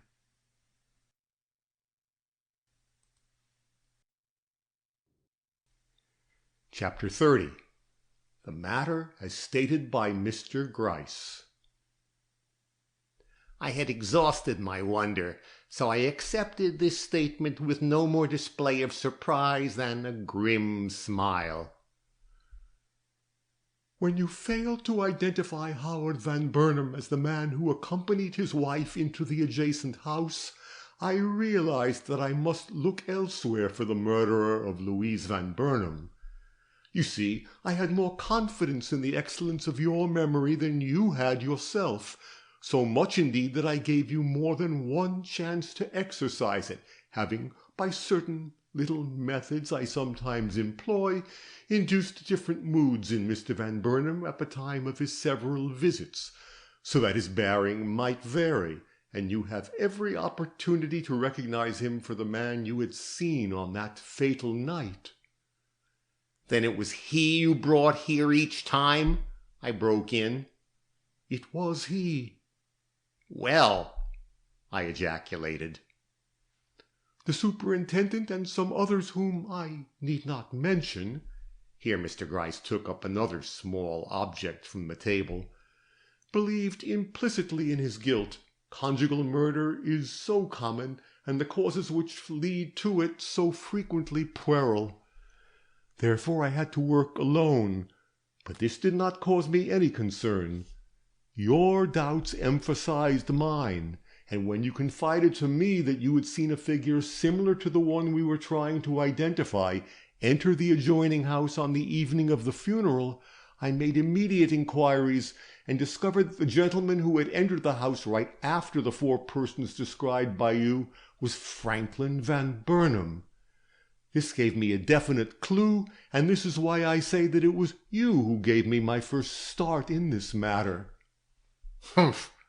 thought I to myself, as with a sudden shock I remembered that one of the words which had fallen from Miss Oliver's lips during her delirium had been this very name of Franklin. "I had had my doubts of this gentleman before," continued the detective, warming gradually with his subject. "A man of my experience doubts everyone in a case of this kind, and I had formed at odd times a sort of side theory, so to speak, into which some little matters which came up during the inquest seemed to fit with more or less nicety, but I had no real justification for suspicion till the event of which I speak. That you had evidently formed the same theory as myself, and were bound to enter into the lists with me, put me on my mettle, madam, and with your knowledge or without it, the struggle between us began." "So your disdain of me," I here put in with a triumphant air I could not subdue, "was only simulated? I shall know what to think of you hereafter. But don't stop. Go on. This is all deeply interesting to me."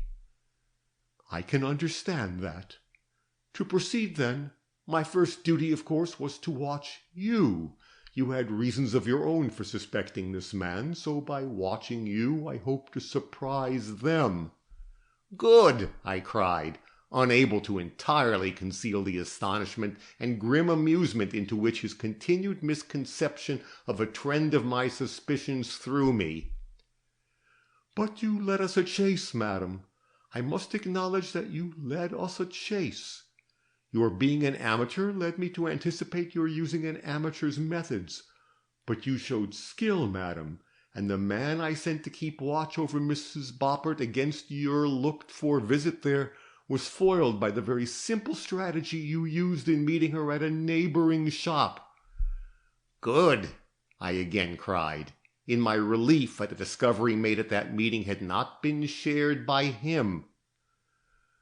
"We had sounded Mrs. Boppert ourselves, but she had seemed a very hopeless job, and I do not yet see how you got any water out of that stone, if you did."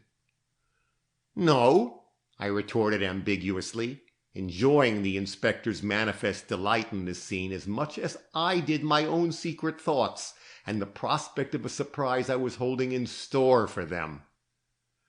"But your interference with the clock, and the discovery you made that it had been going at the time the shelves fell, was not unknown to us, and we've made use of it, good use, as you will hereafter see." "So those girls could not keep a secret after all," I muttered, and waited with some anxiety to hear him mention the pincushion. But he did not, greatly to my relief. "Don't blame the girls," he put in. His ears evidently are as sharp as mine. "The inquiries having proceeded from Franklin, it was only natural for me to suspect that he was trying to mislead us by some hocus-pocus story. So I visited the girls. That I had difficulty in getting to the root of the matter is to their credit, Miss Butterworth, seeing that you had made them promise secrecy." "You are right," I nodded, and forgave them on the spot. If I could not withstand Mr. Gryce's eloquence, and it affected me at times, how could I expect these girls to?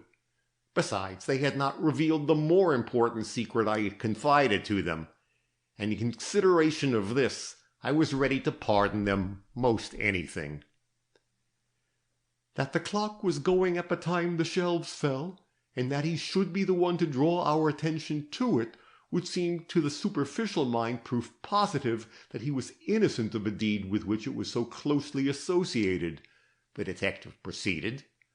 "But to one skilled in the subterfuges of criminals, this seemingly conclusive fact in his favor was capable of an explanation so in keeping with the subtlety shown in every other feature of this remarkable crime that I began to regard it as a point against him rather than in his favor, of which more hereafter.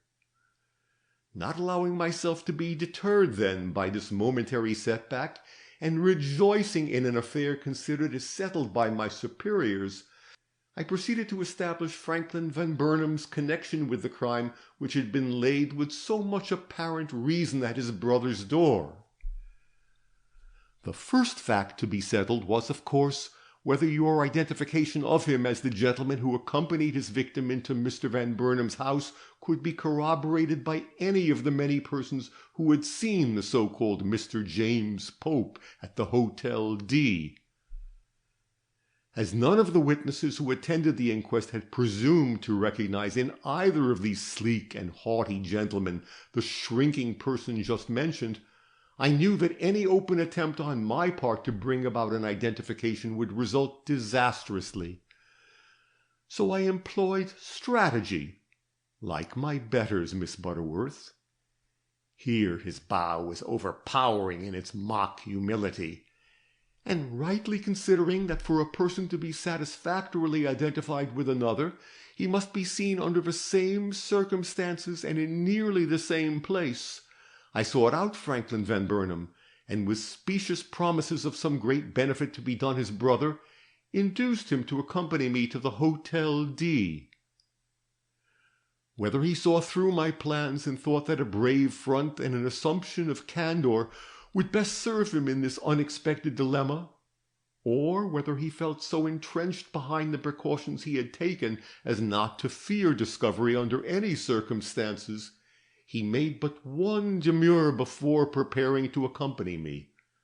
This demur was significant, however, for it was occasioned by my advice to change his dress for one less conspicuously fashionable, or to hide it under an ulster or mackintosh.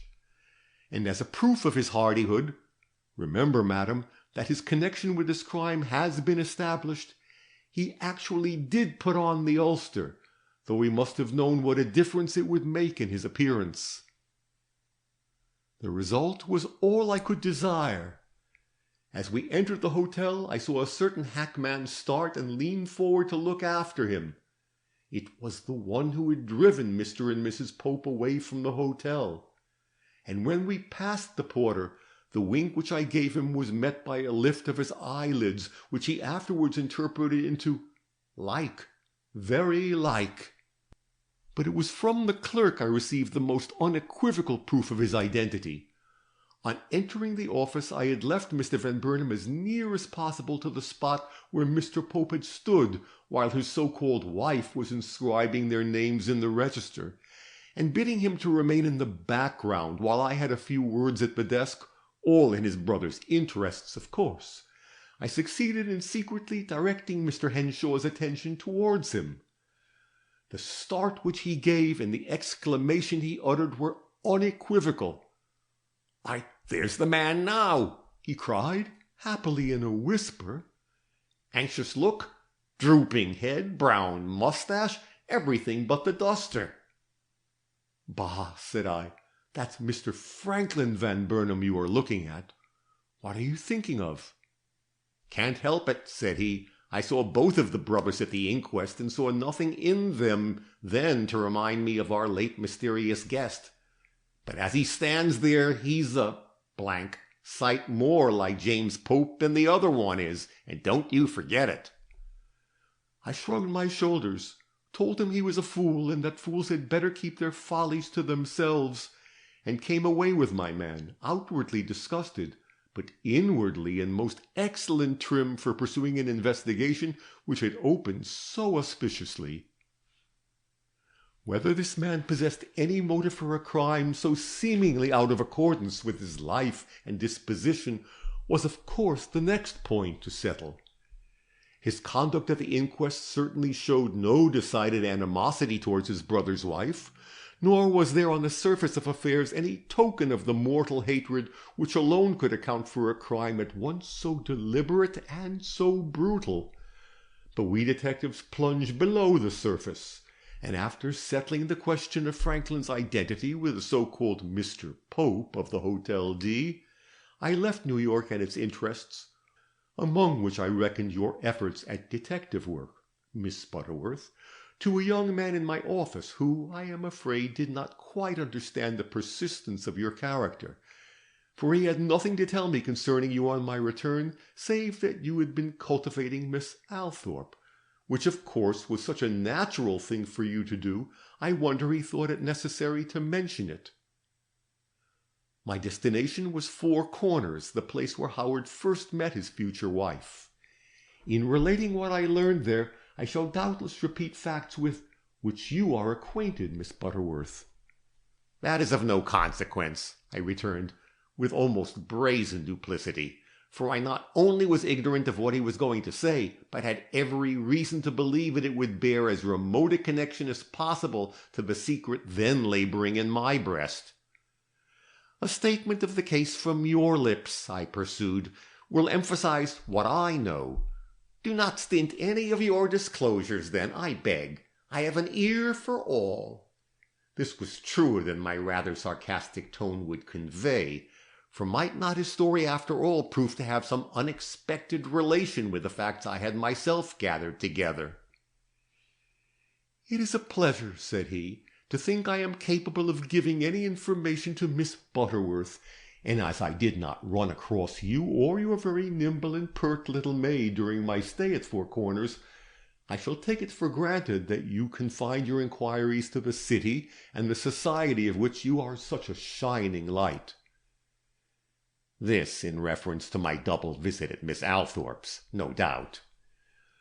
Four Corners is a charming town in southern Vermont, and here 3 years ago Howard Van Burnam first met Miss Stapleton. She was living in a gentleman's family at that time as travelling companion to his invalid daughter.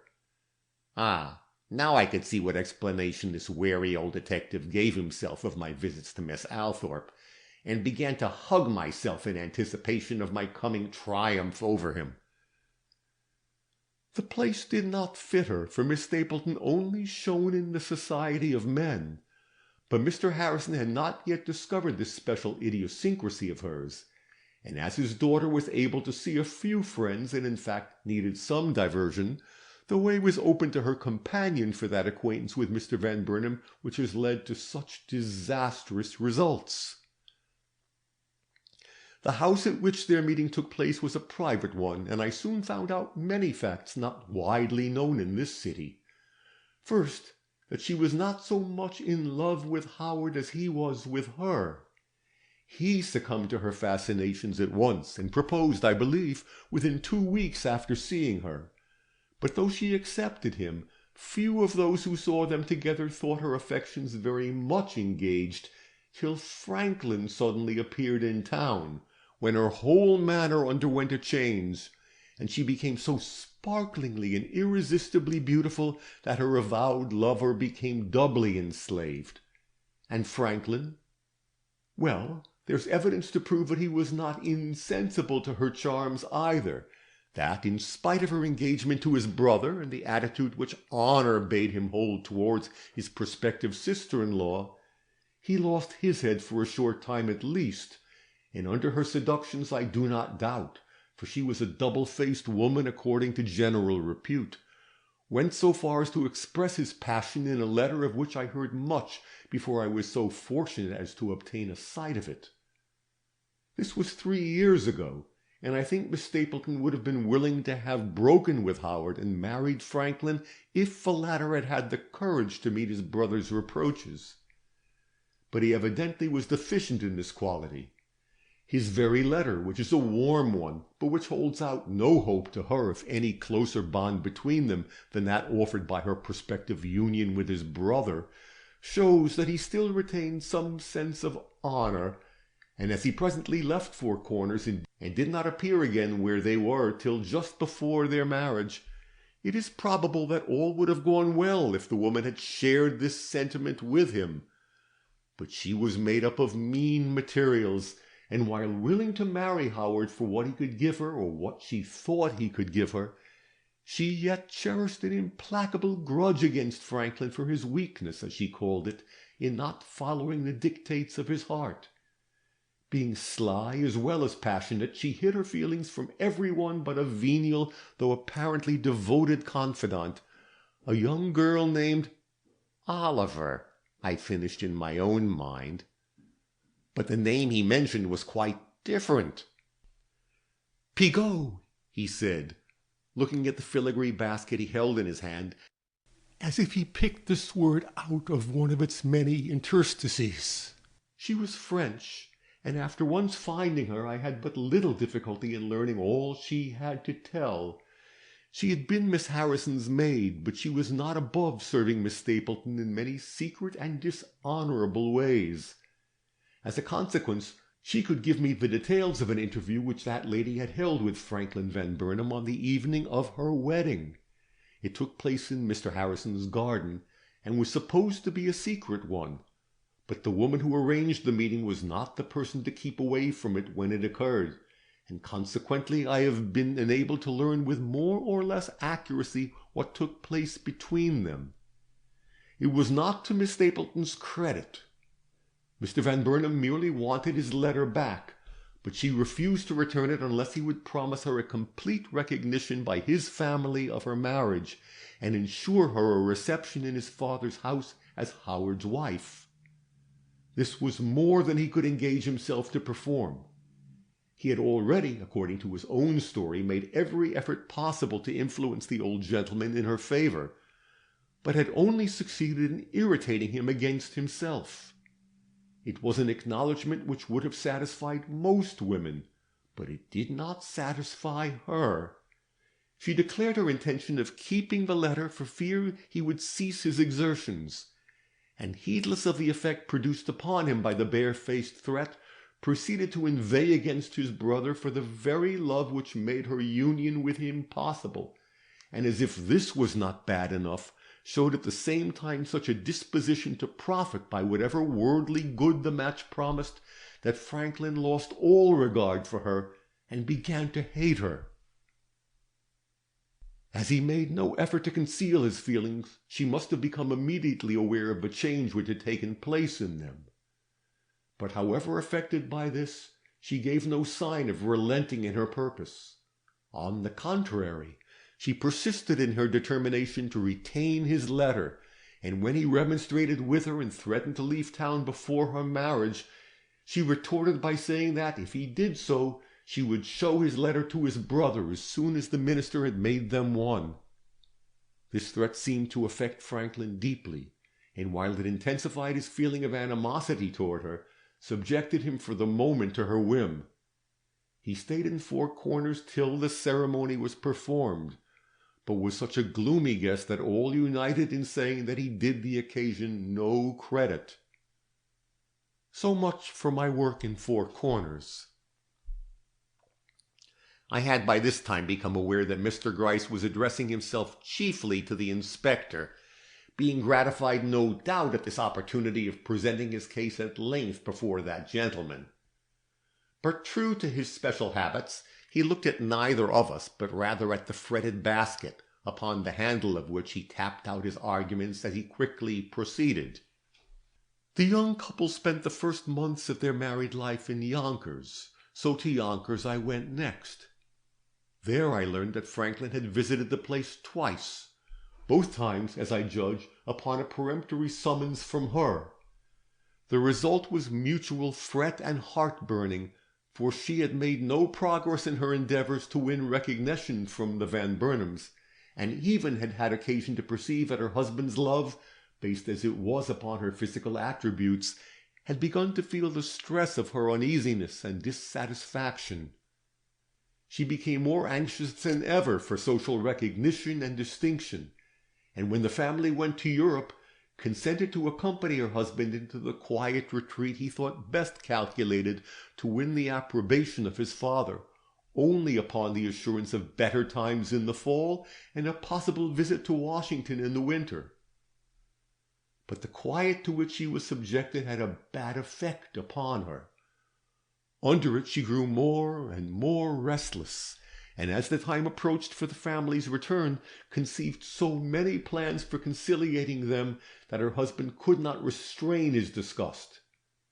But the worst plan of all, and the one which undoubtedly led to her death, he never knew.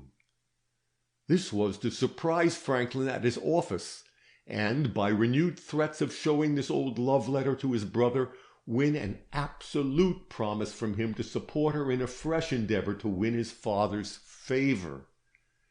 You see, she did not understand Silas Van Burnam's real character, and persisted in holding the most extravagant views concerning Franklin's ascendancy over him, as well as over the rest of the family.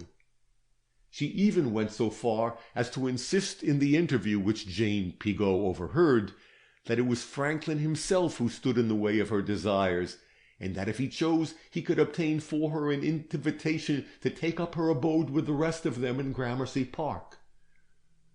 To Duane Street she therefore went before making her appearance at Mrs. Parker's, a fact which was not brought out at the inquest, Franklin not disclosing it, of course, and the clerk not recognizing her under the false name she chose to give. Of the details of this interview I am ignorant, but as she was closeted with him some time, it is only natural to suppose that conversation of some importance took place between them.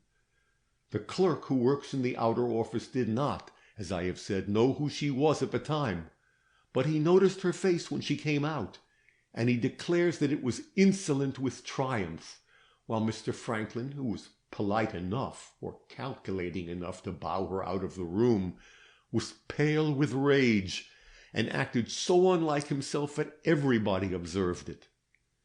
She held his letter in her hand, a letter easily distinguishable by the violet-colored seal on the back, and she filliped with it in a most aggravating way as she crossed the floor, pretending to lay it down on Howard's desk as she went by, and then taking it up again with an arch look at Franklin, pretty enough to see, but hateful in its effect on him. As he went back to his own room, his face was full of anger, and such was the effect of this visit on him that he declined to see anyone else that day. She had probably shown such determination to reveal his past perfidy to her husband that his fears were fully aroused at last, and he saw he was not only likely to lose his good name, but the esteem with which he was accustomed to be regarded by this younger and evidently much-loved brother. And now, considering his intense pride as well as his affection for Howard, do you not see the motive which this seemingly good man had for putting his troublesome sister-in-law out of existence? He wanted that letter back, and to obtain it had to resort to crime. Or such is my present theory of this murder, Miss Butterworth. Does it correspond with yours? This ends chapter 30.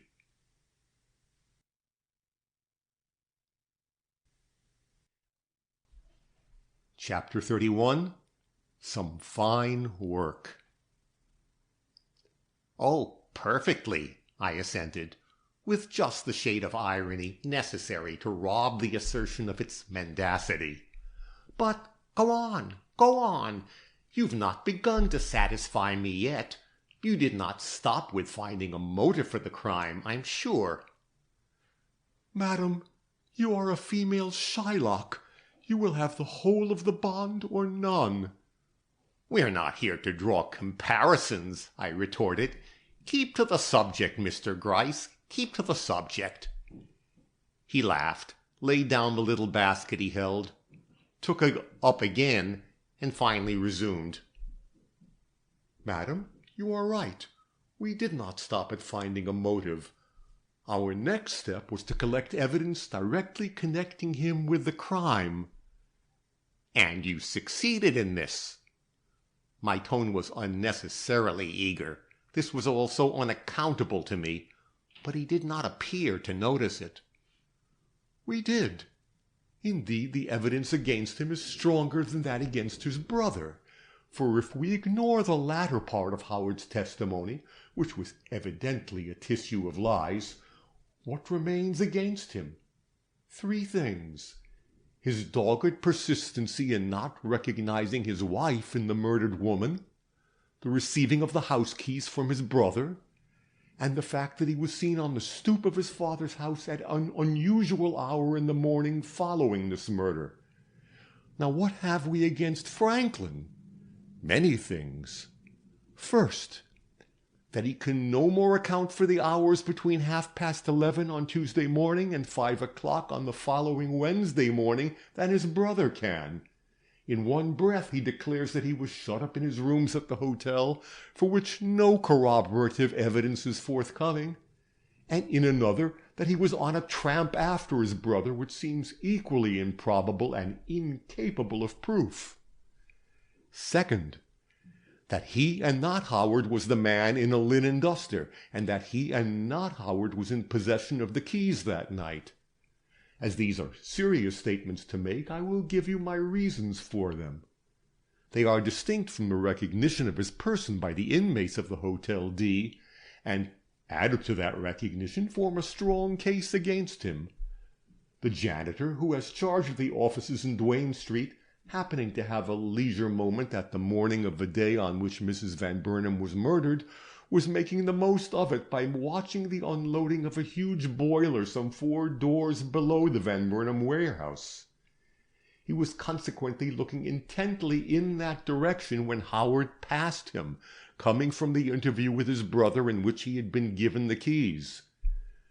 Mr. Van Burnam was walking briskly, but finding the sidewalk blocked by the boiler to which I have alluded, paused for a moment to let it pass, and being greatly heated, took out his handkerchief to wipe his forehead. This done, he moved on, just as a man dressed in a long duster came up behind him, stopping where he stopped and picking up from the ground something which the first gentleman had evidently dropped. This last man's figure looked more or less familiar to the janitor, so did the duster. And later he discovered that the latter was the one which he had seen hanging for so long a time in the little disused closet under the warehouse stairs. Its wearer was Franklin Van Burnam, who, as I took pains to learn, had left the office immediately in the wake of his brother, and the object he picked up was the bunch of keys which the latter had inadvertently dropped. He may have thought he lost them later, but it was then and there they slipped from his pocket. I will here add that the duster found by the hackman in his coach has been identified as the one missing from the closet just mentioned. Third, the keys with which Mr. Van Burnam's house was unlocked were found hanging in their usual place by noon of the next day. They could not have been taken there by Howard, for he was not seen at the office after the murder. By whom then were they returned, if not by Franklin? Fourth, the letter, for the possession of which I believe this crime to have been perpetrated, was found by us in a supposedly secret drawer of this gentleman's desk. It was much crumpled and bore evidences of having been rather rudely dealt with since it was last seen in Mrs. Van Burnam's hand in that very office. But the fact which is most convincing, and which will tell most heavily against him, is the unexpected discovery of the murdered lady's rings, also in this same desk. How you became aware that anything of such importance could be found there, knowing even the exact place in which they were secreted, I will not stop to ask at this moment. Enough that when your maid entered the Van Burnam offices and insisted with so much ingenuousness that she was expected by Mr. Van Burnam and would wait for his return, the clerk most devoted to my interests became distrustful of her intentions, having been told to be on the lookout for a girl in gray or a lady in black with puffs on each side of 2 very sharp eyes. You will pardon me, Miss Butterworth. He therefore kept his eyes on the girl and presently espied her stretching out her hand towards a hook at the side of Mr. Franklin Van Burnam's desk. As it is upon this hook this gentleman strings his unanswered letters, the clerk rose from his place as quickly as possible, and coming forward with every appearance of polite solicitude, "Did she not say he was polite, Miss Butterworth?" inquired what she wished, thinking she was after some letter, or possibly anxious for a specimen of some one's handwriting. But she gave him no other reply than a blush and a confused look, for which you must rebuke her, Miss Butterworth, if you are going to continue to employ her as your agent in these very delicate affairs. And she made another mistake. She should not have left so abruptly upon detection, for that gave the clerk an opportunity to telephone for me, which he immediately did. I was at liberty, and I came at once, and after hearing his story decided that what was of interest to you must be of interest to me, and so took a look at the letter she had handled and discovered what she also must have discovered before she let them slip from her hand, that the 5 missing rings we were all in search of were hanging on this same hook amid the sheets of Franklin's correspondence. You can imagine, madam, my satisfaction and the gratitude which I felt towards my agent, who by his quickness had retained to me the honors of a discovery which it would have been injurious to my pride to have confined entirely to yourself. "I can understand," I repeated, and trusted myself to say no more, hot as my secret felt upon my lips. "You have read Poe's story of the filigree basket?" he now suggested, running his finger up and down the filigree work he himself held. I nodded. I saw what he meant at once. "Well, the principle involved in that story explains the presence of the rings in the midst of this stack of papers. Franklin Van Burnam, if he is the murderer of his sister-in-law, is one of the subtlest villains this city has ever produced, and knowing that, if once suspected, every secret drawer and professed hiding place within his reach would be searched, he put these dangerous evidences of his guilt in a place so conspicuous and yet so little likely to attract attention that even so old a hand as myself did not think of looking for them there." He had finished, and the look he gave me was for myself alone. "And now, madam," said he, "that I have stated the facts of the case against Franklin Van Burnam, has not the moment come for you to show your appreciation of my good nature by a corresponding show of confidence on your part?" I answered with a distinct negative. "There's too much that is unexplained as yet in your case against Franklin," I objected. "You've shown that he had motive for the murder, and that he was connected more or less intimately with the crime we are considering. But you have by no means explained all the phenomena accompanying this tragedy. How, for instance, do you account for Mrs. Van Burnam's whim in changing her clothing, if her brother-in-law, instead of her husband, was her companion at the Hotel D? You see, I was determined to know the whole story before introducing Miss Oliver's name into this complication. He who had seen through the devices of so many women in his day did not see through mine, perhaps because he took a certain professional pleasure in making his views on this subject clear to the attentive inspector. At all events, this is the way he responded to my half-curious, half-ironical question. "A crime planned and perpetrated for the purpose I have just mentioned, Miss Butterworth, could not have been a simple one under any circumstances. But conceived as this one was by a man of more than ordinary intelligence, and carried out with a skill and precaution little short of marvellous, the features which it presents are of such a varying and subtle character that only by the exercise of a certain amount of imagination can they be understood at all. Such an imagination I possess, but how can I be sure that you do?" "By testing it," I suggested. "Very good, madam, I will. Not from actual knowledge, then, but from a certain insight I have acquired in my long dealing with such matters, I have come to the conclusion that Franklin Van Burnam did not in the beginning plan to kill this woman in his father's house. On the contrary, he'd fixed upon a hotel room as the scene of the conflict he foresaw between them, and that he might carry it on without endangering their good names, had urged her to meet him the next morning in the semi-disguise of a gossamer over her fine dress and a heavy veil over her striking features, making the pretense, no doubt, of this being the more appropriate costume for her to appear in before the old gentleman, should he so far concede to her demands as to take her to the steamer. For himself, he had planned the adoption of a disfiguring duster which had been hanging for a long time in a closet on the ground floor of the building in Duane Street. All this promised well, but when the time came and he was about to leave his office, his brother unexpectedly appeared and asked for the key to their father's house. Disconcerted, no doubt, by the appearance of the very person he least wished to see, and astonished by a request so out of keeping with all that had hitherto passed between them, he nevertheless was in too much haste to question him, so gave him what he wanted, and Howard went away.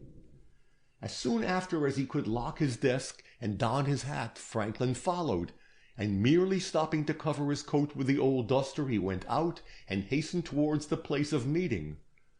Under most circumstances, all this might have happened without the brothers encountering each other again, but a temporary obstruction on the sidewalk having, as we know, detained Howard, Franklin was enabled to approach him sufficiently close to see him draw his pocket-handkerchief out of his pocket, and with it the keys which he had just given him. The latter fell, and as there was a great pounding of iron going on in the building just over their heads, Howard did not perceive his loss, but went quickly on. Franklin, coming up behind him, picked up the keys, and with a thought, or perhaps as yet with no thought, of the use to which they might be applied, put them in his own pocket before proceeding on his way. New York is a large place, and much can take place in it without comment. Franklin Van Burnam and his sister-in-law met and went together to the Hotel D, without being either recognized or suspected till later developments drew attention to them. That she should consent to accompany him to this place, and that after she was there should submit, as she did, to taking all the business of the scheme upon herself, would be inconceivable in a woman of a self-respecting character. But Louise Van Burnam cared for little save her own aggrandizement, and rather enjoyed, so far as we can see, this very doubtful escapade, whose real meaning and murderous purpose she was so far from understanding. As the steamer, contrary to all expectations, had not yet been sighted off Fire Island, they took a room and prepared to wait for it. That is, she prepared to wait. He had no intention of waiting for its arrival, or of going to it when it came. He only wanted his letter. But Louise Van Burnam was not the woman to relinquish it till she had obtained the price she had put on it, and he, becoming very soon aware of this fact, began to ask himself if he should not be obliged to resort to extreme measures in order to regain it. One chance only remained for avoiding these. He would seem to embrace her later and probably much talked of scheme of presenting her before his father in his own house rather than at the steamer, and by urging her to make its success more certain by a different style of dress than that she wore, induce a change of clothing, during which he might come upon the letter he was more than confident she carried about her person. Had this plan worked, had he been able to seize upon this compromising bit of paper, even at the cost of a scratch or two from her vigorous fingers, we should not be sitting here at this moment trying to account for the most complicated crime on record. But Louise Van Burnam, while weak and volatile enough to enjoy the romantic features of this transformation scene, even going so far as to write out the order herself with the same effort at disguise she had used in registering their assumed names at the desk, was not entirely his dupe, and having hidden the letter in her shoe— "What?" I cried. "Having hidden the letter in her shoe," repeated Mr. Gryce, with his finest smile. She had but to signify that the boots sent by Altman were a size too small for her to retain her secret and keep the one article she traded upon from his envious clutch. "You seem struck dumb by this, Miss Butterworth. Have I enlightened you on a point that has hitherto troubled you?" "Don't ask me. Don't look at me." As if he ever looked at anyone. "Your perspicacity is amazing, but I will try and not show my sense of it if it's going to make you stop." He smiled. The inspector smiled. Neither understood me. "Very well, then, I will go on. But the non-change of shoes had to be accounted for, Miss Butterworth." "You are right, and it has been, of course." "Have you any better explanation to give?"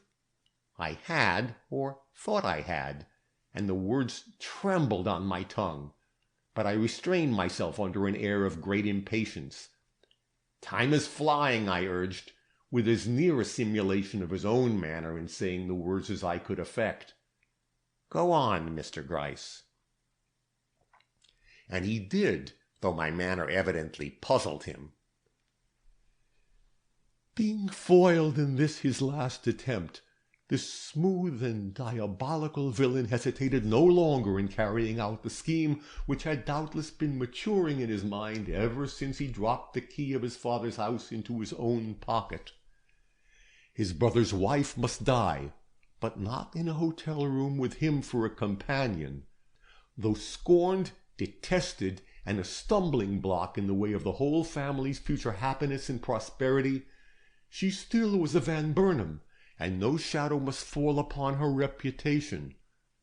Further than this, for he loved life and his own reputation also, and did not mean to endanger either by this act of self-preservation, she must perish as if from accident, or by some blow so undiscoverable that it would be laid to natural causes. He thought he knew how this might be brought about. He had seen her put on her hat with a very thin and sharp pin, and he had heard how one thrust into a certain spot in the spine would effect death without a struggle. A wound like that would be small, almost indiscernible. True, it would take skill to inflict it, and it would require dissimulation to bring her into the proper position for the contemplated thrust. But he was not lacking in either of these characteristics, and so he set himself to the task he had promised himself, and with such success that ere long the two left the hotel and proceeded to the house in Gramercy Park, with all the caution necessary for preserving a secret which meant reputation to the one and liberty, if not life, to the other. That he and not she felt the greater need of secrecy witnessed their whole conduct, and when, their goal reached, she and not he put the money into the driver's hand, the last act of this curious drama of opposing motives was reached, and only the final catastrophe was wanting. With what arts he procured her hat-pin, and by what show of simulated passion he was able to approach near enough to her to inflict that cool and calculating thrust which resulted in her immediate death, I leave to your imagination. Enough that he compassed his ends, killing her and regaining the letter for the possession of which he'd been willing to take a life.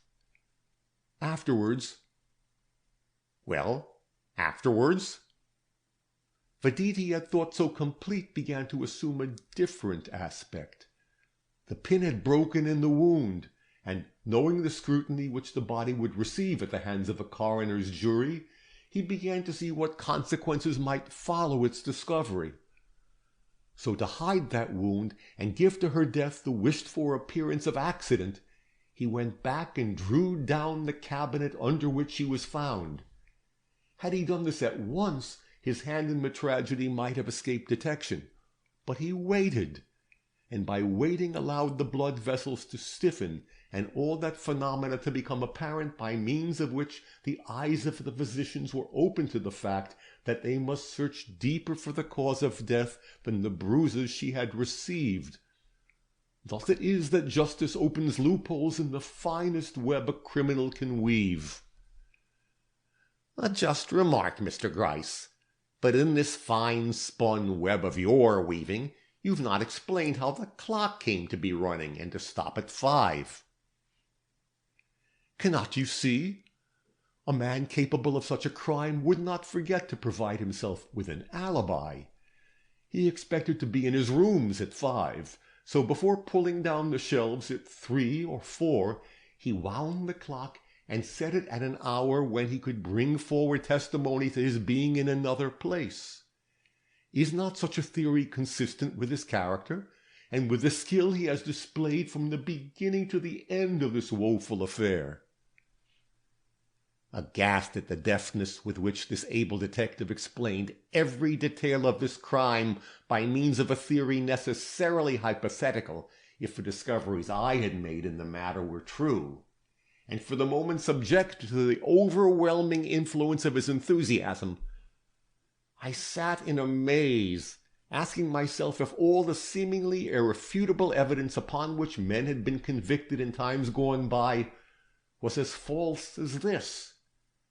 To relieve myself and to gain renewed confidence in my own views and the discoveries I had made in this matter, I repeated the name of Howard and asked how, in case the whole crime was conceived and perpetrated by his brother, he came to utter such equivocations and to assume that position of guilt which had led to his own arrest. "Do you think," I inquired, "that he was aware of his brother's part in this affair, and that out of compassion for him he endeavored to take the crime upon his own shoulders?" "No, madam. Men of the world do not carry their disinterestedness so far. He not only did not know the part his brother took in this crime, but did not even suspect it. Why acknowledge that he lost the key by which the house was entered?" I do not understand Howard's actions even under these circumstances. They seem totally inconsistent to me. "Madam, they are easily explainable to one who knows the character of his mind. He prizes his honor above every consideration, and regarded it as threatened by the suggestion that his wife had entered his father's empty house at midnight with another man. To save himself that shame, he was willing not only to perjure himself, but to take upon himself the consequences of his perjury. Quixotic, certainly, but some men are constituted that way, and he, for all his amiable characteristics, is the most dogged man I ever encountered. That he ran against snags in his attempted explanations seemed to make no difference to him. He was bound that no one should accuse him of marrying a false woman, even if he must bear the opprobrium of her death. It's hard to understand such a nature, but reread his testimony and see if this explanation of his conduct is not correct." And still I mechanically repeated, "I do not understand." Mr. Gryce may not have been a patient man under all circumstances, but he was patient with me that day. "It was his ignorance, Miss Butterworth, his total ignorance of the whole affair that led him into the inconsistencies he manifested. Let me present his case as I already have his brother's. He knew that his wife had come to New York to appeal to his father, and he gathered from what she said that she intended to do this either in his house or on the dock. To cut short any opportunity she might have for committing the first folly, he begged the key of the house from his brother, and supposing that he had it all right, went to his rooms, not to Coney Island as he said, and began to pack up his trunks. For he meant to flee the country if his wife disgraced him. He was tired of her caprices and meant to cut them short as far as he was himself concerned. But the striking of the midnight hour brought better counsel. He began to wonder what she'd been doing in his absence.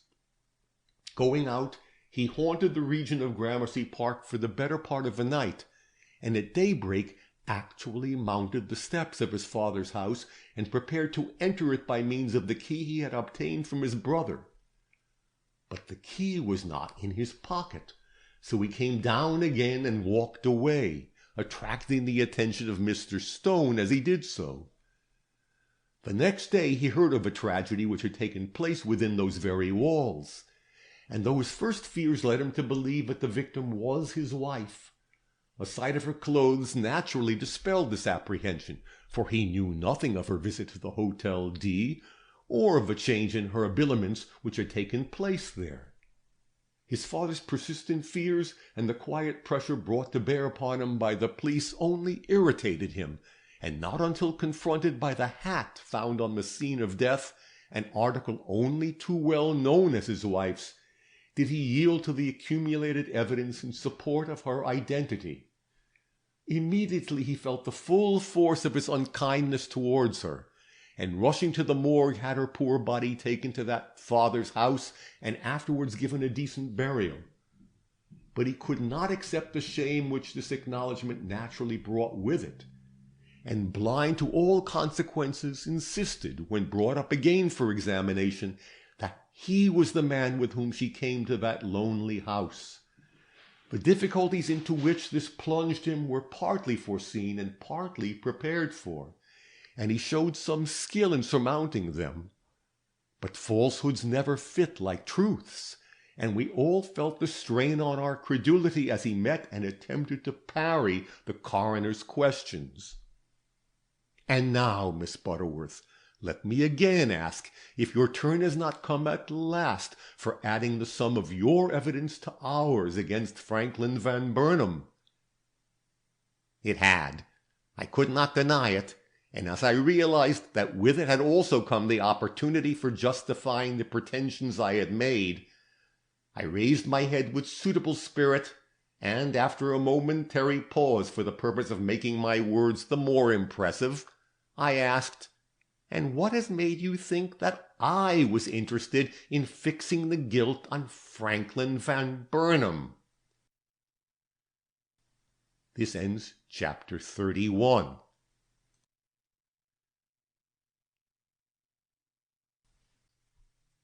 Chapter 32, Iconoclasm. The surprise which this very simple question occasioned showed itself differently in the two men who heard it.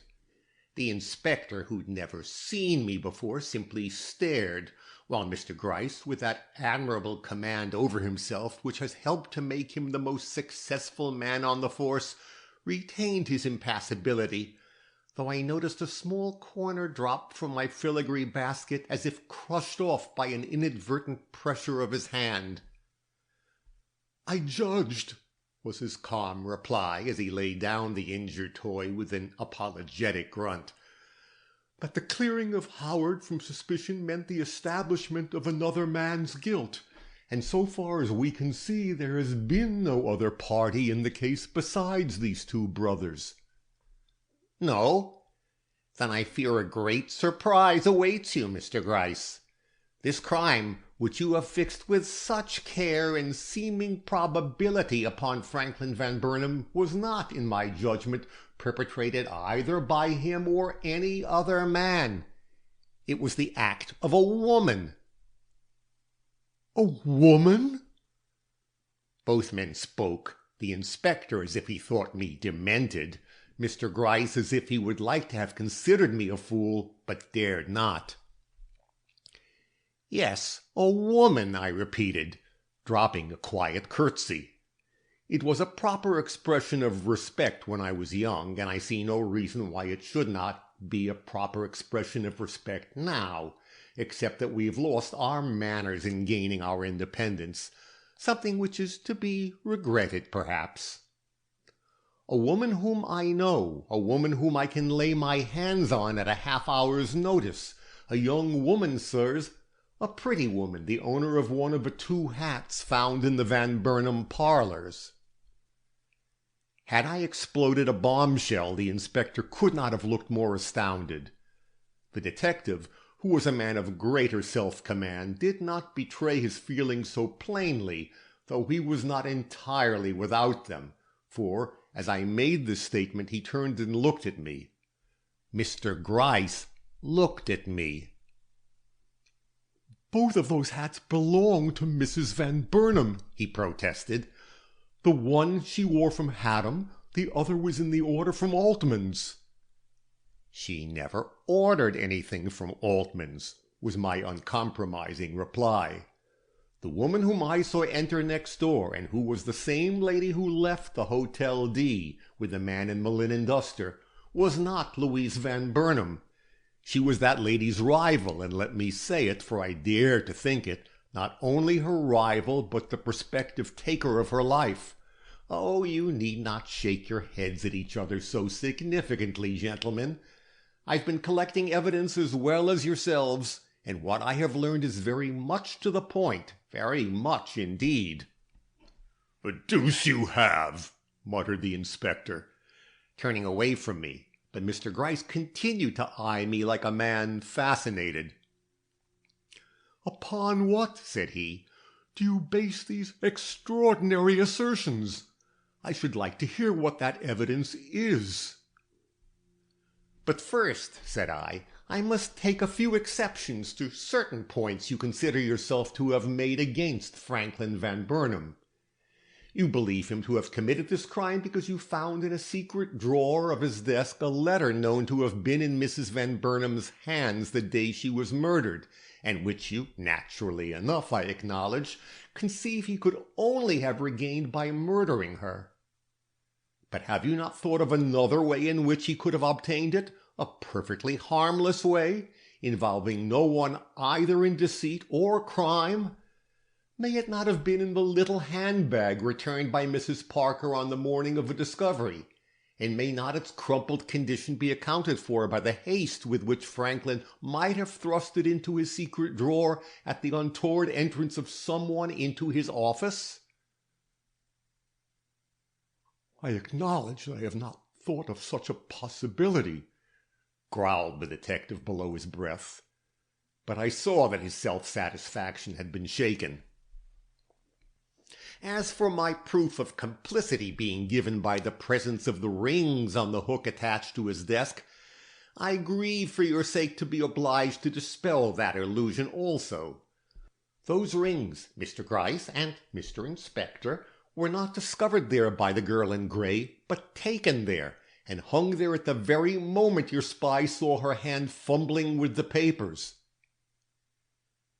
Taken there and hung there by your maid?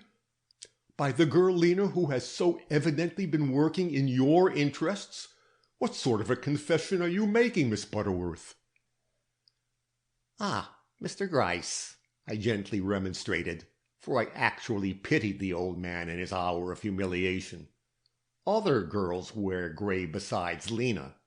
It was the woman of the Hotel D who played this trick in Mr. Van Burnam's office. Lena was not out of my house that day.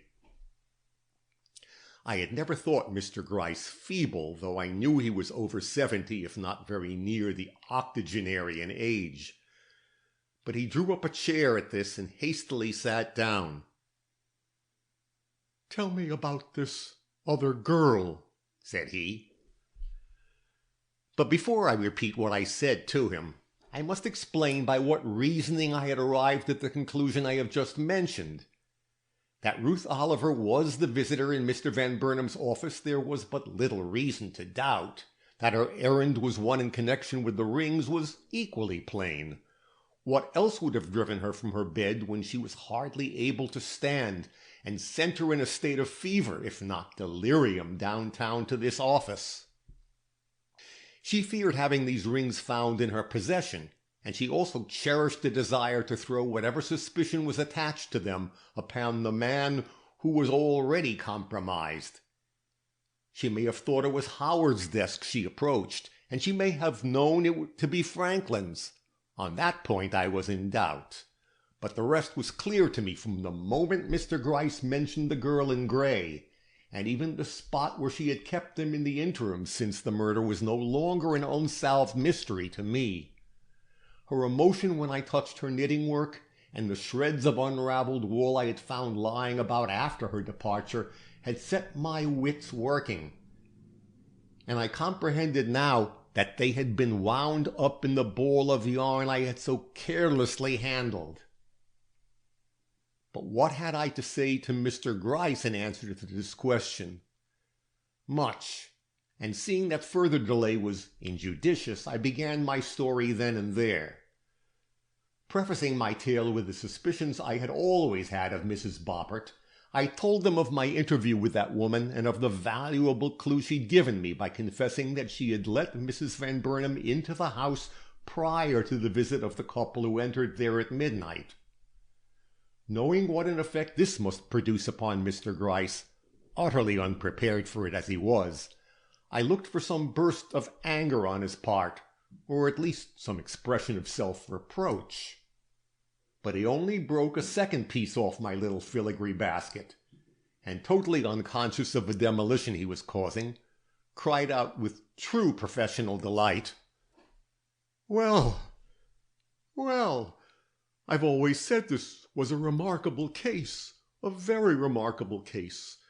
But if we don't look out, it will go ahead of that one at Sibley. 2 women in the affair, and one of them in the house before the arrival of the so-called victim and her murderer. What do you think of that, Inspector? Rather late for us to find out so important a detail, eh?" "Rather," was the dry reply, at which Mr. Gryce's face grew long, and he exclaimed, half shamefacedly, half jocularly, "Outwitted by a woman! Well, it's a new experience for me, Inspector, and you must not be surprised if it takes me a minute or so to get accustomed to it. A scrub woman, too. It cuts, Inspector, it cuts." But as I went on, and he learned how I had obtained definite proof of the clock having been not only wound by the lady thus admitted to the house, but set also, and that correctly, his face grew even longer, and he gazed quite dolefully at the small figure in the carpet to which he had transferred his attention. So, came an almost indistinguishable murmur from his lips. All my pretty theory in regard to its being set by the criminal for the purpose of confirming his attempt at a false alibi was but a figment of my imagination, eh? Sad, sad. But it was neat enough to have been true, was it not, Inspector? "Quite," that gentleman good-humouredly admitted, yet with a shade of envy in his tone that made me suspect that, for all his confidence in and evident admiration for this brilliant old detective, he felt a certain amount of pleasure at seeing him for once at fault. Perhaps it gave him more confidence in his own judgment, seeing that their ideas in this case had been opposed from the start. Well, I'm getting old. That's what they'll say at headquarters tomorrow. But go on, Miss Butterworth, let us hear what followed, for I'm sure your investigation did not stop there." I complied with his request with as much modesty as possible, but it was hard to suppress all triumph in face of the unrestrained enthusiasm with which he received my communication. When I told him of the doubts I had formed in regard to the disposal of the packages brought from the Hotel D, and how to settle those doubts I had taken that midnight walk down 27th Street, he looked astonished. His lips worked, and I really expected to see him try to pluck that flower up from the carpet, he ogled it so lovingly. But when I mentioned the lighted laundry and my discoveries there, his admiration burst all bounds, and he cried out, seemingly to the rose in the carpet, really to the inspector, "Didn't I tell you she was a woman in 1,000? See now, we ought to have thought of that laundry ourselves, but we didn't. None of us did. We were too credulous and too easily satisfied with the evidence given at the inquest.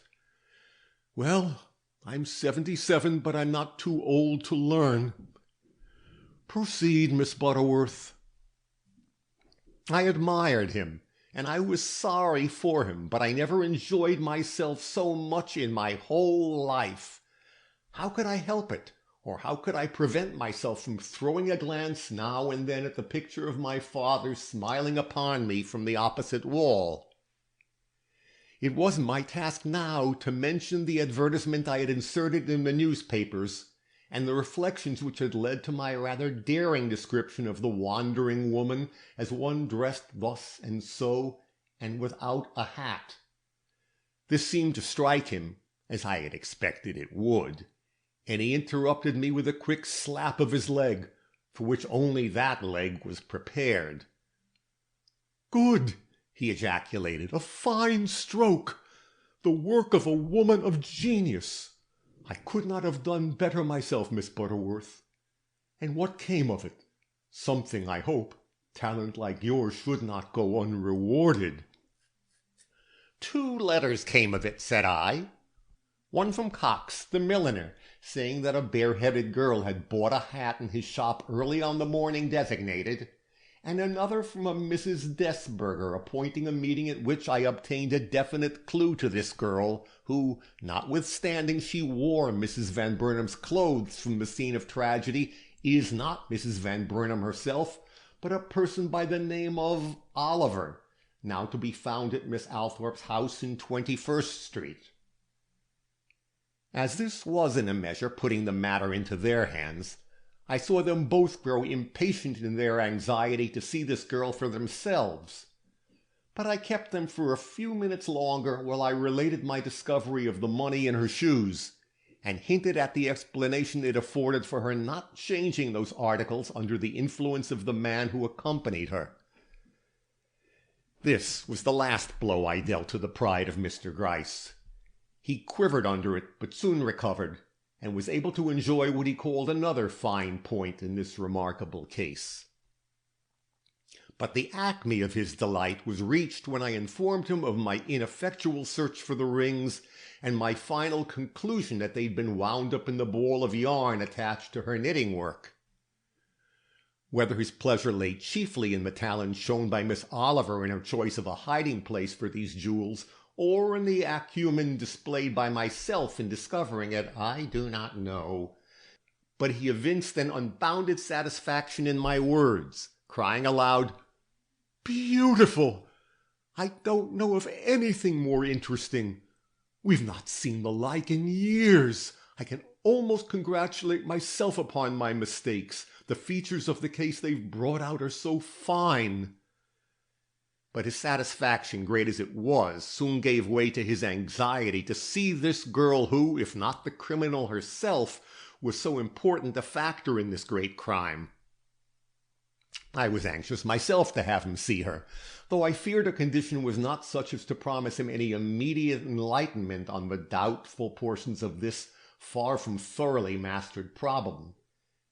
And I bade him interview the Chinaman also, and Mrs. Desberger, and even Mrs. Boppert, for I did not wish him to take for granted anything I had said, though I saw he had lost his attitude of disdain, and was inclined to accept my opinions quite seriously. He answered in quite an offhand manner while the inspector stood by, but when that gentleman had withdrawn towards the door, Mr. Gryce remarked with more earnestness than he had yet used, "You have saved me from committing a folly, Miss Butterworth. If I had arrested Franklin Van Burnam today, and tomorrow all these facts had come to light, I should never have held up my head again.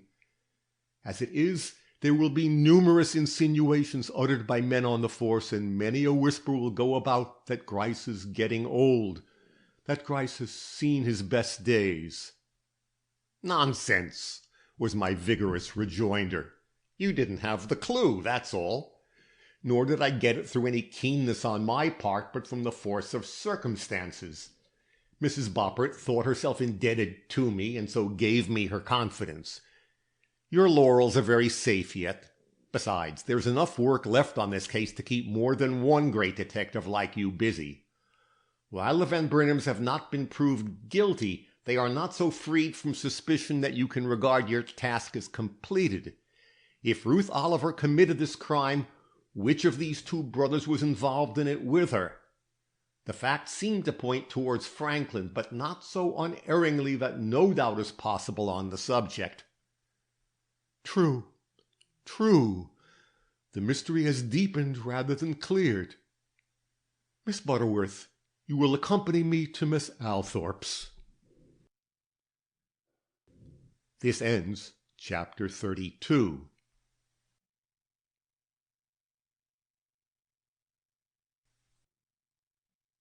Chapter 33. Known, known, all known. Mr. Gryce possesses one faculty for which I envy him, and that is his skill in the management of people. He had not been in Miss Althorp's house 5 minutes before he had won her confidence and had everything he wished at his command. I had to talk some time before getting so far, but a word and a look did it. Miss Oliver, for whom I hesitated to inquire, lest I should again find her gone or in a worse condition than when I left, was in reality better, and as we went upstairs I allowed myself to hope that the questions which had so troubled us would soon be answered and the mystery ended. But Mr. Gryce evidently knew better, for when we reached her door he turned and said, "Our task will not be an easy one. Go in first and attract her attention so that I can enter unobserved. I wish to study her before addressing her, but mind, no words about the murder. Leave that to me." I nodded, feeling that I was falling back into my own place, and knocking softly entered the room. A maid was sitting with her. Seeing me, she rose and advanced, saying, "Miss Oliver is asleep." "Then I will relieve you," I returned, beckoning Mr. Gryce to come in. The girl left us, and we two contemplated the sick woman silently. Presently I saw Mr. Gryce shake his head, but he did not tell me what he meant by it. Following the direction of his finger, I sat down in a chair at the head of the bed. He took his station at the side of it in a large armchair he saw there. As he did so, I saw how fatherly and kind he really looked, and wondered if he was in the habit of so preparing himself to meet the eye of all the suspected criminals he encountered. The thought made me glance again her way. She lay like a statue, and her face, naturally round, but now thinned out and hollow, looked up from the pillow in pitiful quiet, the long lashes accentuating the dark places under her eyes. A sad face, the saddest I ever saw, and one of the most haunting. He seemed to find it so also, for his expression of benevolent interest deepened with every passing moment, till suddenly she stirred. Then he gave me a warning glance, and, stooping, took her by the wrist and pulled out his watch. She was deceived by the action. Opening her eyes, she surveyed him languidly for a moment, then heaving a great sigh, turned aside her head. "Don't tell me I'm better, doctor. I do not want to live."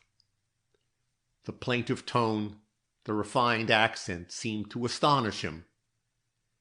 Laying down her hand, he answered gently, "I do not like to hear that from such young lips, but it assures me that I was correct in my first surmise, that it is not medicine you need, but a friend, and I can be that friend if you will but allow me." Moved, encouraged for the instant, she turned her head from side to side, probably to see if they were alone, and, not observing me, answered softly, "You are very good, very thoughtful, doctor, but—" and here her despair returned again. "It is useless. You can do nothing for me." "You think so," remonstrated the old detective, "but you do not know me, child. Let me show you that I can be of benefit to you." And he drew from his pocket a little package which he opened before her astonished eyes. "Yesterday, in your delirium, you left these rings in an office downtown. As they are valuable, I've brought them back to you. Wasn't I right, my child?" "No, no!" She started up, and her accents betrayed terror and anguish. "I do not want them. I cannot bear to see them. They do not belong to me. They belong to them." "To them? Whom do you mean by them?" queried Mr. Gryce insinuatingly. The Van Burnams. Is not that the name? Oh, do not make me talk. I'm so weak. Only take the rings back." "I will, child. I will." Mr. Gryce's voice was more than fatherly now. It was tender, really and sincerely tender. "I will take them back. But to which of the brothers shall I return them?" "To—" he hesitated softly. "To Franklin or to Howard?" I expected to hear her respond. His manner was so gentle and apparently sincere. But though feverish and on the verge of wildness, she had still some command over herself, and after giving him a look, the intensity of which called out a corresponding expression on his face, she faltered out, I don't care. I don't know either of the gentlemen. But To the one you call Howard, I think." The pause which followed was filled by the tap-tap of Mr. Gryce's fingers on his knee. "That is the one who is in custody," he observed at last. "The other, that is Franklin, has gone scot-free thus far, I hear." No answer from her close-shut lips. He waited. Still no answer. "If you do not know either of these gentlemen," he insinuated at last, "how did you come to leave the rings at their office?" "I knew their names. I inquired my way. It's all a dream now. Please, please do not ask me questions. Oh, doctor, do you not see I cannot bear it?" He smiled. I never could smile like that under any circumstances, and softly patted her hand. "I see it makes you suffer," he acknowledged, "but I must make you suffer in order to do you any good. If you would tell me all you know about these rings—" She passionately turned away her head. "I might hope to restore you to health and happiness. You know with what they are associated?" She made a slight motion. "And that they are an invaluable clue to the murderer of Mrs. Van Burnam?" Another motion. "How then, my child, did you come to have them?" Her head, which was rolling to and fro on the pillow, stopped, and she gasped rather than uttered, "I was there." He knew this, yet it was terrible to hear it from her lips. She was so young and had such an air of purity and innocence. But more heart-rending yet was the groan with which she burst forth in another moment, as if impelled by conscience to unburden herself from some overwhelming load. "I took them. I could not help it. But I did not keep them. You know that I did not keep them. I'm no thief, doctor. Whatever I am, I'm no thief." "Yes, yes, I see that. But why take them, child? What were you doing in that house, and whom were you with?" She threw up her arms, but made no reply. "Will you not tell?" he urged. A short silence, then a low "No," evidently wrung from her by the deepest anguish. Mr. Gryce heaved a sigh. The struggle was likely to be a more serious one than he had anticipated. "Miss Oliver," said he, "more facts are known in relation to this affair than you imagine. Though unsuspected at first, it has secretly been proven that the man who accompanied the woman into the house where the crime took place was Franklin Van Burnam." A low gasp from the bed, and that was all. "You know this to be correct, don't you, Miss Oliver?" "Oh, must you ask?" She was writhing now, and I thought he must desist out of pure compassion. But detectives are made out of very stern stuff, and though he looked sorry, he went inexorably on. "Justice and a sincere desire to help you force me, my child. Were you not the woman who entered Mr. Van Burnam's house at midnight with this man?" "I entered the house." "At midnight?" "Yes." "And with this man?" Silence. "You do not speak, Miss Oliver." Again silence. "It was Franklin who was with you at the Hotel D—" She uttered a cry. "And it was Franklin who connived at your change of clothing there, and advised or allowed you to dress yourself in a new suit from Altman's?" "Oh!" she cried again. "Then why should it not have been he who accompanied you to the Chinaman's, and afterwards took you in a second hack to the house in Gramercy Park?"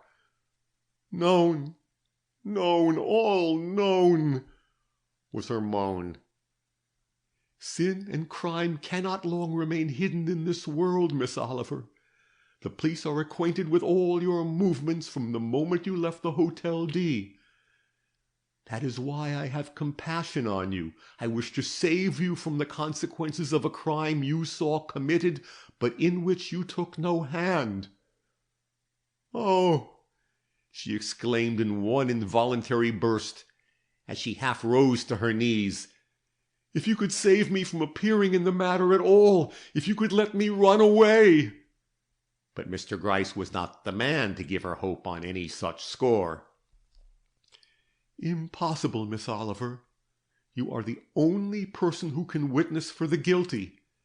If I should let you go, the police would not. Then why not tell at once whose hand drew the hat-pin from your hat?" "Stop!" she shrieked. "Stop! You kill me! I cannot bear it. If you bring that moment back to my mind, I shall go mad. I feel the horror of it rising in me now. Be still! I pray you, for God's sake, to be still." This was mortal anguish. There was no acting in this. Even he was startled by the emotion he had raised, and sat for a moment without speaking. Then the necessity of providing against all further mistakes by fixing the guilt where it belonged drove him on again, and he said, "Like many another woman before you, you are trying to shield a guilty man at your own expense, but it is useless, Miss Oliver. The truth always comes to light. Be advised, then, and make a confidant of one who understands you better than you think." But she would not listen to this. "No one understands me. I do not understand myself. I only know that I shall make a confidant of no one, that I shall never speak." And turning from him, she buried her head in the bedclothes. To most men her tone and the action which accompanied it would have been final, but Mr. Gryce possessed great patience. Waiting for just a moment till she seemed more composed, he murmured gently, "Not if you must suffer more from your silence than from speaking? Not if men, I do not mean myself, child, for I am your friend, will think that you are to blame for the death of the woman whom you saw fall under a cruel stab, and whose rings you have?" "I?" Her horror was unmistakable. So were her surprise, her terror, and her shame. But she added nothing to the words she had uttered, and he was forced to say again, "The world, and by that I mean both good people and bad, will believe all this. He will let them believe all this. Men have not the devotion of women. Alas! Alas!" It was a murmur rather than a cry, and she trembled so the bed shook visibly under her. But she made no response to the entreaty in his look and gesture, and he was compelled to draw back unsatisfied. When a few heavy minutes had passed, he spoke again, this time in a tone of sadness. "Few men are worth such sacrifices, Miss Oliver, and a criminal never. But a woman is not moved by that thought. She should be moved by this, however. If either of these brothers is to blame in this matter, consideration for the guiltless one should lead you to mention the name of the guilty." But even this did not visibly affect her. "I shall mention no names," said she. "A sign will answer. I shall make no sign." "Then Howard must go to his trial?" A gasp, but no words. "And Franklin proceed on his way undisturbed?" She tried not to answer, but the words would come. "Pray God I may never see such a struggle again." "That is as God wills. I can do nothing in the matter." And she sank back crushed and well nigh insensible. Mr. Gryce made no further effort to influence her. This ends chapter 33.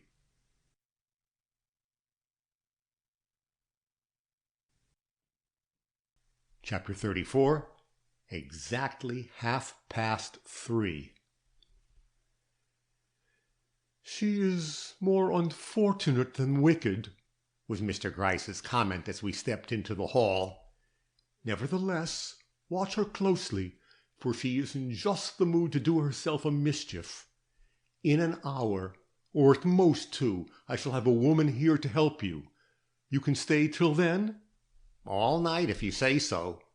"That you must settle with Miss Althorpe. As soon as Miss Oliver is up, I shall have a little scheme to propose, by means of which I hope to arrive at the truth of this affair. I must know which of these 2 men she is shielding." "Then you think she did not kill Mrs. Van Burnam herself?" "I think the whole matter one of the most puzzling mysteries that has ever come to the notice of the New York police. We are sure that the murdered woman was Mrs. Van Burnam, that this girl was present at her death, and that she availed herself of the opportunity afforded by that death to make the exchange of clothing which has given such a complicated twist to the whole affair. But beyond these facts we know little more than that it was Franklin Van Burnam who took her to the Gramercy Park house, and Howard who was seen in that same vicinity some 2 or 4 hours later. But on which of these 2 to fix the responsibility of Mrs. Van Burnam's death is the question." "She had a hand in it herself," I persisted, "though it may have been without evil intent. No man ever carried that thing through without feminine help. To this opinion I shall stick, much as this girl draws upon my sympathies." "I shall not try to persuade you to the contrary, but the point is to find out how much help and to whom it was given." "And your scheme for doing this?" "Cannot be carried out till she's on her feet again. So cure her, Miss Butterworth, cure her. When she can go downstairs, Ebenezer Gryce will be on the scene to test his little scheme." I promised to do what I could, and when he was gone I set diligently to work to soothe the child, as he had called her, and get her in trim for the delicate meal which had been sent up. And whether it was owing to a change in my own feelings, or whether the talk with Mr. Gryce had so unnerved her that any womanly ministration was welcome, she responded much more readily to my efforts than ever before, and in a little while lay in so calm and grateful a mood that I was actually sorry to see the nurse when she came. Hoping that something might spring from an interview with Miss Althorpe whereby my departure from the house might be delayed, I descended to the library, and was fortunate enough to find the mistress of the house there. She was sorting invitations and looked anxious and worried. "You see me in a difficulty, Miss Butterworth. I'd relied on Miss Oliver to oversee this work, as well as to assist me in a great many other details, and I don't know of anyone whom I can get on short notice to take her place. My own engagements are many, and—" "Let me help you," I put in, with that cheerfulness her presence invariably inspires. "I have nothing pressing calling me home, and for once in my life I should like to take an active part in wedding festivities. It would make me feel quite young again." "But—" she began. "Oh," I hastened to say, "you think I would be more of a hindrance to you than a help, that I would do the work perhaps, but in my own way rather than in yours. Well, that would doubtless have been true of me a month since, but I have learned a great deal in the last few weeks. You will not ask me how, and now I stand ready to do your work in your way, and to take a great deal of pleasure in it, too." "Ah, Miss Butterworth," she exclaimed, with a burst of genuine feeling which I would not have lost for the world, "I always knew that you had a kind heart, and I'm going to accept your offer in the same spirit in which it is made." So that was settled, and with it the possibility of my spending another night in this house. At 10 o'clock I stole away from the library and the delightful company of Mr. Stone, who had insisted upon sharing my labors, and went up to Miss Oliver's room. I met the nurse at the door. "You want to see her," said she. "She's sleeping, but does not rest very easily. I don't think I ever saw so pitiful a case. She moans continually, but not with physical pain. Yet she seems to have courage, too, for now and then she starts up with a loud cry. Listen." I did so, and this is what I heard. "I do not want to live, doctor. I do not want to live. Why do you try to make me better?" That's what she's saying all the time. Sad, isn't it? I acknowledged it to be so, but at the same time wondered if the girl were not right in wishing for death as a relief from her troubles. Early the next morning I inquired at her door again. Miss Oliver was better. Her fever had left her, and she wore a more natural look than at any time since I had seen her. But it was not an untroubled one, and it was with difficulty I met her eyes when she asked if they were coming for her that day, and if she could see Miss Althorpe before she left. As she was not yet able to leave her bed, I could easily answer her first question, but I knew too little of Mr. Gryce's intentions to be able to reply to the second. But I was easy with the suffering woman, very easy. More easy than I ever supposed I could be with anyone so intimately associated with crime. She seemed to accept my explanations as readily as she already had my presence, and I was struck again with surprise as I considered that my name had never aroused in her the least emotion. "Miss Althorpe has been so good to me. I should like to thank her from my despairing heart. I should like to thank her," she said to me as I stood by her side before leaving.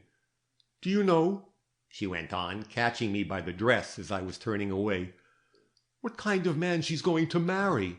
She has such a loving heart, and marriage is such a fearful risk." "Fearful?" I repeated. "Is it not fearful? To give one's whole soul to a man and be met by— I must not talk of it. I must not think of it. But is he a good man? Does he love Miss Althorpe? Will she be happy? I have no right to ask, perhaps, but my gratitude towards her is such that I wish her every joy and pleasure." "Miss Althorpe has chosen well," I rejoined. "Mr. Stone is a man in 10,000. The sigh that answered me went to my heart. "I will pray for her," she murmured. "That will be something to live for." I did not know what reply to make to this.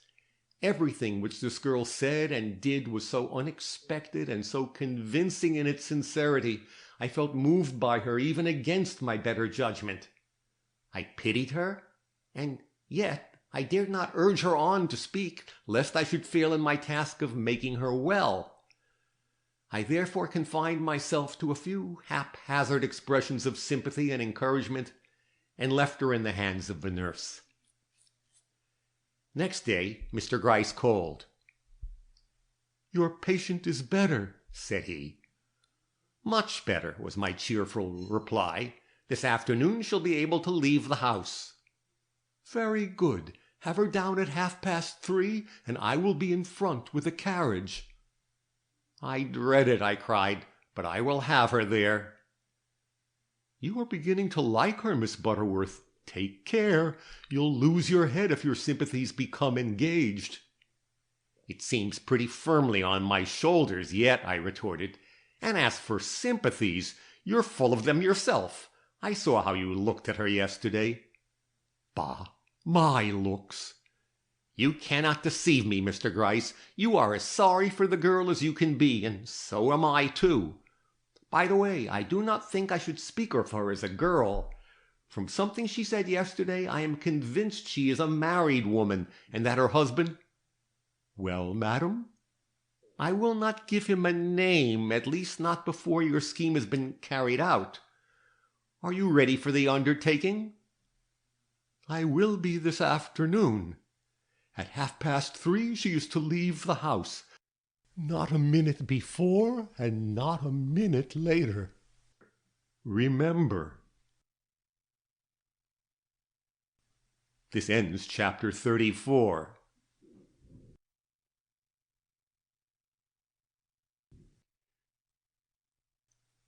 Chapter 35. A Ruse. It was a new thing for me to enter into any scheme blindfold, but the past few weeks had taught me many lessons, and among them to trust a little in the judgment of others. Accordingly, I was on hand with my patient at the hour designated, and as I supported her trembling steps down the stairs, I endeavored not to betray the intense interest agitating me, or to awaken by my curiosity any further dread in her mind than that involved by her departure from this home of bounty and good feeling, and her entrance upon an unknown and possibly much to be apprehended future. Mr. Gryce was awaiting us in the lower hall, and as he caught sight of her slender figure and anxious face, his whole attitude became at once so protecting and so sympathetic, I did not wonder at her failure to associate him with the police. As she stepped down to his side, he gave her a genial nod.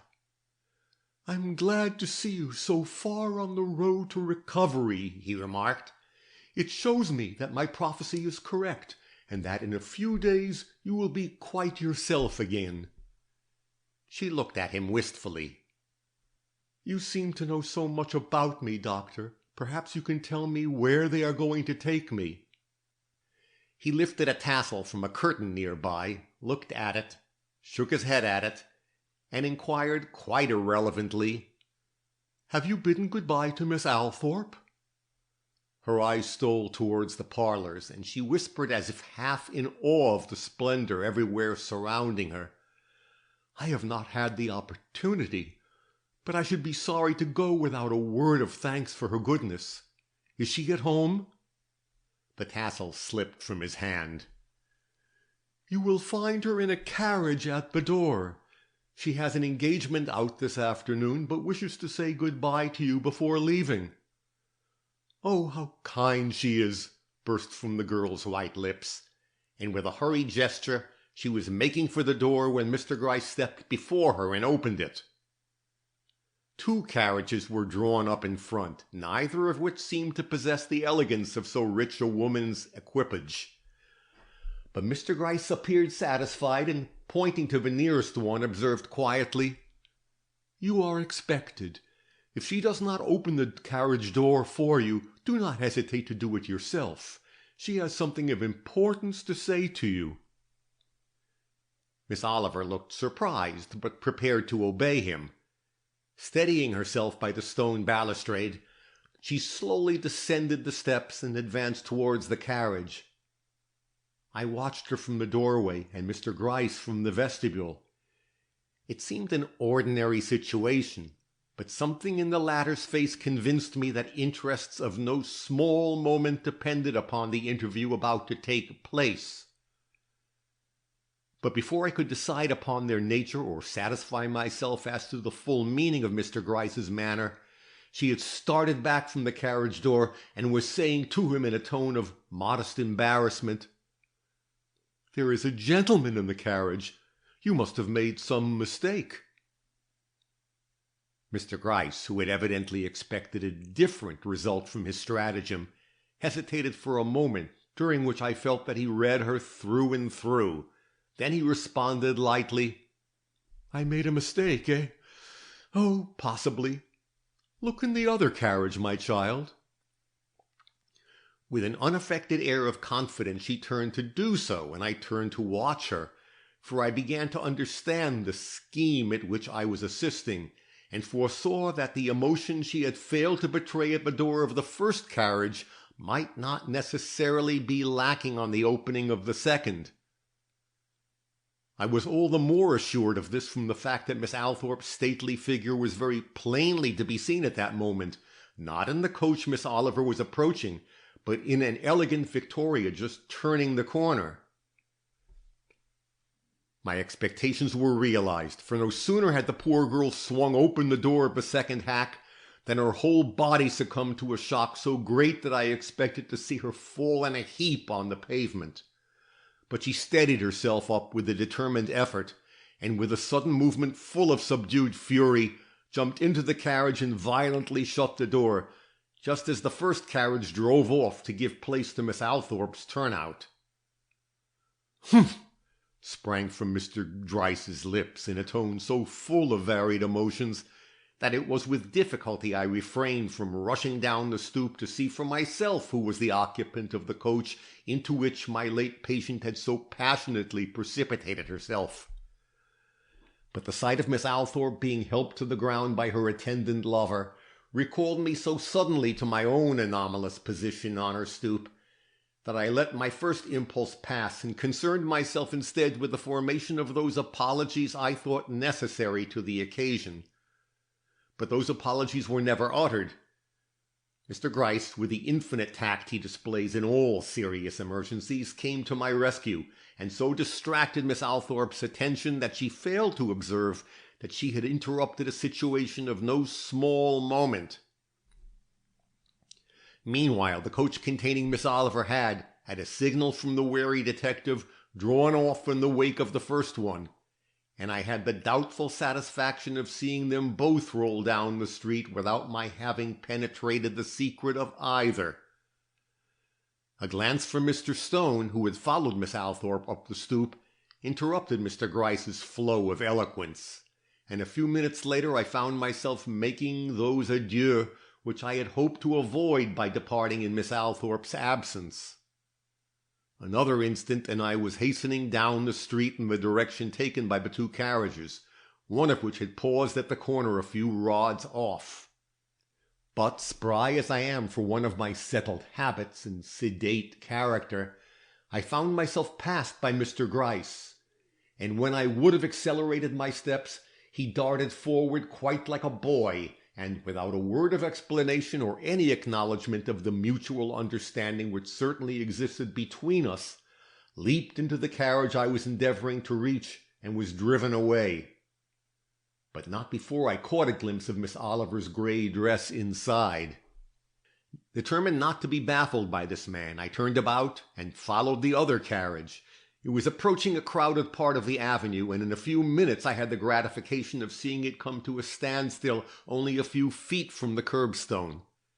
The opportunity thus afforded me of satisfying my curiosity was not to be slighted. Without pausing to consider consequences or to question the propriety of my conduct, I stepped boldly up in front of its half-lowered window and looked in. There was but one person inside, and that person was Franklin Van Burnam. What was I to conclude from this?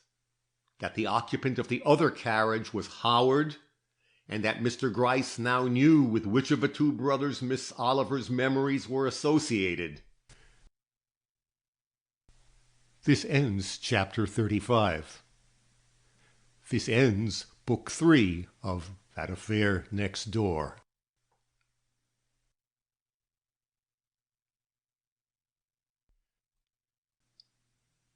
Book 4. The End of a Great Mystery. Chapter 36. The Result. I was as much surprised at this result of Mr. Gryce's scheme as he was, and possibly I was more chagrined. But I shall not enter into my feelings on the subject, or weary you any further with my conjectures. You will be much more interested, I know, in learning what occurred to Mr. Gryce upon entering the carriage holding Miss Oliver. He had expected, from the intense emotion she displayed at the sight of Howard Van Burnam, for I was not mistaken as to the identity of the person occupying the carriage with her, to find her flushed with the passions incident upon this meeting, and her companion in a condition of mind which would make it no longer possible for him to deny his connection with this woman, and his consequently guilty complicity in a murder to which both were linked by so many incriminating circumstances. But for all his experience, the detective was disappointed in this expectation, as he had been in so many others connected with this case. There was nothing in Miss Oliver's attitude to indicate that she had unburdened herself of any of the emotions with which she was so grievously agitated, nor was there on Mr. Van Burnam's part any deeper manifestations of feeling than a slight glow on his cheek, and even that disappeared under the detective's scrutiny, leaving him as composed and imperturbable as he had been in his memorable inquisition before the coroner. Disappointed, and yet in a measure exhilarated by this sudden check in plans he had thought too well laid for failure, Mr. Gryce surveyed the young girl more carefully, and saw that he had not been mistaken in regard to the force or extent of the feelings which had driven her into Mr. Van Burnam's presence, and turning back to that gentleman, was about to give utterance to some very pertinent remarks, when he was forestalled by Mr. Van Burnam inquiring, in his old calm way, which nothing seemed able to disturb, "Who is this crazy girl you have forced upon me? If I'd known I was to be subjected to such companionship, I should not have regarded my outing so favorably." Mr. Gryce, who never allowed himself to be surprised by anything a suspected criminal might do or say, surveyed him quietly for a moment, then turned towards Miss Oliver. "You hear what this gentleman calls you?" said he. Her face was hidden by her hands, but she dropped them as the detective addressed her, showing a countenance so distorted by passion that it stopped the current of his thoughts, and made him question whether the epithet bestowed upon her by their somewhat callous companion was entirely unjustified.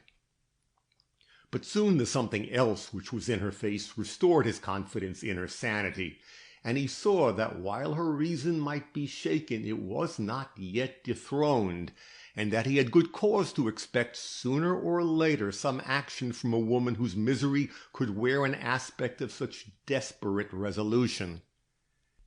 That he was not the only one affected by the force and desperate character of her glance became presently apparent, for Mr. Van Burnam, with a more kindly tone than he had previously used, observed quietly, "I see the lady is suffering. I beg pardon for my inconsiderate words. I have no wish to insult the unhappy." Never was Mr. Gryce so nonplussed. There was a mingled courtesy and composure in the speaker's manner which was as far removed as possible from that strained effort at self-possession which marked suppressed passion or secret fear, while in the vacant look with which she met these words there was neither anger nor scorn, nor indeed any of the passions one would expect to see there.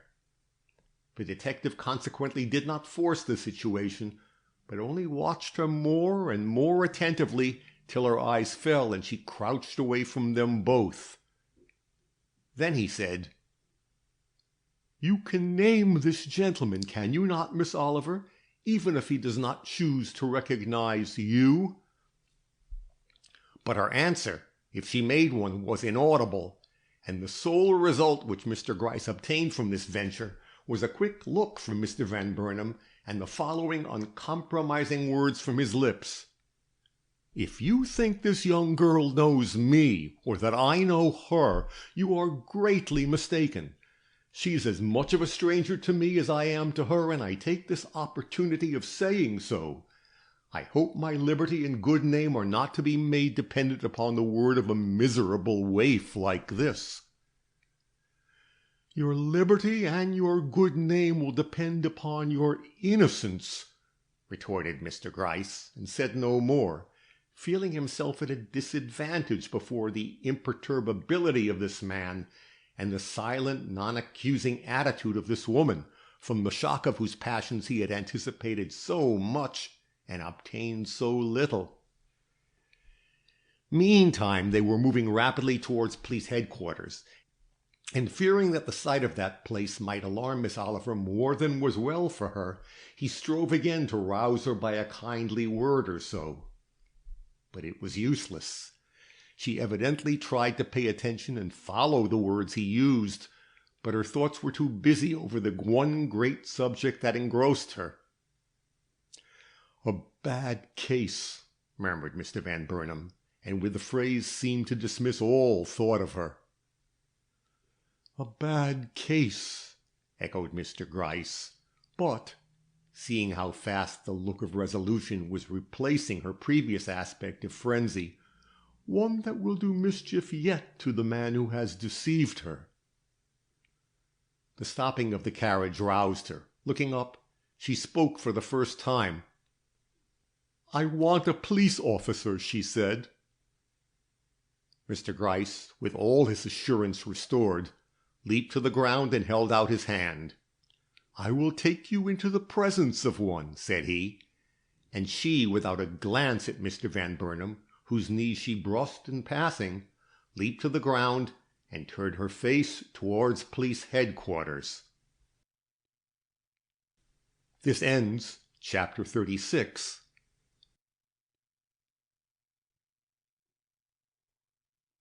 Chapter 37. 2 weeks.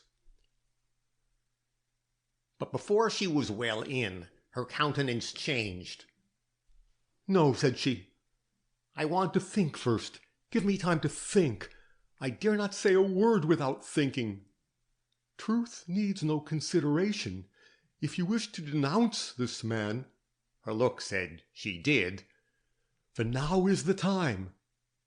She gave him a sharp glance, the first she had bestowed upon him since leaving Miss Althorpe's.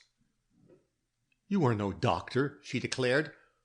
"Are you a police officer?" "I am a detective." "Oh!" And she hesitated for a moment, shrinking from him with very natural distrust and aversion. "I've been in the toils, then, without knowing it. No wonder I'm caught. But I am no criminal, sir, and if you are the one most in authority here, I beg the privilege of a few words with you before I am put into confinement." "I will take you before the superintendent," said Mr. Gryce. "But do you wish to go alone? Shall not Mr. Van Burnam accompany you?" "Mr. Van Burnam? Is it not he you wish to denounce?" "I do not wish to denounce anyone today." "What do you wish?" asked Mr. Gryce. "Let me see the man who has power to hold me here, or let me go. I will tell him." "Very well," said Mr. Gryce, and led her into the presence of the superintendent. She was at this moment quite a different person from what she'd been in the carriage. All that was girlish in her aspect or appealing in her bearing had faded away, evidently forever, and left in its place something at once so desperate and so deadly that she seemed not only a woman, but one of a very determined and dangerous nature. Her manner, however, was quiet, and it was only in her eye that one could see how near she was to frenzy. She spoke before the superintendent could address her. "Sir," said she, "I have been brought here on account of a fearful crime I was unhappy enough to witness. I myself am innocent of that crime, but so far as I know, there is no other person living save the guilty man who committed it, who can tell you how or why or by whom it was done. One man has been arrested for it, and another has not. If you will give me 2 weeks of complete freedom, I will point out to you which is the veritable man of blood, and may heaven have mercy on his soul." "She's mad," signified the superintendent in byplay to Mr. Gryce. But the latter shook his head. She was not mad yet. "I know," she continued, without a hint of a timidity which seemed natural to her under other circumstances, "that this must seem a presumptuous request from one like me. But it is only by granting it that you will ever be able to lay your hand on the murderer of Mrs. Van Burnam. For I will never speak if I cannot speak in my own way and at my own time. The agonies I have suffered must have some compensation. Otherwise I should die of horror and my grief." "And how do you hope to gain compensation by this delay?" expostulated the superintendent. "Would you not meet with more satisfaction in denouncing him here and now, before he can pass another night in fancied security?" But she only repeated, "I have said 2 weeks, and 2 weeks I must have. 2 weeks in which to come and go as I please. 2 weeks." and no argument they could advance succeeded in eliciting from her any other response or in altering in any way her air of quiet determination with its underlying suggestion of frenzy. Acknowledging their mutual defeat by a look, the superintendent and detective drew off to one side, and something like the following conversation took place between them. "You think she's sane?" "I do." "And will remain so 2 weeks?" "If humored." "You are sure she is implicated in this crime?" "She was a witness to it." "And that she speaks the truth when she declares that she is the only person who can point out the criminal?"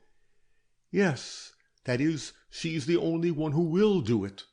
The attitude taken by the Van Burnams, especially by Howard just now in the presence of this girl, shows how little we have to expect from them." "Yet you think they know as much as she does about it?" "I do not know what to think. For once I am baffled, Superintendent.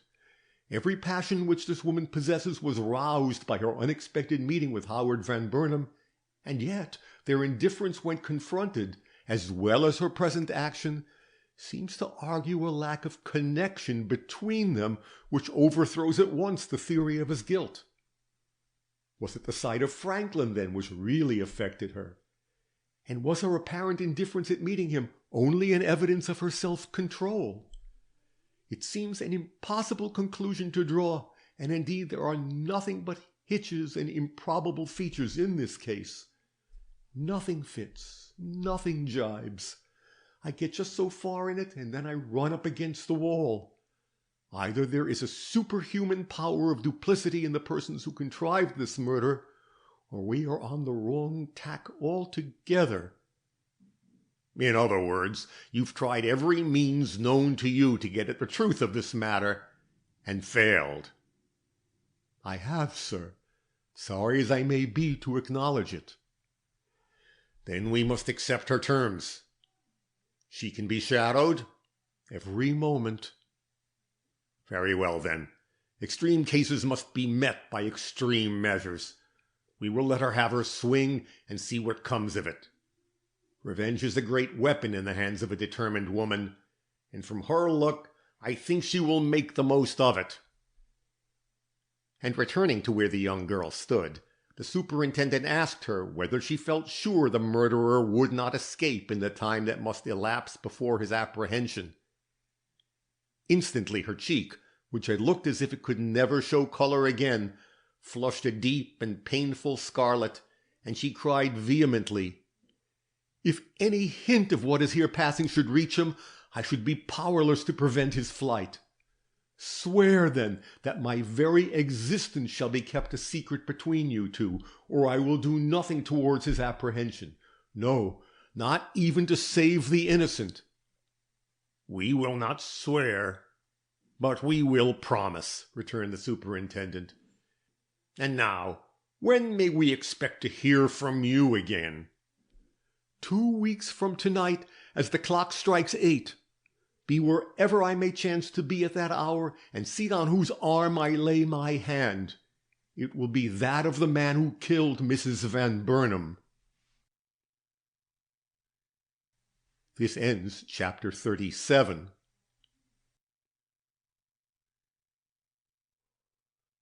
Chapter 38. A White Satin Gown.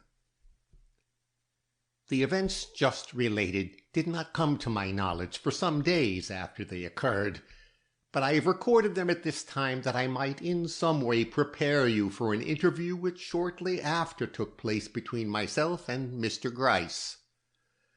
I had not seen him since our rather unsatisfactory parting in front of Miss Althorpe's house, and the suspense which I had endured in the interim made my greeting unnecessarily warm. But he took it all very naturally. "You are glad to see me," said he. "Been wondering what has become of Miss Oliver. Well, she's in good hands with Mrs. Desberger, in short, a woman whom I believe you know." "With Mrs. Desberger?" I was surprised. "Why, I have been looking every day in the papers for an account of her arrest." "No doubt," he answered. "But we police are slow. We're not ready to arrest her yet. Meanwhile, you can do us a favor. She wants to see you. Are you willing to visit her?" My answer contained but little of the curiosity and eagerness I really felt. "I am always at your command. Do you wish me to go now?" "Miss Oliver is impatient," he admitted. "Her fever is better, but she's in an excited condition of mind which makes her a little unreasonable. To be plain, she is not quite herself, and while we still hope something from her testimony, we are leaving her very much to her own devices and do not cross her in anything. You will therefore listen to what she says and, if possible, aid her in anything she may undertake, unless it points directly towards self-destruction. My opinion is that she will surprise you. But you are becoming accustomed to surprises, are you not?" "Thanks to you, I am." "Very well, then. I have but one suggestion to make. You are working for the police now, madam, and nothing that you see or learn in connection with this girl is to be kept back from us. Am I understood?" "Perfectly. But it is only proper for me to retort that I am not entirely pleased with the part you assign me. Could you not have left thus much to my good sense, and not put it into so many words?"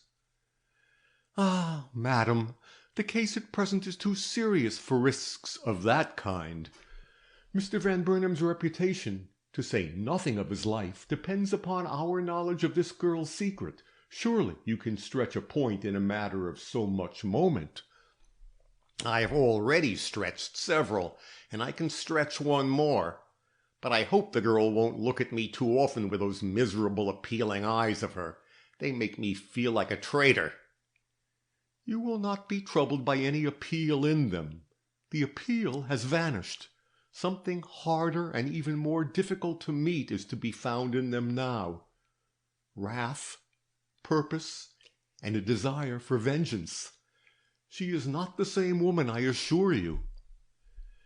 "Well," I sighed, "I am sorry. There's something about the girl that lays hold of me, and I hate to see such a change in her. Did she ask for me by name?" "I believe so." "I cannot understand her wanting me, but I'll go, and I won't leave her either till she shows me she's tired of me. I am as anxious to see the end of this matter as you are." Then, with some vague idea that I had earned a right to some show of confidence on his part, I added insinuatingly, "I supposed you would feel the case settled when she almost fainted at the sight of the younger Mr. Van Burnam." The old ambiguous smile I remembered so well came to modify his brusque rejoinder. "If she had been a woman like you, I should. But she is a deep one, Miss Butterworth, too deep for the success of a little ruse like mine. Are you ready?" I was not, but it did not take me long to be so, and before an hour had elapsed, I was seated in Mrs. Desberger's parlor in 9th Street. Miss Oliver was in, and ere long made her appearance. She was dressed in street costume. I was prepared for a change in her, and yet the shock I felt when I first saw her face must have been apparent, for she immediately remarked, "You find me quite well, Miss Butterworth. For this I am partially indebted to you. You were very good to nurse me so carefully. Will you be still kinder and help me in a new matter which I feel quite incompetent to undertake alone?" Her face was flushed, her manner nervous, but her eyes had an extraordinary look in them which affected me most painfully, notwithstanding the additional effect it gave to her beauty. "Certainly," said I. "What can I do for you?" "I wish to buy me a dress," was her unexpected reply. "A handsome dress. Do you object to showing me the best shops? I'm a stranger in New York." More astonished than I can express, but carefully concealing it in remembrance of the caution received from Mr. Gryce, I replied that I would be only too happy to accompany her on such an errand. upon which she lost her nervousness and prepared at once to go out with me. "I would have asked Mrs. Desberger," she observed while fitting on her gloves, "but her taste," here she cast a significant look about the room, "is not quiet enough for me." "I should think not," I cried. "I shall be a trouble to you," the girl went on, with a gleam in her eye that spoke of the restless spirit within. "I have many things to buy, and they must all be rich and handsome." "If you have money enough, there will be no trouble about that." "Oh, I have money." She spoke like a millionaire's daughter. "Shall we go to Arnold's?" As I always traded at Arnold's, I readily acquiesced, and we left the house, but not before she had tied a very thick veil over her face. "If we meet anyone, do not introduce me," she begged. "I cannot talk to people." "You may rest easy," I assured her. At the corner she stopped. "Is there any way of getting a carriage?" she asked. "Do you want one?" "Yes." I signaled the hack. "Now for the dress," she cried. We rode at once to Arnold's. "What kind of a dress do you want?" I inquired as we entered the store. "An evening one, a white satin, I think." I could not help the exclamation which escaped me, but I covered it up as quickly as possible by a hurried remark in favor of white, and we proceeded at once to the silk counter. "I will trust it all to you," she whispered in an odd choked tone as the clerk approached us. "Get what you would for your daughter. No, for Mr. Van Burnam's daughter, if he has one, and do not spare expense. I have $500 in my pocket." Mr. Van Burnam's daughter? Well, well, a tragedy of some kind was portending, but I bought the dress. "Now," said she, "lace, and whatever else I need to make it up suitably. And I must have slippers and gloves. You know what a young girl requires to make her look like a lady. I want to look so well that the most critical eye will detect no fault in my appearance. It can be done, can it not, Miss Butterworth? My face and figure will not spoil the effect, will they?" "No," said I, "you have a good face and a beautiful figure. You ought to look well. Are you going to a ball, my dear?" "I am going to a ball," she answered, but her tone was so strange the people passing us turned to look at her. "Let us have everything sent to the carriage," said she, and went with me from counter to counter with her ready purse in her hand, but not once lifting her veil to look at what was offered us, saying over and over as I sought to consult her in regard to some article, "Buy the richest. I leave it all to you." Had Mr. Gryce not told me she must be humored, I could never have gone through this ordeal. To see a girl thus expend her hoarded savings on such frivolities was absolutely painful to me, and more than once I was tempted to decline any further participation in such extravagance.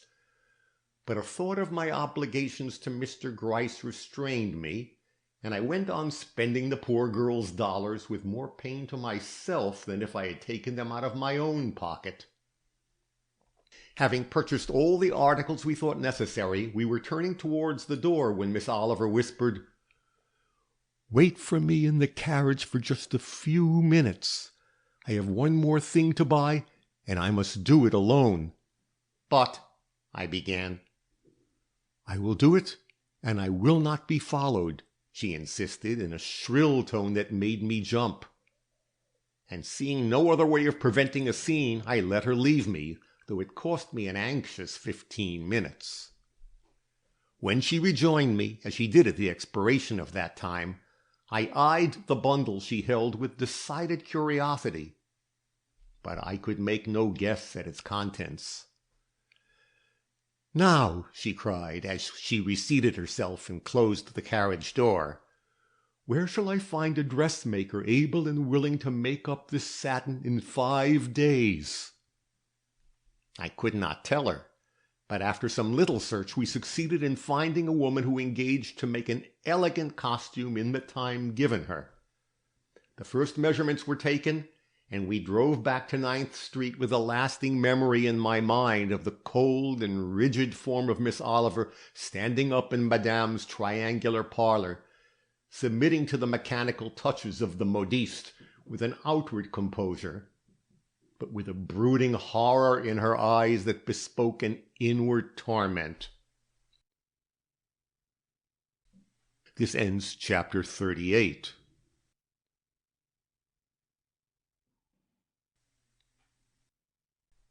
Chapter 39. The Watchful Eye. As I parted with Miss Oliver on Miss Desberger's stoop, and did not visit her again in that house, I will introduce the report of a person better situated than myself to observe the girl during the next few days. That the person thus alluded to was a woman in the service of the police is evident, and as such may not meet with your approval, but her words are of interest, as witness. Friday, p.m. Party went out today in company with an elderly female of respectable appearance. Said elderly female wears puffs and moves with great precision. I say this in case her identification should prove necessary. I had been warned that Miss O would probably go out, and as the man set to watch the front door was on duty, I occupied myself during her absence in making a neat little hole in the partitions between our two rooms, so that I should not be obliged to offend my next-door neighbor by too frequent visits to her apartment. This done, I awaited her return, which was delayed till it was almost dark. When she did come in, her arms were full of bundles. These she thrust into a bureau drawer, with the exception of one which she laid with great care under her pillow. I wondered what this one could be, but could get no inkling from its size or shape. Her manner when she took off her hat was fiercer than before, and a strange smile which I had not previously observed on her lips added force to her expression. But it paled after supper time, and she had a restless night. I could hear her walk the floor long after I thought it prudent on my part to retire, and at intervals through the night I was disturbed by her moaning, which was not that of a sick person, but of one very much afflicted in mind. Saturday. Party quiet. Sits most of the time with hands clasped on her knee before the fire. Given to quick starts, as if suddenly awakened from an absorbing train of thought. A pitiful object, especially when seized by terror, as she is at odd times. No walks, no visitors today. Once I heard her speak some words in a strange language, and once she drew herself up before the mirror in an attitude of so much dignity, I was surprised at the fine appearance she made. The fire of her eyes at this moment was remarkable. I should not be surprised at any move she might make. Sunday. She's been writing today, but when she'd filled several pages of letter paper, she suddenly tore them all up and threw them into the fire. Time seems to drag with her, for she goes every few minutes to the window from which a distant church clock is visible, and sighs as she turns away. More writing in the evening, and some tears. But the writing was burned as before, and the tears stopped by a laugh that augurs little good to the person who called it up. The package has been taken from under her pillow and put in some place not visible from my spy-hole. Monday. Party out again today, gone some 2 hours or more. When she returned, she sat down before the mirror and began dressing her hair. She has fine hair, and she tried arranging it in several ways. None seemed to satisfy her, and she tore it down again and let it hang till supper time, when she wound it up in its usual simple knot. Mrs. Desberger spent some minutes with her, but their talk was far from confidential and therefore uninteresting. I wish people would speak louder when they talk to themselves. Tuesday. Great restlessness on the part of the young person I'm watching. No quiet for her, no quiet for me, yet she accomplishes nothing, and as yet has furnished me no clue to her thoughts. A huge box was brought into the room tonight. It seemed to cause her dread rather than pleasure, for she shrank at sight of it, and has not yet attempted to open it. But her eyes have never left it since it was set down on the floor. It looks like a dressmaker's box, but why such emotion over a gown? Wednesday. This morning she opened the box, but did not display its contents. I caught one glimpse of a mass of tissue paper, and then she put the cover on again, and for a good half-hour sat crouching down beside it, shuddering like one in an ague fit. I began to feel there was something deadly in the box. Her eyes wandered towards it so frequently, and with such contradictory looks of dread and savage determination. When she got up, it was to see how many more minutes of the wretched day had passed. Thursday. Party sick. Did not try to leave her bed. Breakfast brought up by Mrs. Desberger, who showed her every attention, but could not prevail upon her to eat. Yet she would not let the tray be taken away, and when she was alone again, or thought herself alone, she let her eyes rest so long on the knife lying across her plate that I grew nervous and could hardly restrain myself from rushing into the room. But I remembered my instructions and kept still, even when I saw her hand steal towards this possible weapon, though I kept my own on the bell rope, which fortunately hung at my side.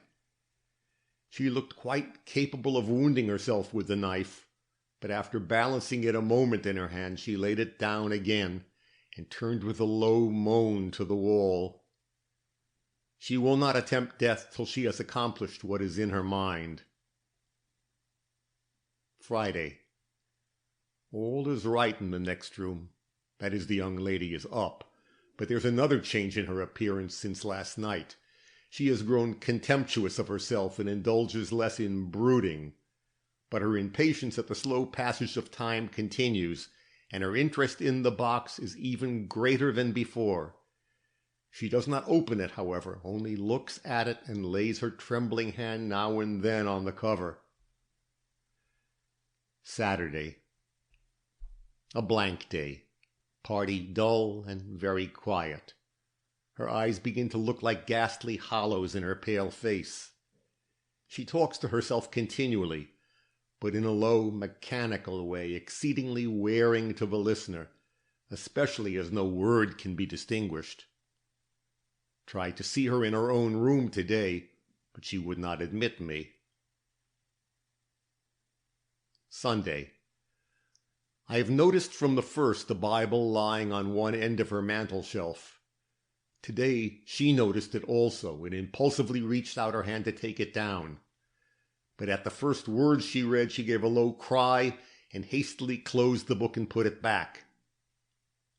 Later, however, she took it again and read several chapters. The result was a softening in her manner, but she went to bed as flushed and determined as ever. Monday. She has walked the floor all day. She has seen no one, and seems scarcely able to contain her impatience. She cannot stand this long. Tuesday. My surprises began in the morning. As soon as her room had been put in order, Miss O locked the door and began to open her bundles. First she unrolled a pair of white silk stockings, which she carefully, but without any show of interest, laid on the bed. Then she opened a package containing gloves. They were white also, and evidently of the finest quality. Then a lace handkerchief was brought to light, slippers, an evening fan, and a pair of fancy pins, and lastly she opened the mysterious box and took out a dress so rich in quality and of such simple elegance it almost took my breath away. It was white, and made of the heaviest satin, and it looked as much out of place in that shabby room as its owner did in the moments of exaltation of which I have spoken. Though her face was flushed when she lifted out the gown, It became pale again when she saw it lying across her bed. Indeed, a look of passionate abhorrence characterized her features as she contemplated it, and her hands went up before her eyes, and she reeled back, uttering the first words I have been able to distinguish since I've been on duty. They were violent in character, and seemed to tear their way through her lips almost without her volition. It is hate I feel, nothing but hate. Ah, if it were only duty that animated me. Later she grew calmer, and covering up the whole paraphernalia with a stray sheet she had evidently laid by for the purpose, she sent for Mrs. Desberger. When that lady came in, she met her with a wan but by no means dubious smile, and ignoring with quiet dignity the very evident curiosity with which that good woman surveyed the bed, she said appealingly, "You've been so kind to me, Mrs. Desberger, that I'm going to tell you a secret. Will it continue to remain a secret, or shall I see it in the faces of all my fellow boarders tomorrow?" You can imagine Mrs. Desberger's reply, also the manner in which it was delivered, but not Miss Oliver's secret. She uttered it in these words: "I am going out tonight, Mrs. Desberger. I'm going into great society. I'm going to attend Miss Althorp's wedding." Then, as the good woman stammered out some words of surprise and pleasure, she went on to say, "I do not want anyone to know it, and I would be so glad if I could slip out of the house without anyone seeing me. I shall need a carriage, but you will get one for me, will you not? And let me know the moment it comes. I am shy of what folks say, and besides, as you know, I am neither happy nor well if I do go to weddings and have new dresses and—" She nearly broke down, but collected herself with wonderful promptitude, and with a coaxing look that made her almost ghastly, so much it seemed out of accord with her strained and unnatural manner, she raised a corner of the sheet, saying, "I will show you my gown, if you will promise to help me quietly out of the house," which of course produced the desired effect upon Mrs. Desberger, that woman's greatest weakness being her love of dress.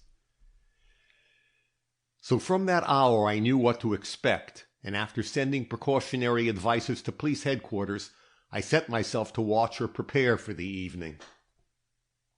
I saw her arrange her hair and put on her elegant gown, and was as much startled by the result as if I had not had the least premonition that she only needed rich clothes to look both beautiful and distinguished.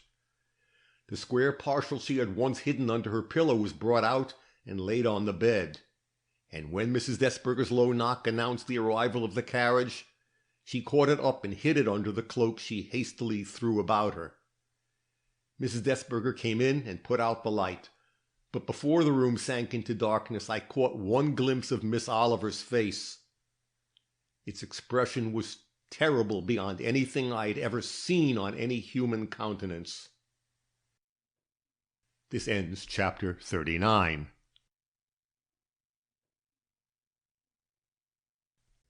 Chapter 40.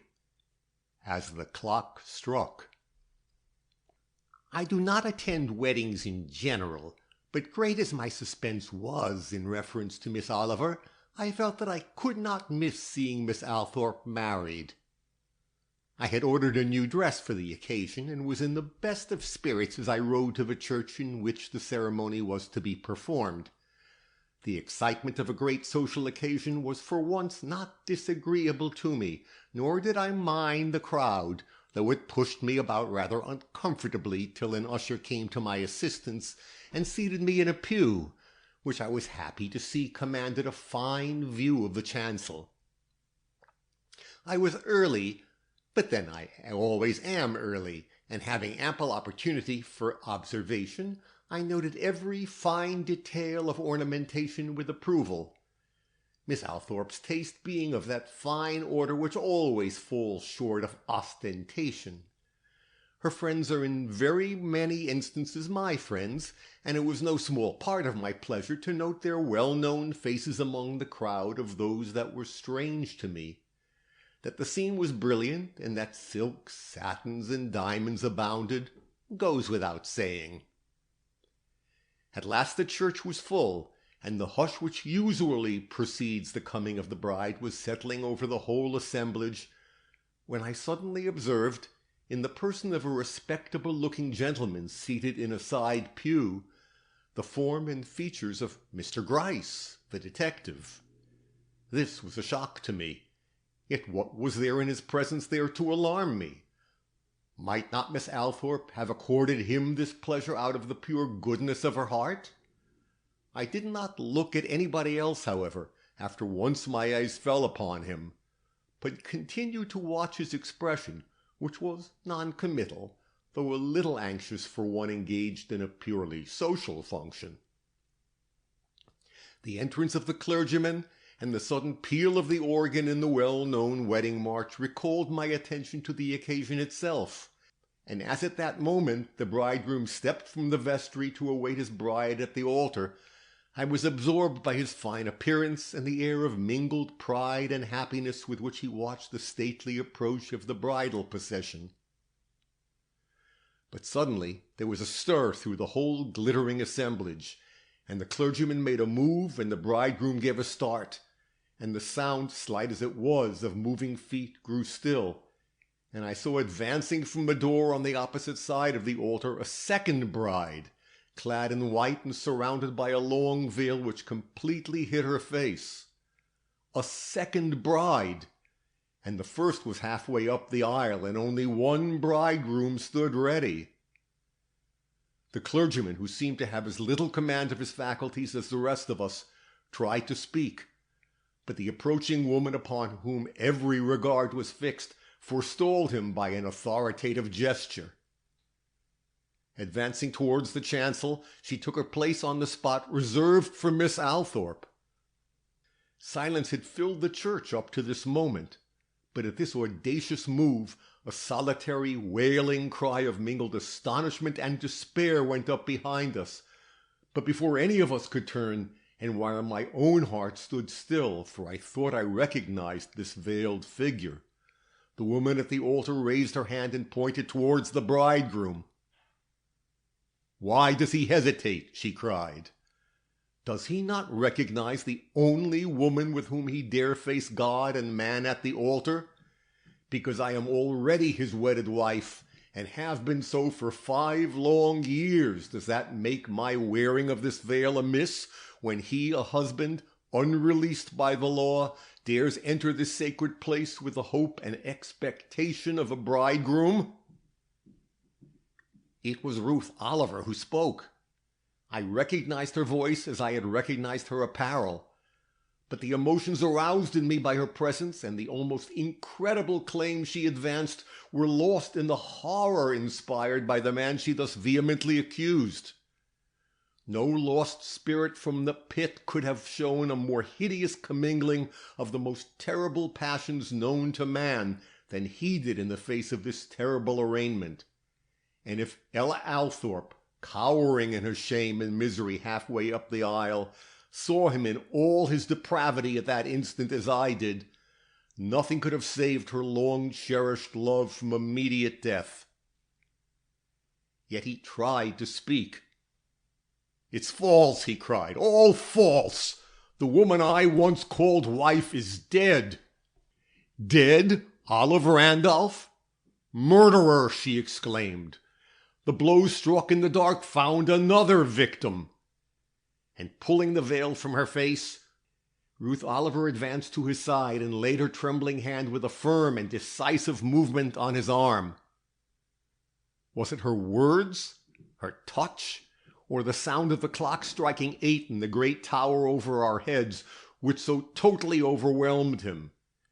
As the last stroke of the hour which was to have seen him united with Miss Althorpe died out in the awed spaces above him, he gave a cry such as I am sure never resounded between those sacred walls before, and sank in a heap on the spot where but a few minutes previous he had lifted his head in all the glow and pride of a prospective bridegroom. This ends chapter 40.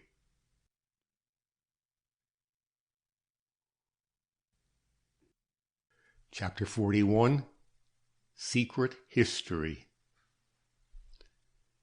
It was hours before I found myself able to realize that the scene I had just witnessed had a deeper and much more dreadful significance than appeared to the general eye, and that Ruth Oliver, in her desperate interruption of these treacherous nuptials, had not only made good her prior claim to Randolph Stone as her husband, but had pointed him out to all the world as the villainous author of that crime which for so long a time had occupied my own and the public's attention.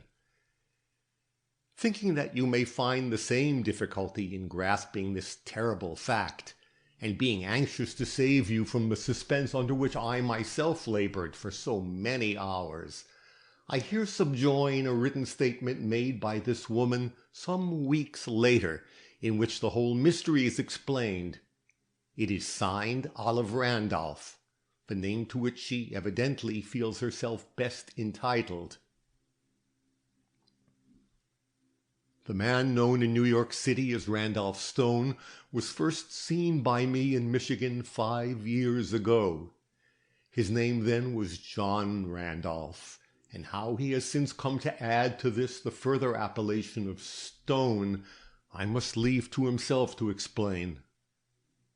I was born in Michigan myself, and till my 18th year I lived with my father, who was a widower without any other child, in a little low cottage amid the sand mounds that border the eastern side of the lake. I was not pretty, but every man who passed me on the beach or in the streets of the little town where we went to market and to church stopped to look at me, and this I noticed, and from this perhaps my unhappiness arose. For before I was old enough to know the difference between poverty and riches, I began to lose all interest in my simple home duties, and to cast longing looks at the great school building where girls like myself learned to speak like ladies and play the piano.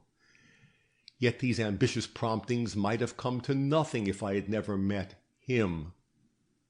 I might have settled down in my own sphere and lived a useful, if unsatisfied life, like my mother and my mother's mother before her. But fate had reserved me for wretchedness, and one day, just as I was on the verge of my 18th year, I saw John Randolph. I was coming out of church when our eyes first met, and I noticed after the first shock my simple heart received from his handsome face and elegant appearance, that he was surveying me with that strange look of admiration I had seen before on so many faces, and the joy this gave me, and the certainty which came with it of my seeing him again, made that moment quite unlike any other in my whole life, and was the beginning of that passion which has undone me, ruined him, and brought death and sorrow to many others of more worth than either of us.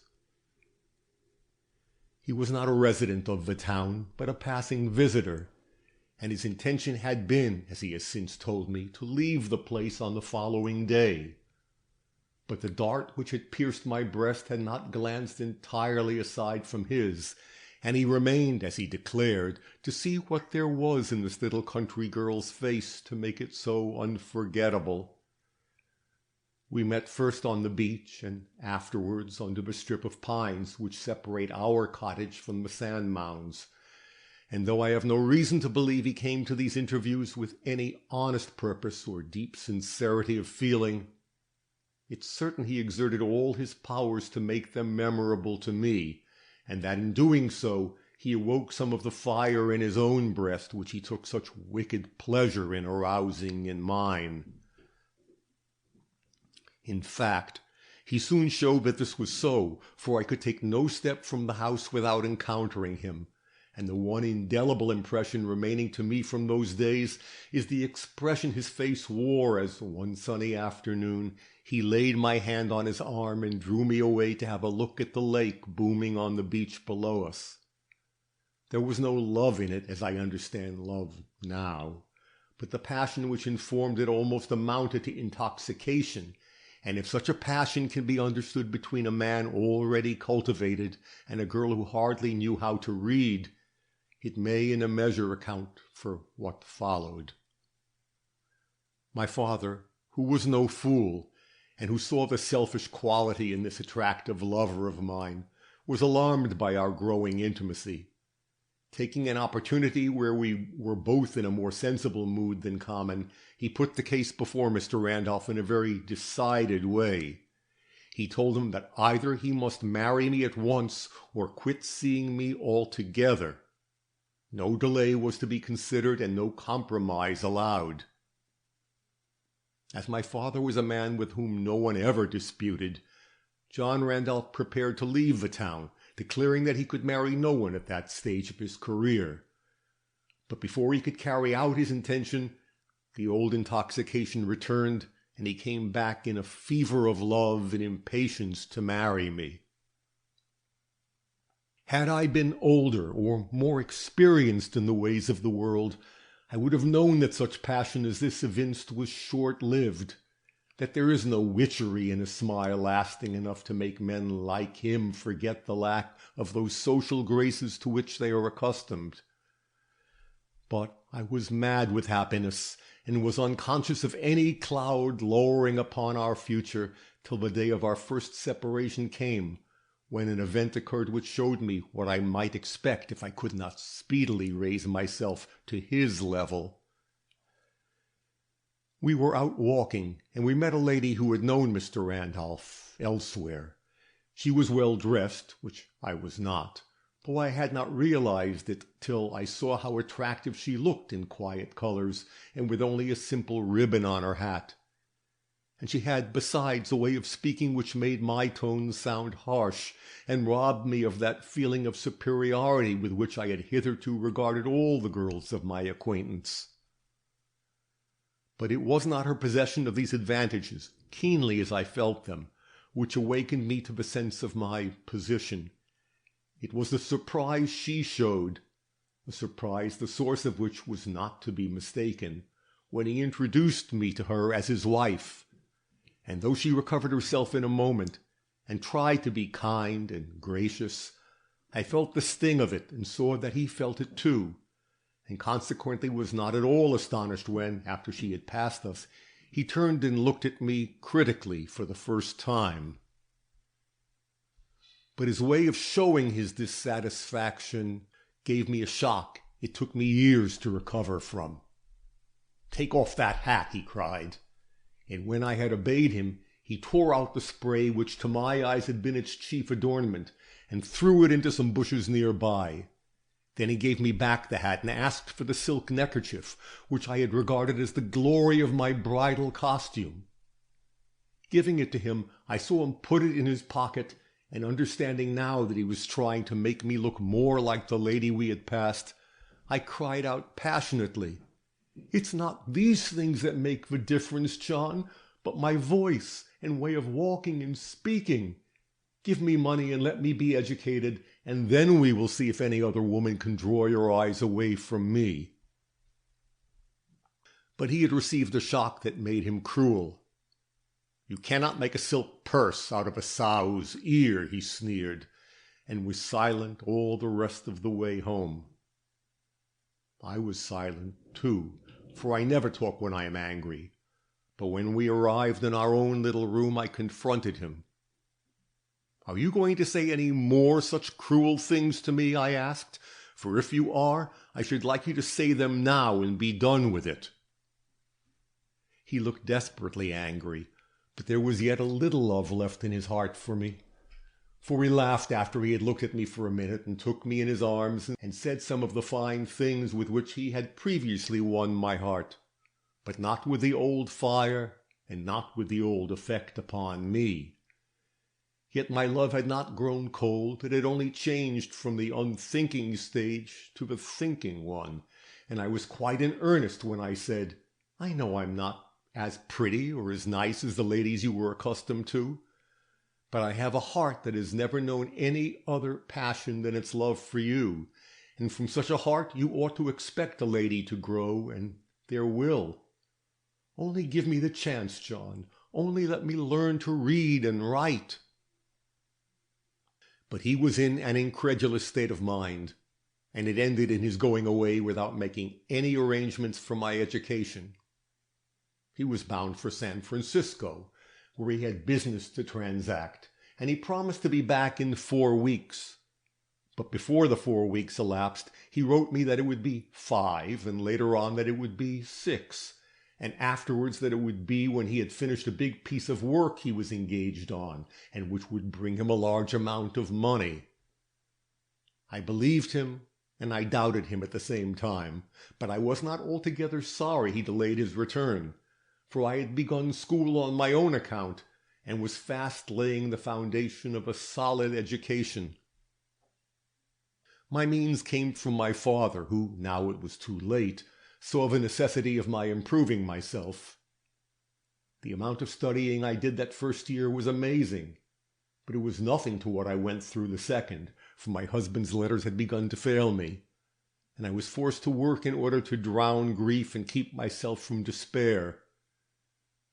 Finally, no letters came at all, and when the second year was over, and I could at least express myself correctly, I woke to the realization that, so far as my husband was concerned, I'd gone through all this labor for nothing, and that unless by some fortunate chance I could light upon some clue to his whereabouts in the great world beyond our little town, I would be likely to pass the remainder of my days in widowhood and desolation.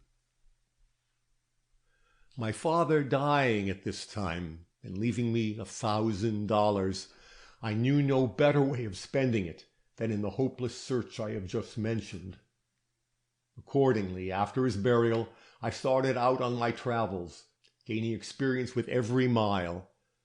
I had not been away a week before I realized what a folly I had indulged in ever hoping to see John Randolph back at my side.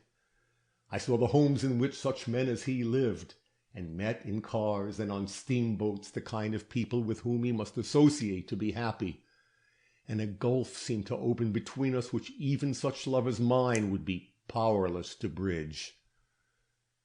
But though hope thus sank in my breast, I did not lose my old ambition of making myself as worthy of him as circumstances would permit. I read only the best books, and I allowed myself to become acquainted with only the best people, and as I saw myself liked by such, the awkwardness of my manner gradually disappeared, and I began to feel but that day would come when I should be universally recognized as a lady. Meanwhile, I did not advance an iota in the object of my journey, and at last, with every expectation gone of ever seeing my husband again, I made my way to Toledo.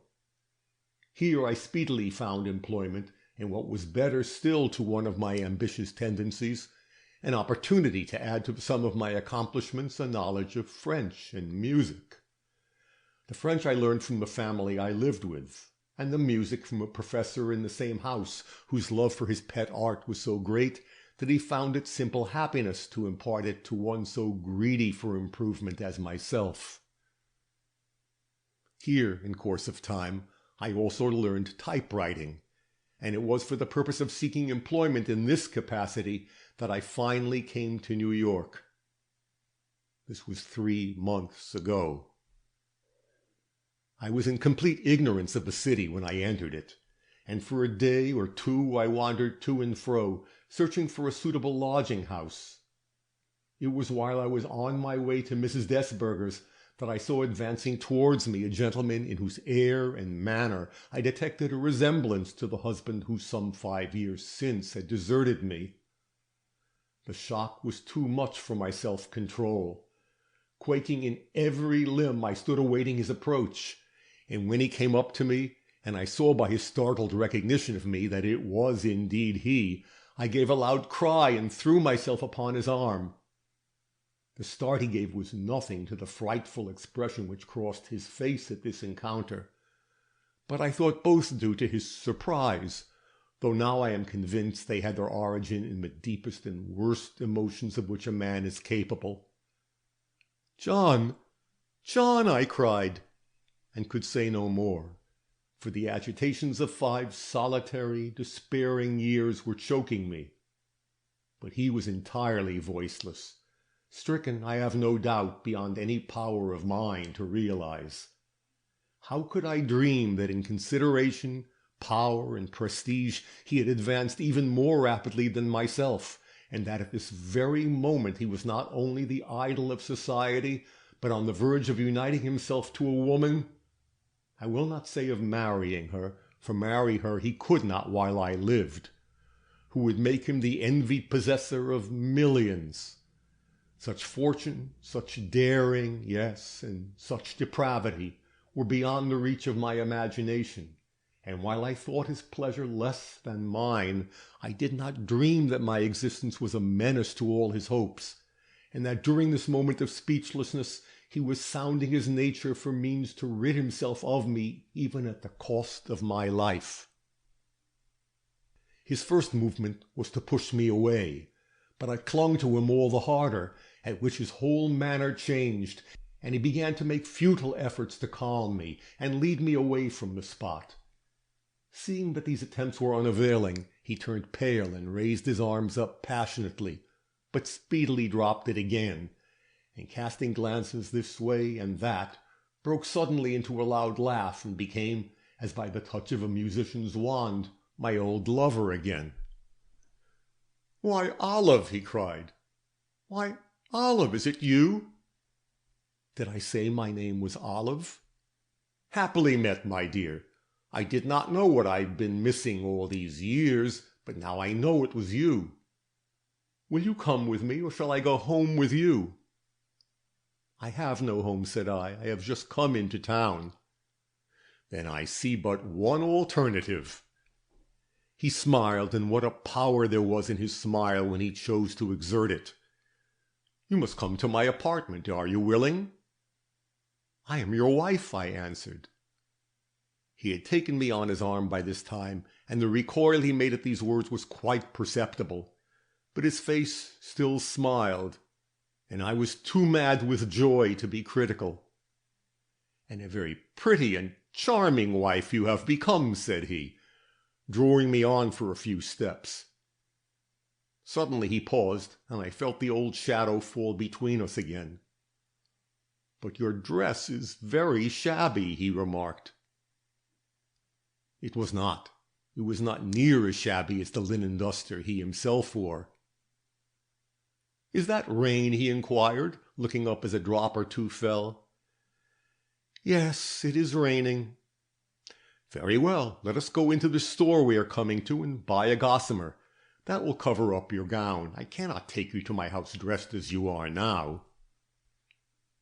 Surprised, for I had thought my dress very neat and ladylike, but never dreaming of questioning his taste any more than in the old days in Michigan, I went with him into the shop he had pointed out and bought me a gossamer, for which he paid. When he had helped me to put it on and had tied my veil well over my face, he seemed more at his ease and gave me his arm quite cheerfully. Now, said he, you look well, but how about the time when you will have to take the gossamer off? I tell you what it is, my dear, you will have to refit yourself entirely before I shall be satisfied. And again I saw him cast about him that furtive and inquiring look, which would have awakened more surprise in me than it did, had I known that we were in a part of a city where he ran but little chance of meeting anyone he knew. This old duster I have on, he suddenly laughed, is a very appropriate companion to your gossamer. And though I did not agree with him, for my clothes were new and his old and shabby, I laughed also and never dreamed of evil. As this garment which so disfigured him that morning has been the occasion of much false speculation on the part of those whose business it was to inquire into the crime with which it is in a most unhappy way connected, I may as well explain here and now why so fastidious a gentleman as Randolph Stone came to wear it. The gentleman called Howard Van Burnam was not the only person who visited the Van Burnam offices on the morning preceding the murder. Randolph Stone was there also, but he did not see the brothers, for finding them closeted together, he decided not to interrupt them.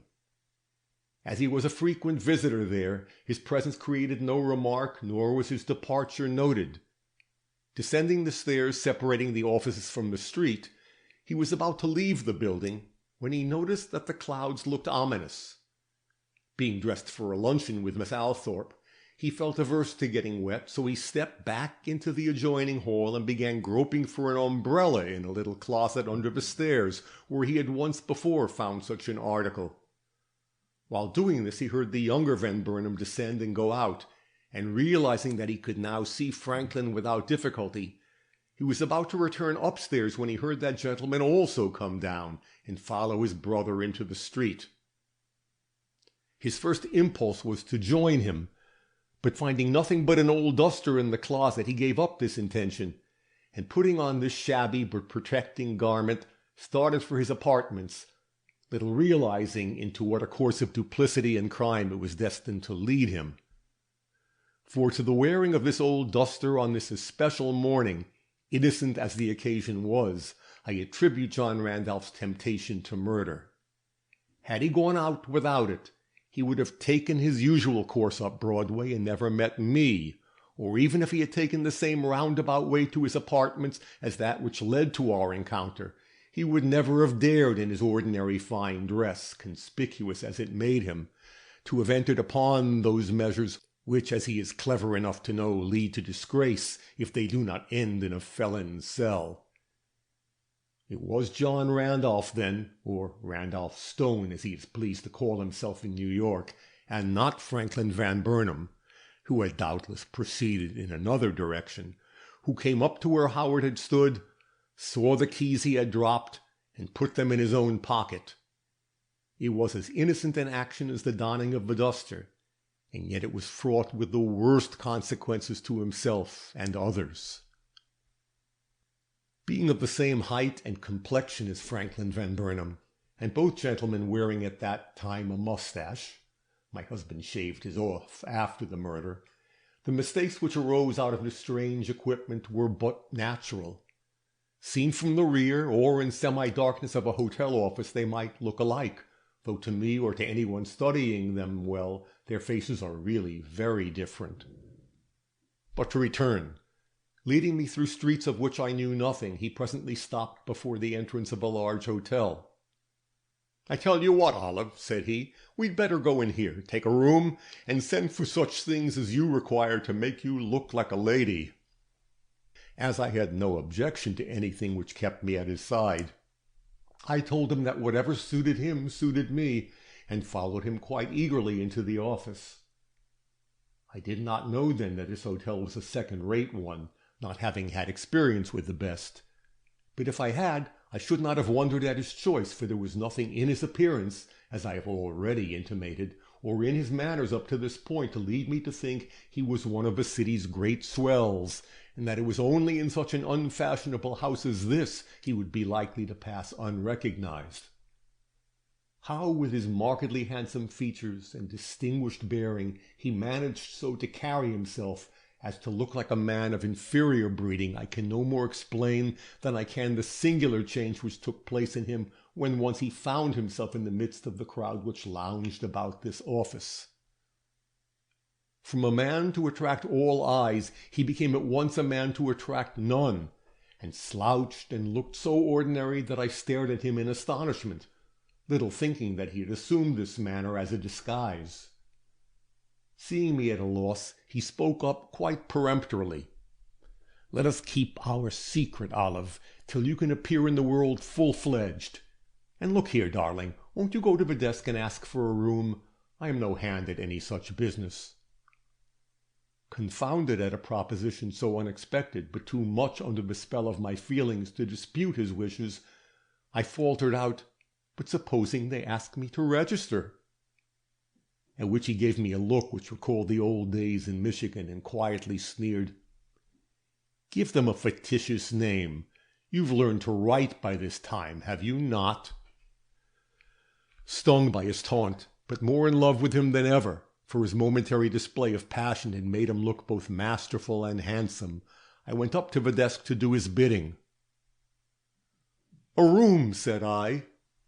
And when asked to write our names in the book that lay before me, I put down the first that suggested itself. I wrote with my gloves on, which was why the writing looked so queer that it was taken for a disguised hand. This done, he rejoined me, and we went upstairs, and I was too happy to be in his company again to wonder at his peculiarities or weigh the consequences of the implicit confidence I accorded him.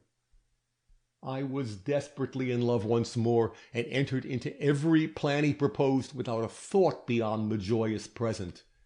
He was so handsome without his hat, and when after some short delay he threw aside the duster, I felt myself for the first time in my life in the presence of a finished gentleman. Then his manner was so changed. He was so like his oldest and best self, so dangerously like what he was in those long-vanished hours under the pines in my sand-swept home on the shores of Lake Michigan, that he faltered at times and sank into strange spells of silence which had something in them that made my breath come fitfully, did not awaken my apprehension or rouse in me more than a passing curiosity. I thought he regretted the past, and when, after one such pause in our conversation, he drew out of his pocket a couple of keys tied together with a string, and surveyed the card attached to them with a strange look, easily enough to be understood by me now, I only laughed at his abstraction, and indulged in a fresh caress to make him more mindful of my presence. These keys were the ones which Mrs. Van Burnam's husband had dropped, and which he had picked up before meeting me, and after he had put them back into his pocket he became more talkative than before, and more systematically lover-like. I think he had not seen his way clearly till this moment, the dark and dreadful way which was to end, as he supposed, in my death. But I feared nothing, suspected nothing. Such deep and desperate wickedness as he was planning was beyond the wildest flight of my imagination. When he insisted upon sending for a complete set of clothing for me, and when at his dictation I wrote a list of the articles I wanted, I thought he was influenced by his wish as my husband to see me dressed in articles of his own buying.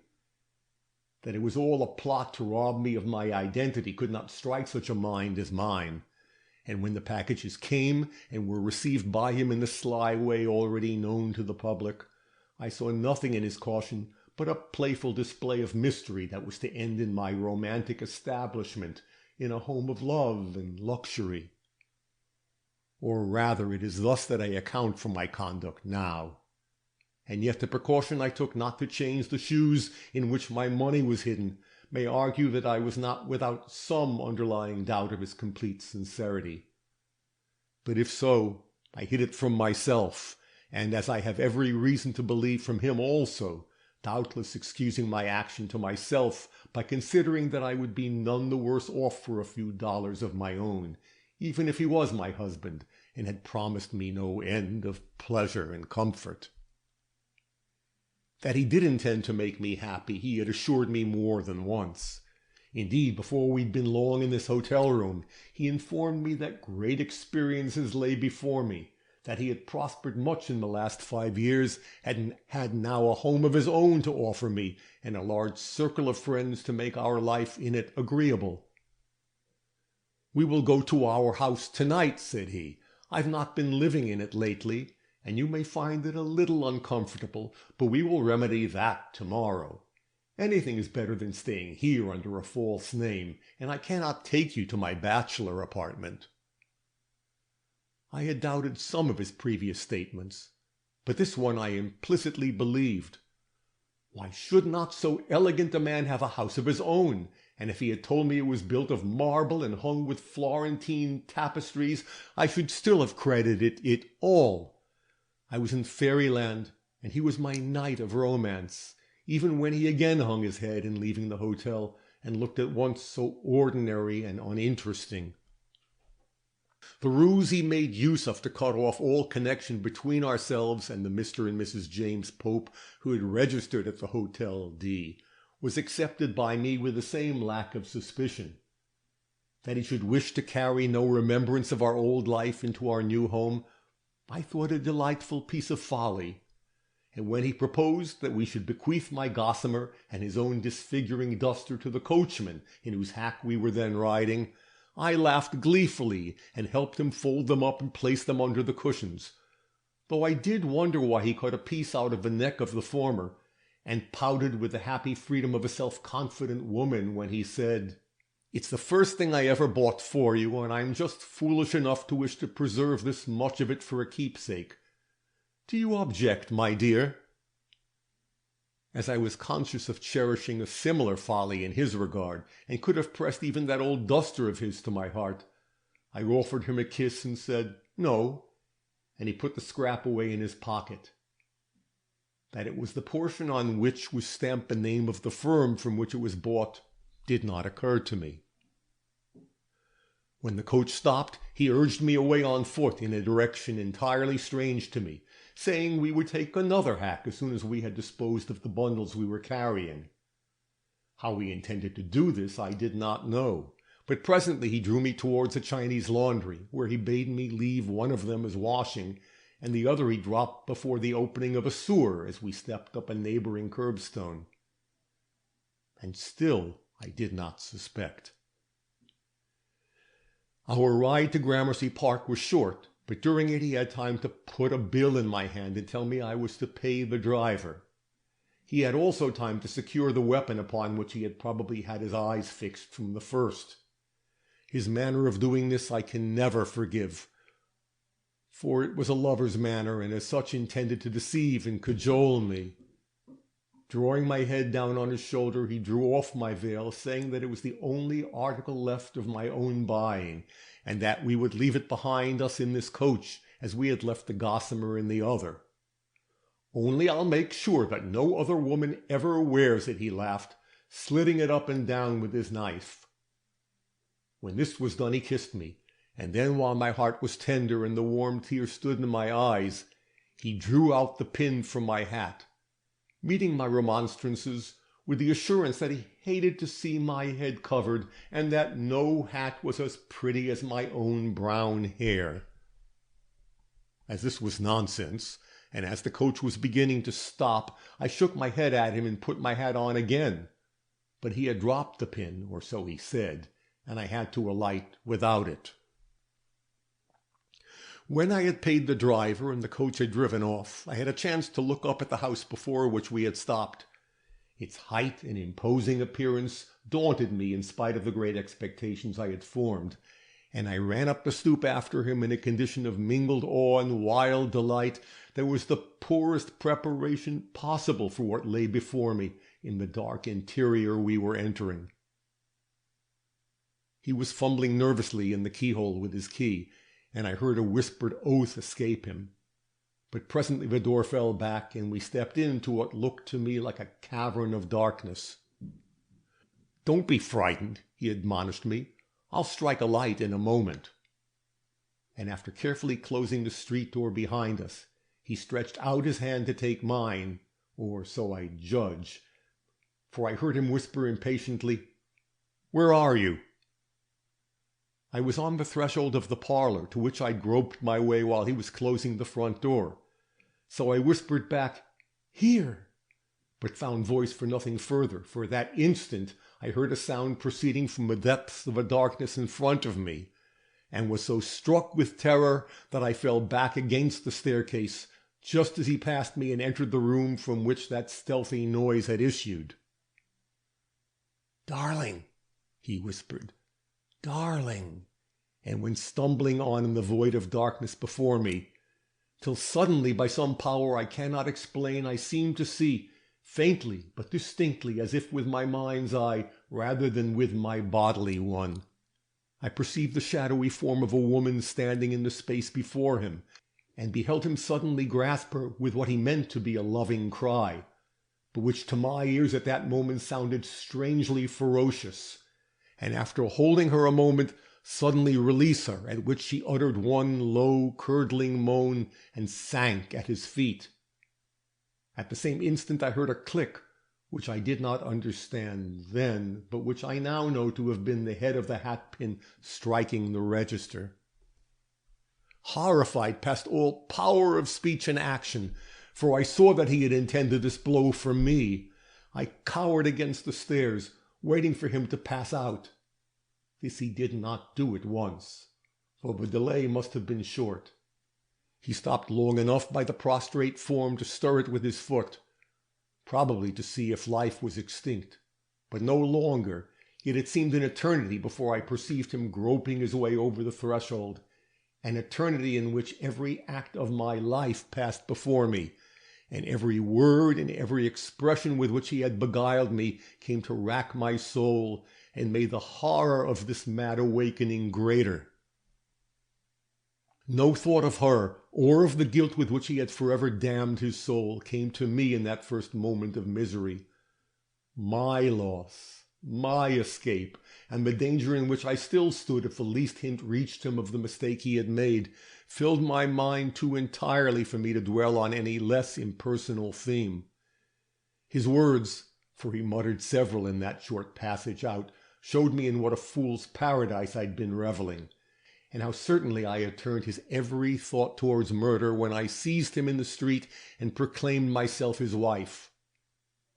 The satisfaction with which he uttered, "Well struck," gave little hint of remorse, and the gloating delight with which he added something about the devil having assisted him to make it a safe blow as well as a deadly one, was proof not only of his having used all his cunning in planning this crime, but of his pleasure in its apparent success.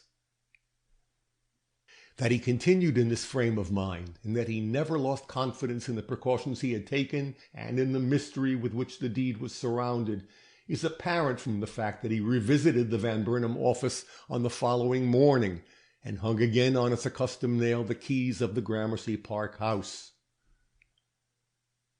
When the front door had closed, and I knew that he had gone away in the full belief that it was my form he'd left lying behind him on that midnight floor, all the accumulated terrors of the situation came to me in full force, and I began to think of her as well as of myself, and longed for courage to approach her, or even the daring to call out for help. But the thought that it was my husband who had committed this crime held me tongue-tied, and though I soon began to move inch by inch in her direction, it was some time before I could so far overcome my terror as to enter the room where she lay. I had supposed, and still supposed, as was natural after seeing him open the door with the keys he took from his pocket, that the house was his, and the victim a member of his own household. But when, after innumerable hesitations and a bodily shrinking that was little short of torment, I managed to drag myself into the room and light a match, which I found on a farther mantel-shelf, I saw enough in the general appearance of the rooms and of the figure at my feet to make me doubt the truth of both these suppositions. Yet no other explanation came to lighten the mystery of the occasion, and dazed as I was by the horror of my position and the mortal dread I felt of the man who in one instant had turned the heaven of my love into a hell of fathomless horrors, I soon had eyes for the one fact only, that the woman lying before me was sufficiently like myself to inspire me with the hope of preserving my secret and keeping from my would-be slayer the knowledge of my having escaped the doom he had prepared for me. For ascribe it to what motive you will, that was the one idea now dominating my mind. I wanted him to believe me dead. I wanted to feel that all connection between us was severed forever. He had killed me. By killing my love and faith in him, he'd murdered the better part of myself. And I shrank with inconceivable horror from anything that would bring me again under his eye, or force me to assert claims that it would be the future business of my life to forget. When the first match went out, I had not courage to light another, so I crept away in the darkness to listen at the foot of the stairs. There was no sound from above, and a terrifying sense began to pervade me that I was in that house alone. Yet there was safety in the thought, an opportunity for what I was planning, and finally, under the stress of the purpose that was every moment developing within me, I went softly upstairs and listened at all the doors till I was certain that the house was unoccupied. Then I came down and walked resolutely back into the parlor, for I knew if I allowed any time to pass I could never again summon up strength to cross its grisly threshold. Yet I did nothing for hours but crouch in one of its dismal corners, waiting for morning. That I did not go mad in that awful interval is a wonder. I must have been near it more than once. I have been asked, and Miss Butterworth has been asked, how in the light of what we now know concerning this poor victim's presence there, we account for her being in the darkness and showing so little terror at our entrance and Mr. Stone's approach. I account for it in this way. 2 half-burned matches were found in the parlor grate. One I flung there. The other had probably been used by her to light the dining-room gas. If this was still lighted when we drove up, as it may have been, then, alarmed by the sound of a stopping coach, she had put it out, with a vague idea of hiding herself till she knew whether it was the old gentleman who was coming or only her suspicious and unreasonable husband. If it was not lighted then, she was probably aroused from a sleep on the parlor sofa, and was for the moment too dazed to cry out or resent an embrace she had not time to understand before she succumbed to the cruel stab that killed her. Miss Butterworth, however, thinks that the poor creature took the intruder for Franklin till he heard my voice, when she probably became so amazed that she was in a measure paralyzed, and found it impossible to move or cry out. As Miss Butterworth is a woman of great discretion, I should think her explanation the truest if I did not consider her a little prejudiced against Mrs. Van Burnam. But to return to myself. With the first glimmer of light that came through the closed shutters, I rose and began my dreadful task. Upheld by a purpose as relentless as that which drove the author of this horror into murder, I stripped the body and put upon it my own clothing, with the one exception of the shoes. Then, when I had redressed myself in hers, I steadied up my heart, and with one wild pull dragged down the cabinet upon her, so that her face might lose its traits and her identification become impossible.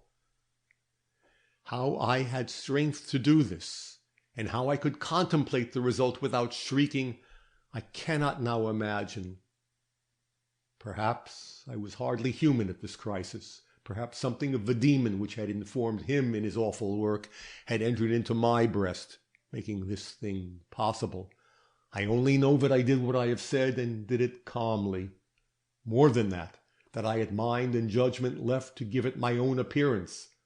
Observing that the dress I had put on was of a conspicuous plaid, I exchanged the skirt portion with a brown silk petticoat under it, and when I observed that it hung below the other, as of course it would, I went through the house till I came upon some pins with which I pinned it up out of sight.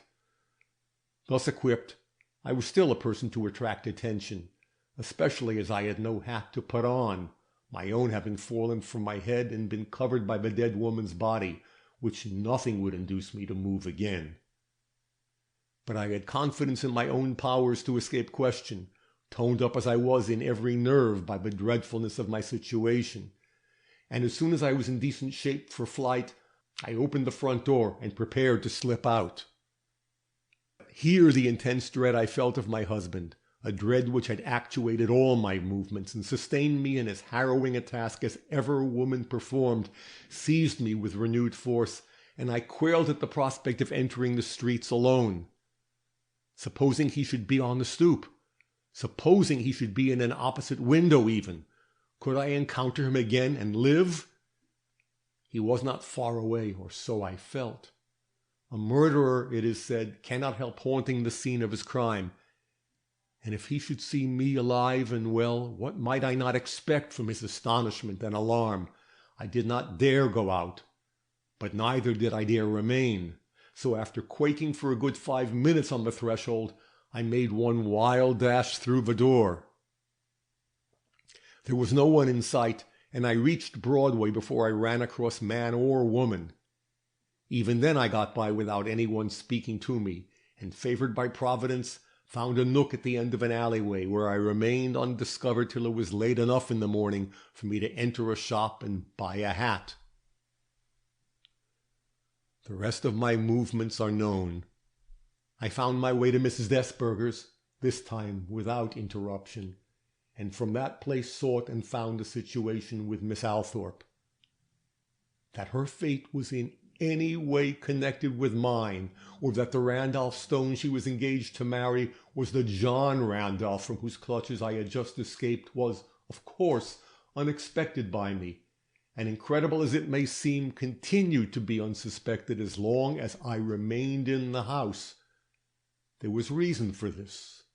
My duties were such as I could well attend to in my own room, and feeling a horror of the world and everything in it, I kept my room as much as possible, and never went out of it when I knew that he was in the house. The very thought of love awakened intolerable emotions in me, and much as I admired and revered Miss Althorpe, I could not bring myself to meet or even talk of the man to whom she was in expectation of being so soon united. There was another thing of which I was ignorant, and that was the circumstances which had invested with so much interest the crime of which I had been witness. I did not know that the victim had been recognized, or that an innocent man had been arrested for her murder. In fact, I knew nothing concerning the affair save what I had seen with my own eyes, no one having mentioned the murder in my presence, and I having religiously avoided the very sight of a paper for fear that I should see some account of the horrible affair, and so lose what small remnants of courage I still possessed. This apathy concerning a matter so important to myself, or rather this almost frenzied determination to cut myself loose from my dreadful past, may seem strange and unnatural, but it will seem stranger yet when I say that for all these efforts I was haunted night and day by one small fact connected with this past, which made forgetfulness impossible. I had taken the rings from the hands of the dead woman as I had taken away her clothes, and the possession of these valuables, probably because they represented so much money, weighed on my conscience and made me feel like a thief.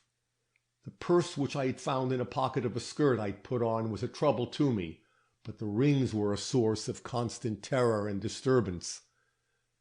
I hid them finally in a ball of yarn I was using, but even then I experienced but little peace, for they were not mine, and I lacked the courage to avow it or seek out the person to whom they now rightfully belonged.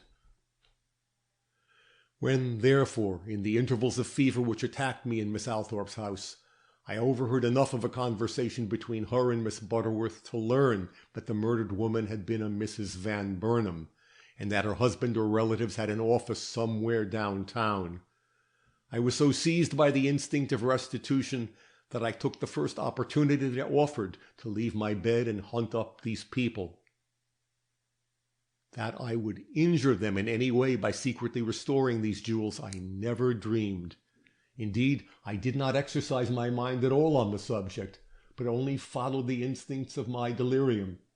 And while to all appearance I showed all the cunning of an insane person, in the pursuit of my purpose, I fail to remember now how I found my way to Duane Street, or by what suggestion of my diseased brain I was induced to slip these rings upon the hook attached to Mr. Van Burnam's desk. Probably the mere utterance of this well-known name into the ears of the passers-by was enough to obtain for me such directions as I needed. But however that may be, the result was misapprehension, and the complications which followed serious. Of the emotion caused in me by the unaccountable discovery of my connection with this crime I need not speak. The love which I at one time felt for John Randolph had turned to gall and bitterness, but enough sense of duty remained in my bruised and broken heart to keep me from denouncing him to the police, till by a sudden stroke of fate or providence I saw him in the carriage with Miss Althorpe, and realized that he was not only the man with whom she was upon the point of allying herself, but that it was to preserve his place in her regard and to attain the lofty position promised by this union he had attempted to murder me, and had murdered another woman only less unfortunate and miserable than myself. It was the last and bitterest blow that could come from his hand, and though instinct led me to throw myself into the carriage before which I stood, and thus escape a meeting which I felt I could never survive. I was determined from that moment not only to save Miss Althorpe from an alliance with this villain, but to revenge myself upon him in some never-to-be-forgotten manner.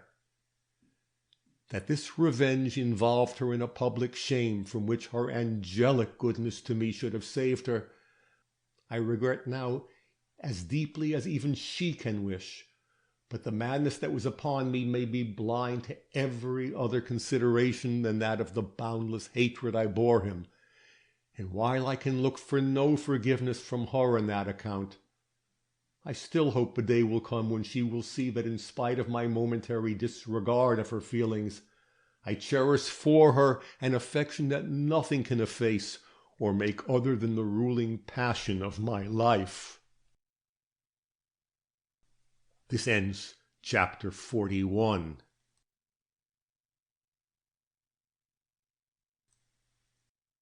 Chapter 42.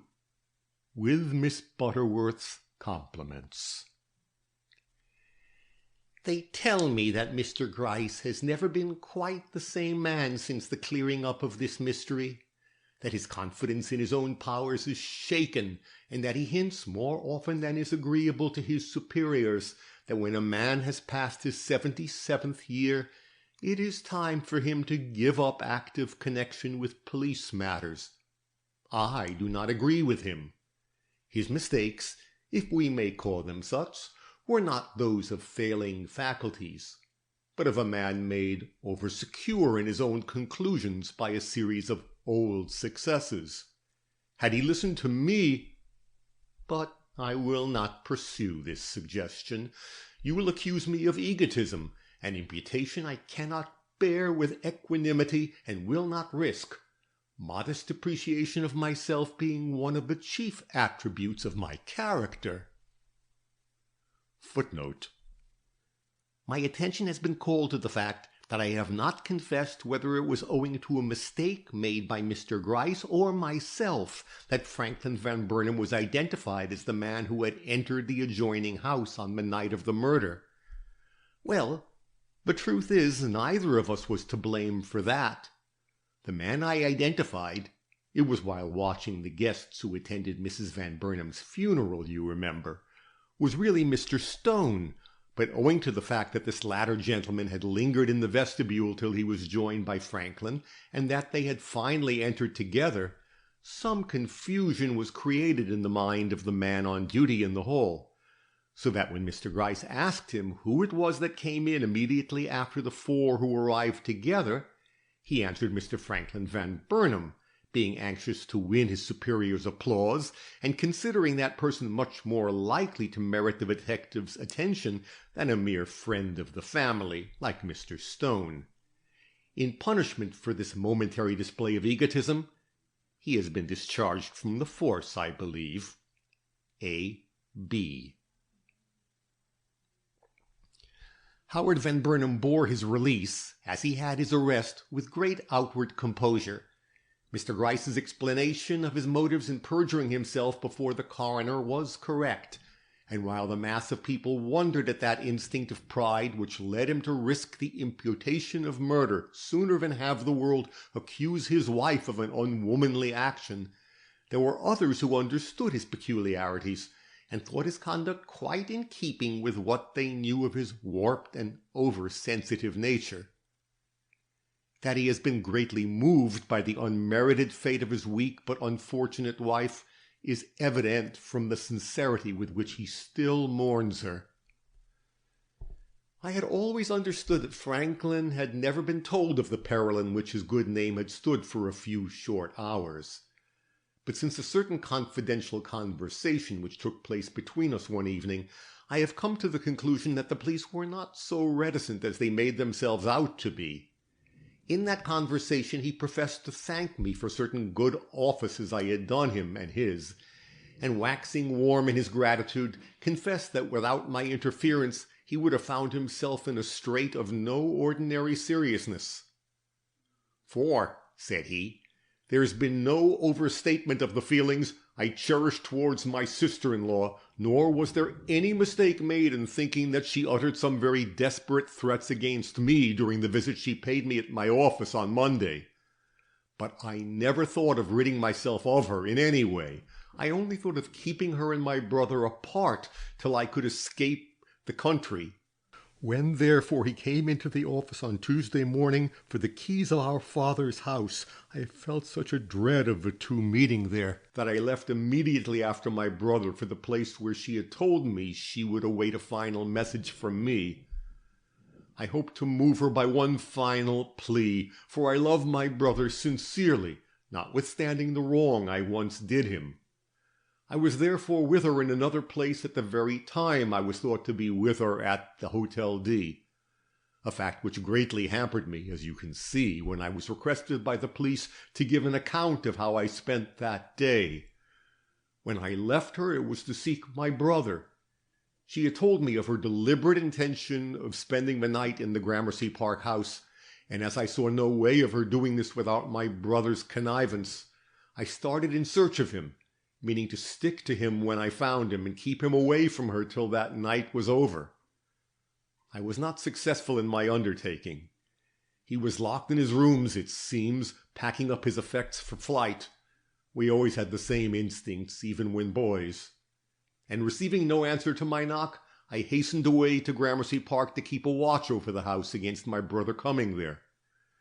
This was early in the evening, and for hours afterwards I wandered like a restless spirit in and out of those streets, meeting no one I knew, not even my brother, though he was wandering about in very much the same manner, and with very much the same apprehensions. The duplicity of the woman became very evident to me the next morning. In my last interview with her, she'd shown no relenting in her purpose towards me, but when I entered my office after this restless night in the streets, I found lying on my desk her little handbag, which had been sent down from Mrs. Parker's. In it was the letter, just as you divined, Miss Butterworth. I had hardly got over the shock of this most unexpected good fortune when the news came that a woman had been found dead in my father's house. What was I to think? That it was she, of course, and that my brother had been the man to let her in there, Miss Butterworth. This is how he ended. I make no demands upon you, as I have made no demands upon the police, to keep the secret contained in that letter from my much abused brother. Or rather, it is too late now to keep it, for I have told him all there was to tell myself, and he has seen fit to overlook my fault, and to regard me with even more affection than he did before this dreadful tragedy came to harrow up our lives. Do you wonder I like Franklin Van Burnam? The Misses Van Burnam call upon me regularly, and when they say, "Dear old thing," now they mean it. Of Miss Althorpe, I cannot trust myself to speak. She was and is the finest woman I know, and when the great shadow now hanging over her has lost some of its impenetrability, she will be a useful one again, or I do not rightly read the patient smile which makes her face so beautiful in its sadness. Olive Randolph has, at my request, taken up her abode in my house. The charm which she seems to have exerted over others, she has exerted over me, and I doubt if I shall ever wish to part with her again. In return, she gives me an affection which I am now getting old enough to appreciate.